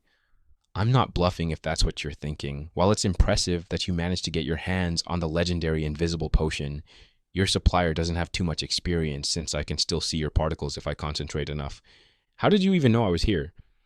Oh, so you're there. And here I was, bluffing, I heard her say in a sarcastic voice. I turned around and saw a villager in a simple brown tunic with brown hair and green eyes that had a smirk on her face. "Who are you and why are you here?" "I'm a nobody, and I didn't intend to come here. I must have got lost on my way to my room and ended up in here by mistake." "Well, Mr. Nobody, from what you're saying, I understand that you are living in the palace and you snuck down here. Now it would be a shame if I yelled after the guards to arrested you. Actually, I don't. They'll even do that. They'll kill you on the spot since you found their biggest secret." Okay, there's no need to make rushed decisions. What do you want? "Why are you truly here?" I think the guards are looking suspiciously at me." "I thought this was the vault." "You thought this was the vault? I don't know if I should call you stupid or crazy for trying to steal from the Sultan, but since you have access to such rare potions, I think it's the latter.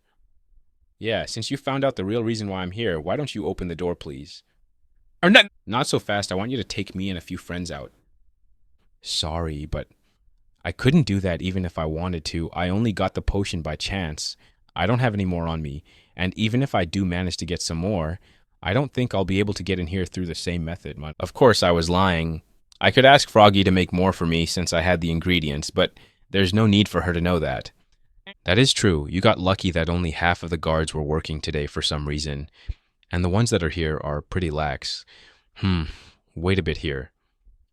She then left from my sight of view, and I quickly got closer to the iron bars, took out my iron pickaxe, and started to hit the iron bars. Suddenly, a loud sound was heard through the whole prison. It was me hitting the bars only once, and that made me stop. It was too loud. Surely a guard must have heard it. I started to panic, and as I saw a guard come to check the noise, I hid behind the iron door so my particles won't be easy to see. The guard finally arrived, looked at the door, then through the bars, and scratched his head in confusion. He then went to the next cell and yelled, "Aisha, you better keep it down unless you want to sleep on an empty stomach." He then went back to his college without waiting for a response. After a few more minutes, an angry villager came to my door again. "Do you want to die that badly? Why do you have to be so difficult? Couldn't you wait a few minutes in silence like a normal person?" She clearly was mad at my actions, but how could I know that mining those bars would make so much noise? "Anyway, I want you to send this message to Omar. He's a guard in the palace. I'm sure you can find him if you ask around." She then handed me a book through the space between the iron bars. I quickly took it and put it in my inventory. As much as I wanted to open it up and see what was inside it, I couldn't do it since it would have been easy to see, and I didn't want to piss her off more than I did. Better not push my luck. "Okay, I have the package. Can I leave now?" "Yes, of course," she said with a bright smile as she pulled the lever that opened the door. With narrowed eyes, I went to finally escape from there, only to be stopped by Aisha once again. "Yep. You didn't ask how I would know that you delivered the message. I honestly thought that you have that much faith in me," I said with a sarcastic voice while thinking if I pushed her I could run for it, but decided against it since she could yell for the guards. "You're such a comedian, but no. In that book, there's a message that would help me know if he got the package in time. The whole book is encoded so you wouldn't understand it even if you tried to read it. And if in 2 days I don't get my confirmation, I'll speak with one of the guards that someone from the palace managed to sneak into their factory with an invisible potion. And I don't think there's a lot of people that have access to such precious resources like you." She was bluffing, I was sure of that. But to my misfortune, her bluff could be true, since the only person in the palace who is capable of doing those kinds of potions is Froggy, and that would get him in trouble, and even if they don't suspect him, I'm sure they'll put more security around him just to be safe, and that would make our escape much harder. They could also suspect that someone from the Stone Kingdom is the perpetrator, but at the same time, in a few weeks is the New Year's party, and they don't want to get on their bad side. I'm sure there's a high chance of nothing happening since she is a prisoner, but there's still a chance in her favor, and the only reason that I even consider her deal is because she doesn't know anything about me. She doesn't know who I am, how I look, or how I got here, so even if I sent the message, there won't be too much risk. Okay, I understand the consequences. She raises her eyebrow in surprise, but lets me pass her. I then went to the guard's posts, waiting with the grumpy collector until he finally got the goods and left the prison, with me right behind him. This time, I didn't have to break the stairs since I exited with the collector through the hidden door. With that, I was finally in the hallways of the palace and waited until I was sure I was the only one. Then I broke a block from the ground and covered it fast. I was back into my cozy tunnels. Finally, I sighed in relief. That was too crazy even for me. I had enough for today. I'm going back to sleep and solve the problem tomorrow. With that, I went back to my room, drank some milk to wash out the invisible effect, and went to bed. Let's hope tomorrow won't be as crazy as today. With that final thought, I went to sleep. Chapter 45. Enchanting with the Prince. In the morning, I was woken up by heavy knocks on my door. With a lazy sigh, I got off my comfortable bed and walked towards the door to see who wanted my attention so early in the morning. I opened the door, and it was not the maid that I expected. "Good morning, hero. Are you ready to do some enchantments?" The one who knocked at my door was the prince. He had a smile that could bring warmth just by looking at it. Unfortunately, I couldn't appreciate his smile because I just woke up. "Good morning, Prince. I guess it's better to start work early than later. Let me eat something before we leave." "Wise words, dear hero, and we could stop at the kitchen before we get to work." We walked along the busy hallway, but every servant stopped for a moment to bow to the prince. Not too long after, we arrived at the kitchen, where the cocks froze at the new sight. "Dear Prince, I thought breakfast was served today already. Was there something not to your liking?" Oh, don't worry. Your meals are always the best in the kingdom. But I came here to get some late breakfast for my friend here. He pointed at me. Snap. Once the chefs realized they were not in trouble, they sighed in relief. Of course, what would you like, sir? You can call me Trader, and I think I'll take some pumpkin pie if you have any made. I didn't get the chance to eat one in this new world, and I'm quite curious how it is. Of course we have. I'll be right back with it. With that being said, one of the cooks went into a room where I could hear barrels being opened. Then, not long after, he came back with a steaming pie in his hand. Here's a fresh pie, sir. Hope it would be to your liking. Thank you. And I took the pie from his hand. Once the transaction was over, the prince turned around and left, expecting me to follow him, which of course I did while eating the pie. It wasn't too bad, it was easy to eat, and I could feel the pumpkin taste. If it had been a bit sweeter, it could have been perfect. We didn't walk fast, so I managed to finish the pie when we arrived at the enchanting room. I've been told that you use this room every day, which is good, but I still don't get why you write the enchantments in the room as well. You keep going back to the library. You know you can borrow the book you want to copy, right? I know that I can borrow it. It's just that I like to work with natural light. It helps me calm my mind. And when I get bored, I just read a book, but there's no need for him to know that. I guess I can understand that. What level are you on then? I'm Enchanter level 3. I see. You didn't use the 3 enchants on a book, I'm guessing, since there's still a lot of empty books in the chests. You don't have to worry about running out of books. Here, let me show you something. He walked to the left side of the enchanting setup, where I saw something that made me facepalm. It was a grindstone. How could I not see it before? I should pay more attention around me. It keeps getting me in trouble recently. This is a grindstone. It has 2 purposes. One is to sharpen a blade, and the less known one is to get the enchantments down from items. There's also a bonus fact that you'll gain a small amount of XP, which greatly helps us grow without getting in danger.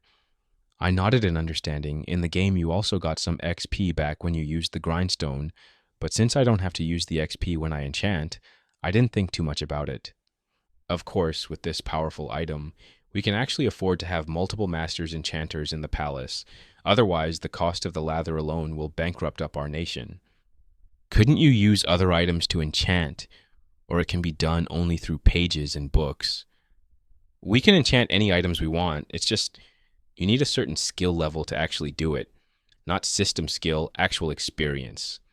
Let me show you. He then turned around and went to the right side of the enchanting setup and took out a diamond sword from a chest that was hidden. I was shocked once I saw that, not because he had a diamond sword just lying in the chest, but because the chest he took it out from was an ender chest. That's a weird-looking chest. Yes, it's an expensive chest from the Coral Kingdom, so I would prefer it if you don't touch it, he said with a flat tone. He didn't explain that once an item is put in the chest, you can have access to that item anywhere in the world, as long as you have another ender chest nearby. I see. I won't touch it then. Of course, I will touch it later. Good. So here's the problem with enchanting on items. He then put the sword on the table and started to write on it. After a few minutes, I could understand what was the challenge. When you want to enchant, there are 3 things needed: to know the enchanting alphabet, to write it correctly and consistently the whole time, and the item that you want to enchant on.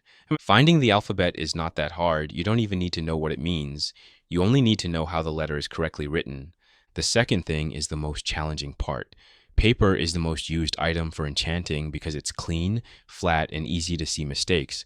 Other items instead have depth, and with that, it's harder to write everything at the same size or to find enough space to write the enchantments. The third is self-explanatory, but from what I understand, unlike the game, you can put enchantments on any items. And there are a few enchantments that weren't in the game that sounded useful. Unfortunately, I didn't find the recipe in the library, so I couldn't try it. Done. It's been a while since I've done this, but I'm glad to see that my skills haven't oxidized yet. With a smile, he put the sword on the enchanting table, and after it was fed with lapis, it lazily floated and got a sudden magical glow. The prince then took back the sword and gave it to me so I could see it. The writing was on the blade itself, which surprised me since when a book was used, there was no writing on the item, but at the same time, I could see that what was written wasn't as long as a whole enchanted book. Instead, it only had half a page, which was convenient, but I think it wasn't worth it with how hard the process is to do, and the enemy can read the enchantments if they know the language. The sword had 2 enchantments: Sharpness 1, and Unbreaking 1. After a bit more studying, I gave back the sword to the prince, where he then took it to the grindstone and threw the sword above the grindstone, but instead of hitting it, it started to float. The prince then used the handler, which made the classic sounds, with the exception of cracking glass noises mixed in. I could see with my own eyes the enchantments cracking before shattering like glass, which made the item drop. That's how we recycle our materials. Now, onto the second convenient but frowned upon shortcut. I wouldn't suggest you do this since you wouldn't learn enchanting. You'll just raise your levels, but you wouldn't know what you're doing. Unfortunately, we don't have a lot of time, so we have to use this dirty method. He then took out some pages from his inventory and handed it to me. I looked at them and raised my eyes in surprise. Each page was almost half filled with the enchantment. I only needed to write the other half and it would be done. But there was a problem with this method. Isn't it common sense that you can't gain experience with someone else's enchantment? Yes, that is true, but not fully. The enchanting table only recognizes the one that did the majority of the work. So if someone does half the page minus one letter and the other person does the rest of it, the enchanting table would recognize the second person as the owner. That's a nifty trick. I can see how this would help speed up someone's level. Yes, now finish those enchantments and use 3 pages to get the maximum experience. With that said, I sat at the table and started to write the rest of the page. From time to time, the prince pointed out some mistakes that I did, while also giving me pointers. If it wasn't for the fact that he most likely wanted me to get in trouble, I would have been grateful for his teachings, and with his help, in almost 2 hours, I managed to write 9 enchantments. I quickly used the enchanting table, and the whole process was finally done. With this, I had 3 fully enchanted books at my level, and a ton of experience. That was 3,000 worth of experience in just 2 hours. The rich truly know the shortest way to success. I'm almost halfway done to the next level. That's good to hear. Unfortunately, I have to get back to my work, so I'll have to leave you alone for today. Keep up this pace and you'll be able to get to the next level until tomorrow. Then we can start enchantments at level 2. Good luck. After he said that with hurried steps, he left the room. I guess I shouldn't be surprised that someone as important as him would have no free time. Maybe that's why I haven't seen him in the past few days and had to wake up so early today. But there's no sympathy for the evil. The fact that he wants me to grow as fast as possible without telling me what he wants from me makes me more suspicious of his intentions. I shake my head to throw that thought. I couldn't do anything for now, so I have to take advantage of everything I can and grow before I leave. But first I had to break a promise. I walked to the right side of the enchanting setup and touched the forbidden chest. Suddenly the tab of a small chest appeared in front of me. It was empty as I expected. Time to do some cleanup in my inventory. It's starting to get messy already. First thing first, it's the wither skull. It's more like a trophy than an actual item, but it still takes valuable space. Next one is a few golden apples. I already gave a few to Froggy, but I still had enough for me to use. After thinking some more, I decided to put every brewing ingredient in there since I couldn't use it yet. I'll make another ender chest later to get them back. With this done, there weren't too many items that I didn't need at the moment or were valuable enough to be stored in the chest, so I moved to the next most important thing, reading the message from the prisoner. I almost forgot about it since I've been distracted with enchanting, but one look at the inventory made me remember the blunder from last night. I really should be more careful about my surroundings. I shake my head and open the book. After a few minutes of turning pages, I close it with a frustrated sigh. I really can't read the coded message. What a bummer, but an expected one. I now have to find a guy named Omar and give it to him. Of course, I wouldn't be stupid enough to give it to him myself. I'll most likely find where his room is and leave it on the bed or something similar.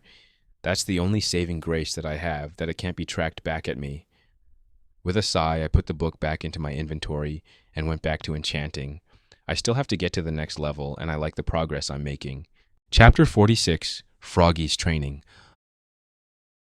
I take a half-written page, then use my feathery pen with unlimited ink to complete it. After it's done, I look over it one more time and sigh. With my hand, I erase the mistakes that I made and redo the writing, and after 3 more checks, I was satisfied with the result. The page was put in a book that had 2 more pages stored in it. With a satisfying poof, the book was closed. Great, now I need 5 more books like those. It's harder to do it without the prince pointing out the mistakes as soon as they appear, but it's also quicker than the way I did it. I decided to take a break now. I've already enchanted 4 books, and my stomach was starting to complain about it. I opened the door to leave when suddenly a powerful light attacked me. The sun was already up in the sky, and it was almost noon from what I could tell. And this is why I don't like to work in dark rooms. I looked to my side, and I could see the guard not having any reaction. I narrowed my eyes. It must be a pretty common thing to happen if he didn't even react. That made me feel a little bit better. The next stop was the kitchen, and this time nobody panicked when they saw me. They just asked what I wanted, not bothering to show their annoyance. It didn't bother me too much since I left with a cooked chicken and bread in my inventory. I then went outside and ate my lunch while looking at the palace garden. It was a peaceful moment. I could hear the wind dancing through the exotic trees, and from time to time the splash of a fish from the pond. What a peaceful place. I sat there and closed my eyes, relaxing. After a few minutes, I heard some steps coming towards me. Oh, it's not too often when I see a new face in the garden. I opened my eyes and saw Princess Cleopatra, the one that forcibly brought me here. That didn't leave a good impression, but at the same time, she was just ordered to do so without any input from her side. Didn't make me less mad, though. I'm sorry, Princess. I didn't know this was your usual place. I'll leave if it's a bother to you. I got up ready to leave. No, there's no problem if you stay here. I was just surprised to see someone else in the garden. It's a shame that not many people stay and appreciate the beauty of it. That is true. I come here from time to time, but there's almost nobody in here. You would think that people living in the desert would be more curious about this kind of place, and probably it was at the beginning, but with time, when people get used to it, they don't pay too much attention to it. Some stuff can even be forgotten. This makes me think about the big cities in my world. You can live somewhere all your life, but still be surprised with new information about your hometown from visitors that live in another country. I'm sorry that I brought you here. That put my train of thought to a full stop. I looked at her confused. I know they don't treat you like a guest of honor as promised.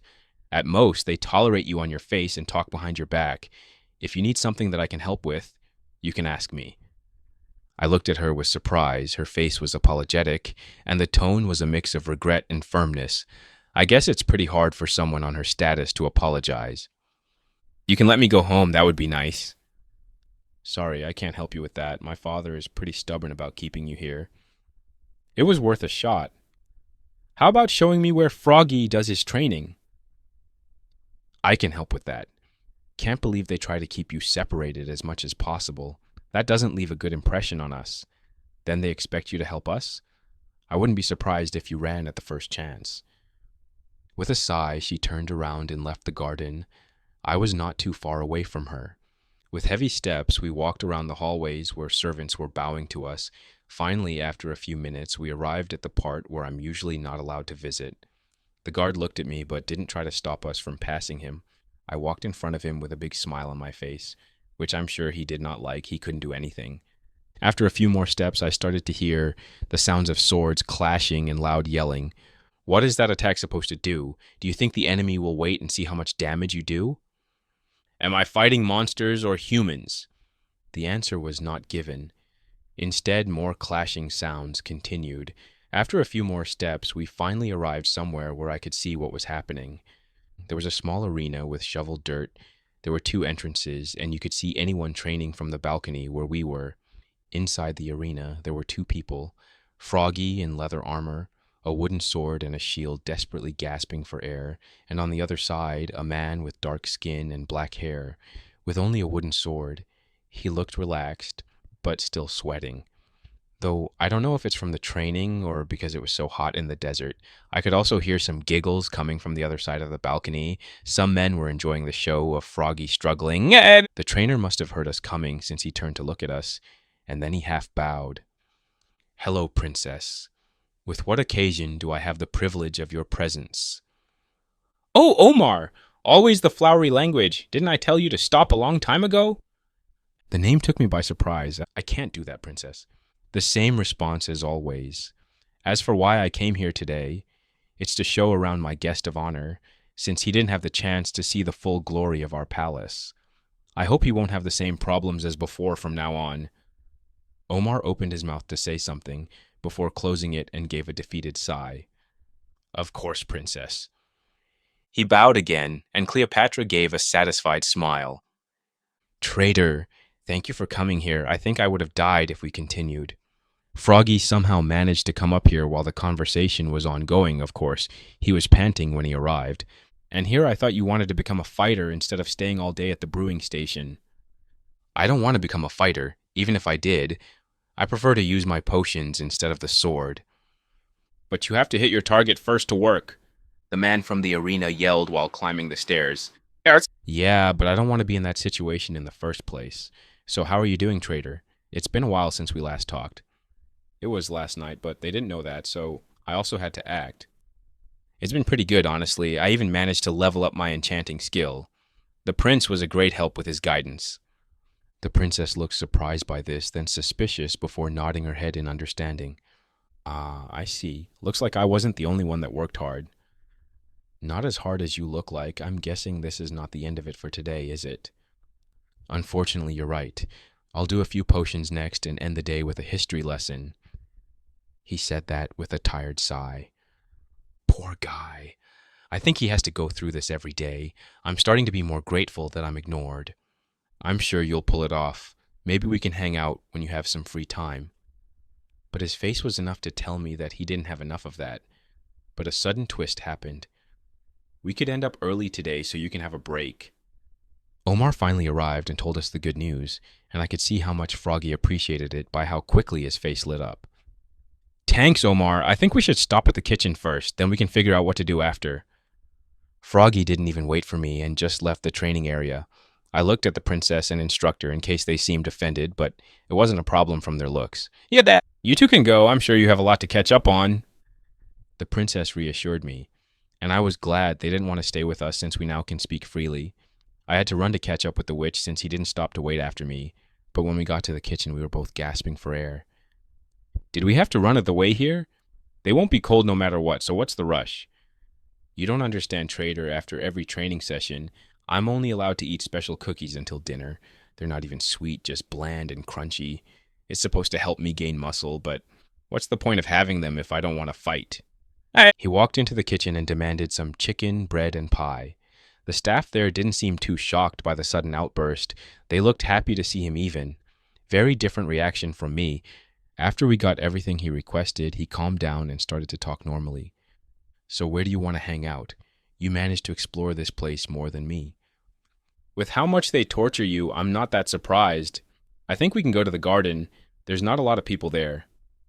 Froggy nodded in understanding and followed my lead until we arrived the exact place where I just left. I was surprised that we didn't have any guards following us. Maybe they finally trusted us after a few weeks of supervising. I hope they'll also get rid of mine while they're at it. This place is amazing. I've always seen it from the window, but didn't have the chance to see it. But it's truly an amazing place. He sat down on the grass and started eating in peace with a smile on his face. That was until I started to speak. So, Froggy, do you want some good news or the bad news first? He froze. Good news? I know a place where I can find a fully enchanted diamond pickaxe. His eyes were wide in surprise. There was some progress on our escape plan. If we used a diamond pickaxe, I could break us out of this cage. And the bad news? Well, I then told him everything that happened last night, with how I got in the factory, how I was found out and had to strike a deal, and my new mission to send a secret message. Seriously, trader? How do you manage to get yourself into so many problems? This is my second major event in my life, and it's pretty overwhelming. But I found you besides a black skeleton knocked out, managed to cure a disease though incurable, requested a noble to teach you enchanting, then getting caught by the palace where you found out one of their most treasured secrets. I think fate is playing with you at this point. When you put everything like that, it does sound pretty overwhelming. Plus, he doesn't know that I'm from another world, or that I know about the Nather, which is another state secret of the Stone Kingdom, or the fact that I'm the owner of a tribe from that dimension. I've been really busy this past year, if I say so myself. Sigh. Anyway, can I see the message as well? Maybe I can figure out the code. I didn't have anything to lose, so I gave him the book, which he opened and started reading intensely. But after a few minutes, he closed the book with a sigh. I don't understand the code either, but I think I can figure it out in a week if I have the time. When did you say the deadline was? Well, she said tomorrow, but until tomorrow she'll get the results, so that means today, depending on what's her strategy to find out. I think my instructor Omar fits the description perfectly if the name was not enough already. Do you want me to give it to him? No, that would only get you more trouble than necessary. I'll most likely tunnel tonight to his room and leave it there. There's no need to know who is the messenger. That's true. He lives with the other guards. I think he has the last room since it's the biggest. I'll give you another invisibility potion in case anything happens. Also, can you give me a copy of the coded message? I can figure out later if something... Froggy helped me with a lot of this new information, so I took out some papers from my inventory and started to copy from the book. Then I gave it to him, which he quickly put in his inventory. For the next hour, we just casually talked until he had to leave to do potions. He told me to come to his room in about 2 hours so he could give me the invisibility potion. With that, I was free for 2 more hours. Maybe I should get back to enchanting. Chapter 47. Dropping the letter. I managed to enchant 3 more books before it was time to meet with Froggy, and fortunately, when I got there, he was still waiting for me. Oh, good. You finally arrived. Here's the potion, and I got some info from some of the servants here. The guards will finish their last training session of the day in about an hour, so you can follow him while invisible. I'll give you 2 just in case. He gave me the potions, and I quickly tanked him before we left the room. He went to his history lesson while I was about to get some sleep. The guard, as always, was following me. Luckily, he didn't try to stop me when I went to talk with Froggy. Once I arrived at my room, I stopped and turned to him. I'm going to get some sleep, so unless someone important is looking for me, don't wake me up. The guard, with a bored expression, nodded his head in understanding. With that, I closed the door behind me, put some pillows under the blanket, and in the secret tunnel I went. Just to be sure, I'd drink a potion since it would last for a few hours anyway. It was still in the middle of the day outside, so there would be a lot of risks if I suddenly made a hole in the hallways, so I'd go to a place where I knew for sure that nobody was there, Froggy's room. And as I suspected nobody was there once I was in it, I quietly opened the door and saw some people walking along from time to time, so after some good timing, I snuck out of the room while nobody saw me. Even though I was invisible, I didn't want to take the risk of being comfortable. I got in too much trouble recently for me not to learn that lesson. With quiet steps, I walked along the hallways. Sometimes guards patrolled, so I had to stop moving and wait for them to pass me. I didn't want my particles to be seen again. While the process was slow, I finally arrived at the training area again, where I could see the previous guards that laughed at Froggy training hard, while my target was in front of everyone watching intensely. I watched for a while, and I had to say that it was pretty intriguing. In this world, I don't have access to the internet, so I'm suffering from the lack of entertainment at my fingertips, or the lack of fingers in general.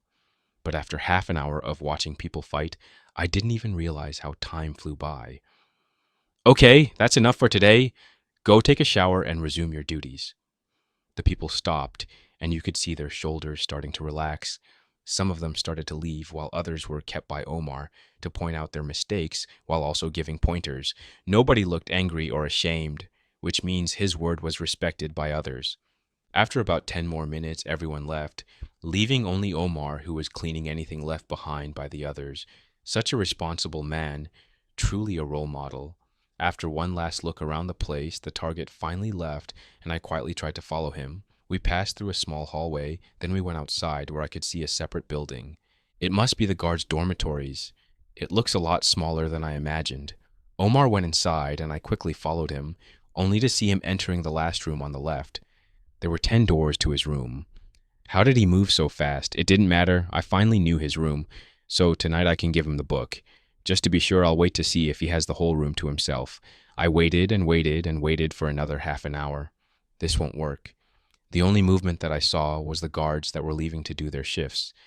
Does he not have any more work for today? Frustrated, I left the building and decided to sneak to his window. Maybe I could see why he hadn't left yet. Every window looked the same, but the fact that his room was the last one greatly helped. And once I got to his window, I finally got the answer to my burning question. The man didn't come out because he was sleeping. Of course he wouldn't come out anytime soon, I whispered to myself in frustration. At least it wasn't for nothing. I can see that he lives alone, so that would be much easier to give him the package. With that out of the way, I decided to start the tunnel now, so I don't have to check where I am constantly. The tunnel would start from 1 block below the bed and continue until it connected to wherever tunnel I already dug. After an hour of confusion and frustration, the new tunnel was connected with the others. Finally, I can finish this ongoing mission. Hopefully, Froggy will decipher the code as soon as possible. I don't want to be hunted by my mistakes anymore. With that, I went to my room next, sat on the bed, and finally relaxed. Okay, that's enough of a break. Time to get back to enchanting. Tomorrow I'll do second levels in enchantments, so I can't give up. And for the rest of the day, I continue to enchant until my next level. It was harder to do it this time since I was still tired from mining, but it was finally done. Level 4. Enchanting skill. From what I read, this is the place where you truly start to make money. If you manage to get a copy for level 2 enchanting, that alone can make you from a normal villager to a small noble. The books are not cheap to make here in the desert, so every enchantment counts. That's why higher enchantment costs more than it normally should. Yes, you can use 2 lower levels of enchants to get a higher one, but for that, you need more books and XP without growing in skill. And the higher the level is, the bigger the costs are. Well, if I want to start a business in one of the other kingdoms, I'm sure I'll be welcomed with open arms and rich beyond my dreams. With a smile, I let my imagination run wild while I got into my room and finally my bed. The sun was already on its way down, but it would take a while until everyone fell asleep. So I decided to sleep for a few hours to get back my strength and finally finish this delivery. The night was at its full strength. Darkness was all around the world, with only the rich cities having lights on their streets. Some people were sleeping while others worked in the shadows. I break the dirt block above me, letting me see the stars in the sky. I scan the area around me before climbing up to the ground. While a guard's job is to guard an important place or person, there's no such thing at their dormitories. The only noise I heard was of the wind and snoring guards. I looked over the window to see if my target was also sleeping. Someone was in the bed, which was what I wanted to see. I went back to the tunnel and carefully broke the wooden block under the bed. My heart started to beat faster. I kept expecting something to go wrong, but the block disappeared, and nothing happened. Good, now onto the final step, sliding the book from under the bed in the middle of the room. In this world, there's no such thing as an item despawning, so I don't have to worry if it stays on the floor all night. It's not going to be gone when it is found, and with this, there's as little risk for me as possible. So I threw the book away, which slid 2 blocks away from me. Finally, it was done. I could go back and get some well-deserved rest, but something felt wrong. It was over, but it was too easy. Then it hit me. I couldn't hear the rhythmic sound of a sleeping person.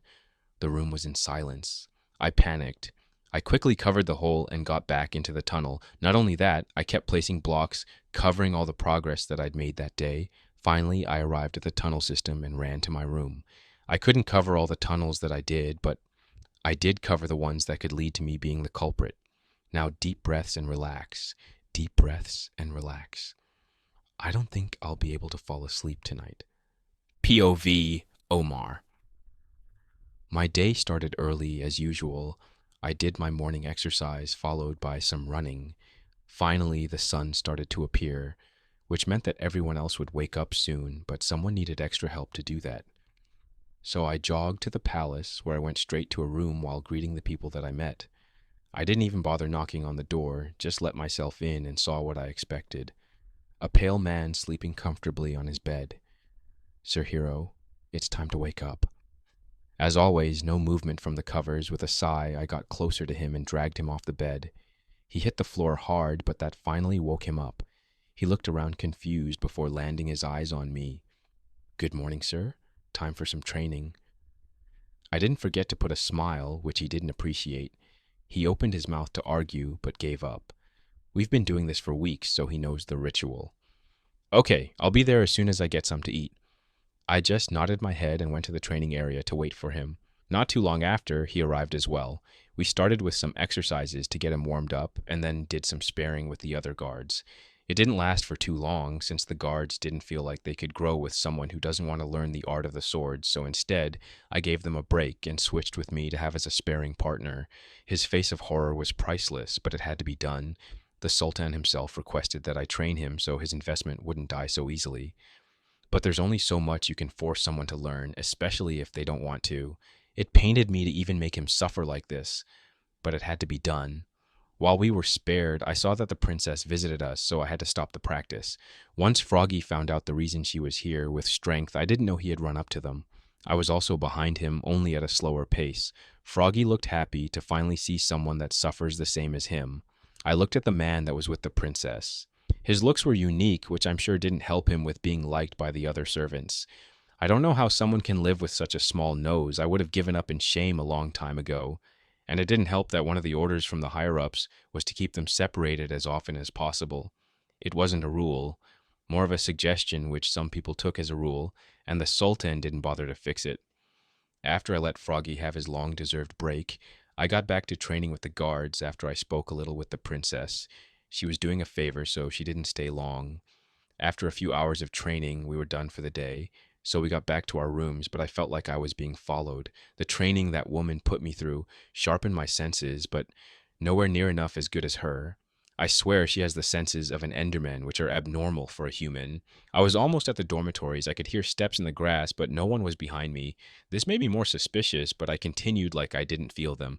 In my room, I lay in bed like I was sleeping. The best time to attack someone is when they're vulnerable, and if I can't see the enemy, I'll make them come to me instead. Minutes passed, hours passed, but there was nothing. Maybe they didn't want me? I couldn't stay all day in bed, so I got up and resumed my day while being more vigilant. But night came and nothing happened. Did I imagine all that? I shook my head and went to sleep. I'll deal with it tomorrow. Time passed, and suddenly I heard a block breaking and my bed slightly vibrating that woke me up quickly, but I didn't move a muscle. Just waited with my sword ready to come out any second. The block was finally broken, and then I heard some sliding on the floor. It was too light to be a person, so I didn't move. Then a block was placed, followed by silence. After a few minutes with nothing happening, I finally got up. Is that it? I looked on the floor where there was only one book. I picked it up, looked over it, and started reading it. The more I read, the bigger my eyes got, and finally on the last page was a signature, something that nobody can forge. Ha ha ha! She didn't die after all. I knew that monster wouldn't fall at the hands of those pillagers. The book informed me about the prince, about the pillagers, and about the invisible man, who was most likely the one following me this morning. But most importantly, it informed me that my boss is alive. She's alive waiting to get out and have her revenge, and I only need to beat up a few guards tomorrow so they won't arrive at her prison. Chapter 48. Level Up. Through the dunes of the desert, light started to spread. All life was up for another day, while I laid in bed. Knock, knock. My body twitched at that sound. Calm down. There's no need to worry. Nobody found you. I got up from the bed and opened the door. What waited for me on the other side was the same sight as yesterday, the prince with a warm smile on his face. My breath returned to normal, making me realize that my body was tense. Good morning, trader. Did you manage to level up yesterday? Yes, with your guidance I managed to progress quickly. I smiled back at him. I'm glad to hear that. Then today we'll be doing some new enchantments. Let's get to work. He turned around and walked towards the enchanting room. Why is everyone around here expecting me to follow them without a word? Is this expected once you have enough influence? But I shake my head and follow the prince. Not too long after we arrived at a door protected by a guard, he gave us a courteous bow while we entered the obsidian room. A level 2 enchantment is a little different. In any empty book, you can only put 5 pages, but that doesn't mean you can put 5 enchants in one book, except for the first level. What if we use an anvil? Yes, then you can put more enchantments on an item, but it's also more expensive. I nodded in understanding. What's different about the higher levels is that they require more pages, so a level 2 would use 2 pages, the next one 3 pages, and on the last level 4 pages. 4 pages? That would mean that level 4 enchantments are the most powerful ones. But in the game, the last level is 5. Maybe they have it, but it's kept a secret. I can see how that would be possible. You worked with 3 enchantments until now, Unbreaking, Sharpness, and Fortune. It's a good base since those are often used by most people. So, which one of them do you want to upgrade? Can I just learn all of them? Unfortunately, it would take too much time for you to learn all of them, even with the shortcut. I'm sure he just doesn't want me to learn too much, just the minimum necessity so I can level up faster, and I can't do anything about it. I tried to look for other enchantments in the library, but there was nothing. I suspect that there are books like those, but on the upper levels which I don't have access to. Then I'll learn Unbreaking too. Okay, here are the pages. Try to memorize them before you start to practice. He handed me 2 pages filled with complex writing. I took them and carefully studied each sentence. It was more complicated than the first levels. I looked at it for another 10 minutes before I finally tried to copy it. It was like I was learning about enchanting all over again, but this time I had some muscle memory from practicing. After about 30 minutes of writing and erasing a page was done, the prince started to get bored, so he pointed out my mistakes. Once I started on the second page, it only took me 20 minutes to finish the second one correctly. With those two finished, I opened an empty book and put the pages at the beginning. Then, with a casual throw, the book was floating above the enchanting table where the magic happened. It was a success. I took the book with pride and put it in my inventory. Congratulations on succeeding in your first Unbreaking 2 book. Here are the first pages for the next ones. We're going to level up this skill in no time. That is true. With 10 more of those enchants, I'll get to my next level in no time, but I was shocked once I looked at my skill tab. Why did I get only 5,000 experience? Isn't it supposed to be 10,000?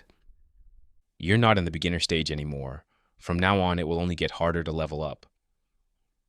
The prince had an amused smile on his face. This made me think, is every skill going to get harder as it goes?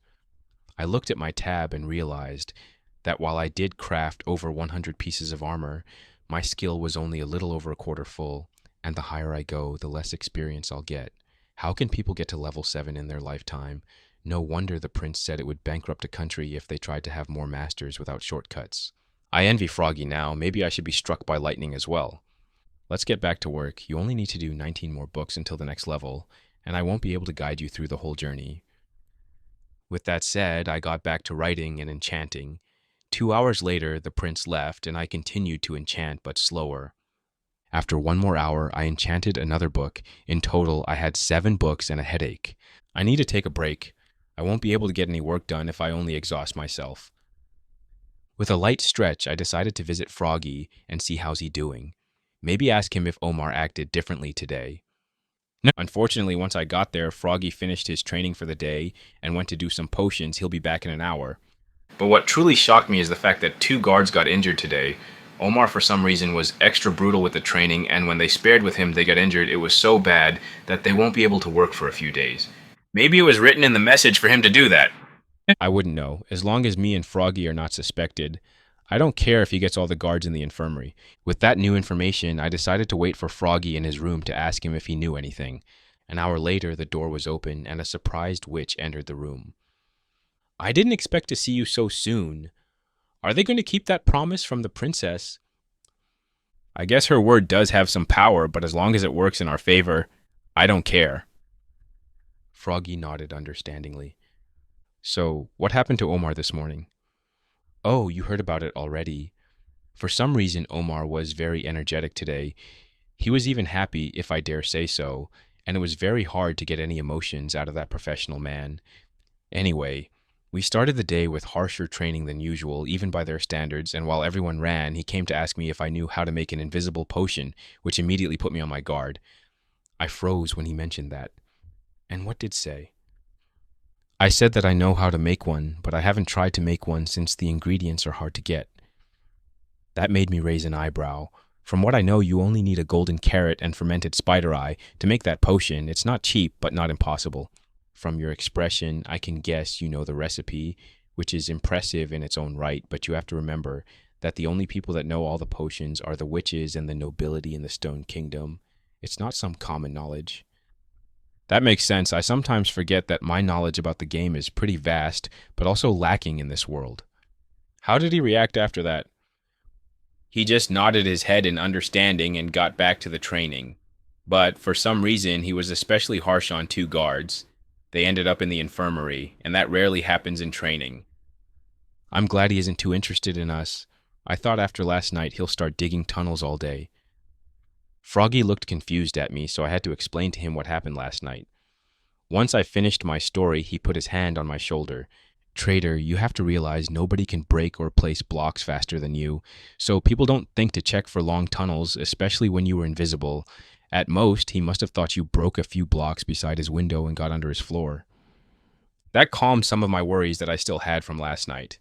From there, we just talked about more normal topics until Froggy had to leave. With my mind more relaxed, I went back to work, not forgetting to stop at the kitchen to get some food. The pie started to grow on me. POV, Prince Amun. I was furious. That unworthy head guard Omar managed to badly hurt 2 of the most important guards that I have, the ones that guard the obsidian factory. I spent a fortune buying their loyalty from my father, and it's already starting to hurt my pocket. But it didn't matter. Once I became the Sultan, I could get rid of everyone that I wanted, and if they tried to get in my way, I'd get rid of them like I got rid of that annoying bug Aisha. She and her group are pretty powerful if they want to. Me and my father knew about its existence, even if it's a secret. As for why isn't my father taking care of them, it's because he doesn't see them as a threat to his position. They don't work for the royalty, they work for the country. And that's stupid. How can a nation be great without a great leader? They shouldn't waste their resources on the common villagers and instead help us gain more influence over the other countries. But it didn't matter anymore. Ever since I locked the head of that group in the obsidian prison, they weren't that much of a threat anymore. I entered my office with hurried steps, but stopped once I saw someone else in the room as well. I thought the meeting was later tonight, I said, with anger in my voice. Looks like someone is angry that their lapdog got injured today. The man responded with a smirk on his face. He looked like any Nobel on the desert. He wasn't too handsome nor too ugly. It was a smiling face that could be lost in a crowd. My people want to know how's the progress with the plan. The plan is going well. You don't have time to worry about it. Don't play this game with me, Prince. Last time, when we trusted your word only, a cat snuck into our base and found out about our dealings, and you know who will suffer more if people find out you have contact with the pillagers. Indeed, the man in front of me was a pillager. Even if I didn't see his gray skin from under the mask, I could still feel his corrupt core oozing out. But I needed them to get on the throne faster, so I had to endure. The armor is almost done, and I already secured that my men will have access to it after it's done. I found out a man that I'm currently teaching enchantments. Next week, I'll have the curse of binding enchantment. When the show it's going to start, I'm going to pin the blame on him and his friend the witch. The man nodded his head in understanding. Isn't he a hero of the country, and also a master in alchemy? He is indeed, but it's a necessary sacrifice for our future. Plus, I'll still have access to your witches, aren't I? The man started to laugh loudly. This is why we get along so well, Prince. Our way of thinking, it's too similar not to be friends. I'll go now and tell my superiors about the good news. Keep up the good work and don't mess this up. Once he said that he took out a firework and threw it out the window. Several seconds later, an explosion was heard and he disappeared. Everyone was panicking, but the prince stayed in his place, unbothered by what just happened. I'm not like any of you suicidal cult monsters. I'm someone who will steer the nation to greatness, and once I'm up there, the first thing I'll do is a crusade against you. The door was forcibly opened and a panicked guard came in. Sir, are you okay? There was a firework explosion outside. Yes, I'm fine. Go back to your work. I didn't even bother to see the man leaving. I just got back to my papers that sat in a chest. One day closer to ruling this nation. Chapter 49, Oath of Secrecy. Writing and correcting the mistakes followed by putting the pages in a book. That's all I've been doing for the past 4 days, but it was all worth it when I finally saw my skills tab. Well, I've done it. My first skill at level 5, it feels rewarding to see numbers grow. I was still in the enchanting room. While reading my tab, even though I enchanted 2 extra books, I don't regret it.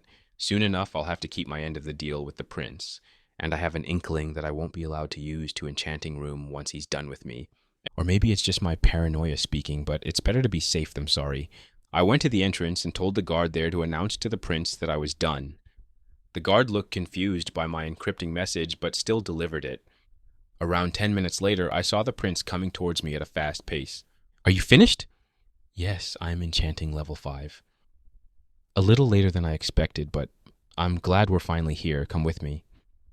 I followed him to a well-lit room with a view of the garden, bookshelves on the walls, and what I assumed was a desk in the middle of the room. Is this your office? It looks pretty cozy. The prince didn't respond. Instead, he took some red wool from a chest and covered the windows, letting only the artificial lights illuminate the room. Then, in his hands appeared an empty bucket and a redstone torch. He walked to a cauldron filled with water where, I'm assuming that is the sink, and scooped water into the bucket. Then he just dropped the red torch in the empty cauldron. Before I could ask what was he doing, I heard the sounds of pistons moving and 2 blocks from the wall disappeared, showing a tunnel going down. What just happened? Again, the prince didn't respond, instead went down the ladder, leaving me alone in his office. After thinking if I should just run now and never look back, I have a sigh and went after him. I didn't have to go down for too long before I was in a small obsidian room. They do like to use a lot of obsidian for their secret chambers. I wonder how many of them are now. The room wasn't too big. It had a few chests on the side, a brewing station in one corner, and I'm the other one, an enchanting table. What surprised me the most was the table in the middle of the room. Or more exactly, what was on the table. On the table, there was a pillow with a pixelated green sphere on top. It felt like I was seeing a dead eye. It was very creepy looking, even though it wasn't the first time I'd seen one. It was an ender pearl. What you're about to see, it's a secret that you'll have to take it to your grave. If you want to leave now, it's your chance. He looked at me with a serious face. But I know this isn't a choice. He could have told me this once I was in his office. Not when he opened the secret door. He could have not taught me about enchanting at all. Just let me grind my skill alone, but no. Instead, he helped me to level up my skill faster, and then forced me to see something that would get me into trouble. He wanted me to do something. You help so much, of course. I can keep a secret. He nodded his head. Looks like I gave him the answer he was expecting. This here is an ender pearl. It's an item from the Enderman monster. They are very rare and hard to kill since they can teleport once they feel they're in danger. I looked amazed at the item, trying to hide the fact that I knew about the item already. We are going to take an oath while in contact with the ender pearl. I nodded in understanding, and we both had our hands on the pearl. I, Prince Amun II, swear to keep what is spoken here a secret and not to hurt the opposing party. And that took me by surprise. Is he going to just leave me be once I do him this favor? Did I judge him too harshly? I, traitor, swear to keep everything here to myself and do no harm to the prince. With the oath now taken, we are both under its power, and whoever will break it shall be cursed to be an Enderman. He then took the pillow with care to not break the orb and put it on a chest. Meanwhile, I was shocked about the consequences of breaking the oath. Is that even possible? I don't remember this being a feature of the game, but this is not the game that I know. It's just very similar. So it could be possible to become a monster if I break the oath. I want you to learn this enchantment and make 4 books. My internal struggle was interrupted by the prince, handing me 5 pages all written in red with the most complex formula that I've ever seen, and it was exactly what I felt it was. Curse of Bidding. Isn't this an illegal book to enchant? Even if you're a royalty, you'll suffer heavy consequences. Yes, I am well aware. That's why we both took an oath of secrecy, and you'll know that neither I nor you will betray each other. Why would you need me to help you with this? Wouldn't it be easier to just do it yourself? This looks like a complicated enchantment. I'm sure you'll be able to do it better. The prince looked uncomfortable with what he was about to say. Every enchantment has an imprint of the creator, and I choose you since you never sold an enchantment, so nobody would know it was you even if they would search for it. Couldn't you ask someone else then? It feels like I'm going through a lot of risk just for something you want to. Why would you even need such an enchantment? The prince started to get frustrated the more I asked. He didn't like that I was too curious, but he still answered. Everyone who wants to learn enchanting has to give their first book to the library of the palace on the last floor. We do this so we can catch the supplier for criminal groups, and neither I nor my father can control what's going on there. You instead managed to learn enchanting illegally, which means that there's no imprint leading to you. As for why would I do that? It's because with those enchantments, we can finally catch a criminal with connections to pillagers, but he's very good at disguising, so this enchanting will greatly help us identify him. I understand. I'll help you with this challenge. Just promise me that you'll help me if they somehow manage to find me. Of course I will help you. If we manage to do this, you'll even be a hero to this nation. The prince said with enthusiasm. I didn't choose to help him out of the goodness of my heart. I just didn't have a choice. Even if the consequences of the oath may be true, he can still get me in trouble just by telling the authorities that I legally learned enchanting, and that would be enough for me to get in trouble. That Nobel Alexander risked a lot by teaching me enchanting. I didn't realize how big of a request I made at that time, but this shows how much he cares about his wife. Let's start practicing this now. I need the enchantment by the beginning of the New Year party. Isn't that in 2 weeks? Yes, that's why we need to start now. So for the next hour, we spend it with me trying to understand the prince's explanation, but the fact that I didn't learn the enchanting language, I only copied what I saw, made it much harder for both of us. After some theory lessons, we finally got to writing, and it was also the time I found out why the writing was red instead of the usual black. It was redstone mixed with ink to my relief. From the way the prince kept saying about this enchantment being connected with the soul of the host, I thought I had to write it in blood. This time it took much longer than when I learned how to enchant at level 2.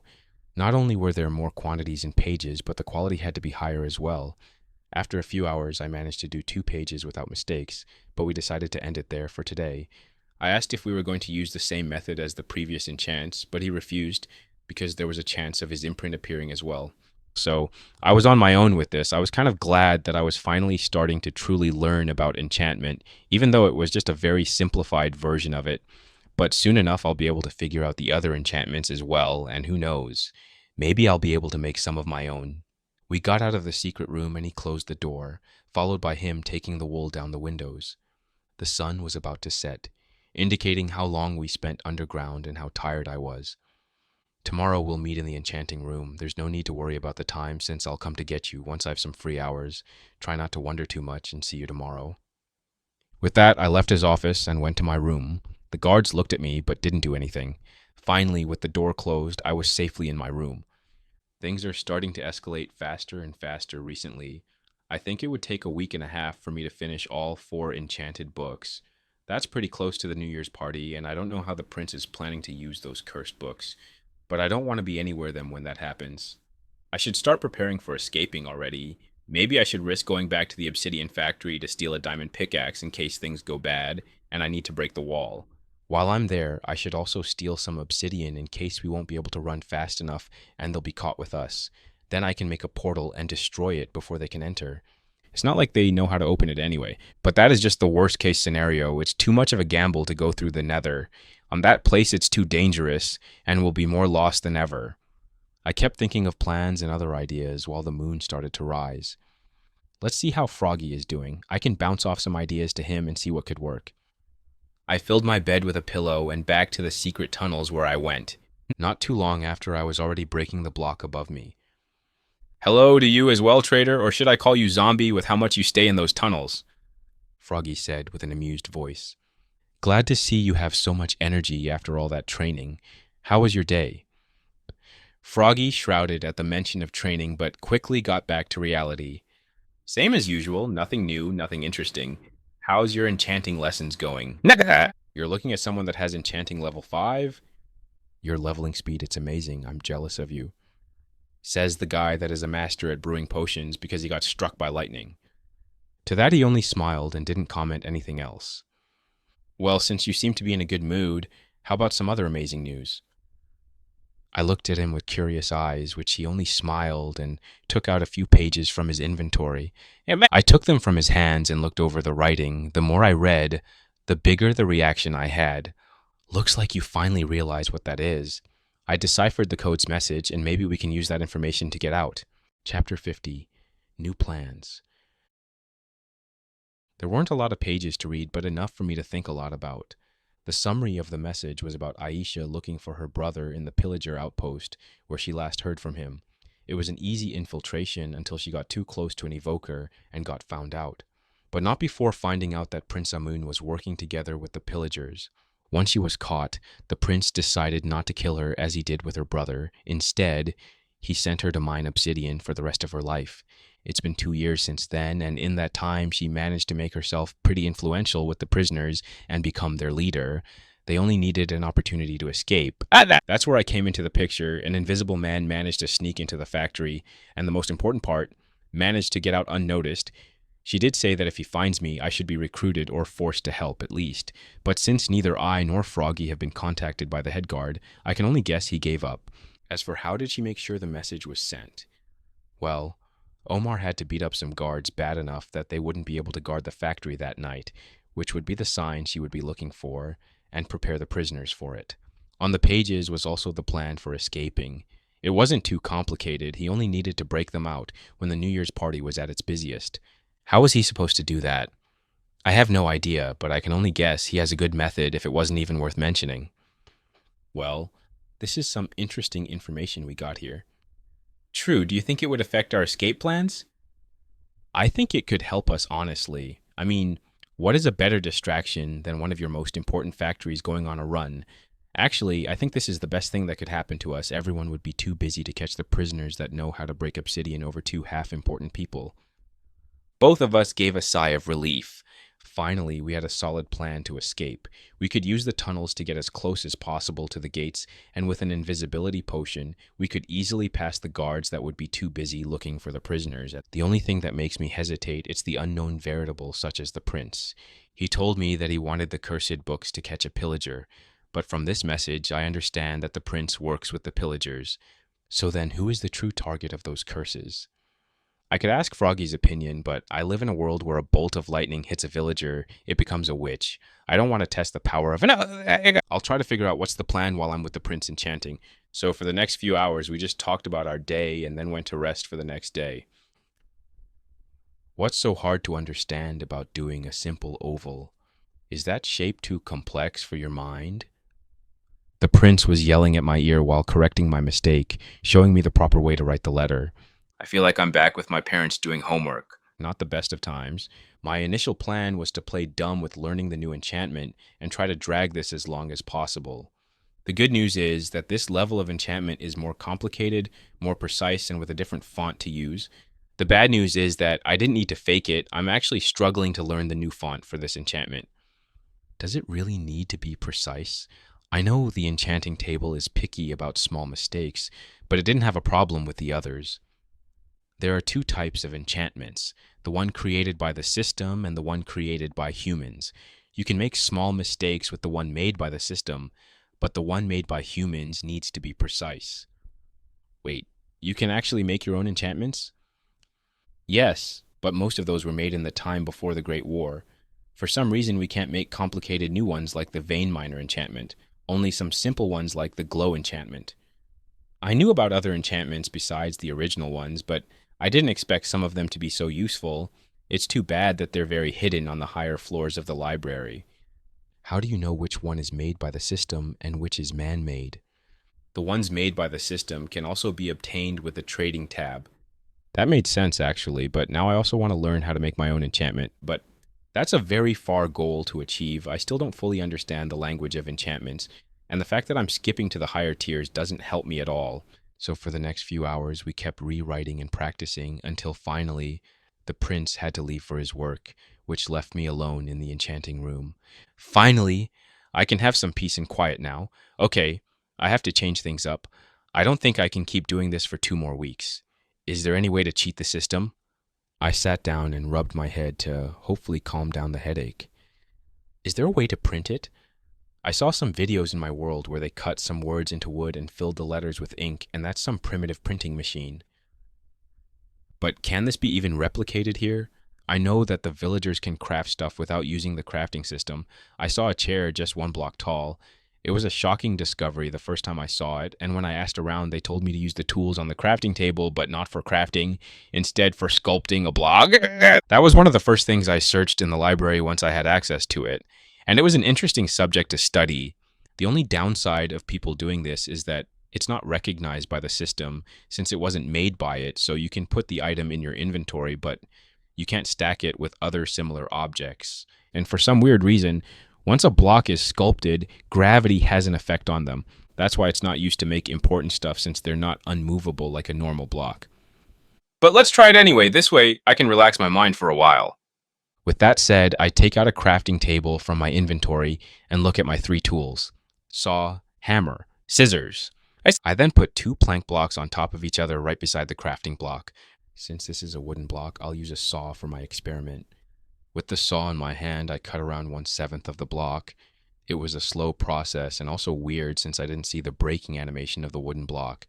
But finally, the plank fell off onto the crafting table. It really works. I can also pick up the remaining block like an Enderman. It's a weird sensation.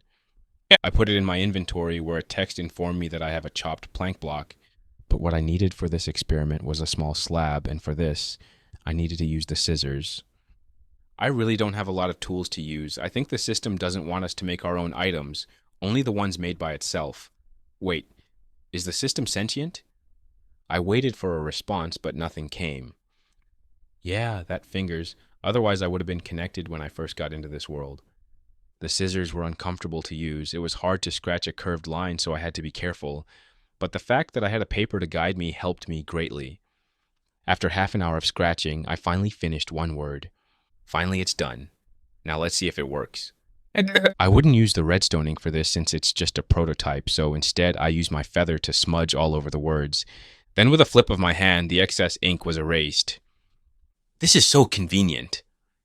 Next, I put a blank paper over the scratched word and pressed hard, then quickly turned the paper to see the results.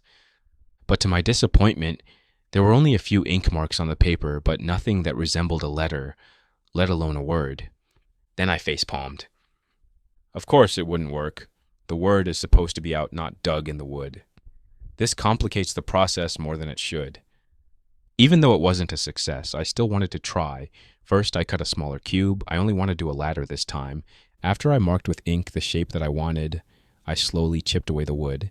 It took me about an hour, but it was finally done. It was slower than actually writing it, but this is more fun and relaxing, even if it's harder. Time for the real test. I put some ink over the letter and then stamped it on the paper. It works. It actually works. This is revolutionary for this world. It would make enchanting so easy. If the enchanting table accepted this, but I didn't let that thought bring me down, I made some progress, and it could help me level up enchanting much faster if it works. But it's too much of a risk to start it now. I sat down thinking of a solution to this particular problem until I finally got it. I don't need to make the letters myself. I can ask someone else to do it for me. There's usually a Fletcher in the crafting room. I could ask him to do all the hard work and I'll pay him later. I'm sure he can do a better job than me anyway. But first I needed to write all the letters individually and they needed to be perfect. Looks like I'm back to writing. It didn't take me long this time since I already have some experience, and it's easier to write the letters individually than in a whole sentence. I didn't want to waste time, so I went directly to the crafting room where the Fletcher villager looked bored out the window until he heard me coming. It's been a while since I saw you, getting back to grind the crafting skill.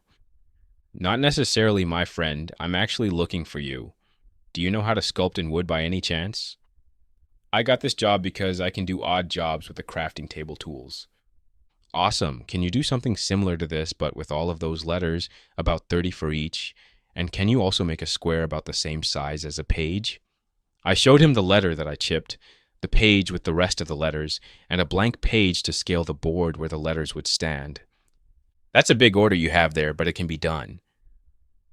While Fletcher looked a little surprised by the sudden request, it looked like it wasn't that shocking for him. This makes me wonder what kind of orders he usually gets to this point. Of course, I'll pay for taking your time. Then I took out 2 golden apples and put them on the table. That finally got a reaction out of him. He was shocked, and he didn't believe what he was seeing in front of him. Are you sure about that? Yes, of course. I mean, I'm taking up so much of your precious time at work, so I need to compensate you for that. I hope this is enough. Yes, it's more than enough.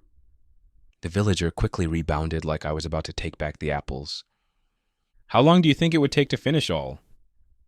In 3 days I should finish your puzzle. Don't worry, I'm an expert at this, the man said with confidence. I was shocked when I heard the time. I expected a week at minimum, but I guess experienced people work faster. Thank you, sir. I'll be back in 3 days then. With that, I got out of the room. I still had to enchant normally in case it didn't work. Let's hope I didn't waste this time.